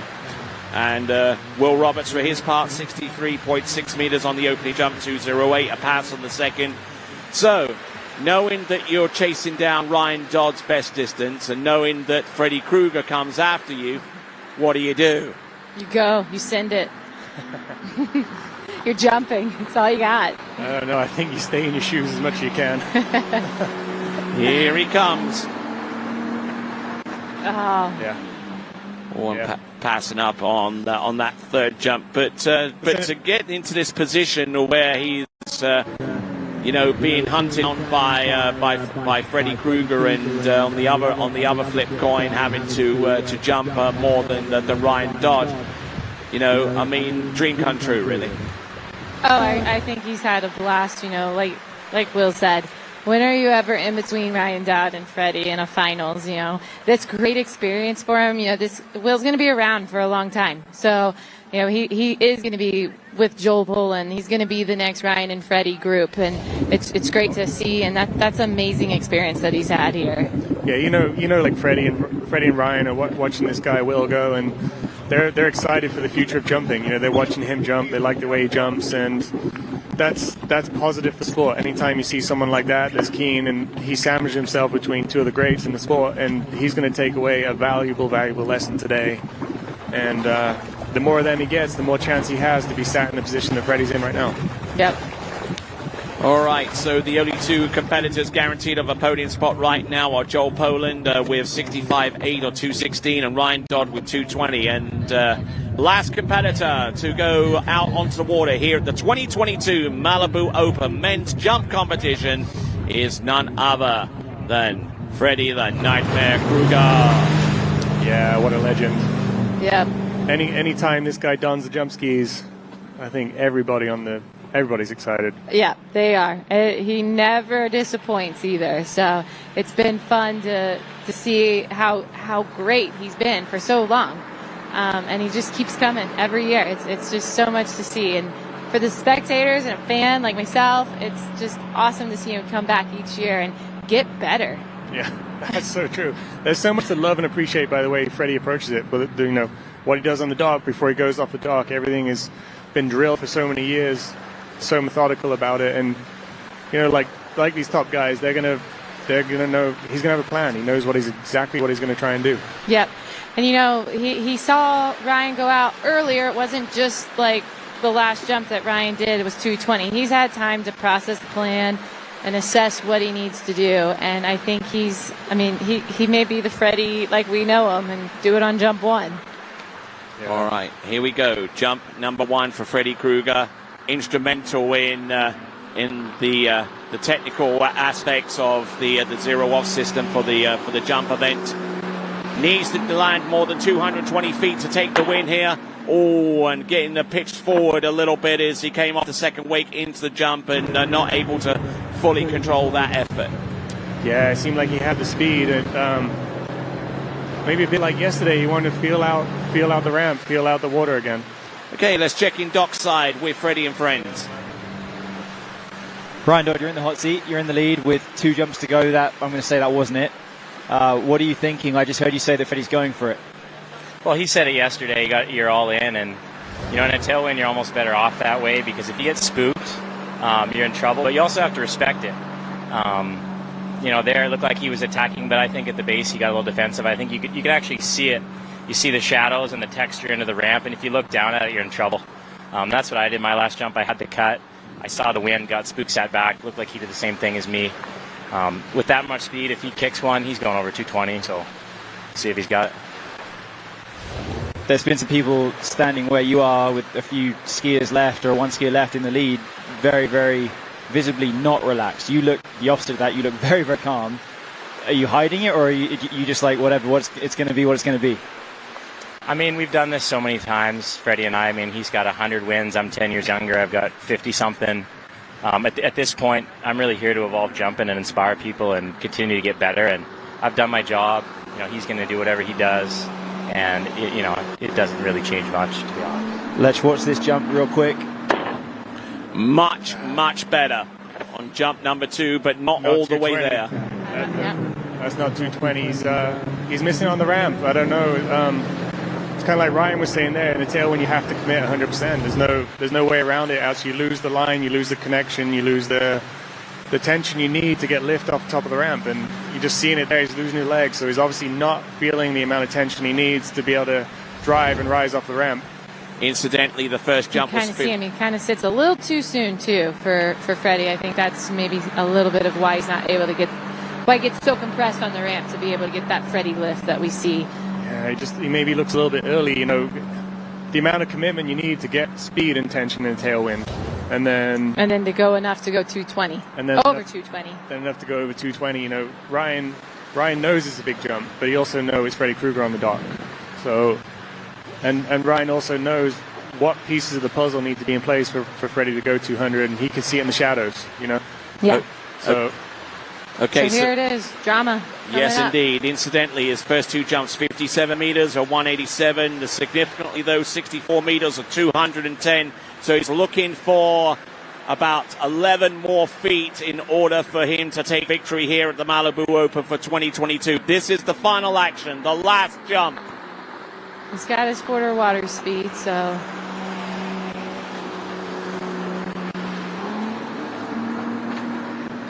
No, he's early. Early. You can see he likes it. Oh, he likes it, though. He liked it, though. Well, okay, let's see what there is to like about that jump there for Freddie. Don't Krueger. When Freddie doesn't throw the fist unless he likes it. So I know. Let's see what we got going on. He stayed loaded nice. Yeah. So, quelle distance. Yeah, the anticipation. Drama. Do. Freddie liked it. Yeah. I don't know. I didn't see him commit with his left shoulder like I'd normally see him on his massive jumps, but shit, he likes it. Oh, so close. So close. 219. Couldn't get any closer. Freddie knew it was in the pocket. Well done, Ryan. Ryan, you just told me that you're here for the betterment of the sport. I didn't believe you, but I can see you're quite happy to have won. It seems to be a smaller distance, but I mean, hey, that's what happened in California, right? So, congratulations. Yeah, but it really is. You know, we've kind of gone back and forth, like I said, for 20 years now, and it truly, there has to be something bigger than just me feeling cool winning, and it really is, because, you know, he puts himself on the line, I'm on the line, and that competition, like, you know, I want him to go big so that it wakes me up, you know, but like you said, I still want to win. It feels great. So, yeah, stoked. This battle that you guys have had going on, I mean, it's been the last 5, 6, 7, 8 years, whatever it is. I mean, I remember I watched you at a Malibu Open in, I'm going to say 2014 or 15 when you went 235, like it was, and you lost the plot when you won. So you're a lot calmer now, but you're probably a lot more used to winning. I mean, yeah, I forget exactly what year, but it was somewhere in there. My personal best was 237. He went 237, and my last jump, I went 238, and it was like, but that's both of us pushed to our edge, hitting it. You know, today we both left the door open a little, because we are both like intelligent enough. You know, like I said a second ago before the camera's on, if you move into this tailwind and you come off and you're on that edge, there's nothing to pull you back. So, you know, we're both kind of smart enough to ride that line a little safe, it looked like, from both of our sets. But one of these young guys puts out a 224. You know, you'll see us even further on the edge. So, yeah, good times. And a lot of respect between you two, and presumably, I mean, you'd be happy to say that if it wasn't for Freddie, you wouldn't be as good as you are, right? Yeah, I mean, when I was a kid, I had Jarrett Lewan as my coach and idol. That got me really good, really fast. And then it was trying to catch up, and there was like, you know, I was 17, my first Malibu Open. I went 224, and I think I like 11th place or something. And it was like, it was a painful, like, first 5 years.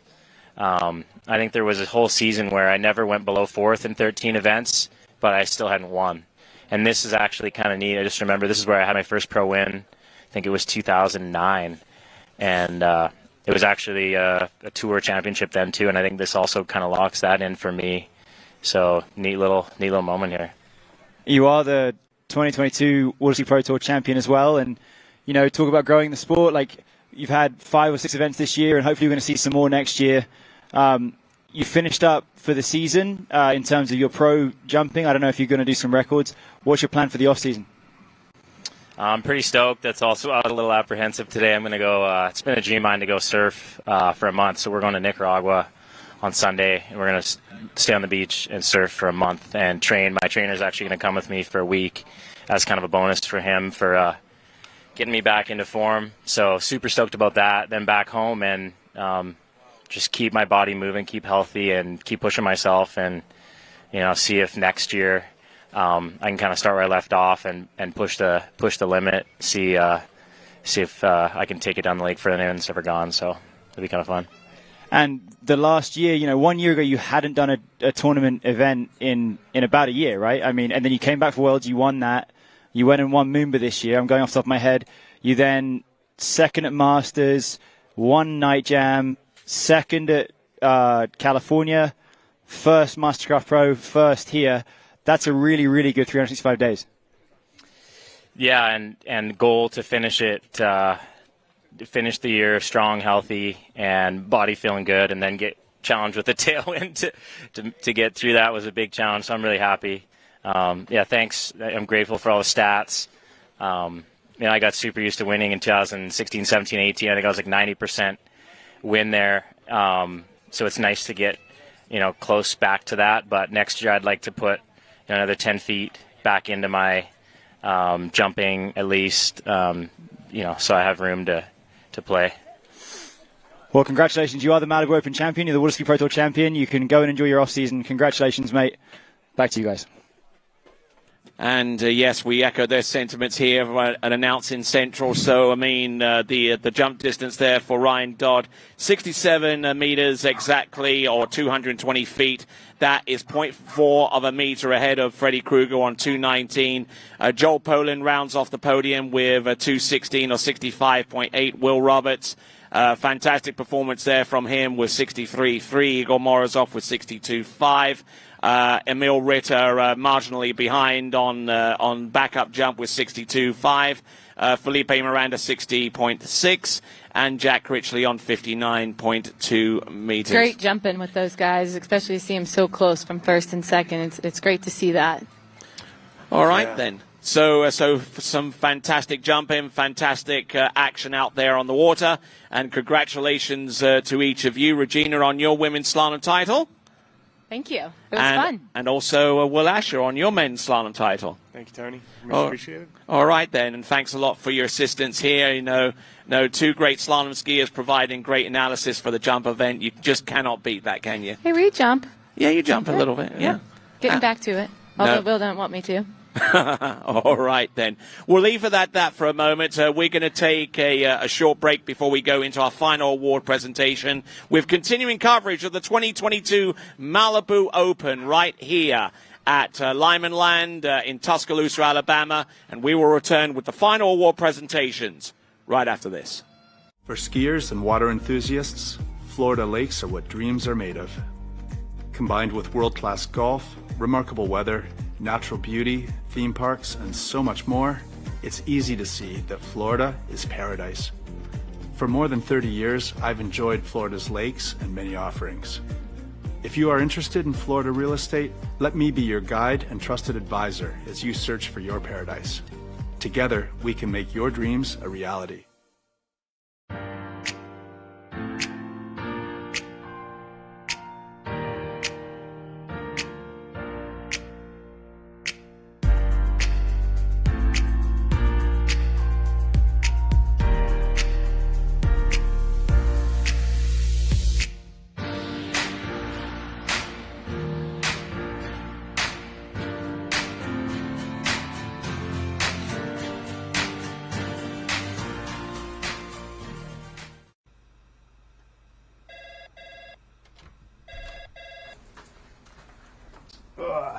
Brian. Hey, morning. You have a good weekend? Yeah, got out on the water a couple times. How about you? Yeah, I got to set in. Just gonna make a quick phone call here. Oh, of course. Can you get that, Will? Yeah, man, I got it. Thanks for calling Wake House. This is Will. Yeah, looks like we've got those in stock. On the internet nowadays and social media, there's bits and pieces about how to get better, but there was never a program that tied everything together. I was looking for something I could do mainly on the off season so that when I started skiing in the spring, I didn't feel like I was hit by a truck. My mobility is better. I'm less sore. I felt like I was a 50-year-old that was closer to 60. Now I feel like I'm a 50-year-old that's kind of closer to 40.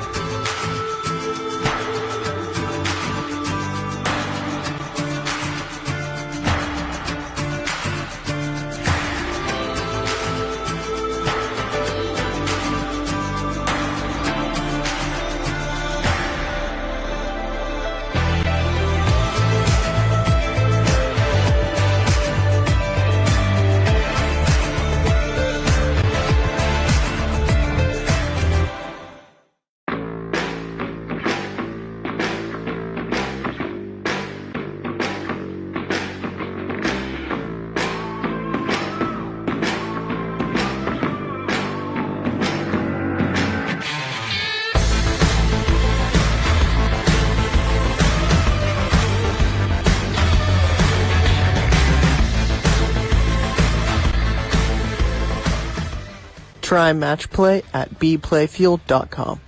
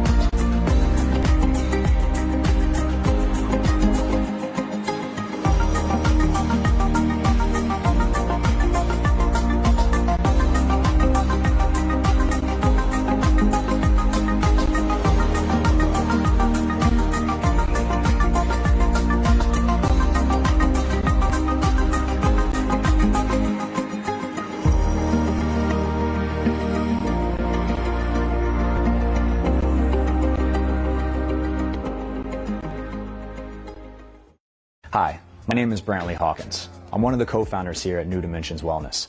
My partner and I have over 20 plus years of sports medicine and exercise experience working with the most elite athletes in the world. Together we have developed a proven system that has been sought out by these professional athletes and is now available to you. You will move your body and loosen your joints in ways that you haven't before. It's not your typical weight training, it's not CrossFit, and it's not crunch fitness. Once I got in here, it was a big eye-opener how much different that they go about everything.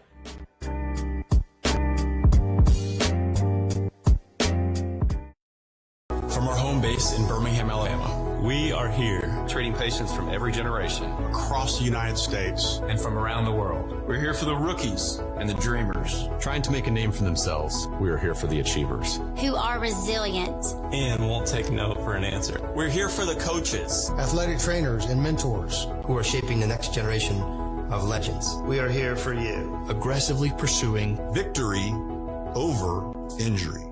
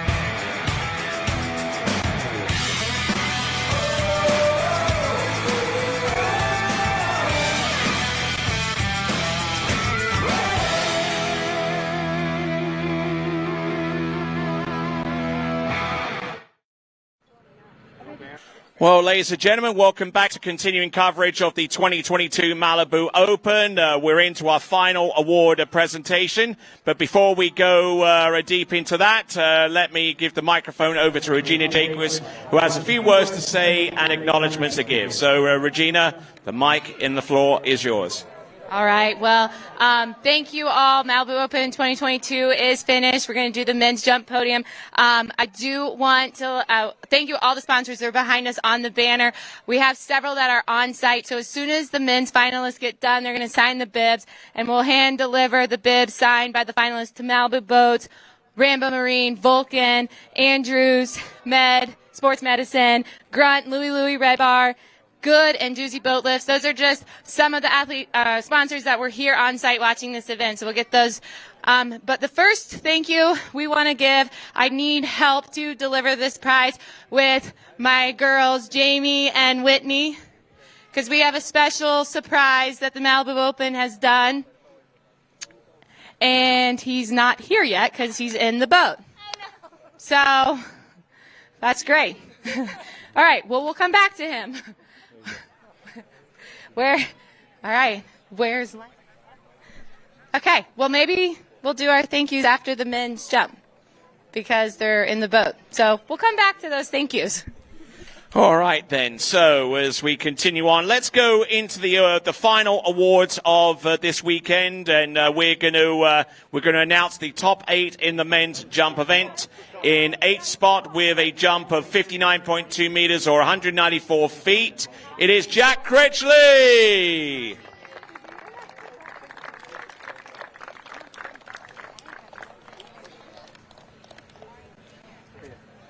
There we go.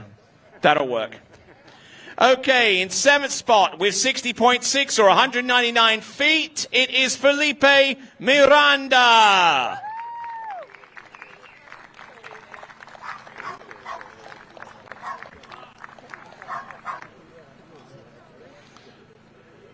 Sixth spot with a jump of 205 or 62.5 meters, Igor Morozov.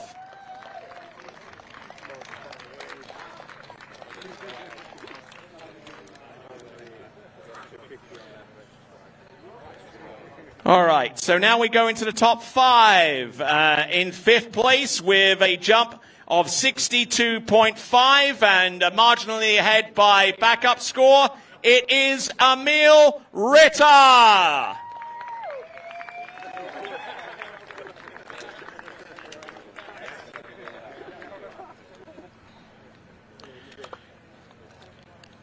All right, top 4. In 4th place with 63.3 or 208 feet, it is Will Roberts.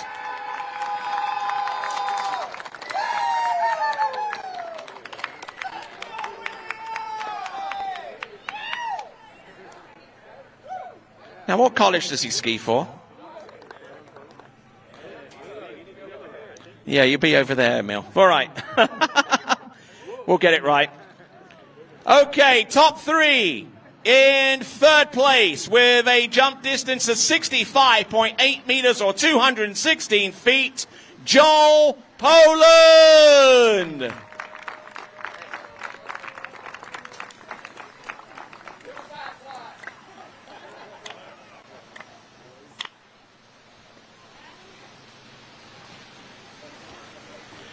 And just an addendum to his jumping prowess out there, he was 63 points short of equaling his current world overall record, but it's safe to say that the best overall performance of the year belongs to Joel Poland.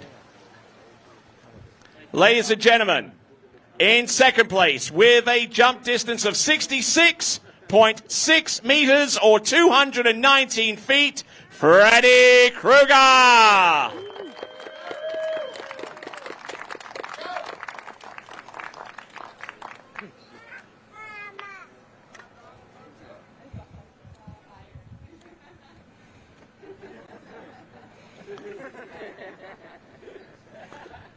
There you go. Nothing wrong with aspirations, I suppose. And now, ladies and gentlemen, presenting to you your champion with a best jump of 67 meters exactly, or 220 feet. Let's give it up, please, for Ryan Dodd!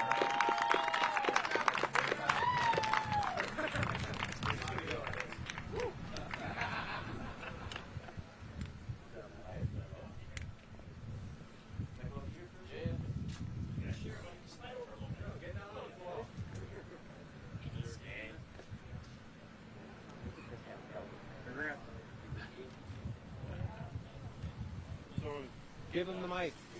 Thank you. Give it to him. All right there. So, Ryan, I've got a few words for us. Thank you. Super happy to be here. Really appreciate everybody taking the time and energy to set up that second course and give us a good shot. We got a little unlucky with the wind, but we made it work. Great sight. Everything felt nice out there. Just had that little tailwind, so we didn't crank the huge jumps that everyone likes to see, but we all did our best, put it on the line, and we're happy to have jump events. And a lot of us have families now, so it's pretty cool to be here and experience the family sport to the fullest. So, cheers. Good speech. Ladies and gentlemen, presenting to you your 8 finalists in the jump event: Jack Critchley, Felipe Miranda, Igor Morozov, Emil Ritter, Will Roberts, Joel Poland, Freddie Krueger, and your champion, Ryan Dodd. All right, so Regina, you want to try this again? Yeah, I do. All right, so I want to bring the ladies back up. Whitney, Jamie, we had an incredible 2021 Malibu Open last year. We made history. One of them's not here, Manon, but Jamie, Whitney, and I ran 39 off in the finals. It's never been done. Hopefully we can make it happen again in the future. But a feat nonetheless. So Malibu Open team wanted to present the driver that made that happen for us, Pat, to come down. We have a surprise for you. So thank you. My pleasure. Thank you. Something that never has been done before. The man never even took any acknowledged for it. But this is a special ski, and it's all signed by us. Whenever we get Manon, we'll sign it. But 39 off ran by all of us. That's awesome. Thank you.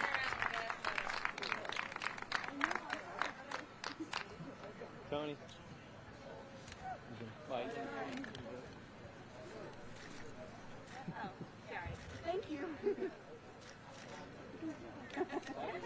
History has to be thanked. Thank you so much. All right, the next thank you, we got 2 more. Next one is, without being on this site, this wouldn't have happened. So I'd like to bring Lyman Hardy up for letting us have his site here in Alabama. He's gotten a lot of connections for us. He's made this event happen, so thank you on behalf of the Malibu Open team. Oh my gosh, so good looking. Oh my gosh, beautiful people. Wow, I love it. Good job, guys. Thank you. All right, my last one, I get to really make my boss cry. So come on up, Rob. With Malibu Boats, we can't do this without you. We've done it for 14 years. We want to do 15. No pressure. So thank you, Malibu Boats. We have a gift for you guys, too.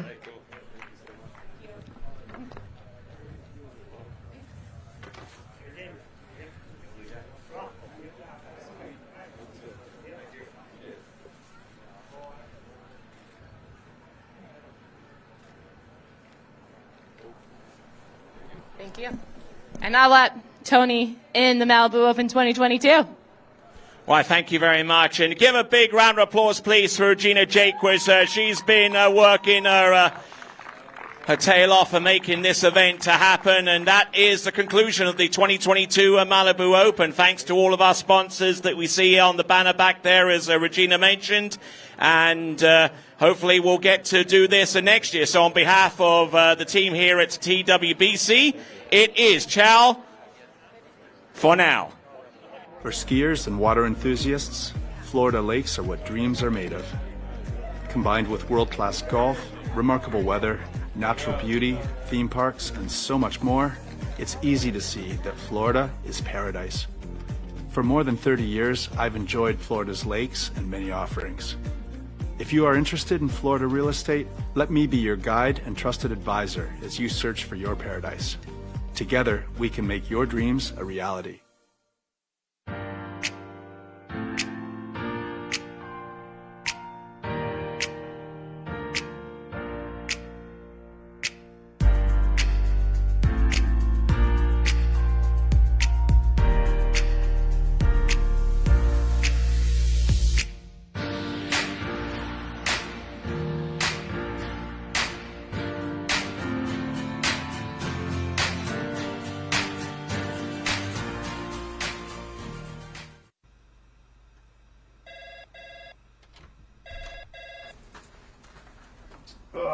Morning, Brian.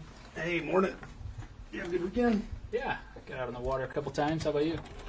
Yeah, I got to set in. Just gonna make a quick phone call here. Oh, of course. Can you get that, Will? Yeah, man, I got it. Thanks for calling Wake House. This is Will. Yeah, looks like we've got those in stock. On the internet nowadays and social media, there's bits and pieces about how to get better, but there was never a program that like tied everything together. I was looking for something I could do mainly on the off seasons so that when I started skiing in the spring, I didn't feel like I was hit by a truck. My mobility is better. I'm less sore. I felt like I was a 50-year-old that was closer to 60. Now I feel like I'm a 50-year-old that's kind of closer to 40. Yeah.